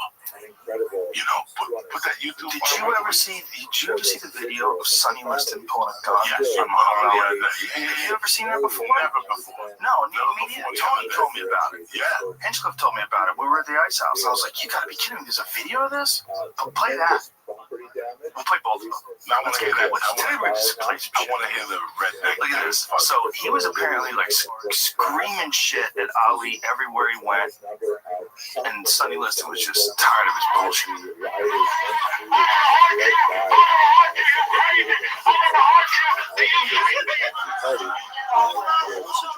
Finally came to a head. Claire Bridge visited a desert in Las Vegas where the champ was shooting craps. And late Sonny Liston met up with this was a no-move fighter by the mouth from the south. Looking down the sunny fire, frightened his young tormentor into a hasty retreat. The gun was filled with blanks. Holy. Come on, son. That is one of the craziest things you're ever going to see in your life. He pulled a gun out on Ali. In the middle of a casino, shot it in the air, and then said, look, it's just blanks, no big deal. Want to go back to his crap game. Like, dude, what kind of environment did that dude grow up in? I used to know a lot of people that would carry fucking starter pistols and shit.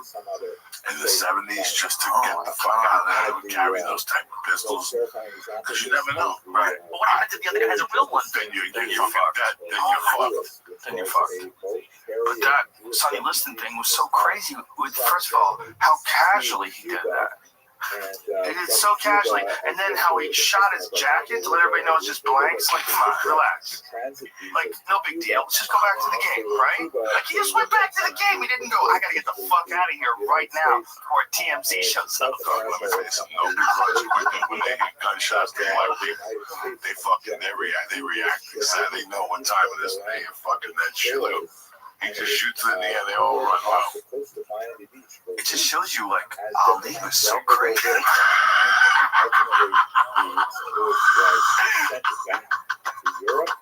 But then didn't Ali shoot a gun at Frazier in Africa? Did he? Somebody shot somebody in Africa, not shot, but pulled up to the hotel with a gun in Africa.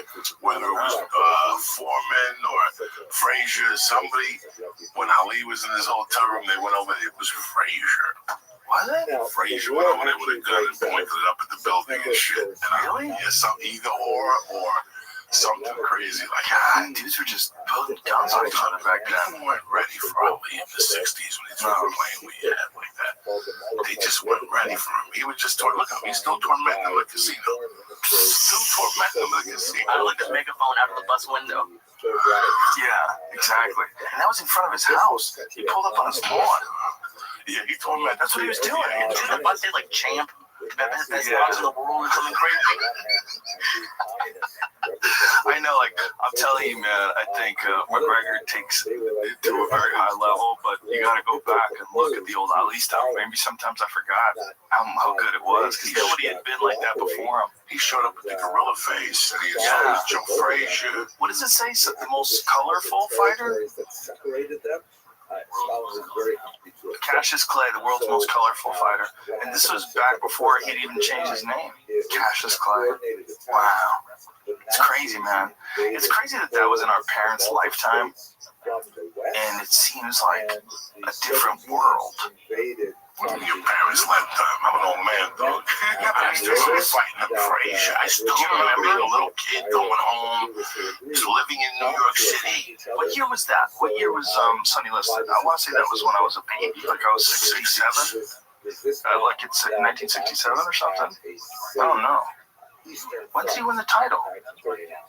What year was it? When he beat Sonny Liston? Yeah. Sonny Liston was fucking crazy. Oh, yeah. They didn't even know how old he really was. No one knew how old he was. Fucking 90, 30.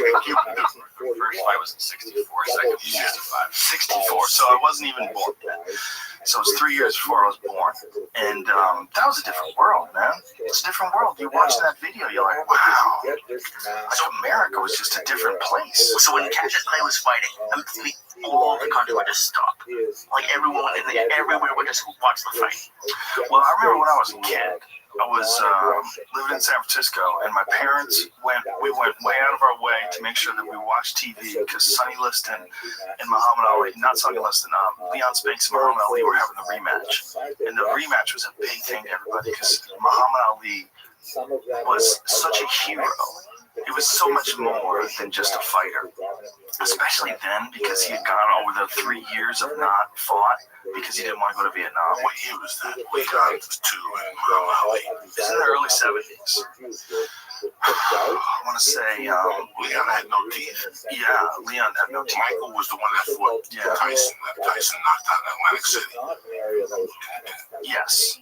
Yes, that's Michael Spinks. Michael Spinks was the Jinx. He was the former light heavyweight champion. He was a light heavyweight champ for many years. He was a really good light heavyweight, really good boxer, very smart, and beat Larry Holmes for the heavyweight title. But he really wasn't a heavyweight. He beat Larry Holmes, and Larry Holmes couldn't pull the trigger anymore.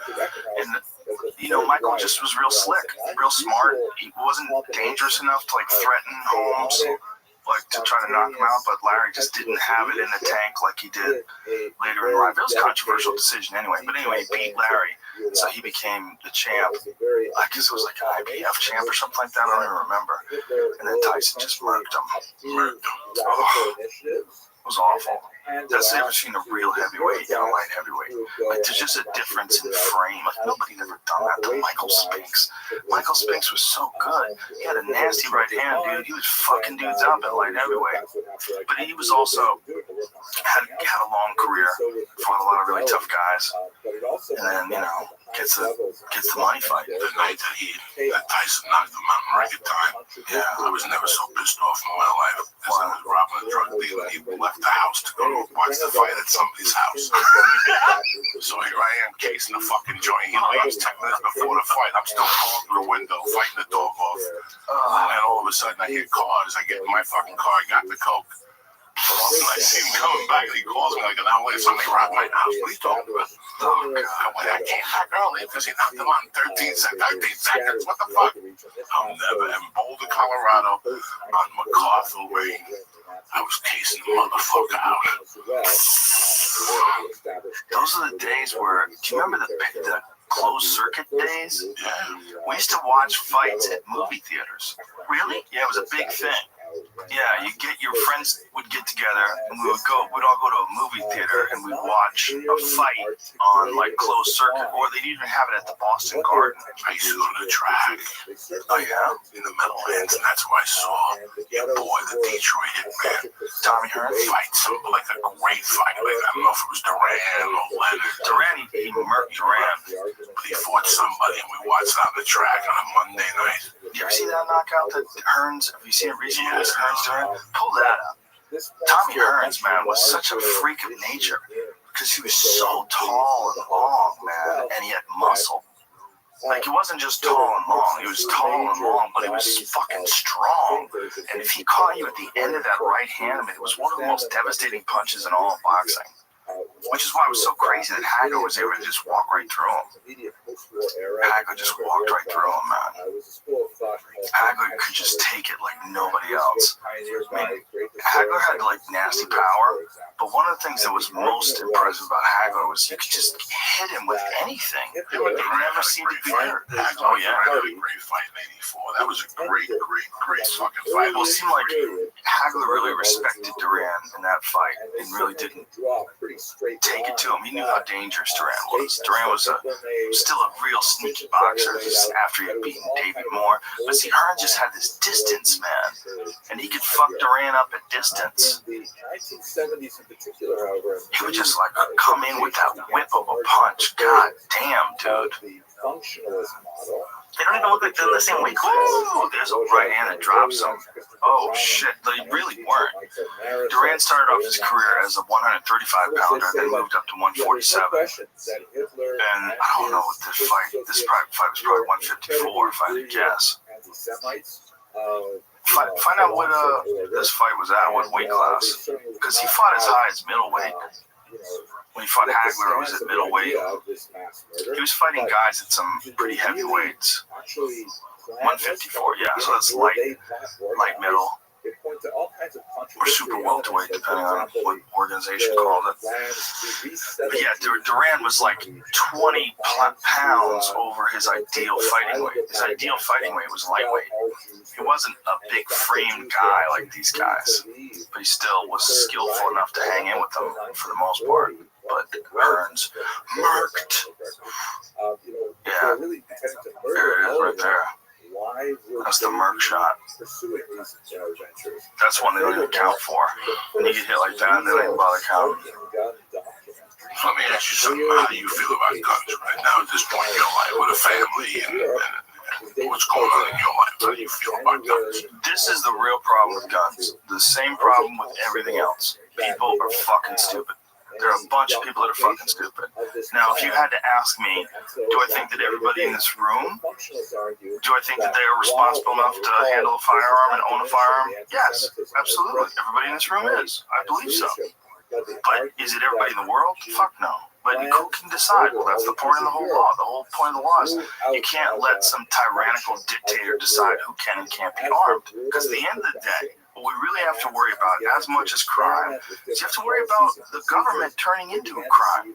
Because the governments of nations all over the world have fucked the people over and done shit that people don't want, imprisoned them, enslaved them. Are we supposed to ignore that? We're supposed to pretend. We're past that. We're past that completely. People will never be like that again. An armed militia is in the possibility that it all goes wrong. That's what it's for. It's not for when everything's going right. It's for when it all goes wrong. To deny the possibility that it could all go wrong, to me, you're lying. You're lying. You're pretending we're better than we are. Because you look all over the world. There's war everywhere. There's war everywhere in the world. There's murder everywhere in the world. There's robbery and thievery everywhere in the world. It's not equal with the amount of chances people have. It's not equal the amount of the time you do in jail if you get caught for things. There's all sorts of inequalities and all sorts of real fucking problems in the world. And to say that we've reached some utopian place where you don't have to worry about the government turning into a tyranny, bullshit. No, I don't think the government right now is a tyranny. I don't think they're controlling us. I don't think they're doing anything unbelievably oppressive. I think they respond to it in a certain extent to the amount of pressure that people put on them. And when people say things like that, we don't want to go to Syria. Remember that Syria thing? Where Obama was on TV? We're like, fuck this. No one wants to go to Syria. He's back on the Syria. He's back on the Syria. At the end of the day, people that are used to going to war like to go to war. They make a lot of fucking money doing it. And you have to be aware of that kind of shit. You have to be aware of people trying to force you into things. The other thing about Kent State, man, that was in our lifetime. You know, during the Vietnam War, they fucking shot kids that were protesting. They shot them on the college campus for doing nothing but protesting. That wasn't that long ago, man. It's not that long ago. I'm not advocating that there should be some fucking uprising and people should pull guns. But I am saying you can't just have one group of people running other groups of people with no recourse, with no the people don't have any ability to stop them. So the people in power, we just have to trust that they're going to be good. That's crazy. Why would you do that? They're just people. And people, if you give them too much power, they almost always fuck it. They almost always abuse the shit out of it. It's very rare that someone gets in a position of power and all of a sudden does wonderful, selfless things for the world. Bullshit. They do weird things. They have weird fucking people that get paid off. They have subsidies for like oil and corn and greasy dealings with private prisons. Like, there's a lot of fucking weird shit going on in power. So to say that we're just everything's gonna be fine, we don't need guns. In England, we don't have guns and we're fine. You're still a queen. You're still in some weird fucking quasi-imperial state. The scariest thing, though, is like if you go on Facebook, you scroll through, there's video after video of people fighting. Like, that's the biggest thing. That was World Star, just people fighting. Yeah, well, it scares me for all these people to have guns. Like, that's true too. To be honest, like with all the road rage happening, like that guy a few months ago got pulled out of his car on like Hollywood Boulevard or something. I want a gun to be on the offensive. I want a gun to be on the offensive. Right. I want a gun in case. Last night, him and I were talking shit till 12:30 at night on my side street. A guy kept circling. Got, after a half hour, a cop came by because somebody actually called the power of the cops and said there's two guys standing out there. Bullshit. Look at you, you criminal looking motherfucker. We're out there just telling stories after the comedy. Yeah, I know all of this. Yeah. And for a minute there, when that white car came around the second time, I thought I needed a gun. I don't know what people are thinking no more. You don't know what people are thinking. You could zig when you could have zagged, and you could run into someone who's out of their fucking mind. You never know. I mean, I'm not an advocate of being armed all the time. That's not what I'm saying. What I'm saying is you can't let the government tell you whether or not you can have a weapon. It's just not, it doesn't make sense. For years I had the felony. I still have the felonies. And the government tells me I can't have a pistol. Now, my crime was with a pistol. All right, did it go off? No, but there was a potential for violence. There's also always a potential for violence. In my heart and in my mind, I did a probationary period already. That was 1987. I did a probationary period again. More than the probationary period. I feel in my heart right now, I'm capable of carrying a gun as much as I hate it. I fucking hate those things because I know what they bring. You know what I'm saying? I know what they bring to some people. They're not going to bring it to me because I'm not young and stupid anymore. Do you understand me? I really wanted to protect my daughter. I really wanted to. There's weird people doing it. Every time you watch the news, every time I watch the news and I see something stupid, what happened to Houston yesterday? You see that yesterday? No. What happened? Soldiers snapped. No. 4 fucking tours in Afghanistan. And he got some fucking machine gun. He shot somebody at a gas station. There were so many fucking bullets that the gas station blew up in a suburb in Houston. The cops were in this. You gotta see the cop cars. It was like heat. Remember those cars with the windshields and shit? So did he get in a road rage with somebody? No. He just went to a gas station, shot a customer, and from there the party started. Walked down the street shooting. 1 dead, 6 injured. Shot up 30 fucking cars in the middle of the street. I'm walking into a movie with my daughter. I'm minding my business. Lee, instead of fucking driving, let's walk to the taco place.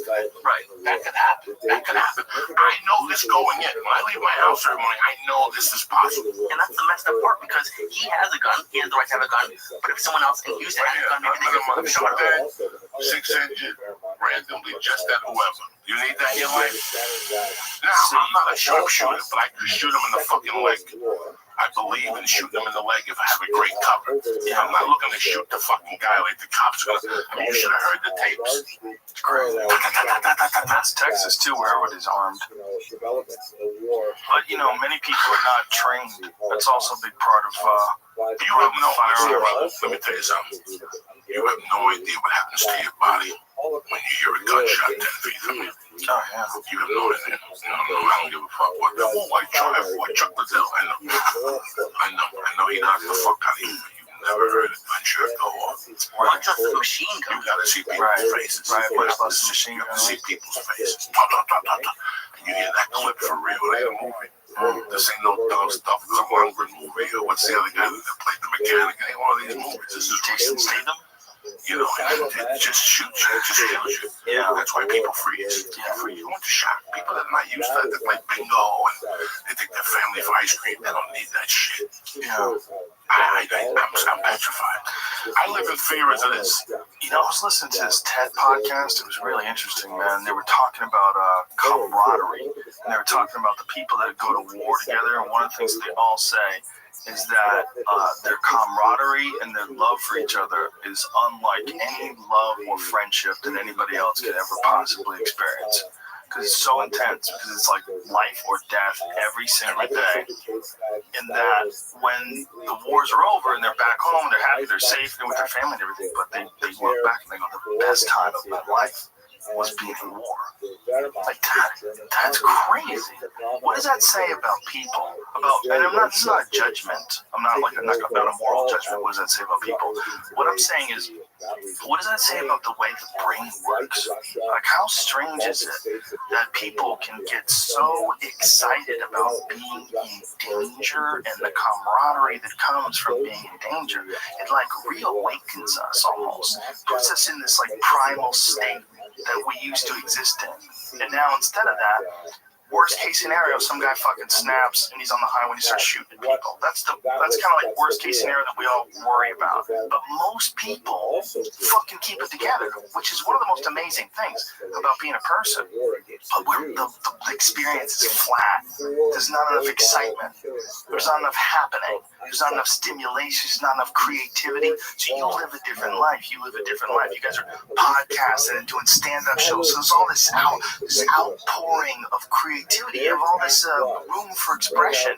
Some people just feel like compressed. They feel like they've got a board tied to their chest and to their back, and every day someone pulls the fucking strap on that board, and that's every day. And it's just boring as fuck. And when they deploy and they're over there, and they're gonna miss their family. Yeah, they're gonna be risking their lives. Yeah, all those things are 100% true. But for them, that experience was the best time of their life. That's amazing.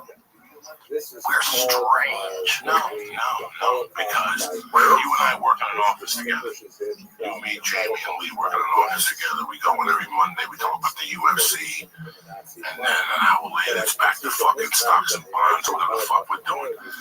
And we go away on Friday, and that's it. The same works for the people I did crimes with earlier. I still talk to those people because I went through a weird experience with them.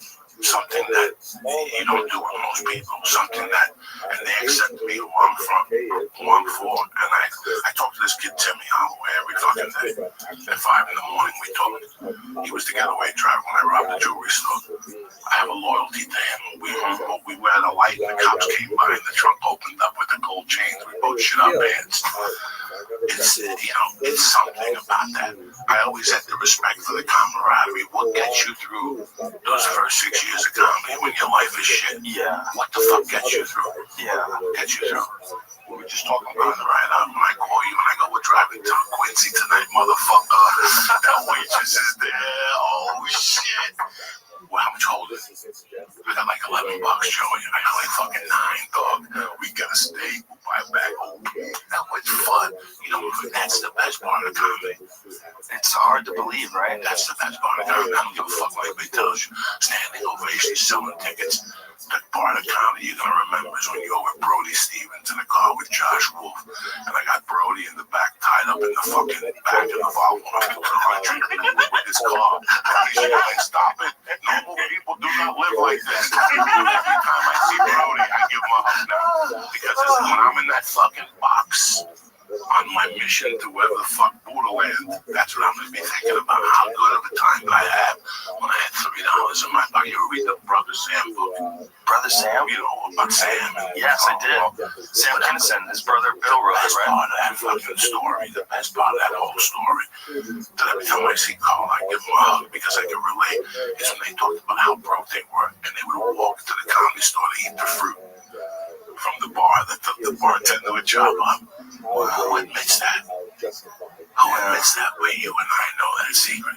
And it's the same thing, man. Well, there's that thing that's happening too when you're going on those gigs where you don't know if this is gonna be successful. Not just a gig, but this as a career.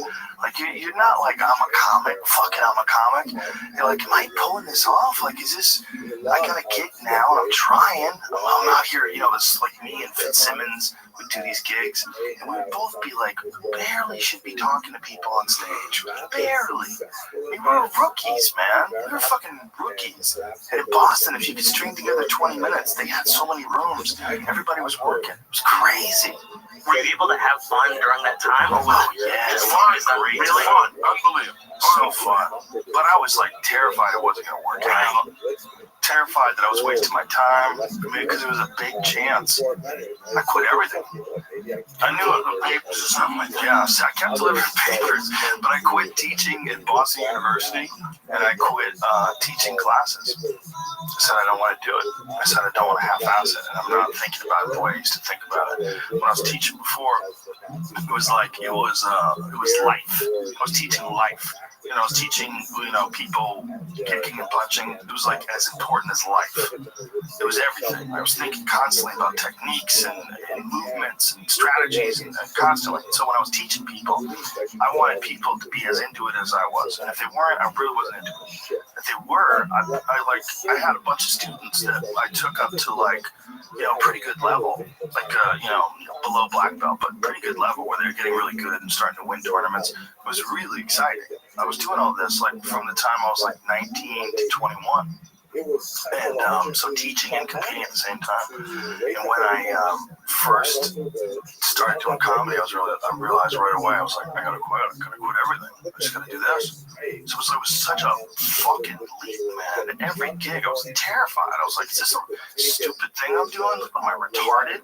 Why the fuck do I think I'm funny? Why do I think I can get people to pay me to talk? And I'd see the guys that were doing it in town.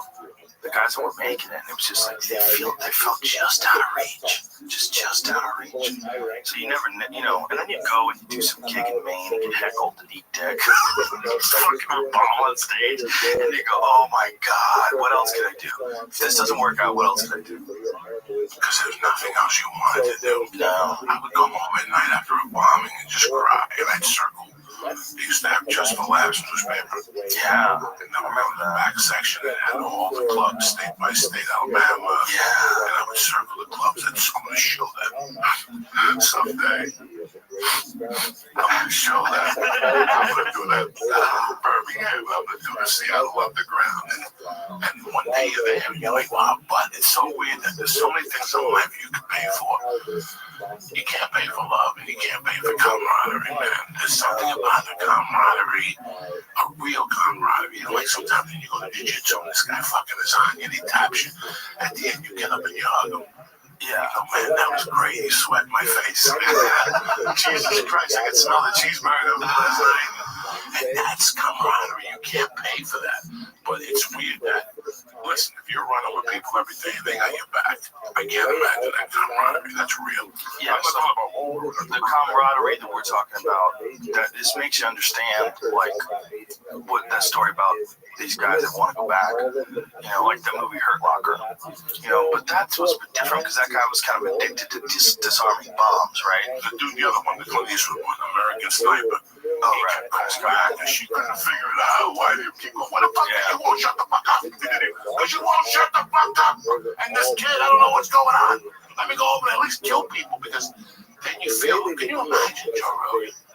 Like all your life, you got thrown out of school. You know, you're a car mechanic. You're lost, but all of a sudden you realize you're good at taking lives. You ever think of that? You ever put yourself in that position when you're 18 years old, 19 years old, you're in Vietnam, and you realize that you're taking your first tour back to the United States. Now you finished your year. But you survived. The 11 that went over, there's 6 of them left, and you survived. And in reality, in God's eyes, you got 18 kills. Nobody knows that. As like a 19-year-old. Now you go back to civilization.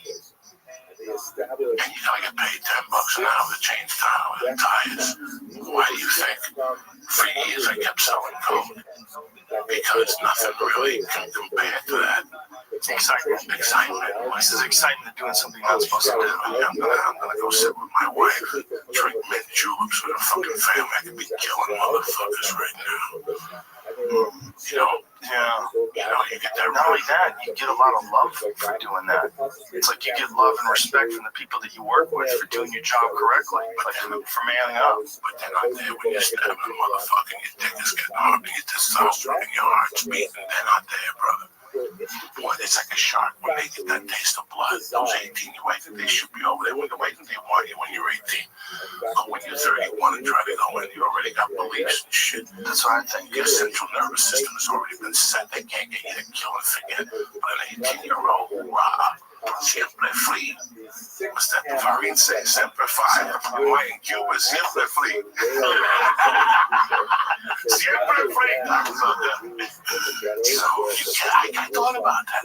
Can you imagine coming back here 25 and now you gotta work at a bakery? Couldn't imagine. Good luck. $12.50 an hour, and you get 2 weeks of a year off. Meanwhile, all you're dreaming about is fucking putting makeup on, a tree with ropes, with a machine gun and a gun and knives.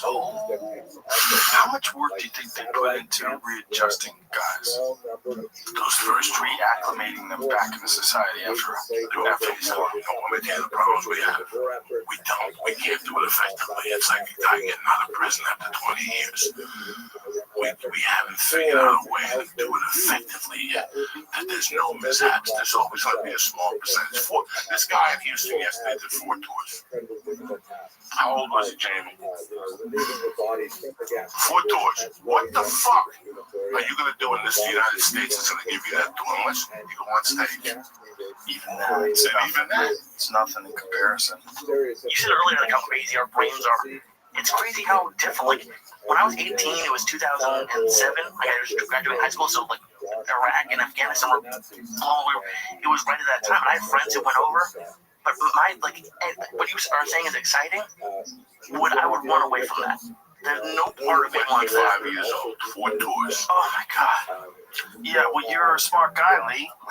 No, but there's smart people there. They're like, oh my god. But it's just people that are willing to do the stuff that's more dangerous because it feels better. Because it feels like even though there's risk involved, at least you feel charged up and alive. It's a life of excitement versus a life of, why do you think people climb rocks? They climb rocks because it's actually enjoyable climbing a rock? No, they climb a rock because it's fucking scary, and you don't know if you can make it. You're pretty sure you're gonna make it, but there's a real risk that you get a fucking hand spasm and you just fall for a long time until you splatter on the bottom. When you watch someone crazy like Alex Honnold, right, the guy with no ropes, he does it with no ropes. We had him in the podcast. He's a super nice guy. Real interesting guy. He lives out of a van, just travels around and climbs rocks. He's an adrenaline junkie. Okay, the climbing of the rock, it's like, I mean, I guess it's kind of cool to be up high, and it's sort of like a version of hiking for him, because he can kind of make it. But what's really going on is you recognize that you're on the edge, always.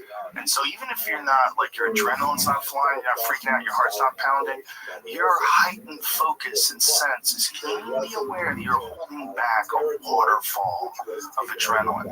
You're keeping it together. And so you're, a lot of times, guys that are doing like crazy shit like tightrope walking and stuff like that, they're sort of addicted to trying to control. What is this guy doing, Jamie? Is this parkour or something? It's really scary here in about 2 seconds. No, it's not. National sovereignty from World War I, and it was backed by the Soviet Union. Oh my God! To regain territory that they had lost. Oh my God! This guy did. He jumped and then did a handstand on the edge. Oh! Oh my! Have you seen the videos of like the people on the hoverboarding on like the tops of buildings? That might have freaked me out more than the hoverboard because the guy was upside down. I watched my daughter do those things. They don't always land perfect. Fuck, man. Jesus Christ. What the fuck is going on in Russia? What are they feeding these people? The radioactive pigs from Chernobyl? It's Russian. Oh, you heard Russian. I heard Russian. Didn't you hear Russian? I sounded the Russian sounds. My hands are sweaty. I'm assuming it was Russian. I've never raised it. It's not a race, though. Russian, the only reason why Russian isn't a racist is because they look like us. Right? I mean, they're totally not regular white people. We love communism. We're so happy that we can. What does it say? Does it say it's Russian? Yeah, it is Russian. See? Jesus Christ. Just assume. I'm pretty sure I heard some Russian sounds, though. Yeah, we're crazy. People are crazy with the juiced up need for those things. It's like, how do you feel? Don't you like feel sad when someone's a comic and then they quit? And then you see them kind of hanging around a comedy club? They come back and hang around. Yeah, but that's stand up in 10 years. You believe that? I'm really happy now. Yeah. I don't have to deal with the bullshit no more. My family's getting raised correctly, and that's fucking great. I just listen, man. You gotta do things in life that you don't like, and you recognize it and you move on. In LA, how many people have we met? How many people got these startups? How many people went to Montreal and had sitcoms? A lot. And all of a sudden, you don't see them no more. You just don't see them. And then one day you go to a town and you get a Facebook, hey, I had to come back because my uncle died and I'm doing a podcast. Can I do a guest spot? You're like, no. No. Yeah. I don't know who you are. I just don't know what's going on anymore. The whole guest spot thing's a weird thing. You know, it's weird to ask people to come on a professional show if you're not a professional. Like, I get it. Like, that's how people get better. They do guest spots, but that should be something that somebody asks you for. It's, you know, like, would you like to do a guest spot? Like that, you know, like, check you out on stage in front of 3,000 people. But to, like, ask to do that, like, because we all know, like, some comics are weird. They'll, like, show up at your shows and ask to do guest spots. Like, I didn't know you were here tonight. Yeah, like, I was just driving. Oh, really? But you're backstage? I'm in fucking Ontario off the thing, and you didn't know I was here tonight. You don't see my name out there? I made a rule about 2 years ago. I love comedians. I know what it is to be a comic. So I'll tell you what I do. I know what it was like for me to feature and to need that $400 for rent. And all of a sudden you get a call the week before the headline is bringing a feature. I get it. So I made a deal. I won't bring a lot of features, but I'm not doing guest spots. And the word gets out. It's so crazy. The word really gets out when you don't do guest spots. People won't show up to your shows no more. That's interesting. Which I don't want. Whereas before they were showing up and they were trying to get on. They want to hang out in the green room. And here's my philosophy on it. If you're so funny, you wouldn't be here. go get on stage. Well, you Go have get on gigs stage. booked. And, you know, people come to the green rooms, they want to hang out. That's great. I love seeing my old friends and stuff, but I'm working right now, and you're not working. Well, not only that, you don't have to be on that show. Here's the thing. Like, when I was a kid and I was starting out, I loved going to shows. I still love going to shows. I don't have to be on stage to enjoy a show. So if I go to a show that I'm like trying to get a guest spot on someone's show, I don't even know that person or barely know that person, that's fucking weird. I never did that. I don't know anybody who did that. None of us did that. You either got asked or you just kept working. You kept doing shows that were at your level until you got better. That's just what everybody does. Like this guest spot thing, like that is not how it works. You can't just show up and get on in front of a couple thousand people. I didn't have 2 gigs the other night. I lied to you because I knew you were going to ask me to come into the ice house. Well, I know you're working on your own. Yeah, but I don't care. Whatever. I don't want to disrupt them. Oh, that's I very kind of you. You know, sometimes I go to the ice house and there's 18 guys up before you, and I go, "This isn't right. This poor guy did us all injustice, and now motherfuckers are doing 20 in front of me." You know, and I go up there and do it, and he gets mad at me because I know what it's like to feel. When I get to the fucking club, I'm ready to go. Steam's coming out of my nose. I gotta eat 2 stars to calm me down. I already ate. I worked out. I'm fired up. I gotta wait through 3 fucking comics now. The last 15 minutes, I'm pacing back there like a fucking animal. You know, I just want to get up there and do my fucking thing, and now I gotta wait. And it's not that. It's just that some comedians come into a room to ruin the show. Yeah, blow this fucking place up, and they really blow away. When I get there on Thursday, you work with the other 2 guys, you get the niches you know already working with, and then some guy wants to come on Saturday, like, "Oh my God, I didn't know you were in town." I do, guess it's not gonna happen. especially Saturday because you had 2 shows. Yeah, I got 2 shows, especially fucking Friday, and it's like my heart goes out to you as a comic. I know what it is to be a struggling comic, but there's nothing going on here. Well, who does let guys do guest sets? Who does? Like, what? There's a lot of comedians. National headliners let local guys do guest sets. I don't know. And don't you have to worry about like putting on a good show? Like if you put on a guy who's terrible and they just ruin a show, these people pay a lot of money for a show. I let someone have a guest spot once, and this was on a show with like in one of those ice house type shows, like 10 people on it, and it bombed so bad that it tanked the rest of the night because people had to sit through 10 minutes of like really clumsy, shitty jokes, like from someone who like barely does comedy. You know, I had to find out later.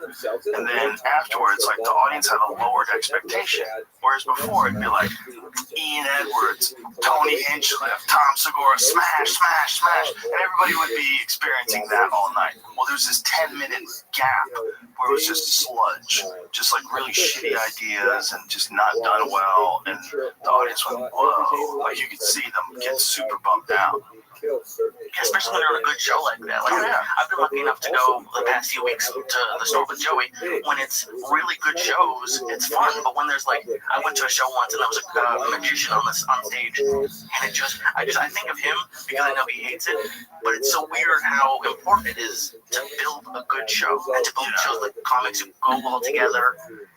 You can't just throw comedians up there and have a good show. The problem is like people are friends with people that you know, and then they you know them and they know you, and then, hey man, can I do one of those ice house shows? Yeah, sure, come on down, do a set, we'll see. And then you just go, oh no, what has happened here? Jesus fucking Christ. And if you do that, like this guy like had written jokes that day and was doing them that night, he'd never done them before. Like he tried to do like a whole bit, so it's a long ass story. But when that does happen, the audience feels like you fucked them. You know, like people always say like, why would I take the best comedians on the road with me? Like, dude, when you want to like stand out in front of the other comedians, the audience feels like you fucked them then. Like you made up for the fact that you fucked them by being really funny for the last hour and 10 minutes, but you know you fucked them for the first 20 minutes if you fill in the blank with the name of the comedians. There's a bunch of crazy fucking comedians that will open for other like national acts, and they don't work anywhere else. They work as like opening acts for big time national acts who don't want to be like showing up on stage. They don't want someone going on before them and being really funny. But isn't that the point of the opener? To warm them up? Like, that's why they have studio warm-up people for TV shows, because they want them to have good energy and be excited. Degree. There's a lot of comics that want you to warm them up to a degree that you really have to hold back a little bit because they're the star of the show. They're so stupid. Well, I'd rather we come from the school of thought we want everybody to be fucking great. Because if the guy in front of me is fucking great while I'm back there taking watching this, I'm gonna come out throwing 92 miles an hour. If the guys in front of me is lackadaisical, it happened to me. One time with you on the road, we left the get set up. The guy's energy was low. He sucked me in with it. I went up there and bombed because of him. Because I didn't want to make him. It was so bad. Like I said, I'm not going to do material now. I just go up there and talk. But there's a bad thing that does happen when you watch really bad comedy, like someone's amateur level comedy. Something weird happens when you get confused as to what's funny and what's not funny. It's almost like a smoke screen, like one of those ink things that a squid shoots out. Like you see someone on stage that's really new and really bad, and just you got to get out of the room. It's your mind can get locked into their way of thinking, because that's what I think is happening anyway on stage. I think the reason why comedy is so funny is because you're thinking like that guy. The guy's taking you for a ride, and when you let a bad comedian take you for a ride, like you get stuck in like what they're doing on stage. Say if they're doing like real obvious hack material, cop donut jokes, tampon joke, price check, that kind of stuff, and the audience is really laughing, you get confused. And your whole you have to shut them out. Like, la la la. You gotta listen to some music. You gotta go on stage fresh, like they didn't exist. You're better off not seeing them. I don't want to see him no more. I come out like Gladiator. Yeah. You have to come out of that cage like Gladiator. I don't want to get caught up. Like Friday early, Saturday early show, I'll watch the other acts. And I'll start getting into it. But until then, I want to come out of the box like a fucking savage. Right, but if you're working with people that you love, like if you were doing a show with Duncan and Ari, you'd probably watch a lot of their set. Yeah, I would. Yeah. That's the cool thing about when we do the road together. We watch each other's shit. It's fun. It's like I get to see a show and do a show. It's fun. I love going to the store, sitting in the back and laughing. It's one of my all-time favorite things. To get down there a little early. Like, your spot's at 10:45, you get down there at 10, and you watch a few guys, and it really gets you in the swing of things. And it really does get you going, But I don't want to sit there all night either. Well, that's the cool thing about the store. There's always some shows going on somewhere. It's 3 rooms. Come over around. Watch a bunch of different shit. I think that's not to be taken lightly. I think with anything. I think if you were, if you were a knife maker, if you were really into making custom knives, you'd want to be around other dudes who make those things. That's why they have those expos where people get together and they. So what have you been up to, man? What's going on here? Man, this thing is stainless steel. Look at that. There's a dude who Anthony Bourdain did this thing when he said these videos about people making shit. This guy makes knives with metal from meteors. Where does he get the meteors? Meteors. Like they fucking land on Earth. You can buy them. Yeah, you can buy them. They're super expensive. So he's getting his iron from space. Look at this guy. Whoa. Look at that fucking knife. Come on, dude. It's a Kramer knife. This guy makes these things by hand. See if you can find the video, because it's fucking crazy. He's got like this hearth. I guess that's what you call it, right? What do you call it when you some sort of an oven where he's baking these knives? But with Bourdain is like he's a real lover of craftsmanship. So this guy is making these things sort of in a similar way to the way samurais made them, where you have big plates of metal, and you compress them and heat them up and smash them and get all the layers into one layer. But it's all done with iron that he's getting from fucking meteorites. What's the difference between iron and meteorites? It's cool. You can say it's from space. So it's not a strong iron or nothing like that. It doesn't last like I think, as far as I know, there's ways to harden iron and steel. Well, it survives steel atmosphere. We're talking about steel. They're making steel, but using the iron from space, I don't think has any benefit. I think it's probably just really cool looking and awesome to say. It's just fucking steel. I mean, it is what it is. You all right? Isn't that correct, Jamie? Does that make sense? Not like the Captain American shield that they got from Right. Exactly. So this dude, I think his name is Steve Kramer. Bob Kramer, excuse me. Bob Kramer. And Bob Kramer throws this giant chunk of metal in this unbelievably hot oven. And then he pulls it out and he puts it in this machine and hammers it. And he's just talking about all the different methods of hardening steel and adding carbon and all the things that they add during the process. But it's crazy, wild shit, man. He just like pulls out this orange and white glowing thing and it pounds it down. So he takes it and all those layers get smashed down into a thinner and thinner layer, and it just keeps doing it over and over again until it becomes like a blade. It's wild shit, man. So when it's down to being a blade, that fucking thing is so compressed and smashed down. Just really interesting shit. So what is the name of the video if people want to watch it? Rawcraft with Anthony Bourdain. He's got a bunch of these he's done. I don't know how the fuck that guy has so much time. He does so much shit. There's like a few of those guys where I feel lazy. Dude does personal speaking gigs. What do you know their Joy Diaz? Pralines, pumpkin seeds. Oh, a little bit of nature bucks, Joe Diaz. Nature bucks never kill nobody. This guy's making fucking swords. I mean, those guys want to be around each other, you know? Like, if you're making knives like that, you're going to want to be around other people who make knives as well. It's like, one of the things about places like the store is we can all meet each other and hang out. Like, the other night at the bar, like, Stanhope, Ron White, me, a bunch of us just hanging. I'm like, well, where's there a place like this where we can meet, like a fucking saloon where fellow travelers can meet? I gotta tell you something, Ron White is really taken to the store. He has. He's really taken to the store. Like he's one of the guys, and I gives you a big hug. He's got a drink in his hand. He's happy as fuck up there. Yeah. He goes up there, he murders the fucking room in a slow, methodical way. But at first, he would just stay back there and go, what the fuck is this shit? This ain't right in here. And I watched him. I've been watching him just become a guy at the store. Yeah, he's always in the back bar. He's always hanging out. Thing, bro, he's always at a bar. Yeah. If there's a bar open, he's close by within walking fucking distance, okay? That guy's the real fucking deal. Yeah. No, he shows up with his own bottle and ice cubes. Well, he has his own brand. Right. He has his own brand of tequila. What is it called again? Get fucked up. Something. That's what it's called. Something Juan. Something Juan. Fuck's it called? Hello, fellas. Number one? Yeah, that's it. Number one. How racist. Number one tequila. Oh, bam! It's good shit. It is really good shit. He had it, I mean, as far as that stuff goes, it all tastes like shit, really. You know, I mean, let's be real.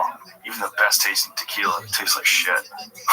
The best tasting all that alcohol I never get. I mean, like sitting there, wine. I started to like wine. I could drink a glass of wine. You know, it's still alcohol. I still like Jack Daniel's shots. It tastes bothers the shit out of me. It tastes like shit, and I love it. You know, you're talking about that. I still remember I was a little boy in New York City with my mom. Before Joe Frazier. Like I lived on 88th Street. Like I still remember how big that event was. Like if you ask me about events in New York City, one is Muhammad Ali, Joe Frazier. Two, in the early 70s when Elton John came to New York City, he fucked that city up. Captain Fantastic and Goodbye Yellow Brick Road. When I was a kid, he fucked up traffic. Michael Jackson fucked up traffic in 84. You know, they did a couple nights in the car and then. But Muhammad Ali, Joe Frazier, when I was a kid, was fucking huge. It was huge. I remember crying. I wanted to watch it. I tried to get a blowjob from my babysitter. I was a kid. She was a Puerto Rican chick named Tita. And I kept asking her about blowjobs. She goes, I'll give you a blowjob. So I gave her a bag filled with quarters that I had. And she came into the room and I took a shower. I combed my hair, I put cologne on. And she came into the room and blew on my stomach and said, "That's a blowjob," and took my $20. I almost killed the dog. I cried myself to sleep. That morning, my mom, I woke her up. I gotta talk to you. My mom's like, "What is it in broken English?" Well, my Peter stole my $20. She said she's gonna suck my dick, and she did. My mom's like, "What are you talking about?" "What the fuck are you talking about? You're like 6 or 7. What are you talking about?" I said, "I want a blowjob." I gave her $20, and then she took my $20. I'm gonna fucking kill her, Mom. And my mom's like, "Are you fucking crazy? Why would she suck your dick for $20? She'd get 50 of the bar. Why would she suck your little helmet dick for $20 and shit?" You were how old? 6, 7. How old was she? 32. When did Muhammad Ali fight Joe Frazier the first time? 71, maybe? Right, 71. I was probably 8. I was a little kid, man. She stole your money. Oh, my mom had to give me back the 20. I made my mom give it back to me. Your mom gave it to you. My mom said, "What would it take to this problem disappear?" So she gave you 20 just to shut you up. Yeah, because she knew I would help Aunt Tina in her sleep. I would kill her in her sleep. She would sleep on the couch. The babysitter fell asleep on the couch. Oh my God. You give me the $20, so I'm going to fucking kill her right there in her sleep. I was like, "Are you fucking crazy? I'll give you the 20. Just leave Tina alone." And I talked to Tina for a year, dog. You should never talk to her again. When was it? Yeah, 71. I was 8. She's ripping off little kids. She was great though, Tina. That great baby since growing up. I didn't like my mom going out at night. My mom had the bar, so I would spend the whole day with my mom, and then at night she'd have to go to the fucking bar. And it would drive me crazy, Joe. I want to go to the bar. Right. You can't go to the bar, you go to school. I don't give a fuck when they come protected. I would fucking wait for her to get to Jersey, and then I'd cause a war in the house. And she'd have to get back in the car and come over to 88th Street, fuck me up, put me to sleep, get in bed with me and lay down, and then she would go back to the bar and fucking close it. I wanted to do hell, man. Hell. And then when we moved to Jersey, I would call her up. I was scared at night because I thought the house was haunted. So I would call her up and then, "You gotta get down there." I'd be crying and shit. Finally, she would just take a cab to your friend's house, sleep over there. There was a year I didn't sleep in my house, you know. Really? Like a year when I was in 7th grade. I didn't sleep in my house. Never. I would go there after school, get clothes, go to my friend's house and sleep there and live there. I was scared of fucking ghosts and shit. My grandparents insisted their house was haunted. They had a guy during the 50s who rented a room upstairs. So a local guy was a bachelor, and he just rented a room because people did that back then. They were poor, and that guy died. I think he died while he was at the house. I don't remember, but they insisted that the fucking guy was still walking around. You hear him walk around. I lived there for months when I first moved out. I never heard shit. And I realized, you know what a lot of that is? People just get bored. They want there to be a ghost. They want something crazy to be going on. They're bored. They don't have any excitement. And so the only excitement is like being in that room in the dark and having feelings about something that's not even real. You're like, "Oh, I feel something. I feel a presence. I feel a presence. There's something in this room. There's something in this room. We gotta get the fuck out of this room." No, nothing happened. Just you're in the dark. You're in the dark in an old house, but you're bored as fuck. That's what it is. I don't know, Joe. I don't know, dog. I lived in a haunted fucking house. My mother bought this house in North Bergen, New Jersey, on Gibbonette Terrace. Gibbonette Terrace was originally Gibbonette, which when kids die, when parents die, orphanages go. It was an orphanage. The orphanage set fire in the 40s, so they took Charles Court and Gibbonette Terrace and built it over this orphanage. There was an article about it on Facebook about 6 months ago about the whole Gibbonette Terrace fucking spooky shit. Yeah. So in that house my mother bought, the reason why my mom got in there with the alias was because it came in with heavy cash, and the guy killed himself in the garage. Alright, the guy hung himself in the fucking garage in the 60s, so his kids were selling the fucking house. Well, we didn't know about this. I never knew about this 2 years later. once we moved in, remember in the beginning I was going to Catholic school, so I only slept there on the weekends. Once I moved in full time, like in the 6th and 7th grade, was when I would hear the ghosts at night. I would hear them coming up the fucking stairs and shit. I would cry and yell. Right, so they sent me to the Santeria lady's house, and she told me to put a glass of water under my bed with a red towel on the top. I would still hear fucking, and that's all that spooky shit. Now, you remember when we did Tom Likas years ago, my friend called Earl Joey, you know, why you don't go, okay, right? Her brother died on that block. When he was 16, 15, he died on that block. They're Sicilians. And if you think Cuban people are creepy with this Santeria shit, nobody's creepier than old school Sicilians.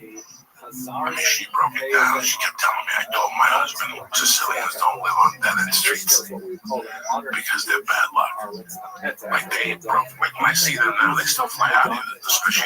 Dead-end streets are bad luck? Oh, yeah, the Sicilians. I mean, she's an old-school Sicilian that she took the fish, the eyes from fishes to help people see better, to help people.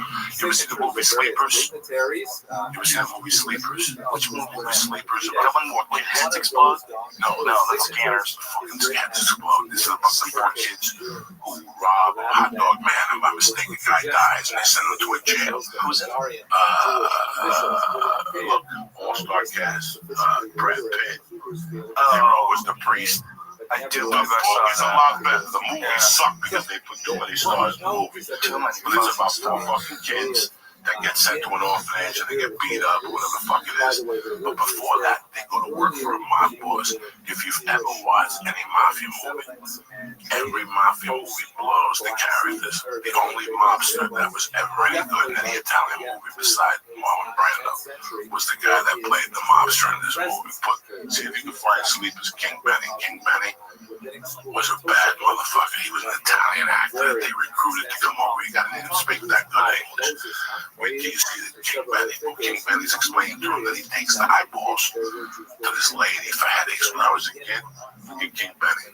King Benny is a bad motherfucker. There's a part where King Benny has to go deal with fucking brothers in Harlem. And the guy says to him, man, but you said this movie sucks. The movie's a 5. But him, as a Dino's in this movie, you're Chubby Buddy. The guy you did softball with, that Mike Star? No, the Spanish kid. And you did that series with, he was a Spanish kid. Louis Lombardi? No, he's Italian. Puerto Rican. Oh, Puerto Rican kid. Oh, I know what you're talking about. He played the kid that, he went out, he was in Lost. He was in Lost. No. The kid, the Spanish kid, he plays Fat Macho. See if they have the scene from Sleepers with the black guy when the black guy says to him, see if they have the scene from a movie that sucks. No. He says to him, dog, look at you. You bring style to the game. The Italian guy goes, I cannot help you. My tailor is dead. I mean, this guy's got lines in this fucking movie, and they never thought he died years later. Like they were saying, who the fuck is this guy? The guy is just a monster.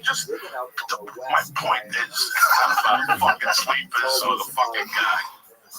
What's the point? I have no idea. I'm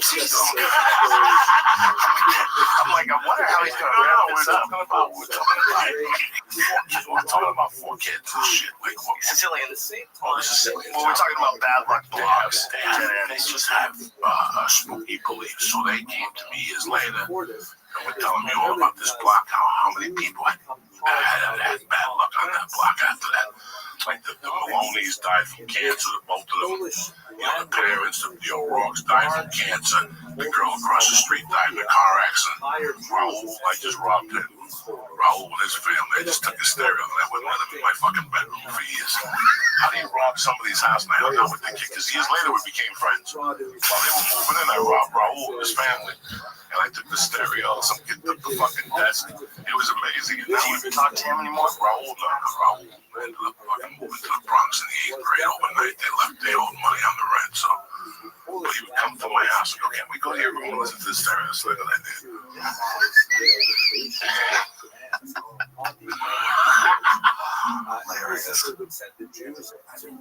Terrible. Do you ever look back on your past and go, how the fuck did I become like an upstanding citizen? How did I become a regular person? Last night I was telling these stories that I was shaking. Well, I remember when I first met you. You were always a great guy, but you were way more dangerous. Like you're a dangerous person. You could do some ridiculous shit. You were very volatile. There's a part of me that's a very, very nice, law-abiding person. There really is. There's a part of me that's always wanted to try to be a nice person. But there's a part of me that does not comprehend you as a part of human being. Because it would not be allowed in how I was raised. By no means at all. What do you mean? Just stupid human behavior that I see every day now. I see. Acceptable. Right. And how I was raised, or how the people I grew up with were. So when I look at that behavior, my head explodes. I really can't handle it. And I didn't. I got beaten when I was 19. That was such a great beating. It was worse than the one that Bernard Hopkins put on Felix Trinidad. And that's the day I made my decision. My hand-to-hand combat days are over. Like, I don't need this shit in my world. If you come into my world and get disrespectful, I'm gonna hit you with a weapon. I'm gonna hit you with a chair or a bottle. I threw a lot of bottles at the store, dog. A couple of glasses. You definitely threw some shit at the store. I don't fuck around with people because I don't like people fucking with me. I'm really sensitive. I don't know how to handle it. I think it's one of the things we were talking about when we were talking about people who go to war and how they get addicted to that feeling, and then it's almost like that becomes their world, right? Well, I almost feel like with some people they become like real addicted to like bad situations. You get addicted to drama. Life, right? You don't know how to handle life if there's no drama in your life. There was times I would rob Joe Rogan, knowing that Joe Rogan knew I was gonna rob him. And my state of mind was, now what? Now what? So you cause because I didn't know how to live without the swirl of danger. Yeah. You know, let's be honest, the last 10 years I did blow, but not because of an addiction. The last 10 years I did blow because I was addicted to that state of mind. You were always in need of something. The thrill was going to get the coke and driving home with the coke in the car. Yeah, that's something that when you told me that, it was the first time anybody ever articulated it that way. Like, what you were addicted to was not even necessarily the drug, it's the whole thing, the driving and the danger of the police, going into the guy's place to buy it, the cop. Everything. I would look at myself after snorting at 2, 3 in the morning and see this person I didn't even recognize in the mirror. I wouldn't even want to look at him because I was so ashamed that I let that position take over my mind. It wasn't the fact of the coke or the whatever, or the getting my dick sucked or the doing dirty things. It was the fact of getting driving in front of him and all the scamming that went with it. And somebody told me when I got locked up, they said, you think of all the time you put into scams, think of it, you put that time into doing something on a positive level. And there's no surprise that my life has changed as much as I did without the drugs, because 60% of your mental state was always in those drugs. Yeah, no matter if the other 40 was in comedy, the other 37 was in comedy, and the other 3 was in God knows what the fuck it was. But 60% of your day is dominated by that addiction or whatever drives you. But some people, they described it as like the addiction, and having that addiction was like almost like a built-in excuse to not live up to their full potential in anything they're trying to do. Absolutely. For starters, it's the personal blame. You want that just in case if you fail. You always have a fucking excuse. Right. But what you expect? I was having those problems those years. You didn't have a problem. Having a problem is when you get fucking shingles or your family member has cancer. That's a problem that happens in life. The coke and all that shit is your own man-made dilemma. These are the things you create. All these things you create. You know, I think about that last year I did blow. I was ready to call 60 minutes. Like, I think of the state of mind right now. Like, I had already a pitch for 60 minutes to explain to them that I had found the cure for cocaine. that you do heroin on Mondays, just a little bit, you will not snort the rest of the week. Like I was really going to pitch 60 Minutes. I was going to get an agent and go to CBS and go, listen, I got a groundbreaking idea. There's no reason for rehab. So we'll get that white powder you motherfuckers are going to war for. And we'll get that little white poppy seed, we'll make it into some pill. And we'll get people high on Monday because the rest of the week I didn't want to get high. How crazy is that? I was doing heroin on a Monday and it wouldn't let me do coke the rest of the week. I look forward to Mondays. Fuck CSI Miami. Why on Monday? I don't know. I have no fucking idea. That was just the Started the week off right. That was This just is snorting it. yeah, snorting 2 little lines of heroin just to get me And out. what does it do? What's the feeling? Tell me what it feels like when it hits you. Oh, it takes a couple minutes to hit you. You feel this weird thing, and then you feel like your blood pressure going up. And you feel like this euphoric warmth. You feel like this fucking warmth.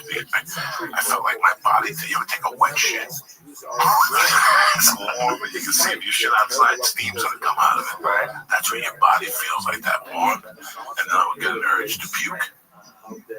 For a couple minutes, I would gag and puke a little bit, would come out of yellow, and then after I puked a little bit, I would just go into this state of fucking momoness for 4 hours. It was like smoking indicas all day. Momoness. Like just sitting there, smoking cigarettes, looking out a window. And I'd make believe I was writing John Lennon type lyrics to jokes. When I looked at them the next day, this brilliance about a refrigerator. Like I remember writing a bit about a refrigerator once. And looking at it the next day and saying, thank God, I never tried. You know what I'm saying? Like little things, like just, Well, that was Hedberg's drug of choice. And his jokes, man, I mean, I think he's probably the best non sequitur joke guy ever because all his jokes are unrelated. It's like, here's a non sequitur, here's some other things I was thinking about, here's something I thought, here's something I saw. And it was like, I was listening to it the other day, it's like, half of his jokes were only funny because he was saying them, you know, but they were hilarious. Like he had a way of doing it that was kind of like heroin comedy, you know. Like you messed up during the week? Or no? Oh, You. It'd take me a day to recover on Tuesdays. I'd be out. I didn't say nothing to nobody. I was doing heroin, and I wasn't doing coke. So I was really fucking. So you would be like sober Thursday, Friday, and Saturday, and then you'd look forward to the big bump on Monday. Yeah, that kid, he used to send it to me. He used to send me $7 bags. What kid? His name was Bonehead. He died from an OD. How weird. Yeah. Figured that guy was gonna live forever. I knew Bonehead from time. I rest in peace. He was Bonehead, bro. I'll tell you something about Bonehead. Bonehead was like you, boy. He was. I could go into a room with 90 motherfuckers, and Bonehead looked like a big 10 of them. Bonehead was a bad motherfucker. I loved Bonehead had 3 brothers. I loved all of them. But Bonehead was in. 2 of the brothers were very successful. Believe it or not, Bonehead was successful as a plumber. He owned his own company. He only went up crazy at night. Bonehead, when I was 17, would take me to McSorley's Hair House in New York City. No ID. He'd call the bartender, I would give him 3 mugs of beer, give him 3 mugs of beer, give him a bowl of chili. And Mughead would take $10 from the both of us, and he'd go to Washington Square Park. And he'd come back and he'd give me 8 values. And by the meantime, he would go buy his heroin and he'd buy these mixture of pills and he'd melt them to the black and whites. And he'd take us to a strip club in New Jersey or something. And he'd take us home. And the next day, 7 in the morning, this strip had this Bonehead in the fucking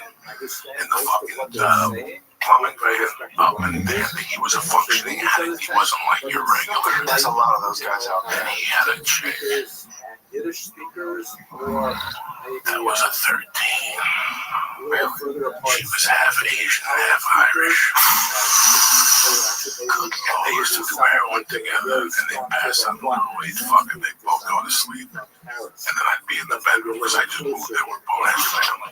Okay, they were Italian, but they were real fucking Italians. And the mother was the first person who ever made me an egg cream.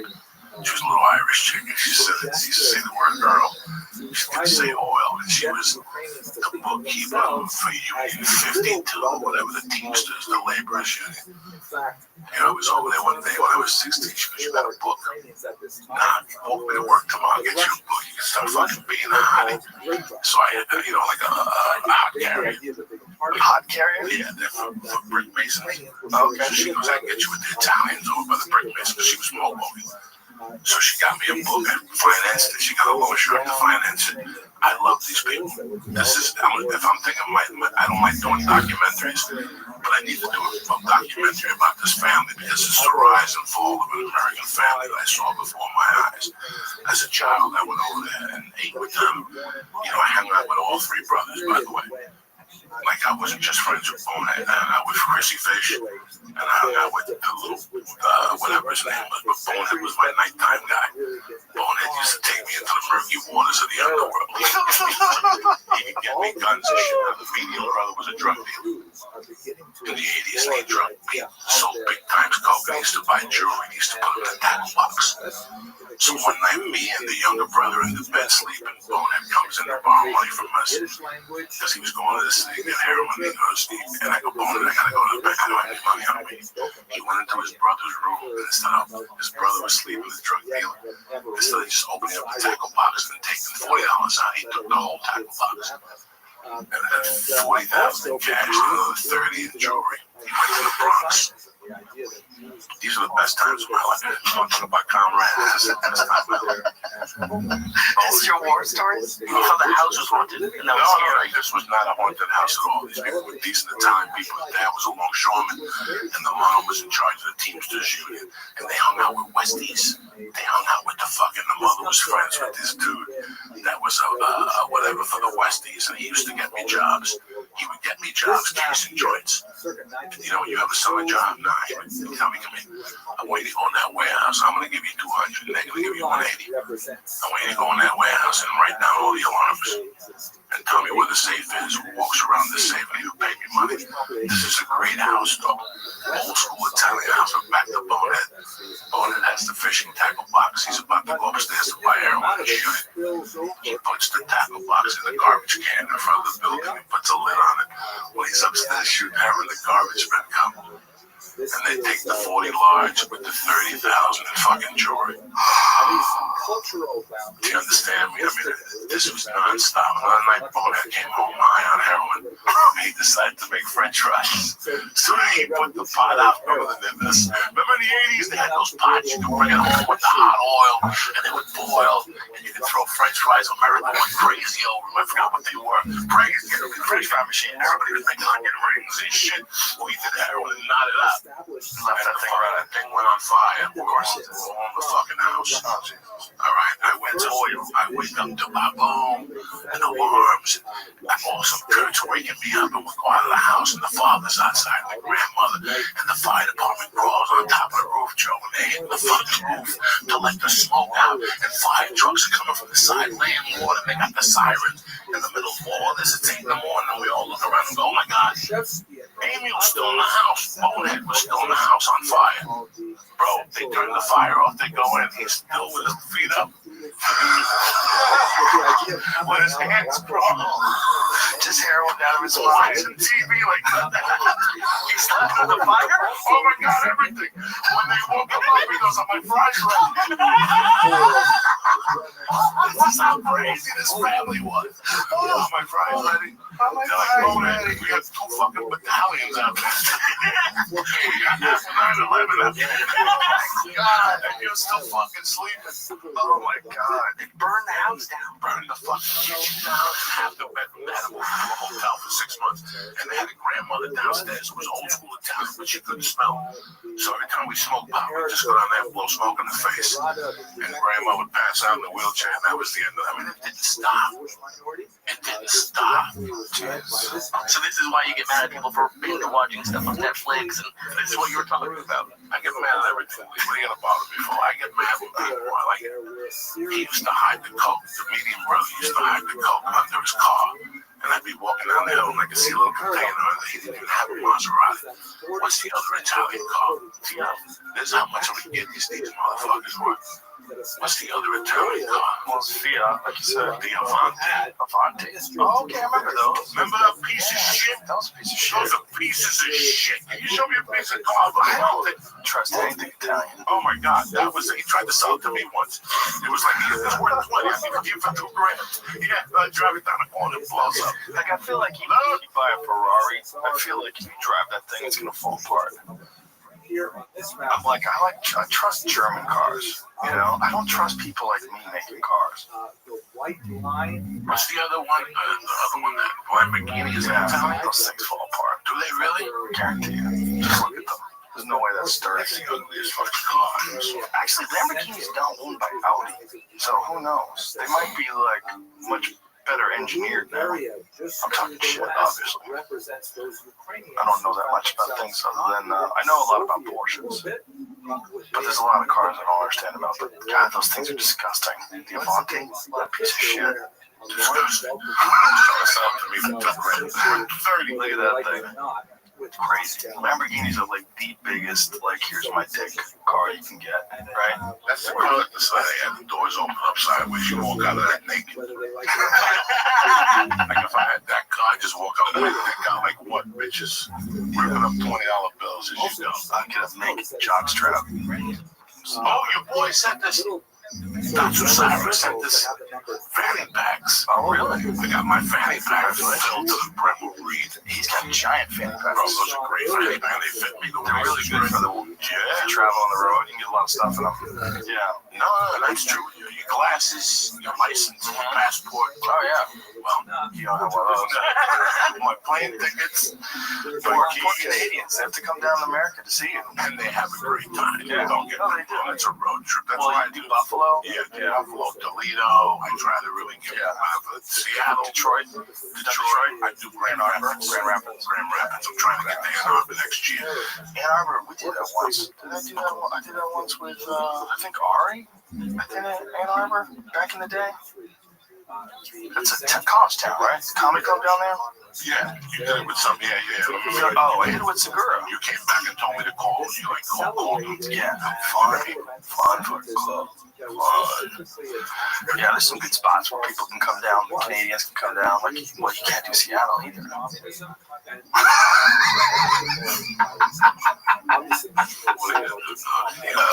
can't do Idaho. You would fucking tear Seattle apart.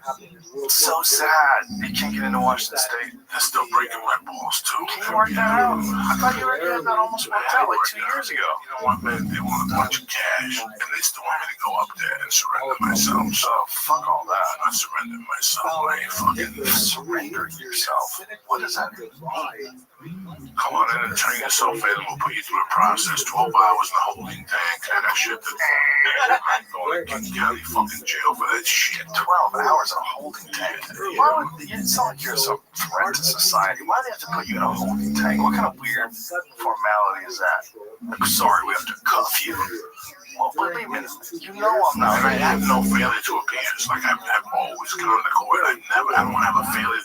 I even went to court with an alias. Like I used an alias one time when I got arrested. That's the class I got. I covered the spread. When they arrested me, I gave them like Joe Rogan's name. Not so you wouldn't get a warrant. I went down there and did the 16 hours community service in the H unit, painting for the H people. So next time you look at me and tell me I got no fucking parent, think of that. And 10 years later, I go to eat dinner with that guy. He's like, did I ever tell you I got pulled over? I had a warrant in Colorado. I got arrested in Colorado for shoplifting. No way. I just kept eating my fucking meal. But at least he didn't get arrested. I did his fucking time for him. I did my fucking thing. That is so ridiculous. Can you imagine getting arrested in Boulder? I think about the words you told me about Boulder once. You know, I was driving into Boulder with my wife, and I kept thinking, this must have been a candy store for Joey Diaz. How do you get arrested and they let you out without a license? They're all like barefoot yoga people. Listen to me. I was in jail for 3 weeks as Jose Diaz, waiting bail for kidnapping. I sat in there from November 18th to December like 9th to 10th. I had the jail wired. You do know that. You do know that I could just go up to the guard and say, they can make a loan. This is going to let me out. Everybody else had to sign a list. You do know that. I was smoking weed in there and I had all access to Kool-Aid because I don't like you don't like milk? I hate fucking milk. I like milkshakes, not milk. I had all access. You know, I got arrested 3 months, not even Joe Rogan. I got arrested a month after I made bail. And they put me back in that jail and I went back as Jimmy. And everybody was calling me Jimmy. No. My name on the fingerprint was the alias. And they're fingerprinting me, calling me Joey. How you doing, Joey? How's it been lately? I see you back in here. Meanwhile, on that card, it blatantly says Jimmy. So they didn't read the card. They just assumed it was you, but you went in with someone else's. Yeah. And then what happened? And then I called the girl. They said, we can't let you out without a license. So driver's license? Yeah. I didn't even have the license for that name.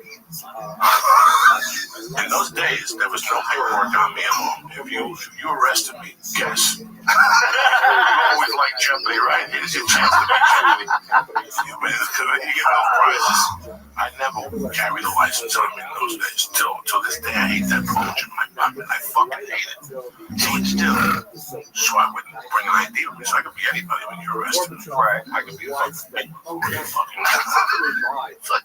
So you just had nothing on. Nothing. So they made me call. So I called my girlfriend at the time and I go, hey, how you doing? This is James. She's like, oh, this is James. They took me out to dinner a couple weeks ago. I lost my license. She's like, what the fuck are you talking about? I'm just the cops right there. I'm like, I lost my fucking license. And these cops won't let me out unless somebody comes down here and lets me out. Now she knew the kid I was talking about. You follow me? She always heard me talking about him. So I said, James. And she goes, okay, James, this is the last name. And I go, yeah. And she went down there and they brought her in. They said, what's his name? James. Where's he live? She told them. And they go, okay, we'll let you out. That was it. They gave me paperwork, and 4 days later, I turned myself in. I stood in court. I got charged. I pled guilty because I didn't want to fuck with it. I didn't want to take a shoplifting thing at the trial. They had me. Right. And I fucking did the community service at the AIDS unit. Under this guy's name. Under this guy's name. 16 hours of the fucking community corrections. But I met a cop that was there. See, everything works itself until the other. Because when I was there was a cop that would do a detail there. In those days, the policeman, that AIDS unit was getting death threats from like militant people involved in people up in the hill. And they had a cop there, and I would talk to the cop every day, talk to the cop a little bit. Hey, how you doing, officer? And we talk about this and that. And one day, I got into a beef. I had 2 felonies. And my ex-fucking boyfriend thought he was tough with me. And I said, you know what? I gotta smack this guy, but if I get him, I gotta get him good. And I went to meet him, and I fucking smacked him. Guess it was the first cop on the job. The dude from the AIDS unit. This guy's holding on to his face. He came, he asked me, Joey, what happened? I told him the truth. They gave me a ticket. So life is a circle.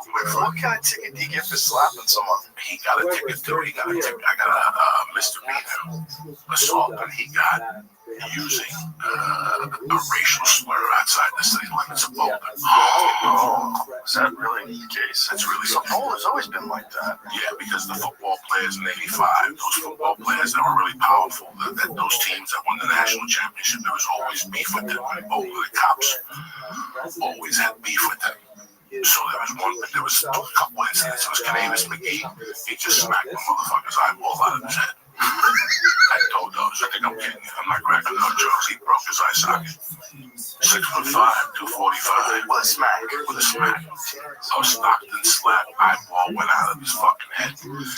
Mine had a ring on it. And then another lady called J.J. Flanagan a nigger, and he punched her in the face. So they dropped the charges because she said a racial slur. That's hilarious. So when a woman can call a guy and just get punched in the face. Oh, he slapped her, so they called it the J.J. Flanagan rule. So that is so crazy. When I got arrested for that racial thing, they told me to call me a spick, which he did in front of my daughter. So I smacked him. So wait a minute, did the football player smack her or punch her? He smacked that chick. That's a street mall in the Boulder, Pearl Street Mall or something. That's how strong that word is. Just smack. It's the only word that has a letter. Like you could kind of say the F word, but most people say fuck. But he was still, this is still 88. This is 88. This is 90. These are the times when they were coming down on CU football, you know, but they had a lot of shit going on. Like there's a document, there's a 30 for 30. Oh, really? It's a great for 30. Let me ask you this. Why do you think Boulder's always been so liberal? Because they want to be. They have that right to be. These are people that want to live, you know, the Boulder now. I might as well go say that. It's the same amount. It's the same fucking people. What do you mean? It's the same people. That was not the Boulder when I got there in 1980. Not even close. What's the difference? I don't know what they were Gentiles. You know, Starbucks. That's not what Boulder was supposed to be. Boulder was totally brought up to be very much establishment. Very, you know, people who have soap companies. Right. People who have shirts with designs of the Grateful Dead. But that's what it is. Right. If that's what it is, let that be that. Well, there's a bunch of people in Boulder that'll just go Democrat no matter what. Which means they just vote Democrat. They don't vote Republican ever. So like when I was there, it was during the Obama election after he got elected for the first term. That's when I was there, and I was like, it's just so weird that there's so many different people that have the same thing on their front lawn. It's Obama. Like everywhere you look, you didn't see any Republican candidates on anybody's lawns. You just didn't see that. What is the rest of Colorado like? Way Republican. Way more Republican. The rest of Colorado's like cowboys and shit. Denver's kind of a mixture. Denver, you get a little bit of everything. Is it sort of like Austin and Texas? Like that sort of like... No. Because Austin is more like cowboy funky. Austin's different. Austin is like a lot of badass music comes from Austin. Fucking Gary Clark Jr. comes from Austin. Yeah, but the state of mind of Boulder and Austin were pretty much similar representing their states. Right, but you can't compare them because Boulder's only 100,000 people. It's a tiny ass place. Austin's 1 million. What's the population of Boulder? 100,000. Still, it's tiny. They just can't build. They don't let you build. They got that place locked down. Well, that's what I'm saying. They buy up open space. Yeah, Boulder always wanted to be different than everybody else. Yeah. When I first went to Boulder, I first peaked at Boulder July of '83, and I was like, I'll never come to this fucking place. Too boring? But I was from New York City. Get us the population, Jay. Find out what all of a sudden I'm dealing with pizzas. It's 100,000. It's about 300,000, but it's 100,000 in the metros, 300,000. Yeah, but it's okay. So it's estimated about 100,000. Where you going, John? What are you doing? Stepping back to chew? You were in the middle of a story. Yeah, Austin's a totally different animal. Austin is much more like. I just meant in the way like Texas is right Republican. Oh yeah, for sure. But there's a lot of Republicans in Austin. Austin's not entirely liberal. Austin's a mixture. It's a weird mixture. Boulder's not much of a mixture. Boulder, like Greg Fitzsimmons said it best. He's like, it's just too one note. He liked Denver. Because we were talking about like how amazing Colorado is, and he did a weekend at the Comedy Works. He's like, you know what, I could fucking live here. He goes, I don't really say that about many places, but I could live there. And we were talking about Boulder, and he's like, I think Boulder's just a little too one note. They're a little too college influenced, super liberal, social justice warrior type, vegan, barefoot, handcrafted, all that nonsense. Right. You know, there's like a lot of the People's Republic of Boulder. Yeah. That's what they call it. It's the People's Republic of Boulder. But that has an attraction. Yeah. Oh, it's listen. To me, peaceful. It was an attraction. They're very nice people. At that time in my life, Boulder just meant something to me. It meant peace of mind. I don't know what it meant. Well, the place itself is so fucking beautiful. I mean, you're there in the foothills of the Rocky Mountains, and you just sit. Sometimes you just, like, you go to Boulder, you just, what's that street, that mall street? Pearl Street. And when you just look up and you're looking at fucking, you leave the street and you look up, you're looking at, like, mountains. It's the Rocky Mountains right there. Like, you're in this beautiful, amazing spot. And the people, it's not that many people. I think that's a big thing.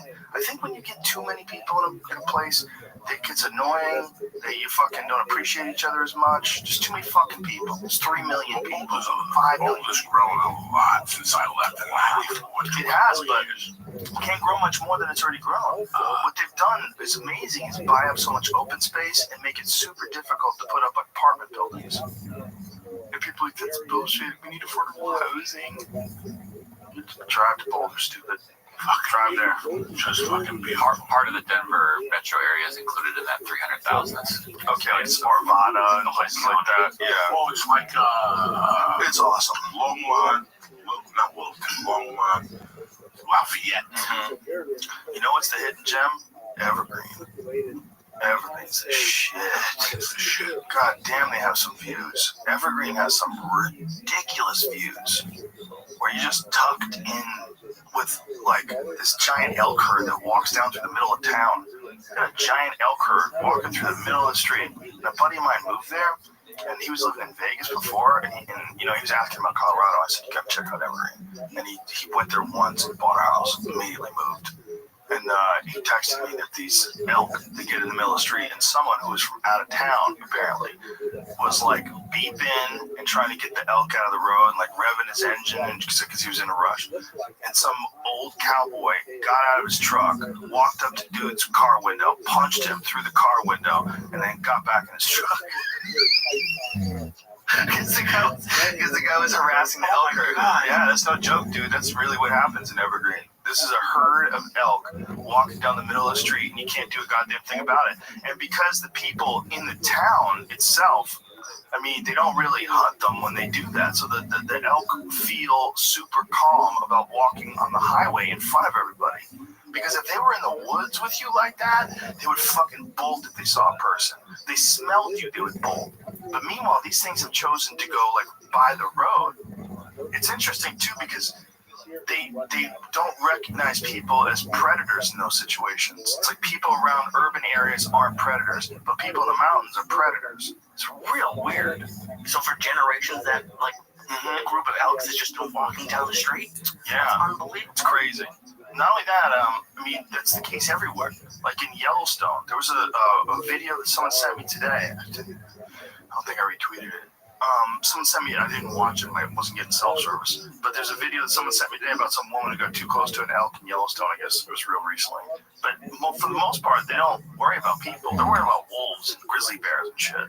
They see a person, they go, because no one's hunted in Yellowstone for over 100 years. So elk see people there, and they're like, what's up, dude? How you doing, man? Got some carrots for me? Is this it? Yellowstone elk decides woman is too close for comfort. Yeah, go live, go. Oh, no. Oh, yes. Did you get that on video? Oh, she just got launched. Oh,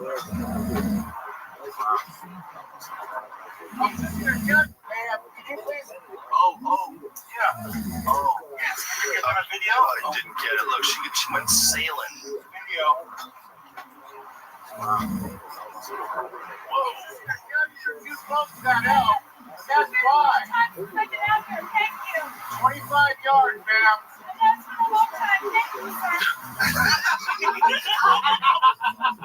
Thank you, sir. I just got humbled, sir.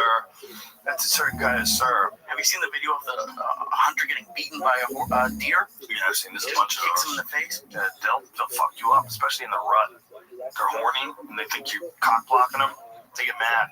Jack, you know. Are you serious? Oh, yeah. People have died from deer. A lot of people have died because they get gored. Like, they're either hunting them or they're hiking them. Or whatever reason they be like that lady, they get stupid.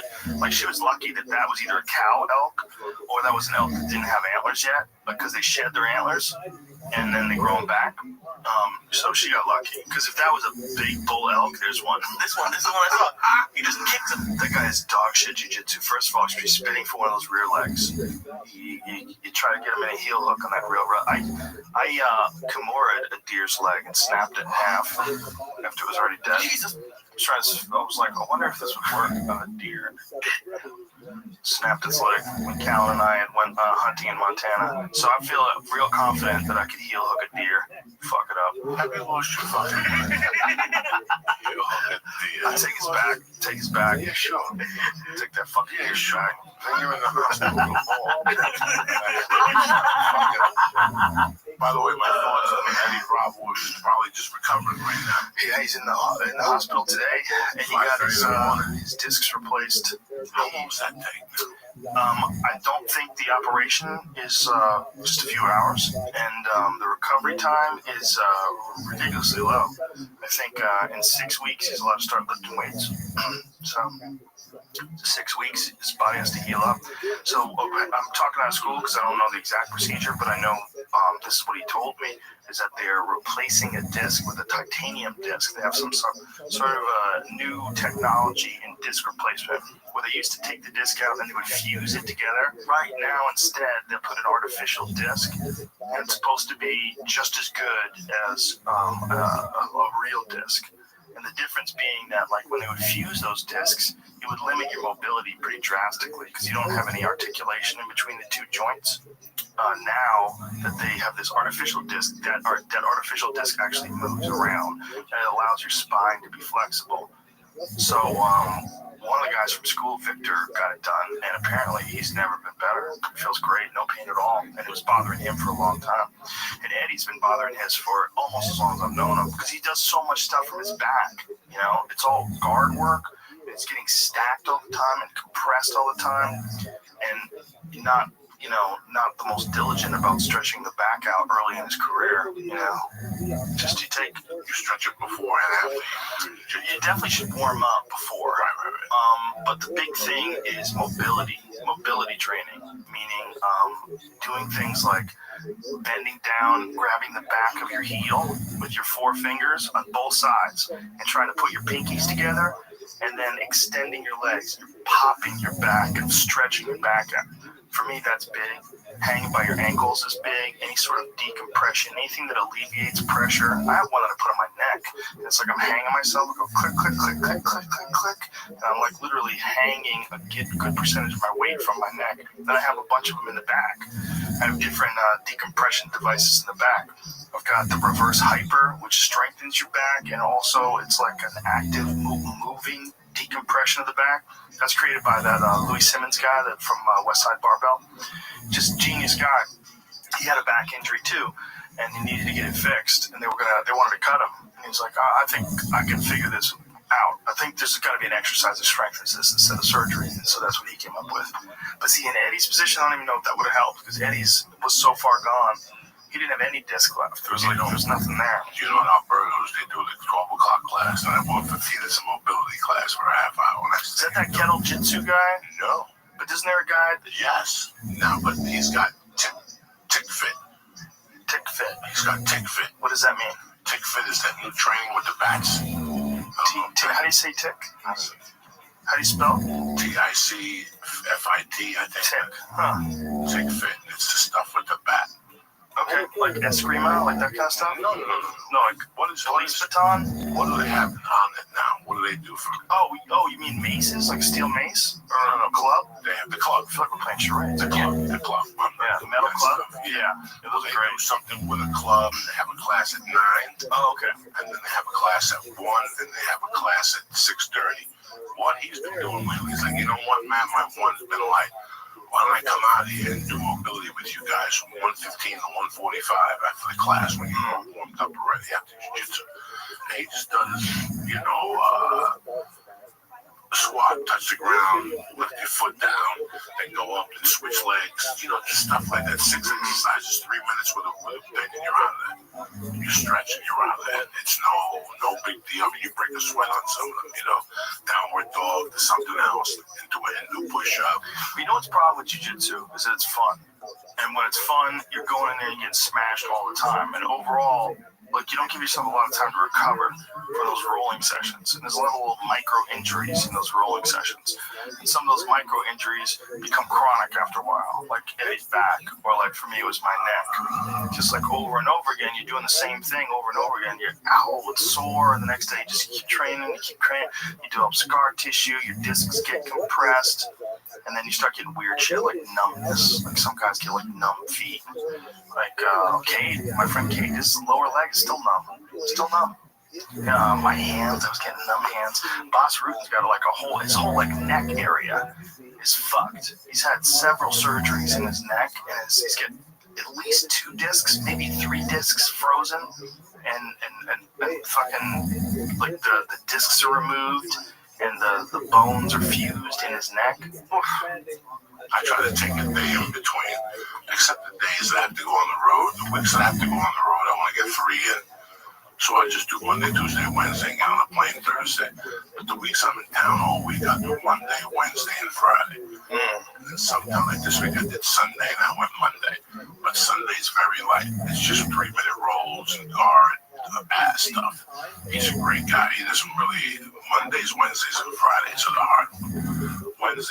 Sundays I go because the guy is just so great technically. I always learn one little stupid thing, just one little stupid thing. You roll like 2 or 3 times and you're out of it. Right. So, but I always try to take, even if I want to go that day, even if I feel okay, if I'm not sore, I'll take the day off. Because I don't want to go every day. I don't want to do that. I'll do a light kettlebell workout. So, but then there's other people that think you just keep doing it and eventually your body hardens up. I don't know. I guess it depends on how you approach it. I know Bourdain does it every day. He trains every day.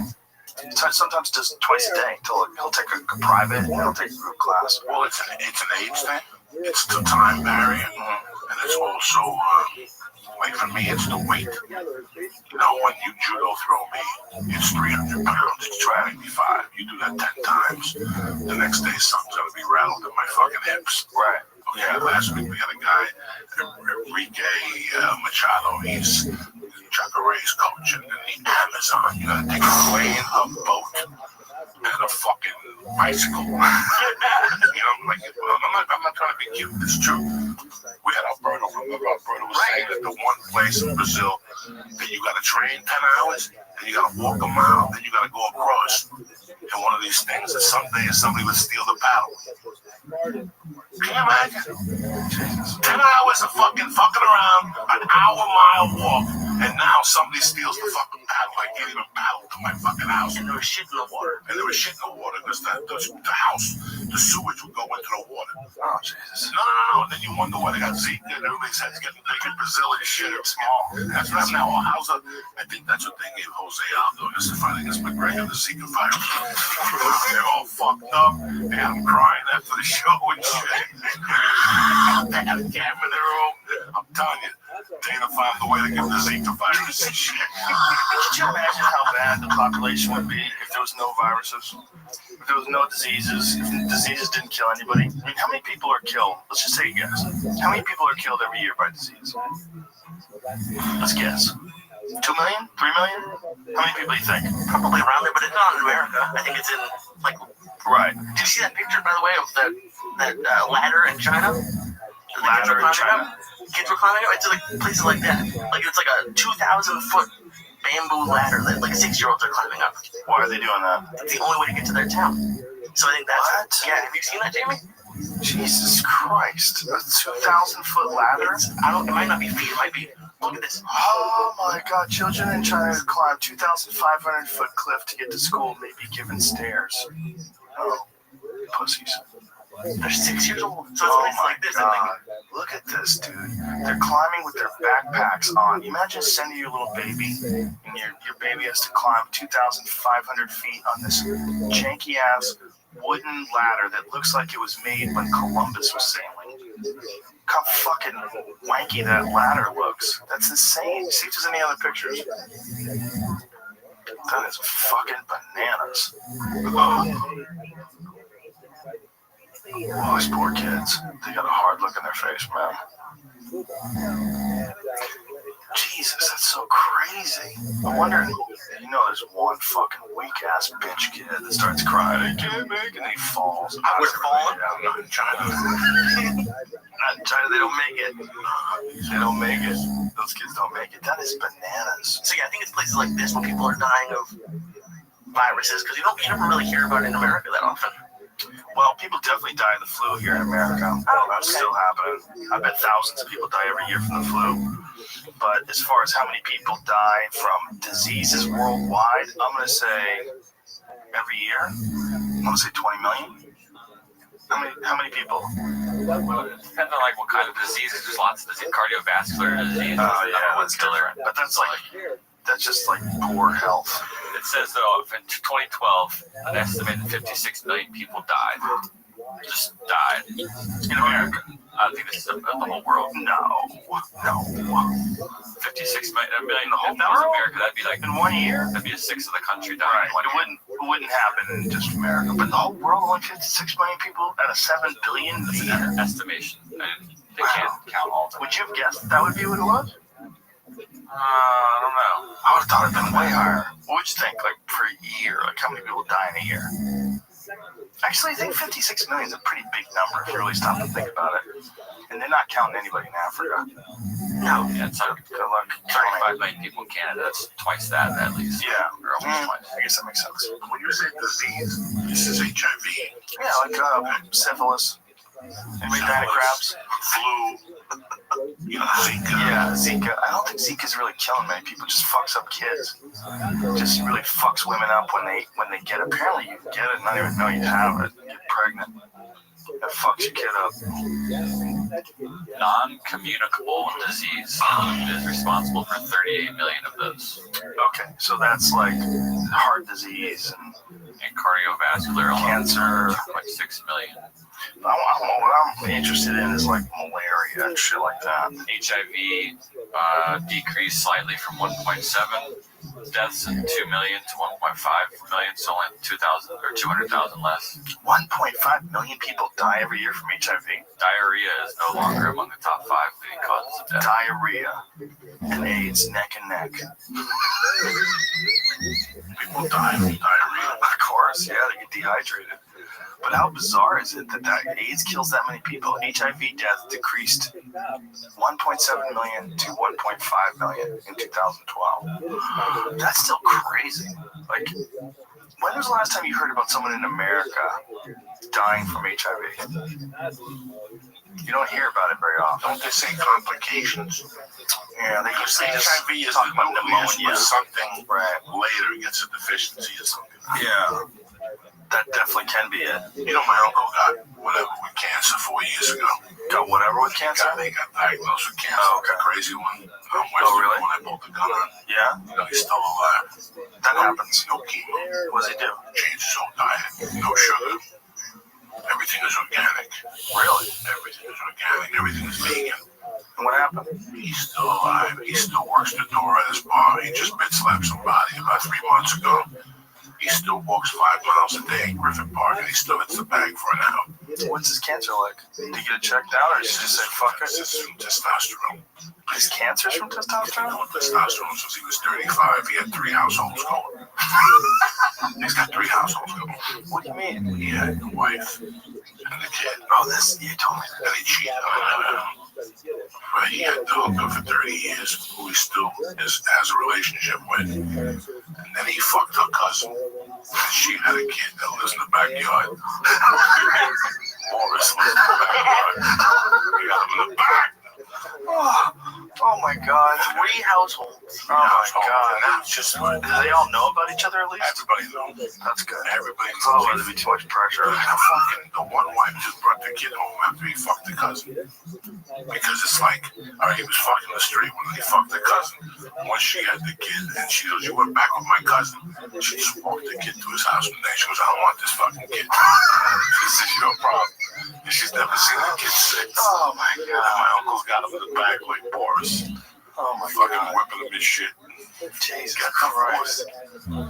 That is so crazy. It's fucking 3 households. I have a hard time with my daughter and my wife. Never mind 3 fucking households. Like, do you think a guy like that does that just for a distraction, or is he just retarded? He's just retarded. My uncle's just retarded. He's retarded. Now he's banging a new one that's like 40. And how old is he? 78. He's got a 40-year-old? A 40-year-old. He hooks up with on Thursdays and he takes it to the fish market. You go to. That's a weird place to take a girl. No. Real weird place to take a girl. Well, he takes it down there as a fish market. So he eats all the natural fish and shit. Right. And he fucks the shit out of it. He brings it home. He gives us some of that cancer dick. He gives some he gives a dick and he rocks the world. That would, so the whole family's concerned because they know when he punches the ticket, he's gonna leave all his money to her. So everybody's pissed off. Like, we don't know where he goes on Thursdays. I do. Like, get your clocks fixed. Isn't that funny that people worry about that? They're worried about like something important to them when it comes to the money. Where's the money going? You know, man, it's one of the ugliest. I just got a call from a school teacher. He goes, I'm sorry I haven't gotten back to you. He goes, I've just had the hardest 2 months of my fucking life. My mom died. What a fucking nightmare. What a fucking nightmare that is. And then everybody, because nobody gives a fuck. And also it's like Prince. Prince dies, no will. $2 billion, 6 motherfucking savages. He had $2 billion. I don't know what he had. He wanted a $50 million. Do you think he really had no will?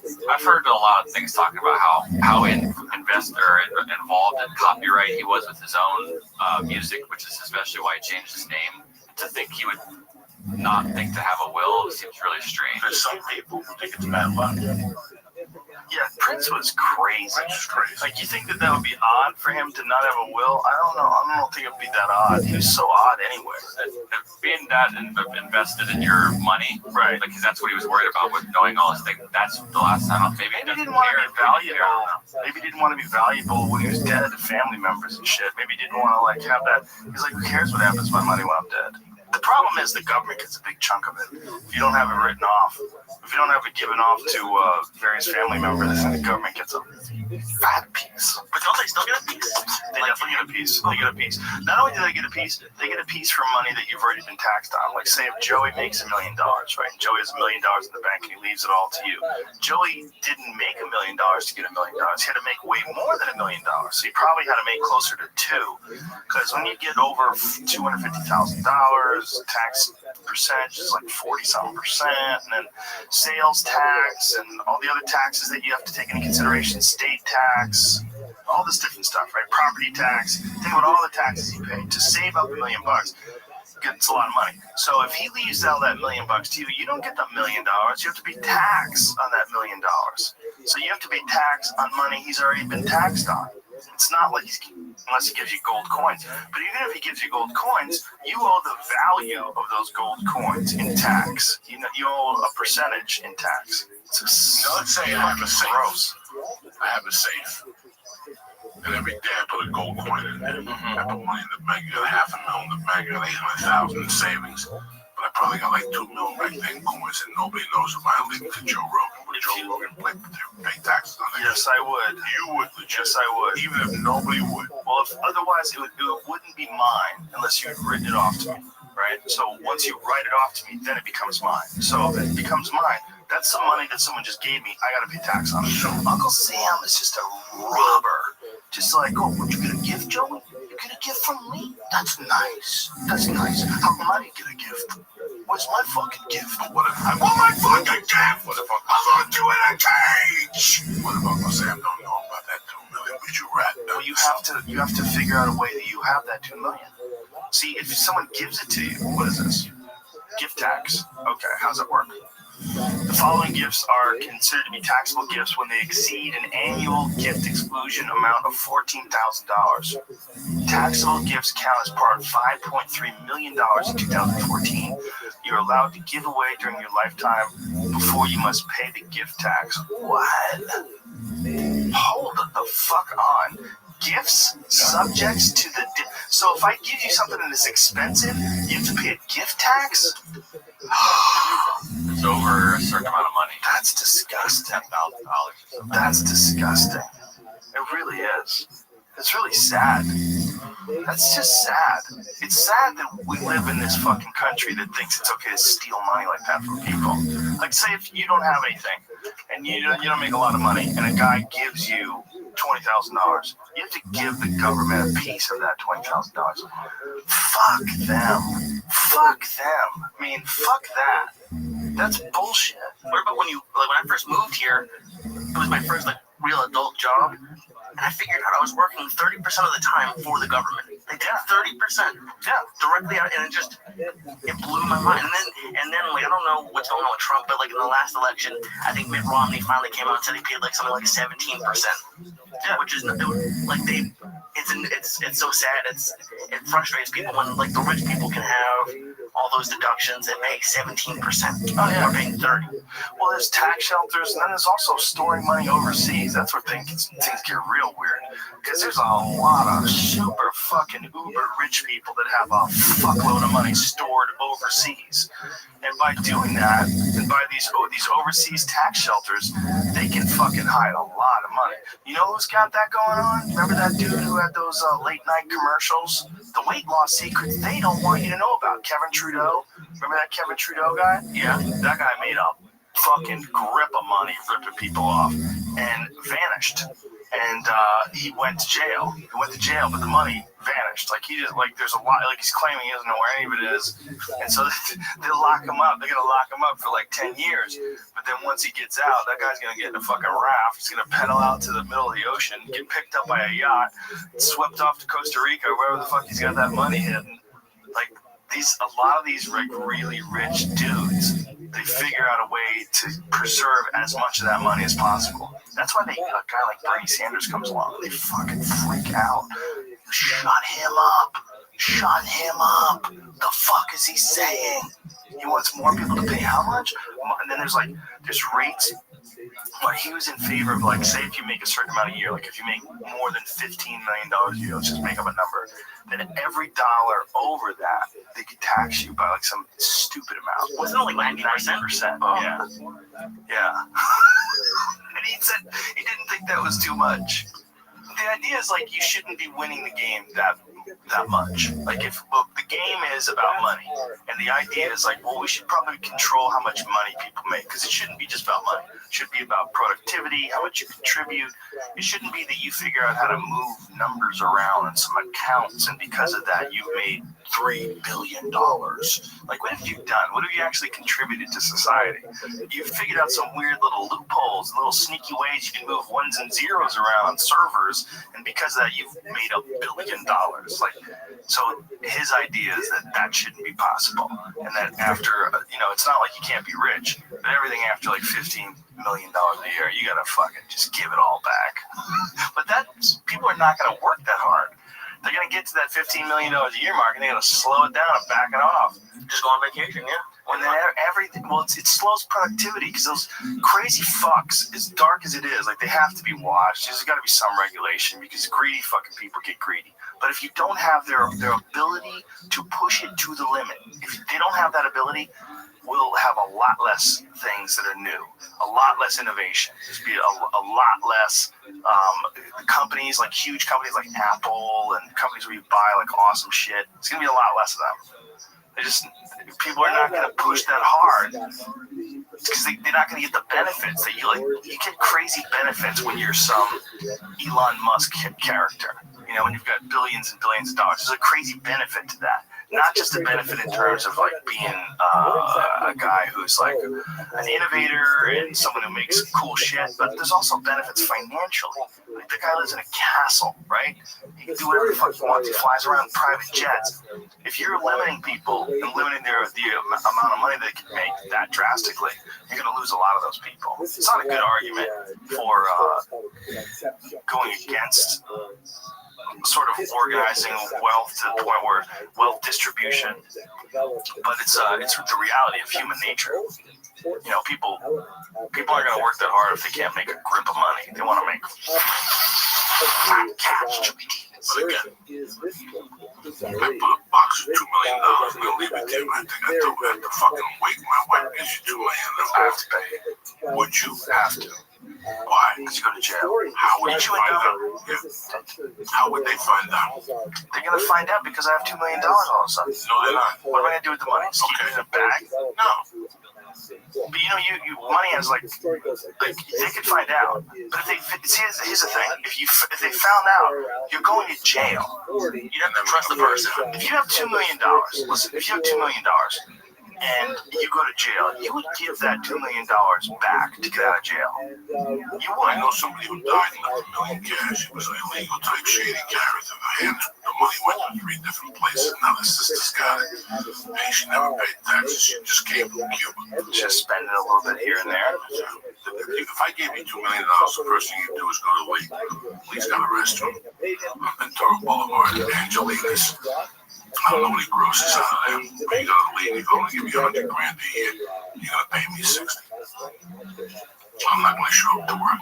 You're gonna pay me $60,000 a year and give my money back, but I'll pay taxes on that stupid amount. I ain't giving nobody $500,000 that you left me. That's an interesting way to do it. Have like a no work job. Yeah, you have to pay somebody you benefits. Well, I can't do it. It's illegal. $40,000. Shut your fucking mouth. Till the day I die. Till the day I die, you get an extra 40 off me just for doing the paperwork this way. Well, that would work if you could do it that way. This way to do it. Somebody leaves me $2 million fucking dollars. That's not in the television industry. This guy's so cold or whatever. Here's the problem. I ain't saying dick. That person, I ain't saying dick, dog.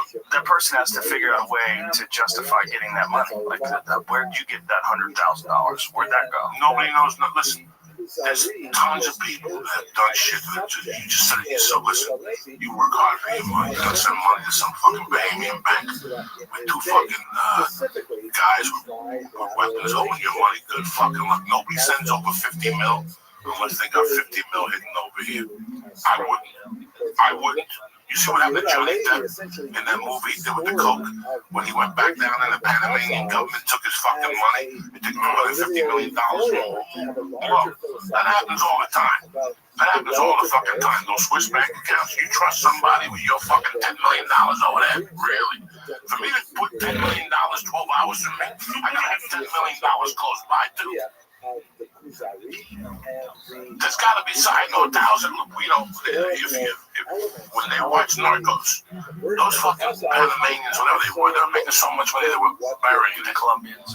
Burying it, like it was seeds. Like just plant the money tree. They had to figure out where to put it. What did they think he spent $2,500 a month on rubber bands for, or something crazy? With that shit. You know, millions of dollars. How much? $2,500 is what I saw on rubber bands. One time he burnt $1 million just to stay warm. Jesus Christ. It was cold at night. He just put money in his thing with it just to stay warm. I wonder what keeps a guy like that. Here's a perfect example. I mean, it's obviously drug dealing and not capitalism. But what keeps a guy pushing when he's making that much money? What keeps the empire going? From a Virgin American. What keeps an American? What keeps Trump building and making millions? Yeah, what is it? Power. Right. It's got to be 3 of the 7. Yeah, you were speaking about addiction to drama earlier. It seems like it would probably be the same thing. Yeah, they suck. Listen, rats ate $1 billion of Pablo Escobar's profits each year. He was earning so much a year, we'd write off 10% of the money because rats would eat it in storage or be damaged by water or lost. Holy shit. They'll spend 25 rubber bands to hold the money together. Oh my God. Those are crazy stats. But the thing about Escobar is he made more money than he could ever possibly spend, and yet he kept working. He kept wanting that money to come in. He kept working, and from what the little I've seen, people loved him there. Yeah. Because he would build soccer stadiums and do all that. I think that's part of the reason why people get annoyed with Trump, whoever you want to say here, because it doesn't seem like they're doing anything. Well, it's also that thing when you're selling drugs, you get locked up in a business like Escobar was, where he had so much power and so much drugs he was selling. You don't want to give that power to somebody else. So once you've got that whole thing down and you're making all that money, like you must be incredibly reluctant to give that up. I mean, think about how long it took him to put together the network to make the kind of money that he was making towards the end. Very reluctant to just hand that over to somebody else because the business is always going to be there, the demand's always going to be there, the supply is always going to be there. Like, who's making these transactions? You just have to give it to somebody else. And then plus you'd open yourself up to all these other fucking drug dealers becoming just as crazy as you were when you're coked up and nuts. I read one of his books. I read one of the books by a Colombian journalist. Like, I just don't read any author. This guy was referred to me. This guy really worked in the trenches. He was amazing. Like, he could have ran any CEO fucking 500 company and outshone him with a third-grade education on what he had. He knew what he had. He knew the price. He knew how to buy people off, and he didn't know how to speak.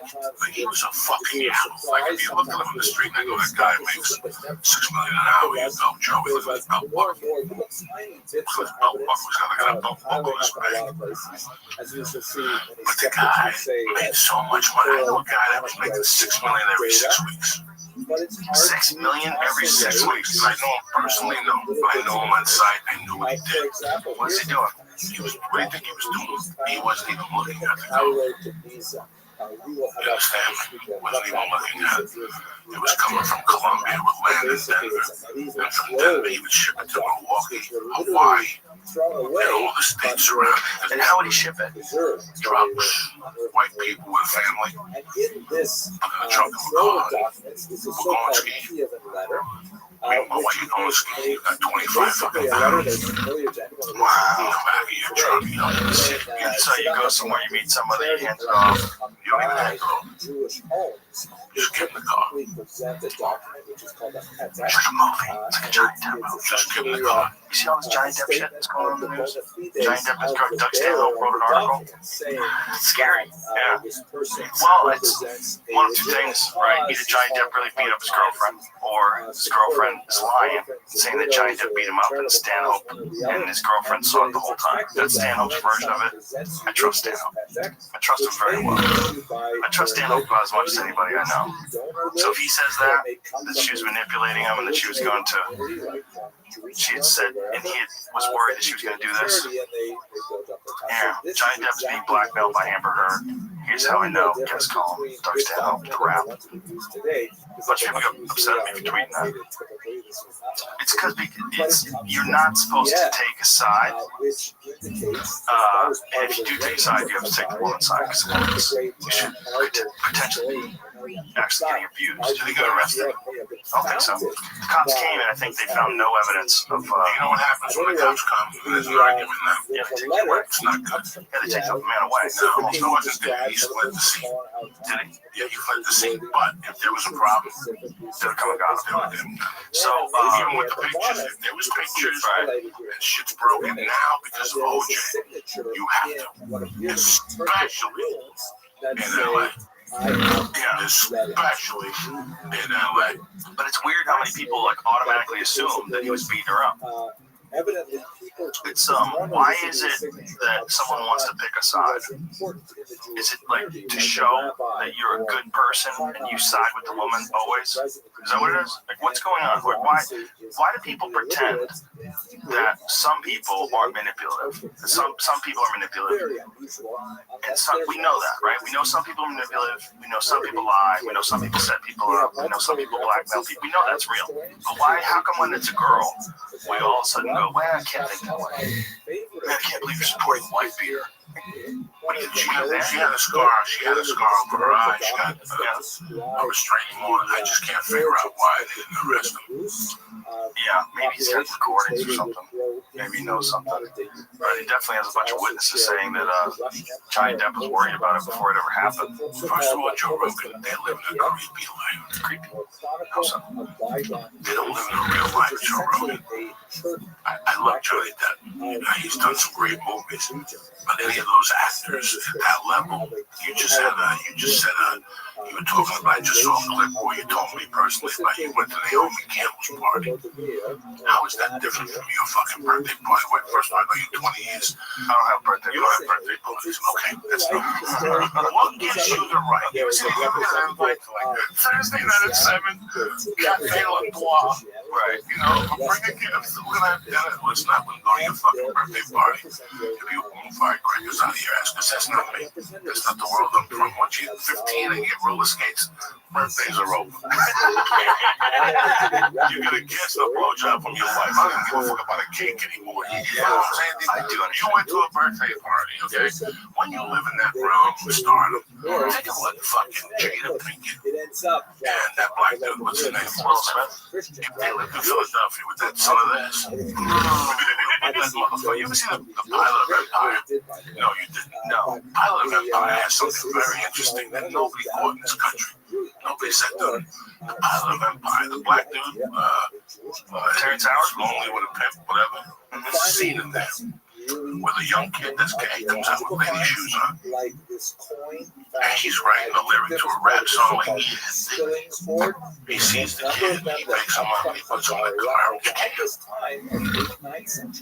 know that? No, he runs out. They're like, what'd you do? He goes, fuck that motherfucker. I ain't gonna have no faggots living in my fucking house and all this shit. When I came from Cuba, the first family I encountered before the Di Lorenzo's was a black family. They didn't say the word nigger in the house. This is the 70s. And you couldn't even talk about a gay relative. That's why I always knew that gay guys in the NFL and the NBA, that shit ain't gonna work. That shit's never gonna work. It's like a hidden thing. But remember when they first introduced the gay basketball player in the NBA, people were jumping up the joint, not those brothers. Those brothers were on the phone with the general manager going, listen, this shit's deep rooted. I don't want no gay motherfucker in my thing. I don't care if he's black or not. A lot of people can't say that in public. They would be. People can't talk. We really like it anymore. No. People just say shit just to fucking say it. We don't come from that fake world, man. We haven't been sucked into that Hollywood world. We won't allow it. We won't allow it. We haven't Hollywood world. What happened? I don't even go to premieres. I don't go anywhere where I see people kissing cheeks twice. So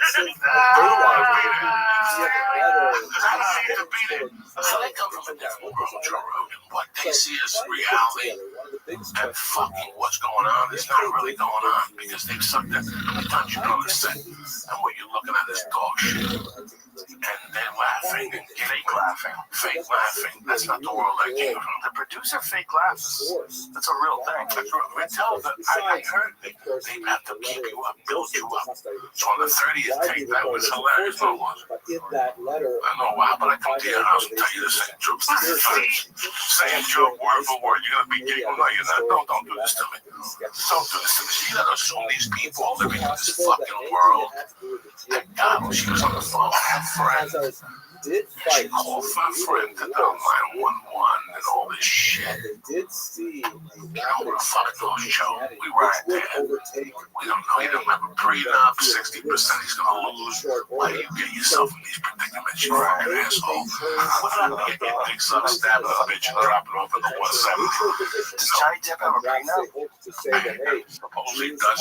California is a 60% state. Wait a minute. Please tell me Johnny Depp has a prenup. Then you know he's on drugs. If he didn't have, we'll find out. But if he didn't have a prenup, he was on drugs.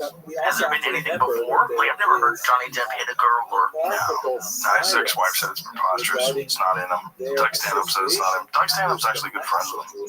He says the guy's like, the last thing he would do is hit somebody. Just doesn't have it in him. He's not that guy. He's not like a aggressive guy. Well, on the other hand, something else happened. His mother died a week before. Now let's talk about a death. A death takes a while to sink in. But the first 25 days, my friend, you know. Well, Stanhope talked about it in the actual interview. Oh my God, Pear did not ever 15 months. So her benefits from California law, which guarantees her a minimum of 1/2 of however much their combined worth increased during their 15 months together. Huh. Forbes listed Death as the 12th richest actor in 2015, a net worth of $400 million. Oh my God! During his marriage to her, go back to her. During his marriage to her, Depp got an estimated $61 million to appear in the $170 million Alice Through the Looking Glass, and $40 million to star in Black Mass, where he won Rays playing Boston gangster white culture. Holy fucking shit. Oh my God, you dumb motherfucker. What do you do when you walk to the bank with a $40 million check? I don't even put you in the regular line. When Stanhope's, you don't go to the bank. It's all done wireless. But when Stanhope was talking to him, he was saying that his mother, like, obviously troubled him badly when he died. But that this was as bad as that. This was like looming over him. He knew that he was going to get blackmailed. He knew that she was going after him. She had some demands, and unless he met him, she said she was going to go to the press. Look, man, he's an older dude. He's like 52. She's young and hot. And obviously, if Doug and Johnny Depp are telling the truth, she's manipulative. And some people are really good actors, man. They're really good at pretending they love you. And when you're a guy who's like a celebrity to the extent of Johnny Depp, he hasn't been not famous for more than 30 years.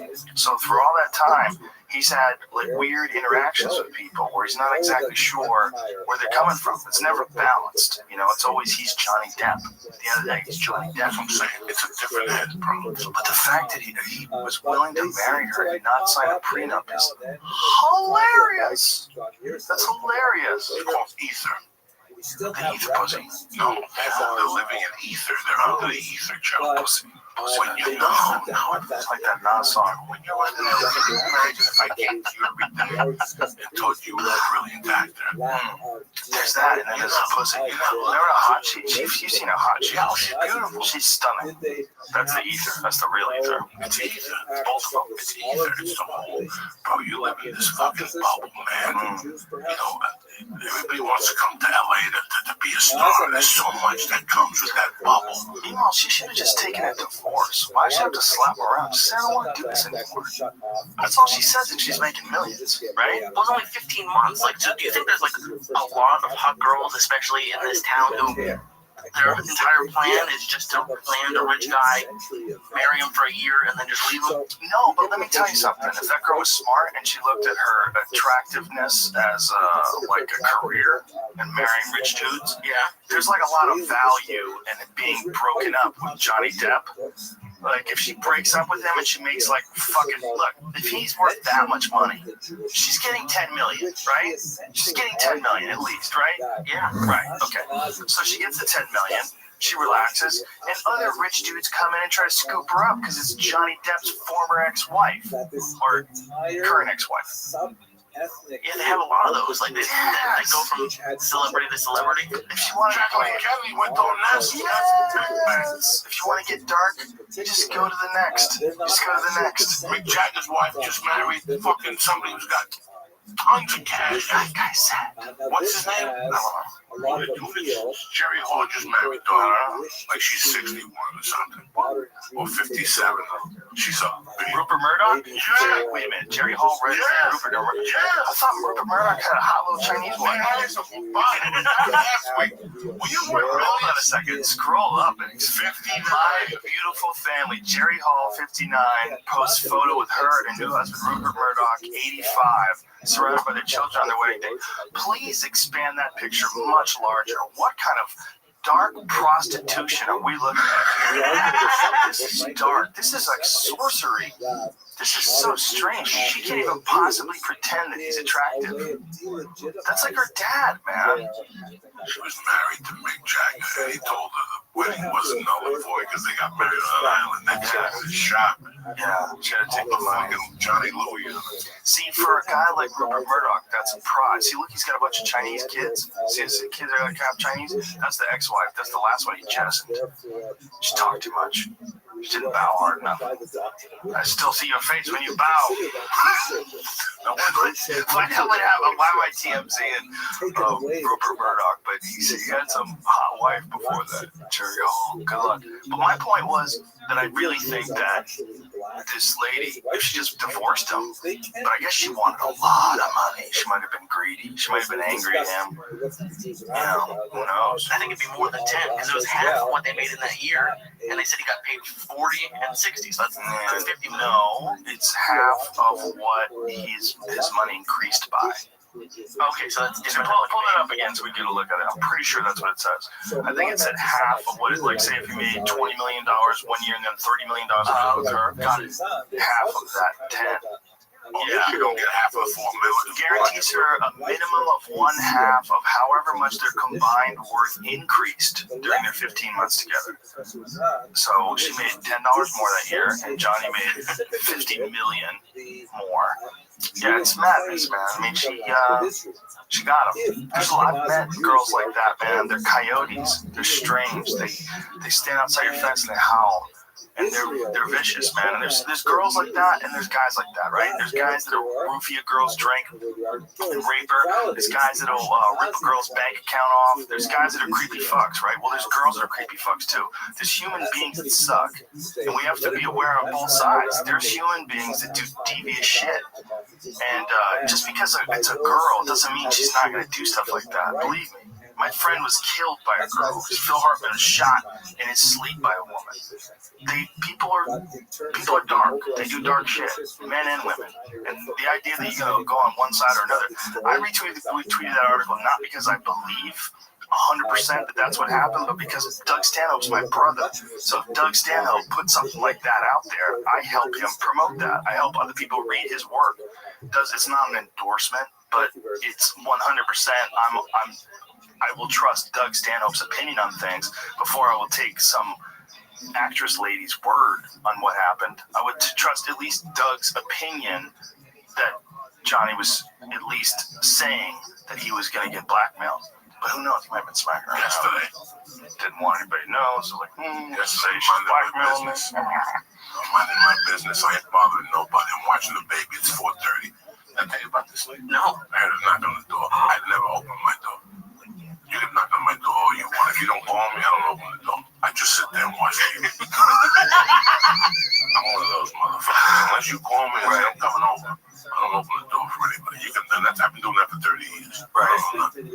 But the baby was like, Daddy, somebody's at the door. I'm like, God damn it. So I opened the door. 3 women at my door. 2 of them are cockeyed. I swear to God, I'm not even trying to be funny. They're from the Church of Latter-day Saints. Okay, how you doing? I go, listen, I'm not into this stuff, but my wife is into Mormons. I just said that so I can get off the hook. I'm feeling the baby. Before I come back in 30 minutes, the girl goes, I'm really thirsty. Can I get a glass of water or a water bottle? You know what, man? That's how they get you in. That's a tactic. I closed the fucking door. You know me, I don't give a fuck. Hold on 1 second, I closed the door. My wife is from Tennessee. She saves those fucking bottles and fills them up with water and takes them to yoga. I throw them away. When we white trash, I throw these things away. Once they're done, they're done. My wife saves them and puts them in the freezer for headaches and shit. So I went to get one of those, and there was no bottle. So I give her a glass of water. She takes off. Now I'm running against the clock. These 3 little Mormon bitches are going to come back. My wife walks in. I go, let me go outside and get her. You know, they stole my pipe. When they asked me to get the water, they stole my pipe from the balcony. Nobody else was on that balcony. The water guy comes on that balcony. He sees the pipe. I don't leave weed out there. I'm not that stupid. I just leave the pipe with the cleaner. The pipe. My wife was there, and the water came. The lady who takes care of Mercy. They didn't steal the Mormons stole my pipe. Let me tell you something. I got in that car, and I hunted those 3 little cockeyed bitches down all over. I couldn't find them. They never came back. They stole my pipe. Do you think they stole it because they were just stealing things, or do you think they stole it because they didn't want you to be engaging in such horrible behavior?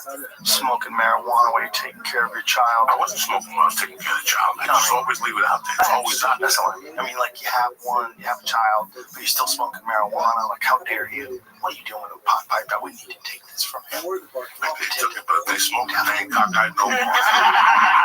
That 2 bitches ain't cockeyed no more. They had holes in their feet and their shoes.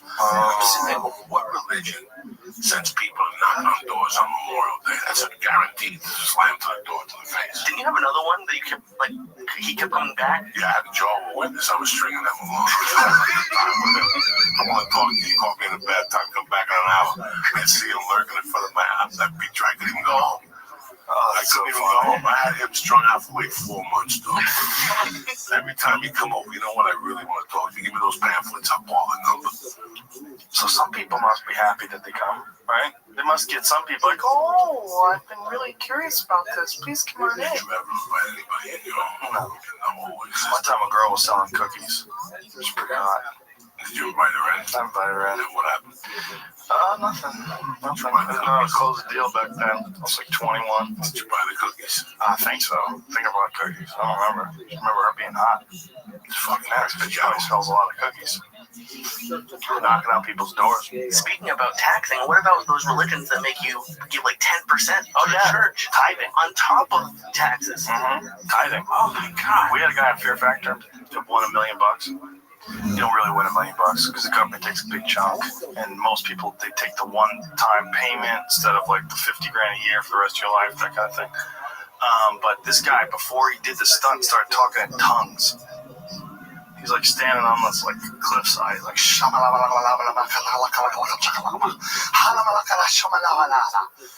they talk in a made up nonsense language. So like repeats the same sounds over and over and over again. But this talking in tongues, he really believed it was like a religious experience, and that God helped him win $1 million. I was going through a box of VHS about a month ago, and I put one in, and I caught the beginning of the Fear Factor, like one of the second season. And I watched like 15 minutes of it, and looking at it now, and knowing you, I don't know how the fuck you did that. The show should have been how long does it take till Joe Rogan fucks you up? Like how long? Remember when Tony Soprano used to beat people up? Like if somebody would say something, he'd just throw a Bob and go over and start kicking it. Right. He beat up Georgie like 4 times. Hilarious. He knocked his eye out. That's what the episode should have been like half the time. Like in the mid-sentence, you just start punching somebody. Kicking them when they're on the phone. What do you mean you don't want to eat the fucking eggs? Like that's the next level of Fear Factor. Like go on there like with Chris Lieben as the host, and every time you like act up, they just beat the fuck out of you. Like America's Ready. See, Fear Factor was like everything else. 90% of the people were cool. I think 90% of the people ever were cool. Yeah, 90% of the people were just having a good time. Yeah, 90%. There was some goofy contestants. Oh yeah, 1 out of 10 probably. And I know you would look at them and go, "Oh, the cameras weren't on." As a grown man, it's the closest I've ever been to a street fight. Well, that one guy. And if that wasn't there, if that was somewhere else instead of like in front of cameras, I definitely would have strangled him, 100%. Like it just the whole thing was like there was 8 cameras around, all these people around, and I was like, I don't want to commit to hurting this guy, but he's a dangerous fuck. I'm like, that guy could totally sucker punch me. He was so amped up and kept coming into my face, kept running towards me.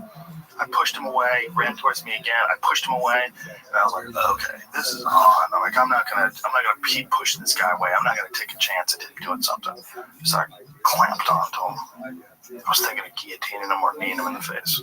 I was trying to think like I was like legally the guillotine would be a much smarter move because I have his head. I'm definitely sure I could snap him down. I know he's got no defense, and if I hit him in the face, it's probably gonna be ugly. You know, kneeing someone in the face is fucking devastating. It's terrible. It's terrible to do to someone's face. I got kneed in the face once. Broke my nose. My eyes got black and blue. I had a headache for 3 fucking days. After one knee. One fucking knee. Straight on the nose. Straight on the nose. When people get that amped up that they want to fucking physically fight you. Like people are so amped up they want to actually throw their fucking limbs at you. Like, boy, everything's gotten so out the window. When you're that close, screaming at each other, like guys getting in your face, it's so close to like a catastrophic injury. Like anybody that's that nuts, that's screaming at you inches from your face, like all bets are off. Like we're on safari rules here. Like this is we're in jungle territory. This is a very dangerous time. If it wasn't for a lot of people being around, particularly like if that happens and you're alone, imagine if you're alone in the woods with a guy who's screaming at you and getting in your face like that. Like people die like that all the time. People have a knife. They're in that sort of a situation. People stab people out of fear, just trying to beat the one who doesn't get stabbed. You know, you think it's eventually gonna get ugly. Oof. I had a situation with Juro and I was so scared, but it made sense when people say that when sometimes it takes to get hit and the fear goes away. Like my ex-wife got some guy with her boyfriend to jump me one time, and they hit the dog with a 2x4, and I think I got mad about that. That they hit, his name was Hercules. They hit him with a 2x4, and when I ran downstairs, the guy hit me with a 2x4, but he didn't really break my rib. I just felt something, and I could still swing and stuff, and I was really scared, and my heart was pumping. But after I got my hands on him, the pain went away. Like I was a different fucking person. Like his buddy hit me from behind and he tripped and he started running. Once I took the first guy down and I was scared shitless. And the one guy was way bigger than me. But I got so pissed. Which one ran? The guy with the stick. The big guy or the littler guy? The little guy hit me with the stick.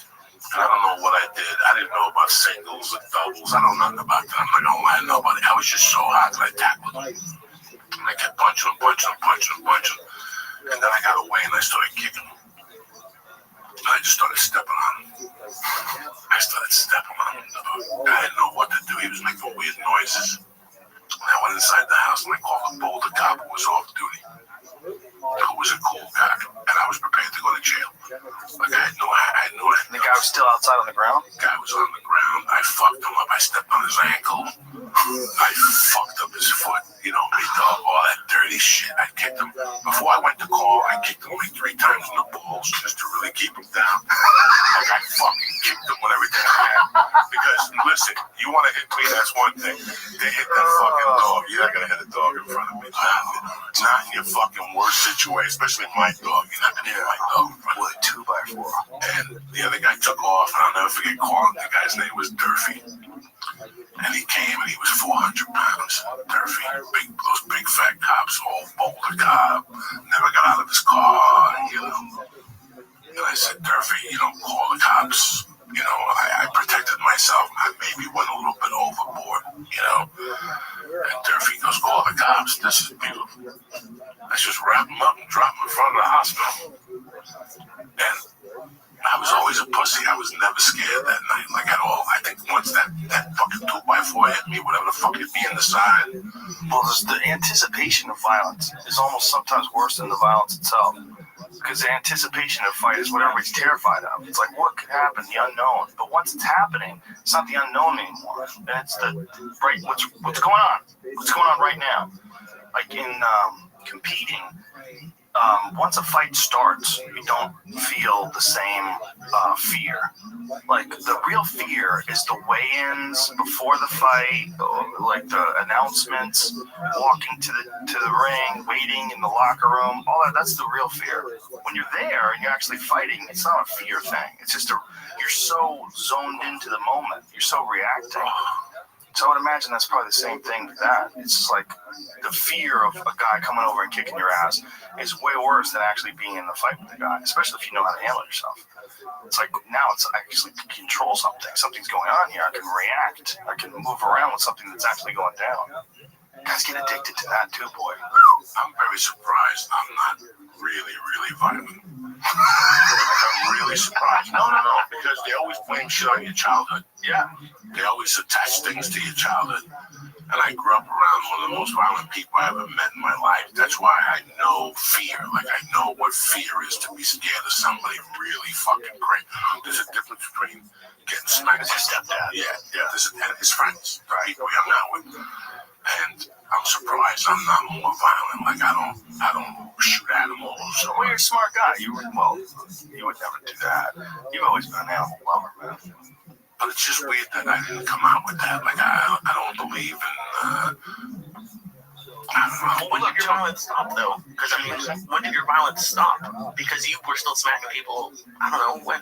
No, my violence stopped when I got beat up. That's when that violent mentality, when I realized that there's always somebody out there that's going to fuck you up. And now, it's not like your mom. It's not a controlled beating. It's real. You don't know what makes somebody punch you 3 times in the head and stop. Isn't that interesting how that is like the answer that everybody always has to how many pussies there are out there that talk so much shit? Like, there's a lot of people running around that really need to get a fucking punch in the face. And people go, that is a terrible way to think about. That is an awful way. But no, there's a humbling to that, just like that lady that's like, thank you, sir. When she got fucked up by that elk, you need to get thank you, sir. You really need that in your life. Like, people need to get their fucking ass kicked, man. They don't. So they just run around thinking there's no consequences to their actions. Like, they're living in this nerfed environment. A guy like you see some dark shit going on, and you know there's consequences. You grew up with consequences. Heavy consequences. Heavy. Going to the hospital bleeding. That's a consequence. Well, plus you're always around drugs and drug dealers and drug people and people that are, involved in illegal activity where they have to protect their freedom. Like drug dealers and being around drug dealers, like they're always one step closer to violence than anybody else around. They're always, because they're living a dirty life. They're living a life of complication and worry. You always got to worry about someone turning you in. You always got to worry about someone getting arrested. Where'd you get this drugs from? Oh, where does he live? And then boom, you gotta worry about people showing up at your house. You gotta stash stuff in weird spots. You gotta always be on edge. And once you add that drug to the mix, like once you're dealing coke, all right, like, okay, take for example, Pablo didn't smoke coke. He didn't do drugs. But I thought in the movie smoking a lot of weed, right? Did you do any coke in the show? No, I think you're right. Once you do coke as a dealer or heroin or prescription pills, that puts your judgment somewhere else. When you do coke and you do the coke for 3 hours, the high becomes something else. That euphoric becomes paranoid. Right. And the more you do it, the paranoia, it shuts the window. The euphoric state goes from 3 hours to 2 hours to 1 hour to 2 bumps. And towards the end of me, 2 bumps, I was done. Paranoia was high. On the way home, if I was driving and I saw a cop car over there, just watching speeders, that cop car stayed in my mind and grew like a weed. Why was he there? Why? That makes your trigger finger a lot quicker. That makes so many things a lot quicker. Yeah. You know, I used to call the cops on myself. That's not a joke. That's not a fucking joke. That's a joke on stage. Where I originated from was in 1986. I spent the weekend doing the best coke in the world. And I kept calling the cops. Calling the cops. And they kept coming over and what? There's a burglar in the other room. And they oh my God. They go, can we talk to you? They said, listen, how many lines have you done tonight? And I'm like, I haven't stopped. Like, we suggest you put away the bag. Oh, that's so funny. And the next Monday, I had to walk to the police station. Like, when after a good 12 hours sleep and explain to them, I wasn't doing blow. It was just a reaction to orange juice. And they're like, listen, you gotta stop. You gotta stop doing that. You were calling the cops on yourself, dog. Thank God, this happens all the time with Bigger and Aspen. Look, I ever tell you when I was a volunteer fireman in Aspen? No. You didn't know about that? No. And your Uncle Joey, okay, in Snowmass Village, you can go to a shitty gym, or you go to the Snowmass Club, where they have shaving cream and Q-tips. So, you know, Joey, I joined the Snowmass Club. It was $3 a month in 1982, and I couldn't afford that. $300 a month? Oh my God, the Snowmass Club. Oh, the Snowmass Club. I didn't do Aspen those days. The Aspen Club was when Greenbow got blown up. That drug dealer was making $6 million every 6 weeks. They blew him up in the Aspen Club, Jack. Right by, blew him up with a pipe bomb in his car. You know his wife, man, died?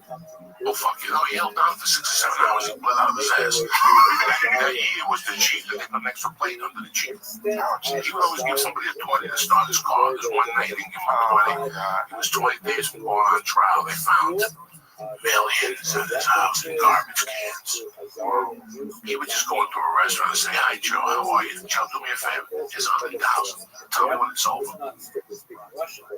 Wait a second, my entree's $18. So you would just give them money, and that way he would never pay when he would go there. He just had a running account. He just had so much cash coming in. That's actually pretty smart. That was what he would do. So when he got blown up, you know, married his wife. Go, James Gunn. James Gunn married Grandpa's wife. All those single wives that get money when they get blown up. They fucking all get remarried. You're right. Yeah, well, that's one thing that's never hurt a girl. If she just kept her mouth shut and took some cash, he'd probably give her many millions, right? Yeah, but I think so. But how many more millions do you think she'll get for this? She'd have to marry some Iranian dude. Some Persian guy with a fucking gold Bentley. So, Doug, they told me, listen, you don't want to pay the $300, you could become a volunteer fireman. And I go, fuck the $300, I'm a fireman. So for 6 weeks, they put me to a training program where you just like put out dumpsters and give them out and the CPR, you gotta run with little bags. I'm doing all this shit coked up to the gills. I'm selling coke. I'm going back every week. I'm getting a pound of coke and selling it. It made my hobby. I'm a volunteer fireman. But have you ever been in Aspen or Snowmass? Yes, I've been asked. The only fucking fires are the ones white people don't know how to do a fire in the fireplace. They have a fire, so they scoop it, they put in the garbage, then there's a fire. So I would get coked up at night, and they'd be outside my house beeping, bye, with the bells, like, come on out, there's a fire. Come down, fuck you. I wouldn't come out of the house, I get so paranoid. And they'd ask me the next day, what happened to you last night? Oh, I took a sleeping pill. I couldn't get it. This must have happened. Because every time I did show up, it was always a dumpster. Right. That was on fire. Why am I going to leave the house at 5 for a fucking dumpster? 8 white people with sticks and helmets and radios. You know, yeah, you know, white people. Yeah, you know, white people. Over the fucking dumpster at 619 on 3rd Street. Over the mouth of the parrot and shit. Stay in the fucking dumpster. Did you do any fires? I did like 3 fires, but they were just dumpster fires. So after a while, I said, well, there's idiots. Idiots with things, you know, making believe they're busy. Forget it, leave me at home. Call me for the big ones. And there was never a big one, so they fucking fired me. That's when they realized I was only in it for the membership pass. Well, the Aspen's a weird place because obviously there's a lot of really wealthy people and they've called it home for a long time. But then there was a lot of hippies that moved there in the 70s because they just wanted to get out of society and they somehow or another gravitated towards Aspen. Like, I don't understand how that happened. Well, what it was about Aspen and Colorado jails are number 1 and 2 in the country. As far as capacity? In the old days, 10 to 20 years ago, Boulder County Jail was the number 2 county jail in the country. They fed you. They gave you clothes. That's why they vote Democratic. They trim your toenails.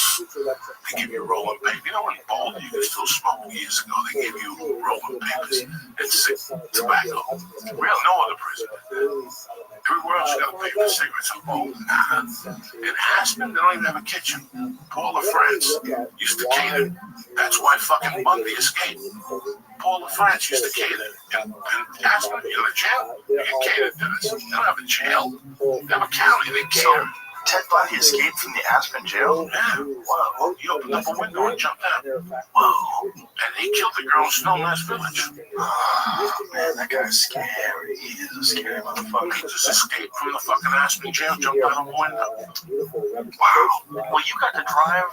Didn't you get to drive for a little bit in prison? Like you went to Chinese places? I would drive, you know, because I was the only one who had a driver's license. So they would let me drive to the places where people were going on the road and see inmates picking up trash. Yeah. I would bring them lunch. But at the same time, those people, they know where they're going the next day. So they call Joe Rogan and go, Joe, what are you doing tomorrow? I'm going to be between Laurel Canyon and Compton, Goldwater. Do me a favor. Buy that sign that says save the apples, dump the weed there. And so that's what you do. So the inmates come and pick it up, and they give me the bag, and I would drive in, and the weed would be in the trunk in the garbage. So I would leave the garbage on the trucks, then the inmates come back, I would mark the bag that they threw the weed in, and they would kick the weed out, or the heroin, or the fucking speed, and give me a cut. Wow. It's fucking amazing. That's how they bring jail. And you never got caught?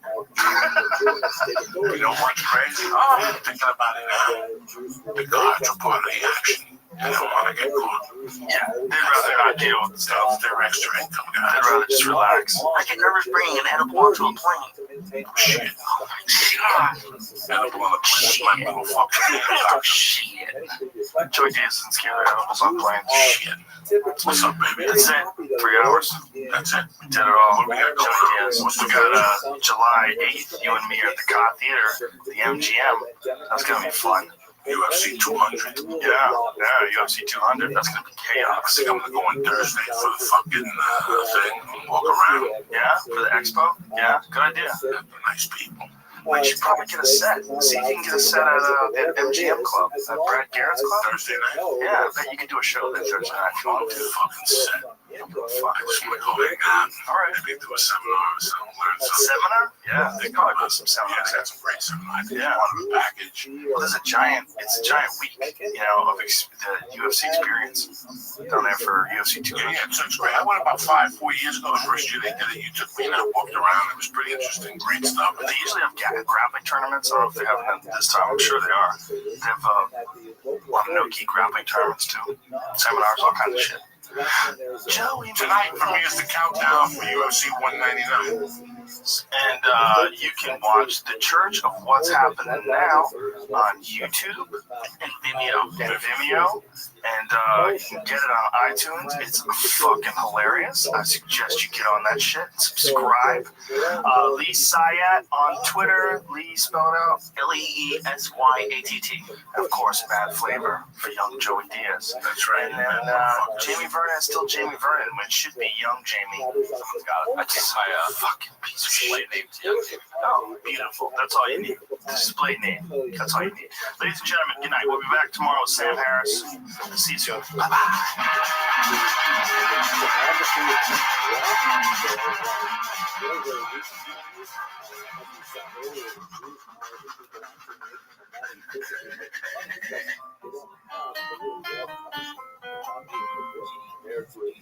Western Europe and Jews have the know-how and understanding. Hello, ladies and gentlemen. We're here with Lee Syatt and Joe Diaz. My name's Joe Rogan, and I host a podcast called The Experience. Dude, this poster you just brought me in. Joey Diaz just brought me in one of the dopest fucking things I've ever seen in my life. It is a poster with Leonard Skinner and the Rolling Stones. And we were talking about this on the way in here. The Networth Festival from 1976. America's Confederate Rockers, Leonard Skinner. And then underneath it says, along with the best rock and roll band in the world, Britain's own Rolling Stones. It was kind of weird. Because you got one band that's the headliner, they're the biggest picture. And then it says the other band's the best band in the world. No. How high are we? No, I had no fucking idea the power that these guys were bringing over that down the road, opening up the tent. Ted was a powerhouse in 76. Ted Nugent? Oh. Cat Scratch Fever. Oh, you know, Free Fall, Cat Scratch Fever, and then the live album, Stranglehold. To this day. Nobody was messing with He was hunting. He was eating what he hunted. Nobody had heard these things.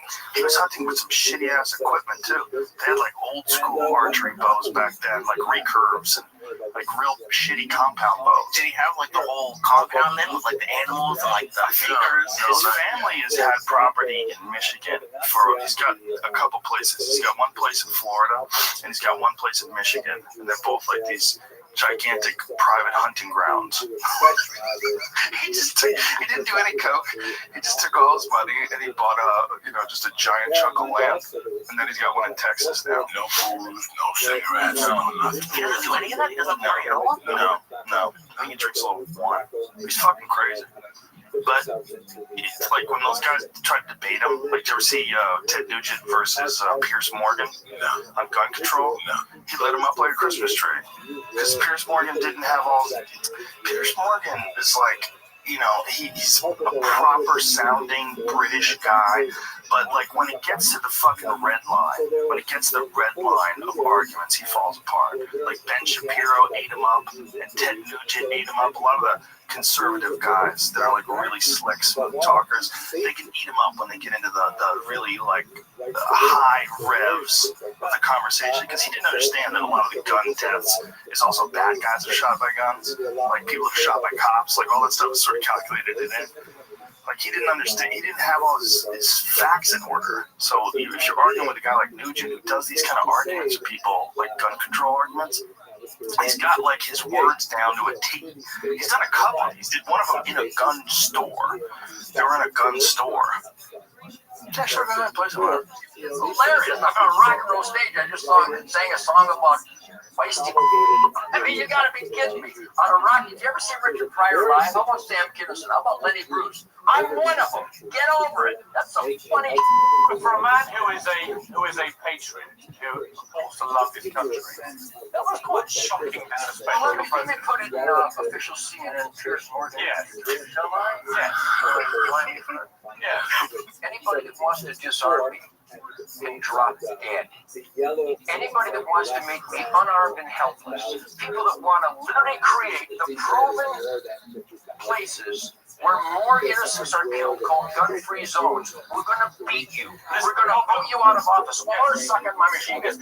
Take it whichever way you I'd love to suck on your machine gun. The whole point of your defense is that a lot of people do drop dead, precisely because you are armed to teeth, and you'd like everybody else to be. Not true at all. Here, break this down. See, you're so You write this down. 80 people a day die in America from gunshots. And 75 of them to 78 of them, statistics by the Uniform Crime Report by the FBI and the UN study on violent crime, 78 of those 80 are let out of their cages by corrupt judges and prosecutors who know the recidivism is out of control, know that they'll commit the crimes again, and they let them walk through plea bargaining, early release, and programs. Kiss my ass. Where you have the most armed citizens in America, you have the lowest violent crime rate. Where you have the worst gun control, you have the highest crime rate. Pierce, choose one. Do you want a lot of crime? We have it. Gun-free zones. Do you want less crime? We have that. More people with concealed weapons permit.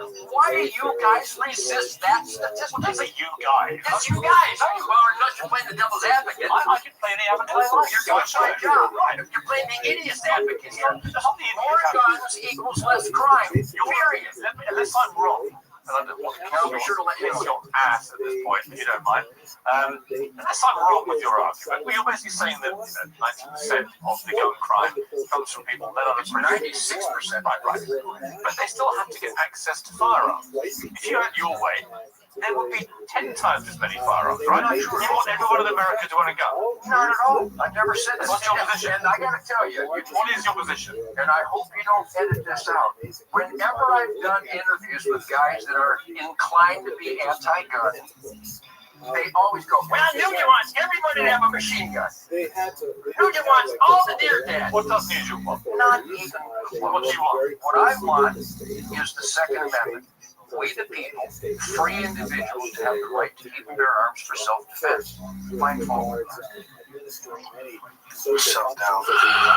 It's too good at that shit. The argument is just too weird. It's just a weird argument. I see both sides of it. If nobody had guns, if there's no guns, if nobody getting shot, I think people would be like macheting people more and shit. They do something. They do something. So they're saying 75 out of 80 gun deaths are criminals and like bad people? I don't know what the real numbers are, but that's what he was saying in that argument. He was saying something along those lines. The people that die, when we talk about people that die in gun deaths, a lot of the people that die in gun deaths are cons, ex-cons, people out of jail, people who have already committed violent crimes in their life, which makes sense. Most of the violent shit's going to be happening by people with a history of violence.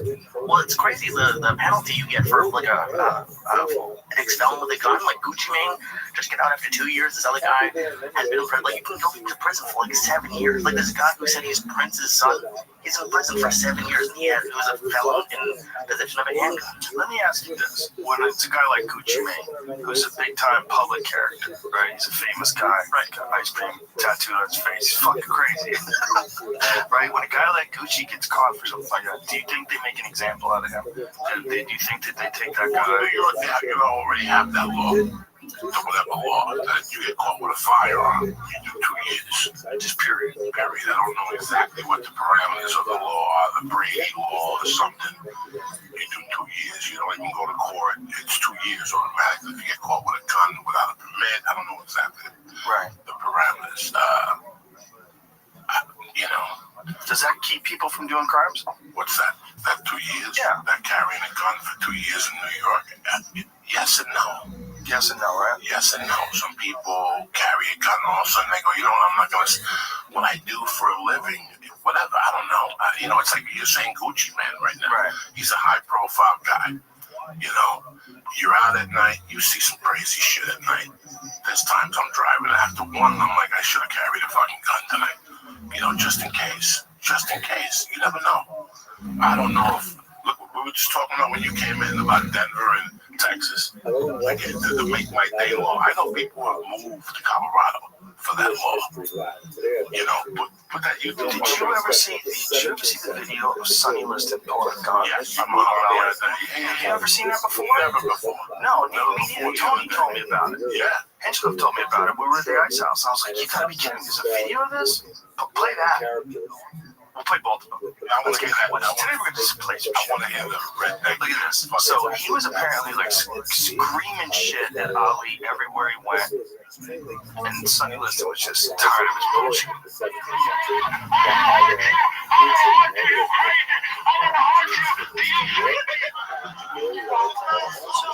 Finally came to a head as they approached the Pacific Desert in Las Vegas, where the champ was shooting craps. And late Sonny Liston got up with Liston was a no-move fighter ranking by the mouth from the south.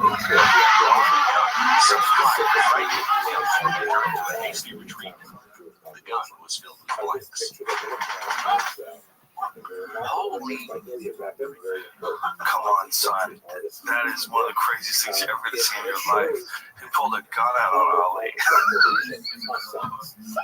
In the middle of a casino, shot it in the air, and then said, look, it's just blanks, no big deal. Want to go back to his crap game.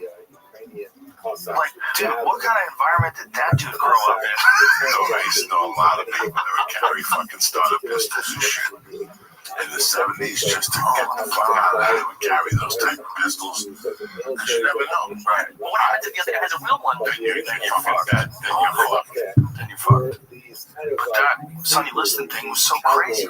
First of all, how casually he did that. He did it so casually. And then how he shot his jacket to let everybody know it's just blanks. Like, come on, relax. Like, no big deal. Just go back to the game, right? Like, he just went back to the game. He didn't go, I gotta get the fuck out of here right now before TMZ shows up. Let me say some no consequences when they get gunshots to black people. They react exactly. You know, one time in this day, and fucking that shit, like, he just shoots in the air, they all run wild. It just shows you, like, Ali was so crazy.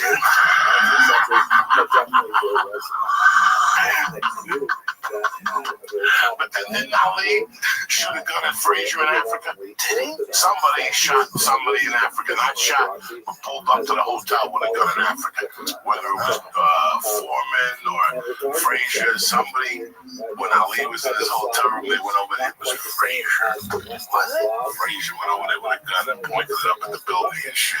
Really? Yeah, either or something crazy like that. Dudes were just building guns on each other back then. They weren't ready for Ali in the 60s when they started playing we had like that. They just weren't ready for him. He was just look at him. He's still tormenting them at the casino.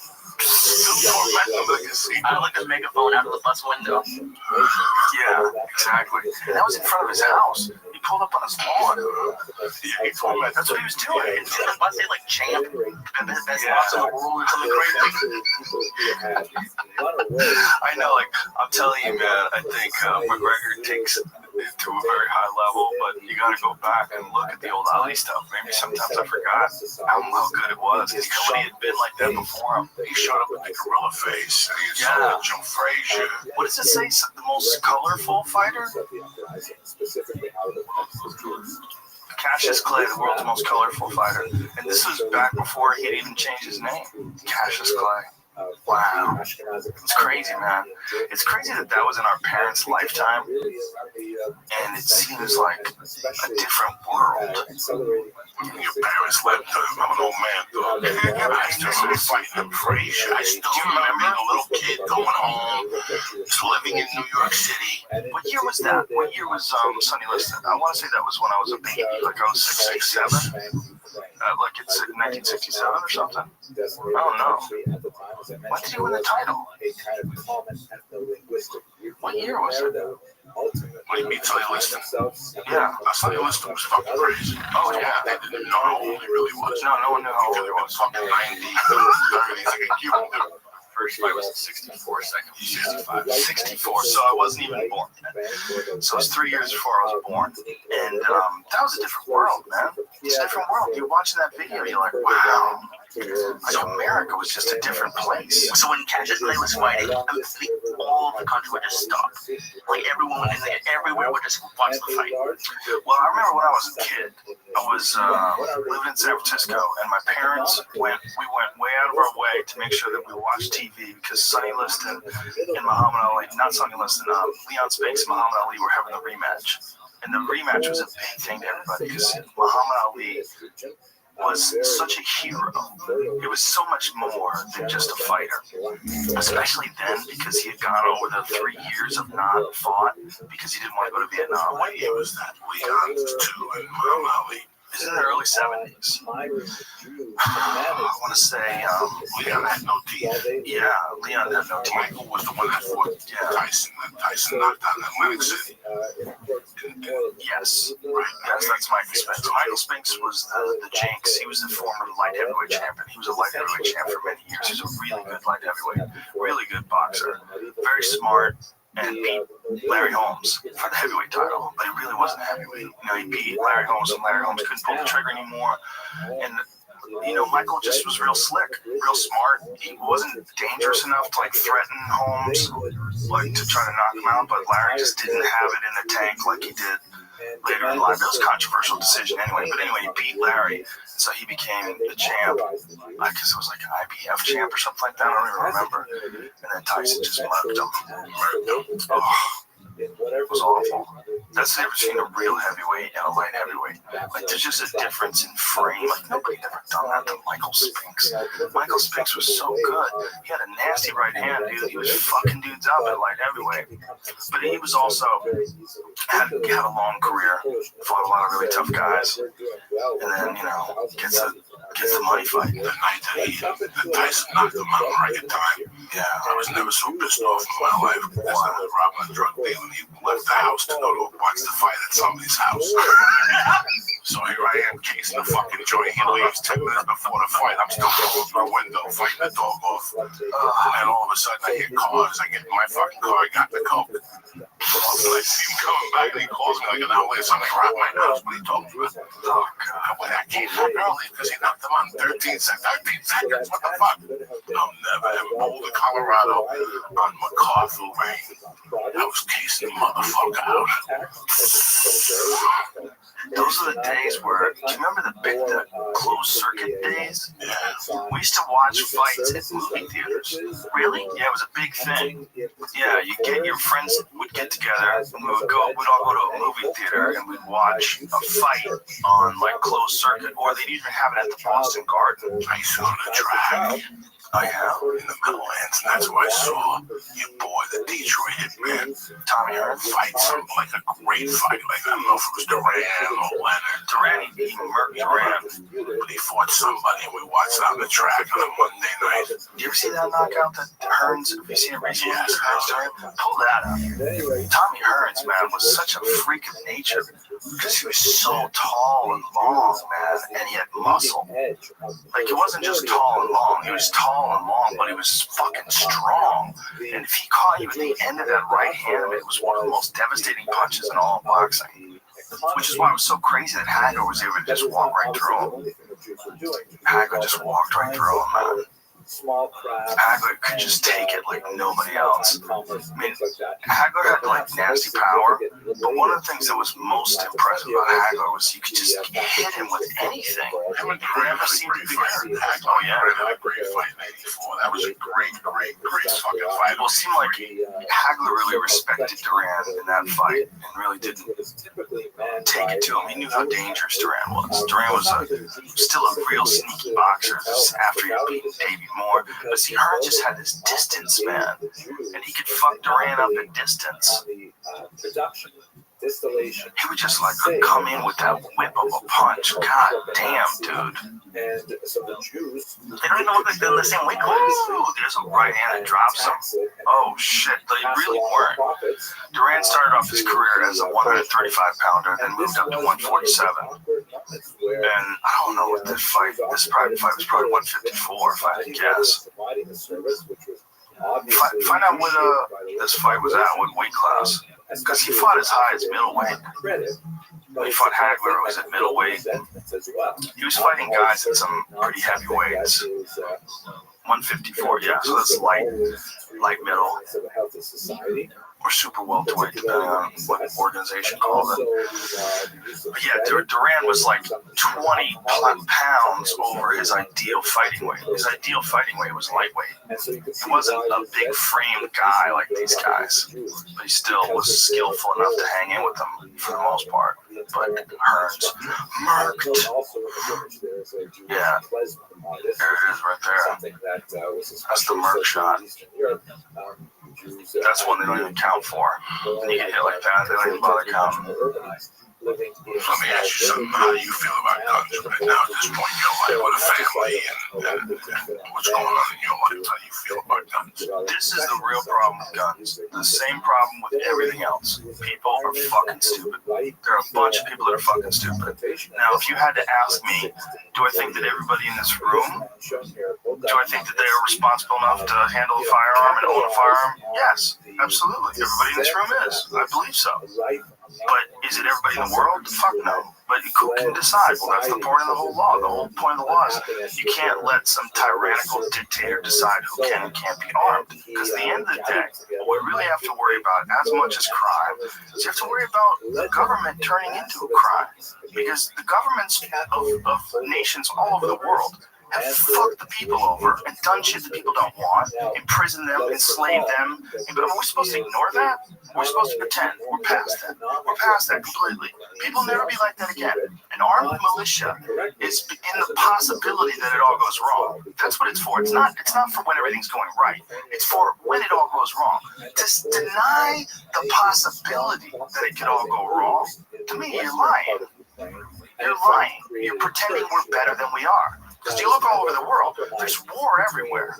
There's war everywhere in the world. There's murder everywhere in the world. There's robbery and thievery everywhere in the world. It's not equal with the amount of chances people have. It's not equal the amount of the time you do in jail if you get caught for things. There's all sorts of inequalities and all sorts of real fucking problems in the world.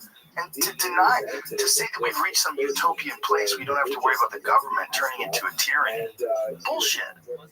No, I don't think the government right now is a tyranny. I don't think they're controlling us. I don't think they're doing anything unbelievably oppressive. I think they respond to, in a certain extent, to the amount of pressure that people put on them. And when people say things like, we don't want to go into Syria. Remember that Syria thing? Obama was on TV and we're like, fuck this. No one wants to go to Syria.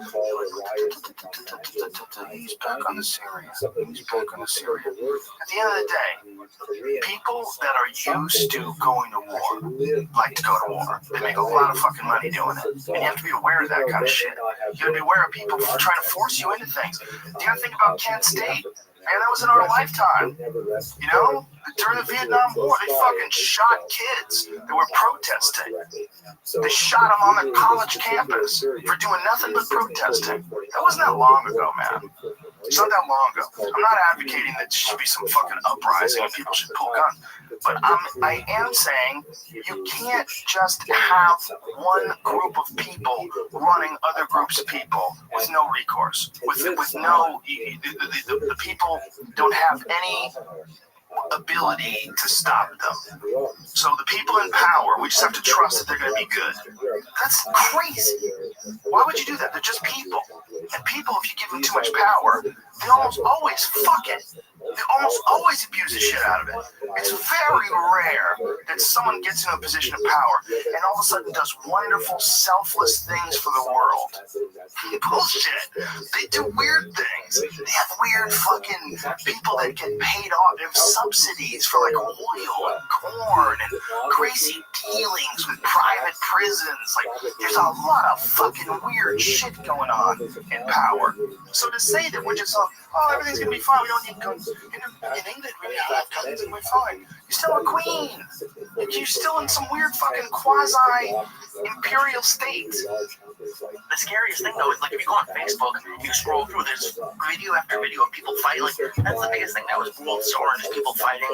Yeah, well, this really scares me for all these people to have guns. Like, that's true too. To be honest, like with all the road rage happening, like that guy a few months ago got pulled out of his car on like Hollywood Boulevard or something. To be on the offensive. I want a gun to be on the offensive. Right. I want a gun in case. Last night, him and I were talking shit to 12:30 at night on my side street. Three cops, a guy kept circling. After a half hour, a cop came by. So we actually called the cops instead of there's two guys standing out there. Bullshit. Look, you know, criminal. We're out there just telling stories. I tell comedies. Yeah, I know all of this. And For a minute there, when that white car came around the second time, I thought I needed a gun. I don't know what people are thinking no more. You don't know what people are thinking. You could zig when you could have zagged, and you could run into someone who's out of their fucking mind. And you never know. I mean, I'm not an advocate of being armed all the time. That's not what I'm saying. What I'm saying is, you can't let the government tell you whether or not you can have a weapon. It's just not, it doesn't make sense. For years I had the felony. I still have the felonies. And the government tells me I can't have a pistol. Now, my crime was with a pistol. All right, did it go off? No, but there was a potential for violence. There's also always a potential for violence. In my heart and in my mind, I did a probationary period already. That was 1987. I did a probationary period again. More than a probationary period. I feel in my heart right now, I'm capable of carrying a gun as much as I hate it. I fucking hate those things because I know what they bring. You know what I'm saying? I know what they bring to some people. They're not going to bring it to me because I'm not young and stupid anymore. Do you understand me? I really wanted to protect my daughter. I really wanted to. There's weird people doing every time you watch the news. Every time I watch the news and I see something stupid, what happened to Houston yesterday? You see that yesterday? What happened? Soldiers snapped. No. 4 fucking tours in Afghanistan. And he got some fucking machine gun. He shot somebody at a gas station. There were so many fucking bullets that the gas station blew up in a suburb in Houston. The cops were in this. You gotta see the cop cars. It was like heat. Remember those cars with the windshields and shit? So did you get in a road rage with somebody? No. He just went into a gas station, shot a customer. And from there, the party started. Walked down the street shooting. 1 dead, 6 injured. Shot up 30 fucking cars in the middle of the street. I'm walking to a movie with my daughter. I'm minding my business. Lee, instead of fucking driving, let's walk to the taco place today. Right. That could happen. I know this going in. When I leave my house every morning, I know this is possible. And that's the messed up part because he has a gun. He has the right to have a gun. But if someone else in Houston has a gun, maybe they can have a shot. Dead, 6 injured, randomly just at whoever. You need that in your life? I'm not a sharpshooter, but I can shoot him in the fucking leg. I believe in shooting him in the leg if I have a great cover. I'm not looking to shoot the fucking guy like the cop's gonna. You should have heard the tapes. That's Texas too, where everybody's armed. But many people are not trained. That's also a big part of you have no firearm. Let me tell you something. You have no idea what happens to your body when you hear a gunshot 10 feet from you. You have no idea. I don't give a fuck what white chocolate I know. I know you're not the fuck out of you. Never heard a gunshot go off. Much less a machine gun. You gotta see people's faces. Much less a machine gun. You gotta see people's faces. You hear that clip for real? It ain't a movie. This ain't no dumb stuff. Come on, movie. What's the other guy that played the mechanic in any one of these movies? This is recent. It just shoots you. It just kills you. Yeah. That's why people freeze. Yeah. You don't shot people that are not used to that. They play bingo and they take their family for ice cream. They don't need that shit. Yeah. I'm petrified. I live in fear as it is. I was listening to this TED podcast. It was really interesting, man. They were talking about camaraderie. They were talking about the people that go to war together. And one of the things they all say is that their camaraderie and their love for each other is unlike any love or friendship that anybody else could ever possibly experience. Because it's so intense. Because it's like life or death every single day. And that when the wars are over and they're back home, they're happy, they're safe, they're with their family and everything, but they look back and they go, the best time of my life was being at war. Like, that's crazy. What does that say about people? This is not a judgment. I'm not a moral judgment. What does that say about people? What I'm saying is, what does that say about the way the brain works? Like, how strange is it that people can get so excited about being in danger and the camaraderie that comes from being in danger? It like reawakens us almost, puts us in this like primal state that we used to exist in. And now instead of that, worst case scenario, some guy fucking snaps and he's on the highway and he starts shooting at people. That's kind of like worst case scenario that we all worry about. But most people fucking keep it together, which is one of the most amazing things about being a person. But the experience is flat. There's not enough excitement. There's not enough happening. There's not enough stimulation. There's not enough creativity. So you live a different life. You live a different life. You guys are podcasting and doing stand-up shows. So there's all this outpouring of creativity. You have all this room for expression. Some people, they just feel like compressed. They feel like they've got a board tied to their chest and to their back, and every day someone pulls the fucking strap on that board, and that's every day. And it's just boring as fuck. And when they deploy, and they're over there, and they're gonna miss their family. Yeah, they're gonna be risking their lives. Yeah, all those things are 100% true. But for them, that experience was the best time of their life. That's amazing. We're strange. No, because you and I work in an office together. You, me, Jamie, and Lee work in an office together. We go in every Monday. We talk about the UFC. And then an hour later, it's back to fucking stocks and bonds, whatever the fuck we're doing. And then we go away on Friday, and that's it. The same words for the people I did crimes with earlier. I still talk to those people because I went through a weird experience with them. Something that you don't do with most people. Something that, and they accept me who I'm from, who I'm for. And I talk to this kid Timmy every fucking day. At 5 in the morning, we talk. He was the getaway driver when I robbed the jewelry store.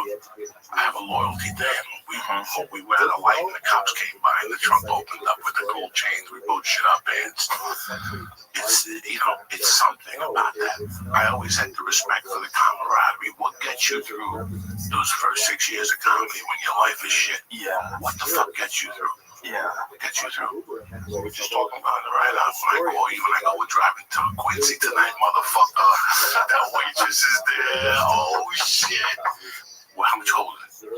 I got like $11, Joey. I got like fucking $9, dog. We get a steak. We'll buy a bag. That was fun. That's the best part of comedy.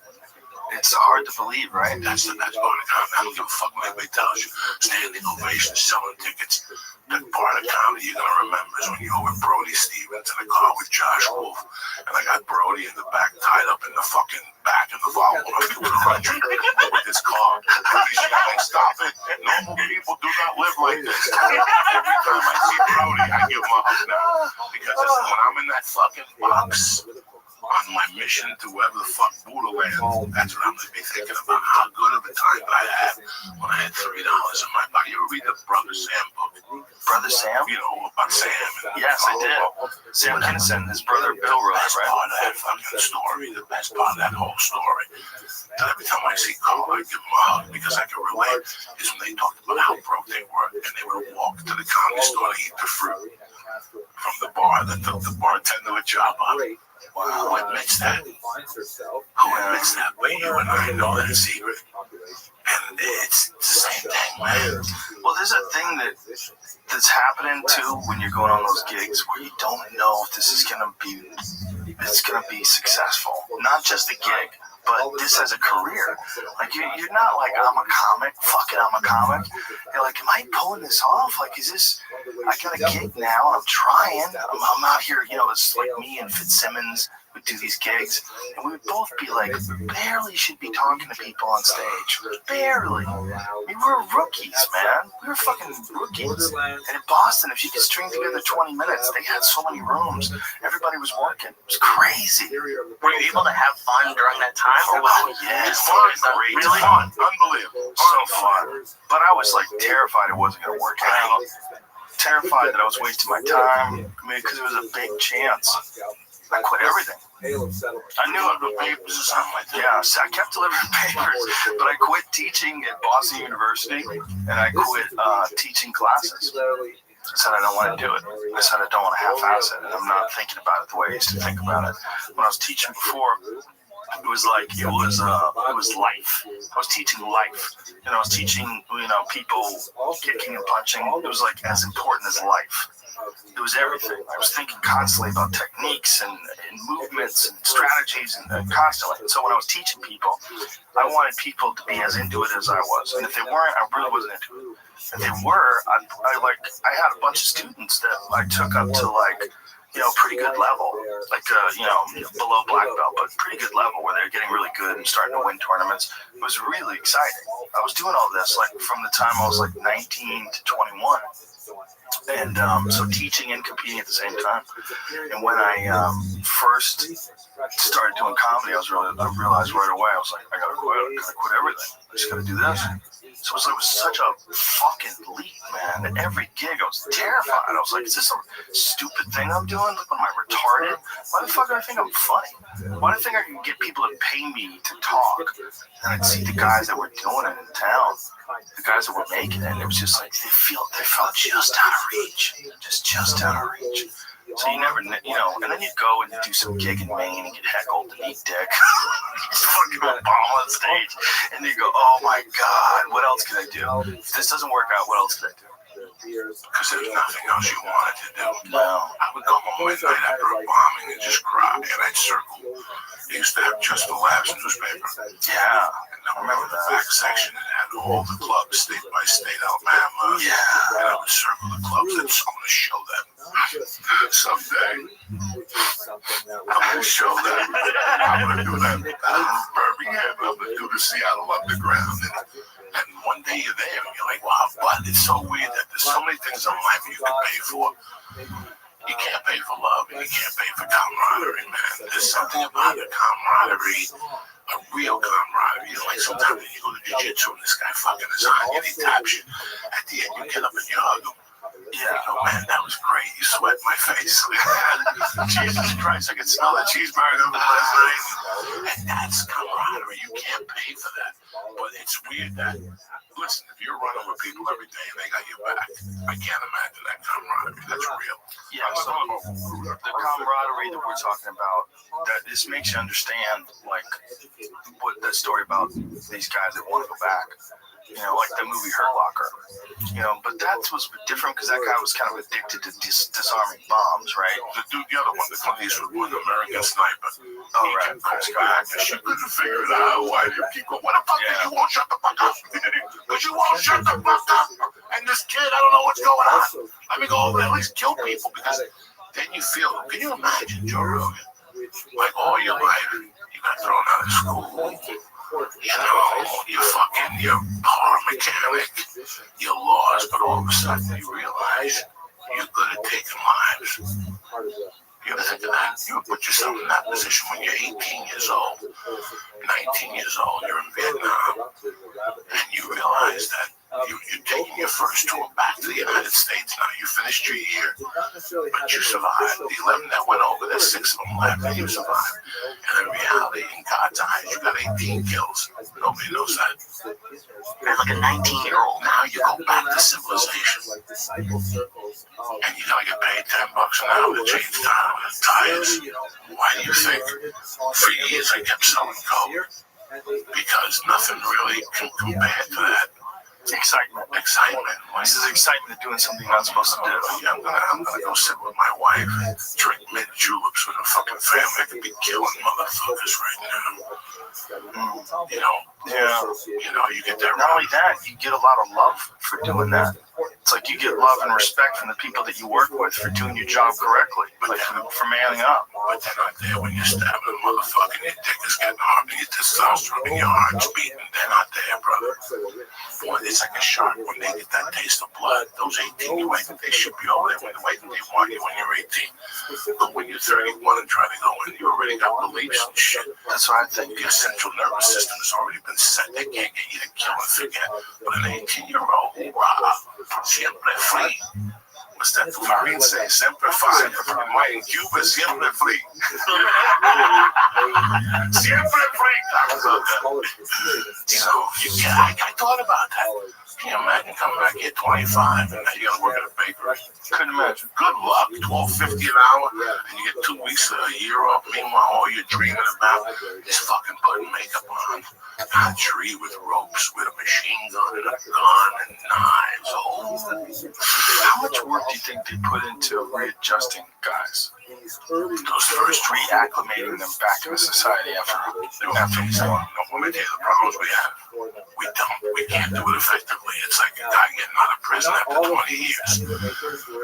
We haven't figured out a way to do it effectively yet. That there's no mishaps. There's always going to be a small percentage. This guy in Houston yesterday did 4 tours. How old was he, Jamie? Four doors. What the fuck are you gonna do in this United States that's gonna give you that door unless you go on stage? Even that. Even that. It's nothing in comparison. You said earlier like how crazy our brains are. It's crazy how different. Like, when I was 18, it was 2007. Like I was graduating high school, so like Iraq and Afghanistan were. It was right at that time. I had friends who went over, but what you are saying is exciting. I would run away from that. There's no part of me wants that. 5 years old, 4 tours. Oh my god. Yeah, well, you're a smart guy, Lee. But there's smart people there. There's like, yeah. Oh my god. But it's just people that are willing to do the stuff that's more dangerous because it feels better.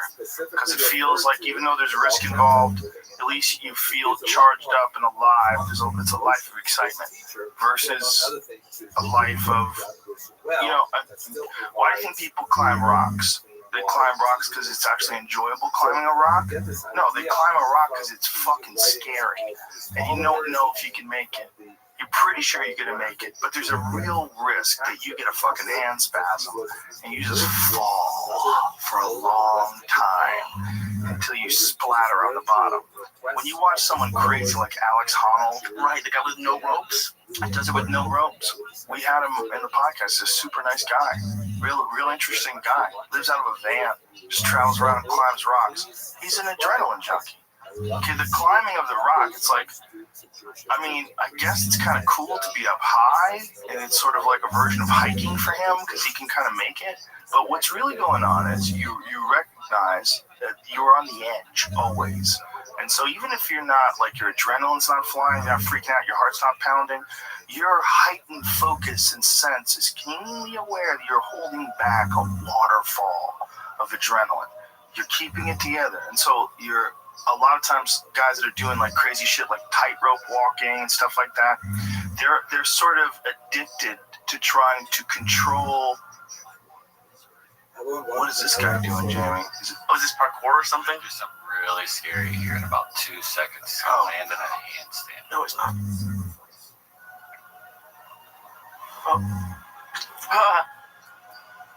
Oh my god.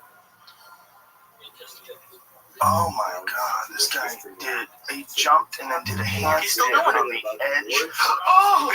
Have you seen the videos of like the people on the hoverboarding on like the tops of buildings? That might have freaked me out more than the hoverboard because that guy was upside down. And I watched my daughter do those things. They don't always land perfect. Fuck, man. Jesus Christ. What the fuck is going on in Russia? What are they feeding these people? The radioactive pigs from Chernobyl? Those ain't Russians. It's Russian. Oh, you heard Russian. I heard Russian. Didn't you hear Russian? Sounded the Russian sounds. My hands are sweaty. I'm assuming it was Russian. I'm being racist. It's not racist, though. The only reason Russian isn't a racist because they look like us. Right? They're totally not regular white people. No. What does it say? Does it say it's Russian? Yeah, it is Russian. See? Jesus Christ. Just assumed. I'm pretty sure I heard some Russian sounds, though. Yeah, we're crazy. People are crazy with the juiced up need for those things. Like, how do you feel? Don't you like feel sad when someone's a comic and then they quit? And then you see them kind of hanging around a comedy club. And they come back and hang around. I haven't done stand-up in 10 years. You believe that? I'm really happy now. Yeah. I don't have to deal with the bullshit no more. My family's getting raised correctly, and that's fucking great. I just listen, man. You're gonna do things in life that you don't like, and you recognize that and you move on. In LA, how many people have we met? How many people are going to be stars? How many people went to Montreal and had sitcoms? A lot. And all of a sudden, you don't see them no more. You just don't see them. And then one day you go to a town and you get a Facebook, hey, I had to come back because my uncle died and I'm doing a podcast. Can I do a guest spot? And you're like, no. No, I don't know who you are. I just don't know what's going on anymore. The whole guest spot thing's a weird thing. It's weird to ask people to come on a professional show if you're not a professional. Like, I get it. Like, that's how people get better. They do guest spots, but that should be something that somebody asks you for. It's, you know, like, would you like to do a guest spot like that? You know, like, check you out on stage in front of 3,000 people. But to like ask to do that, like, because we all know like some comics are weird. They'll like show up at your shows and ask to do guest spots. Oh my God, I didn't know you were here tonight. Yeah, like what are you driving? Really? You're backstage? I'm in fucking Ontario off the thing, and you was here tonight. You don't see my name out there? I made a rule about 2 years ago. I love comedians. I know what it is to be a comic. So I'll tell you what I do. I know what it was like for me to feature and to need that $400 for rent. And all of a sudden you get a call the week before the headline is bringing a feature. I get it. So I made a deal. I won't bring a lot of features. I'm not doing guest spots. And the word gets out. It's so crazy. The word really gets out when you don't do guest spots. People won't show up to your shows no more. That's interesting. Which I don't want them. Whereas before they were showing up and they want to hang out in the green room. And here's my philosophy on it. If you're so funny, you wouldn't be here. Go get on stage. Yeah, well, you go get on stage. And, you know, people come to the green rooms, they want to hang out. That's great. I love seeing my old friends and stuff, but I'm working right now. And you're not working. Well, not only that, you don't have to be on that show. Here's the thing. Like, when I was a kid and I was starting out, I loved going to shows. I still love going to shows. I don't have to be on stage to enjoy a show. So if I go to a show that I'm like trying to get a guest spot on someone's show, I don't even know that person or barely know that person, that's fucking weird. I never did that. I don't know anybody who did that. None of us did that. You either got asked or you just kept working. You kept doing shows that were at your level until you got better. That's just what everybody does. Like this guest spot thing, like that is not how it works. You can't just show up and get out in front of a couple thousand people. I didn't have 2 gigs the other night. I liked you because I knew you were going to ask me to go into the ice house. I know you're working on your Yeah, I don't care. What I don't want to disrupt them. Oh, that's very kind of you. You know, sometimes I go to the ice house and there's 18 guys up before you, and I go, this isn't right. This poor guy did us all with justice, and now motherfuckers are doing 20 in front of me. You know, I go up there and the wait, and he gets mad at me because I know what it's like to feel. When I get to the fucking club at 8, I'm ready to go. Steam's coming out of my nose. I gotta eat 2 stars to calm me down. I already ate. I worked out. I'm fired up. I gotta wait 2, 3 fucking comics now. The last 15 minutes, I'm pacing back there like a fucking animal. You know, I just want to get up there and do my fucking thing, and now I gotta wait. And it's not that. It's just that some comedians come into a room to ruin the show. Yeah, blow this fucking place up, and they really blow away. When I get down Thursday, you work with the other 2 guys, you get the niche, you see who you're already working with, and then some guy wants to come in Saturday. Like, oh my God, I didn't know you were in town. And I do. I guess it's not gonna happen. Especially Saturday, because you get 2 shows. Yeah, I got 2 shows, especially fucking Friday. And it's like, my heart goes out to you as a comic. I know what it is to be a struggling comic, but there's nothing going on here. Well, who does let guys do guest sets? Who does? Like, what? There's a lot of comedians. National headliners let local guys do guest sets. I don't know. Don't you have to worry about like putting on a good show?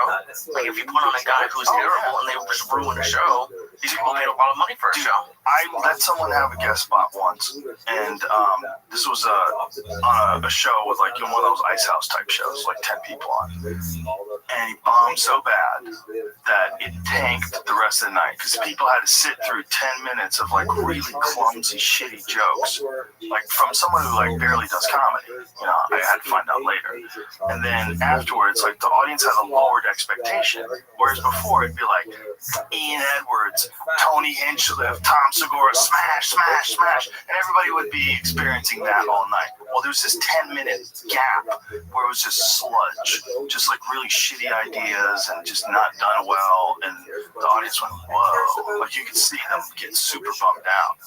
Yeah, especially when they're on a good show like that. Like I've been lucky enough to go the past few weeks to the store with Joey.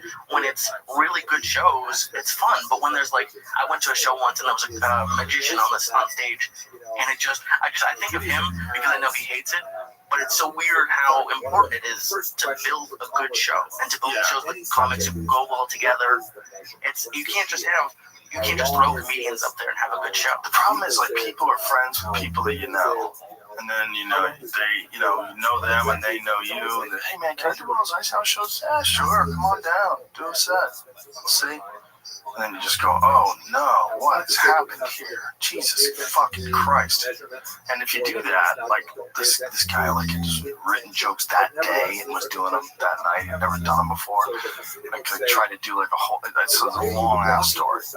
But when that does happen, the audience feels like you fucked them. You know, like, people always say, like, why would I take the best comedians on the road with me? Like, wouldn't you want to, like, stand out in front of the other comedians? No, the audience feels like you fucked them then. Like, you made up for the fact you fucked them by being really funny for the last hour and 10 minutes. But you know you fucked them for the first 20 minutes if you fill in the blank with the name of the comedians. There's a bunch of crazy fucking comedians that will open for other, like, national acts, and they don't work anywhere else. They work as, like, opening acts for big-time national acts who don't want to be, like, showing up on stage. They don't want someone going on before them and being really funny. But isn't that the point of the opener, to warm them up? Like, that's why they have studio warm-up people for TV shows, because they want them to have good energy and be excited. To a degree. A lot of times they want you to warm them up to a degree that you really have to hold back a little bit because they're the star of the show. That's so stupid. Well, we come from the school of thought we want everybody to be fucking great. Because if the guy in front of me is fucking great, while I'm back there taking watching this, I'm going to come out throwing 92 miles an hour. If the guys in front of me is like a daisy, it happened to me. One time with you on the road, we left the get set up. The guy's energy was low. He sucked me in with it. I went up there and bombed because of him. Because I didn't want to make him, it was so bad. Like I said, I'm not going to do material now. I just go up there and talk. There's a bad thing that does happen when you watch really bad comedy, like someone's amateur level comedy. Something weird happens where you get confused as to what's funny and what's not funny. It's almost like a smoke screen, like one of those ink things that a squid shoots out. You see someone on stage that's really new and really bad, and it's just, you gotta get out of the room. It's like your mind can get locked into their way of thinking. Because that's what I think is happening anyway on stage. I think the reason why comedy is so funny is because you're thinking like that guy. The guy's taking you for a ride. And when you let a bad comedian take you for a ride, like, you get stuck in, like, what they're doing on stage. Say if they're doing, like, real obvious hack material, cop donut jokes, tampon check, price check, that kind of stuff, and the audience is really laughing, you get confused. And your whole set, you have to shut them out. Like, la, la, la. You gotta listen to some music. You gotta go on stage fresh like they didn't exist. You're better off not seeing them. I don't want to see them no more. I come out like Gladiator. You come out of that cage like Gladiator. I don't want to get caught up. Like Saturday early show, I'll watch the other acts. And I'll start getting into it. But until then, I want to come out of the box like a fucking savage. Right, but if you're working with people that you love, like if you were doing a show with Duncan and Ari, you'd probably watch a lot of their set. Yeah, I would. Yeah, that's the cool thing about when we do the road together. We watch each other's shit. It's fun. It's like I get to see a show and do a show. It's fun. I love going to the store, sitting in the back and laughing. Me too. It's one of my all-time favorite things. To get down there a little early, like you get spots at 10:45, you get down there at 10. And you watch a few guys, and it really gets you in the swing of things. Like, it really does get you going, But I don't want to sit there all night either. Well, that's the cool thing about the store. There's always some shows going on some ways, 3 rooms. You can move around, watch a bunch of different shit. I think that's not to be taken lightly. I think with anything. I think if you were, if you were a knife maker, if you were really into making custom knives, you want to be around other dudes who make those things. That's why they have those expos where people get together and so what have you been up to, man? What you got going on here? This thing is stainless steel. Look at that. There's a dude who, Anthony Bourdain, did this thing when he said these videos about people making shit.